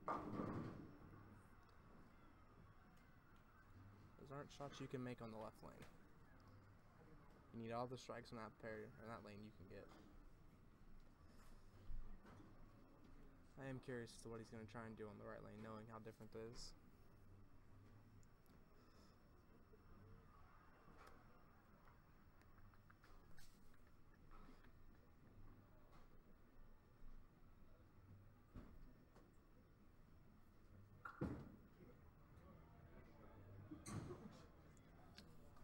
I don't know if he was just trying a ball switch or he just missed it.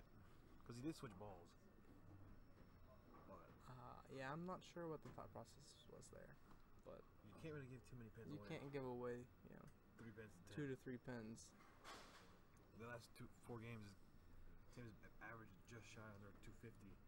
Yeah, he went 498, and then he's like, that wasn't good enough. 499. Just couldn't get to 500.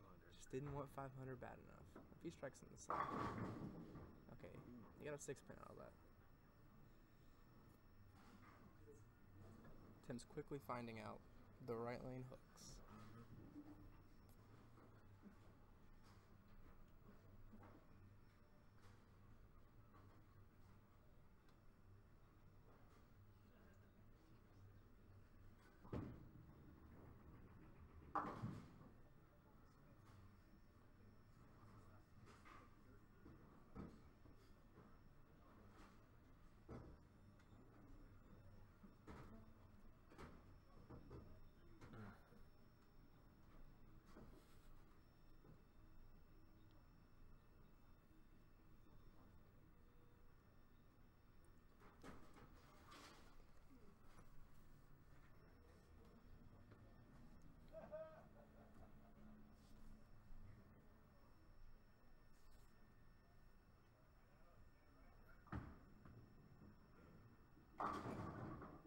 Almost the same exact leave. He definitely got that one right off his hand. His launch angle was way more right.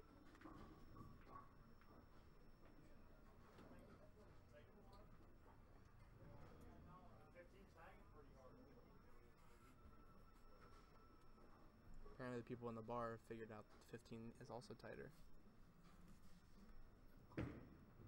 He's also going to give a weight count.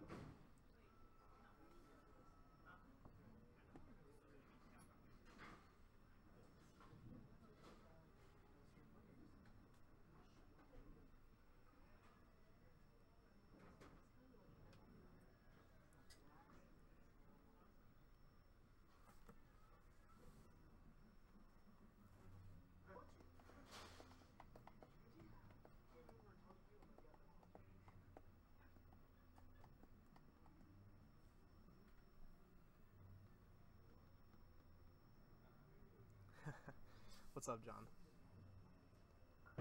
Alright, so that's in. I'm not sure why it pushed like that, because that lane has not. He must have changed his hand position. Got a little more rolly with it.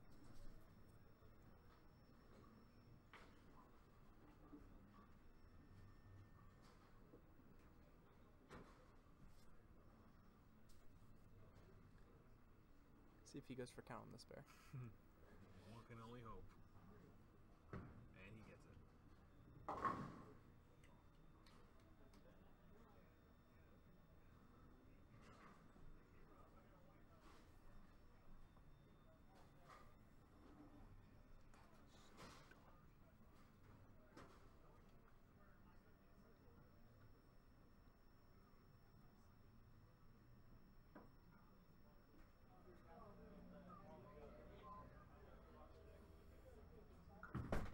Should be good.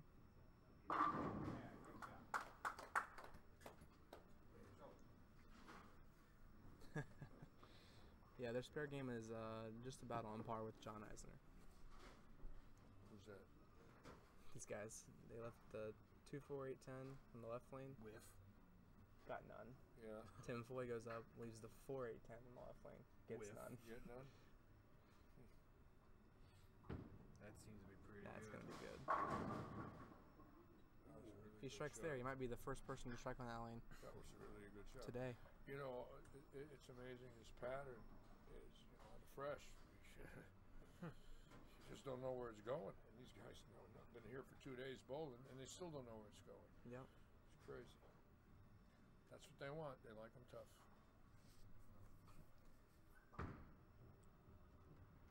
Oh my God, how can he do that? So that's a mental error right there. Just picked it up quick, ran. Yep.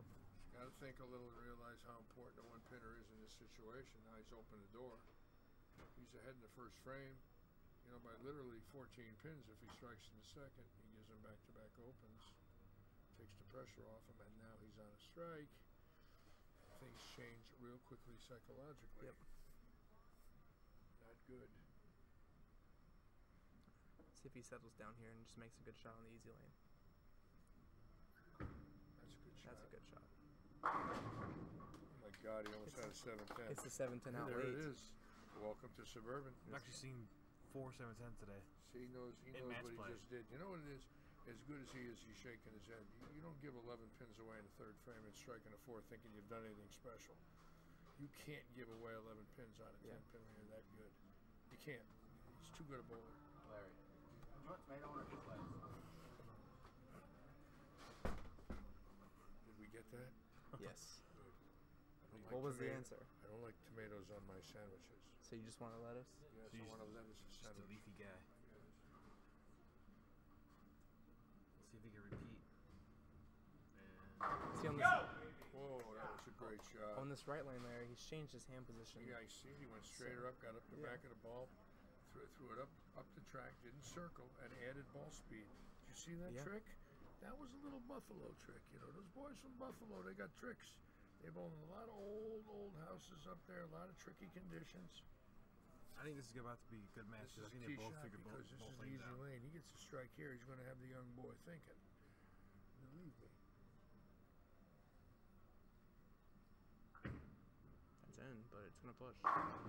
Oh my God. Oh my Ouch, What is town that? population, you What bro. is that? How can they be that tough and you get robbed to boot? Wow. As Billy Weather would say, Chris, it's the only tap in bowling. And there Sometimes it is. you take the elevator. Live and in color. Sometimes you take the shaft. Yes. Yes. It's a classic Larry Lichtenstein It's quote. the only tap in bowling. At least he covered it. At least he hit it in the face and said, well, here's to you. At least gives Tim a little more cushion. Well, Tim strikes here. He can get to 60, which will put him down going into the 5th frame. He needs And then to advantage in the double 6th every frame. 2 pins down, which is not an advantageous position Yeah. as we speak. This is a key shot because this is the tough lane. He did make a good shot on it last time. Oh, it's in. He's a horse. shot. I'll tell you what, That's- he bounced back. I got to give him credit. Double error in the second and third. Come back with a double. That's a sign of a champion.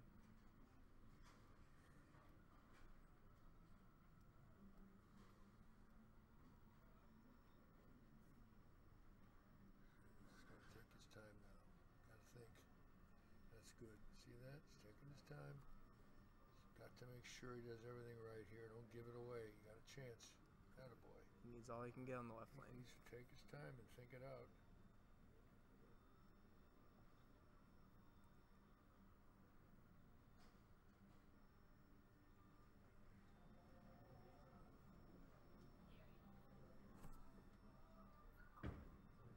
Good shot. Oh, jeez. Fair enough.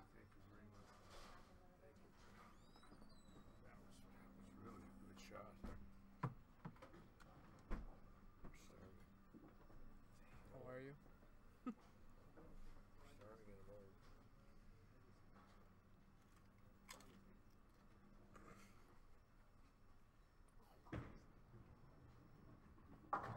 Hi, buddy. Come on. All right, bonus.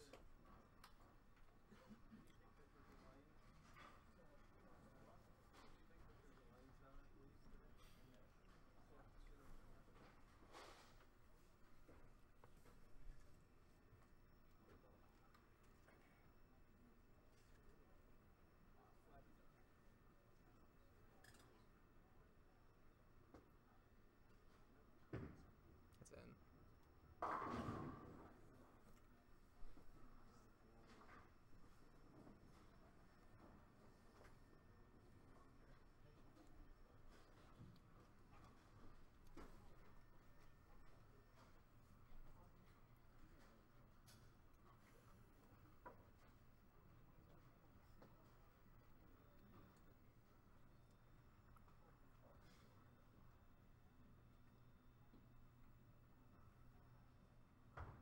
That's a lift. Oh my God. Nobody wants it. That's the last thing you want to do. It's a one-pin game now. Well, now he's got to regroup. He's still ahead. At worst, he's a pin ahead. He's got to throw a strike here. He's on the easy lane. Or easier lane. Yeah. And he's got to make a good shot. He's got to maintain his composure. This is a key shot. If he baby splits or washouts, he's in trouble. You better be careful. That looks good. Oh, Great God. church. It's definitely a little in. Yeah, just a little bit, but I thought it was He going got to push. slow. He got slows. Thumb was in the ball a little long. They're so touchy. He didn't get out of it clean. They hooked early.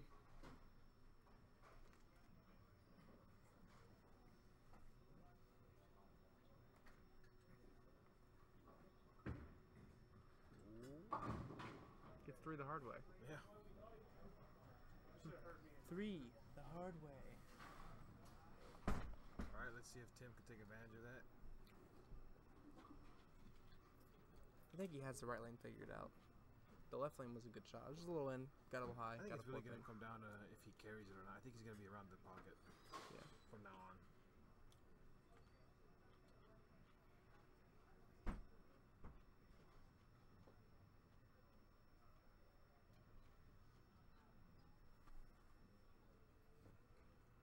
He's gonna take his time on this shot. He knows how important this one is.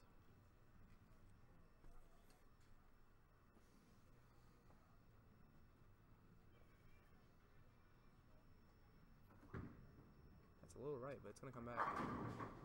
That's that 10 pin, same exact shot Novak had. Where he opened his angles up a little bit, got the ball back, but it was just out of energy. Well, it's something like this. I remember the 10 third pins, frame he missed. That's the worst. If that's your miss, you take it. Yeah. You don't want to do something too Third frame crazy he to missed try and the 10. carry. He missed the 10 pin. Again, he's gonna have nightmares. Miss here puts him down 1. Spare puts him up.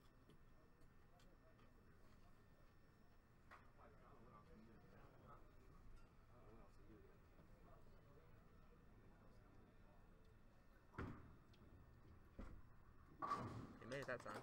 Holds the finish. He just wants to make sure. Yeah.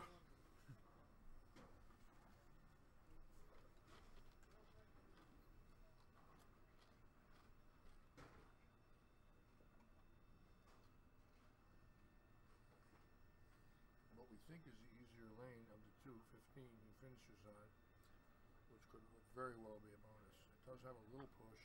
If he really executes, he should get it to the pocket. But we'll see. I think if he throws it like he did the last one, though, he's going to wash out. There's too much hang out there. That's in. Should push. Oh my god. They're just handing it to one another. Amazing. Unbelievable.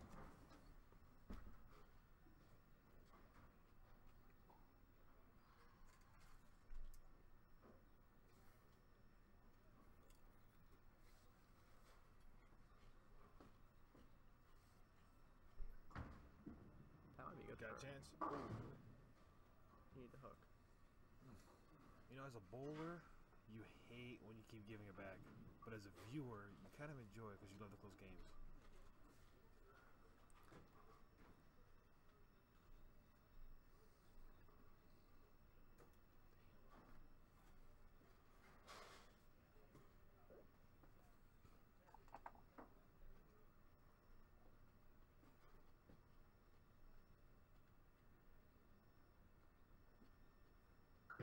That's in. 310, baby split. Look at this. Well, between them in 16 frames, they have 5 splits.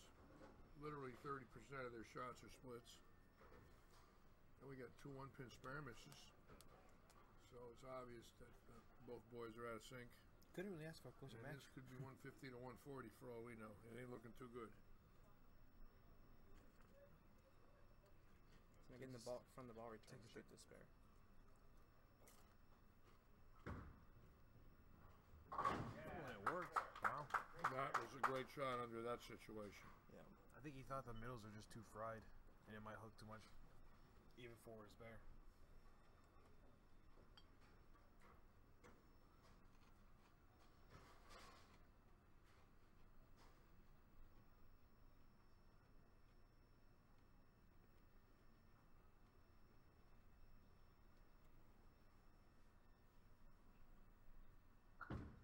Good shot. Labors gets the Oh my 210. God. She's got no tilt. It touches the sail spot and it goes straight. It's got no rotation. To me, it looks like a confusion between the right and the left lane. I think where he tried to up his speed, he's kind of amped up a little bit on from the right lane. The left lane, he kind of came over, and he's starting to throw it a little hard in the left lane. He also got the last one slow on there too. So. Well, six splits of 17 shots between them. It's obvious they have no idea where it's going. I mean, these guys know how to bowl. Yeah. And there's something missing. This pair has just conquered them. Well, these flat patterns is tough because if you miss right, all it week. hangs. It's been a pretty good pair, but right now And you miss any it's hooks. impossible.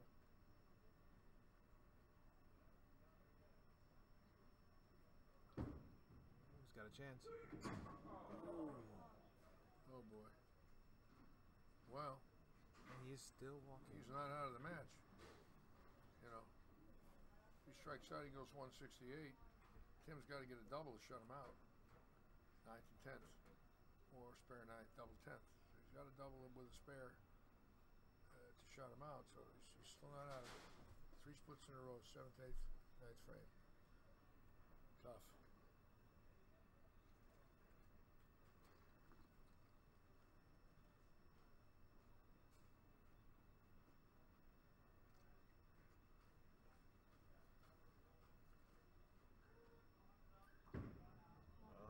Got on that one. Oh my God. Oh my God. No plow. I don't blame him. No, you gotta Well, take when those. you get on a pair like this, sometimes a lucky break is all you need. Now let's see. Yeah, he needs to take a second and relax. This is the shot of the week right here. This is his shot of the week. He has a chance to control his own destiny. If he strikes, it's over.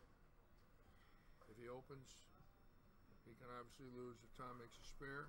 If he spares, he forces Tom to double. So this first ball is really the key. He's got to get a makeable spare if he doesn't strike.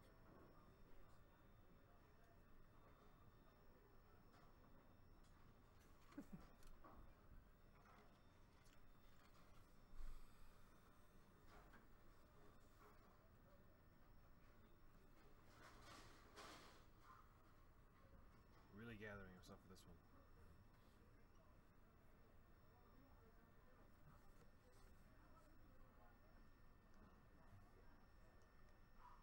He knows how big this shot is. It's not always easy to strike whenever $5,000 is in your face. I know I couldn't do it. That's a great That's good. shot. Hook. Oh my God. Oh my God. Man, and count ours, right?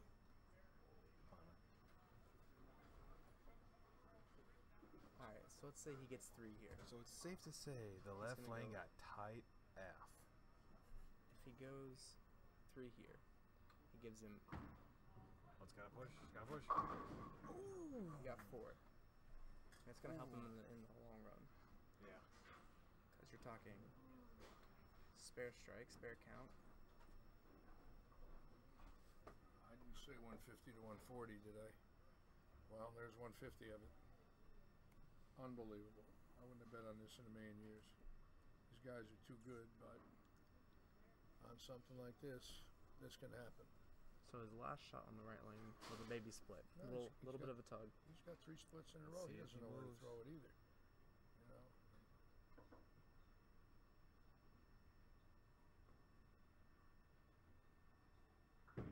It's in. Oh, For sleeper. a 3-9. That's not double wood. That double That's wood. double That wood. is double wood. It's double wood. A sleeper on this is so difficult. Oh my God, the worst spur you can possibly have with the OB zone there and hooking middles. He's got to hit it in the face. He's probably gonna throw straight at this, and he has to be perfect.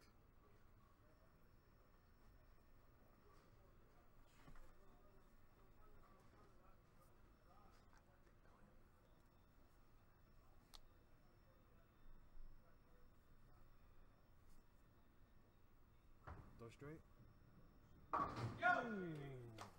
Clutch spare. So he's at 148. He needs 6 pins.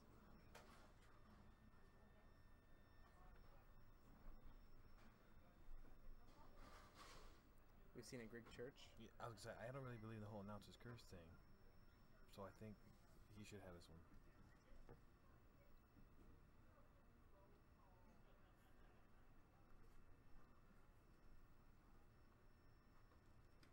6 to win. He's gonna go straight down the middle. And he gets does 9. What a way to finish.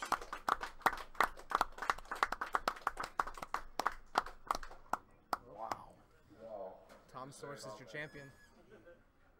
There's that Larry deja vu. Deja vu. Larry called it. Just trying their heart out. You hate to see a loser. Boys will great all week. I'm sure it's very disappointing. Tom Source. Welcome to the winner's circle here at Suburban. Buffalo takes 2 of the first 3 events. And that wasn't exactly the easiest spare to make in the 10th frame for a title with that OB zone and hook and middle. So I got to give credit. Under that situation, that spare alone was a great shot. 157 to 153. 4 pins. And Tom, it's a check for $5,000, and there are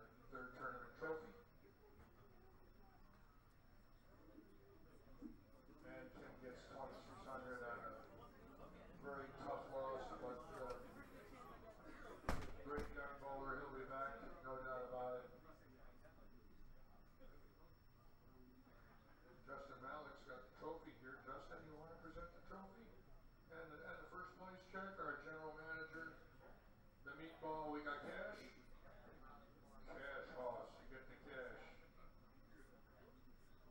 $5,000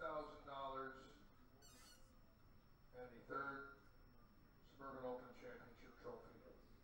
Presented by Mr. Justin Malik. Let's get some pictures of that. Gotta get that on Facebook. Justin, turn around. There it is.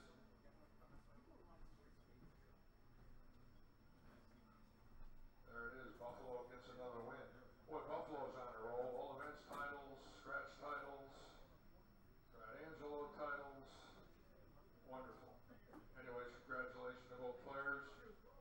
Thank you to all of you for watching our final match.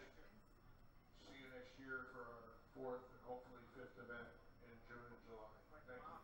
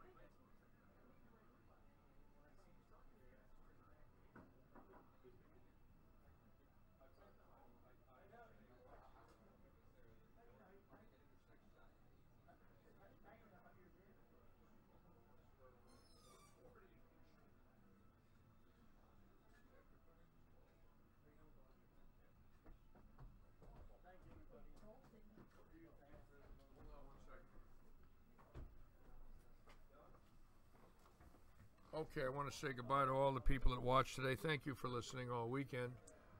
A very surprising end to a very grueling and tough tournament. I feel very bad for Tim Foy. He's just a fine young man, and he just got conquered by the condition. One time he didn't expect it. And as far as Tom Source goes, it's a never give up attitude. You just got to stay in there and fight, stay cool. And when you win a title with a 157 game for $5,000, you got to look up and thank the bowling gods. So anyways, thank you so much for listening. See you soon.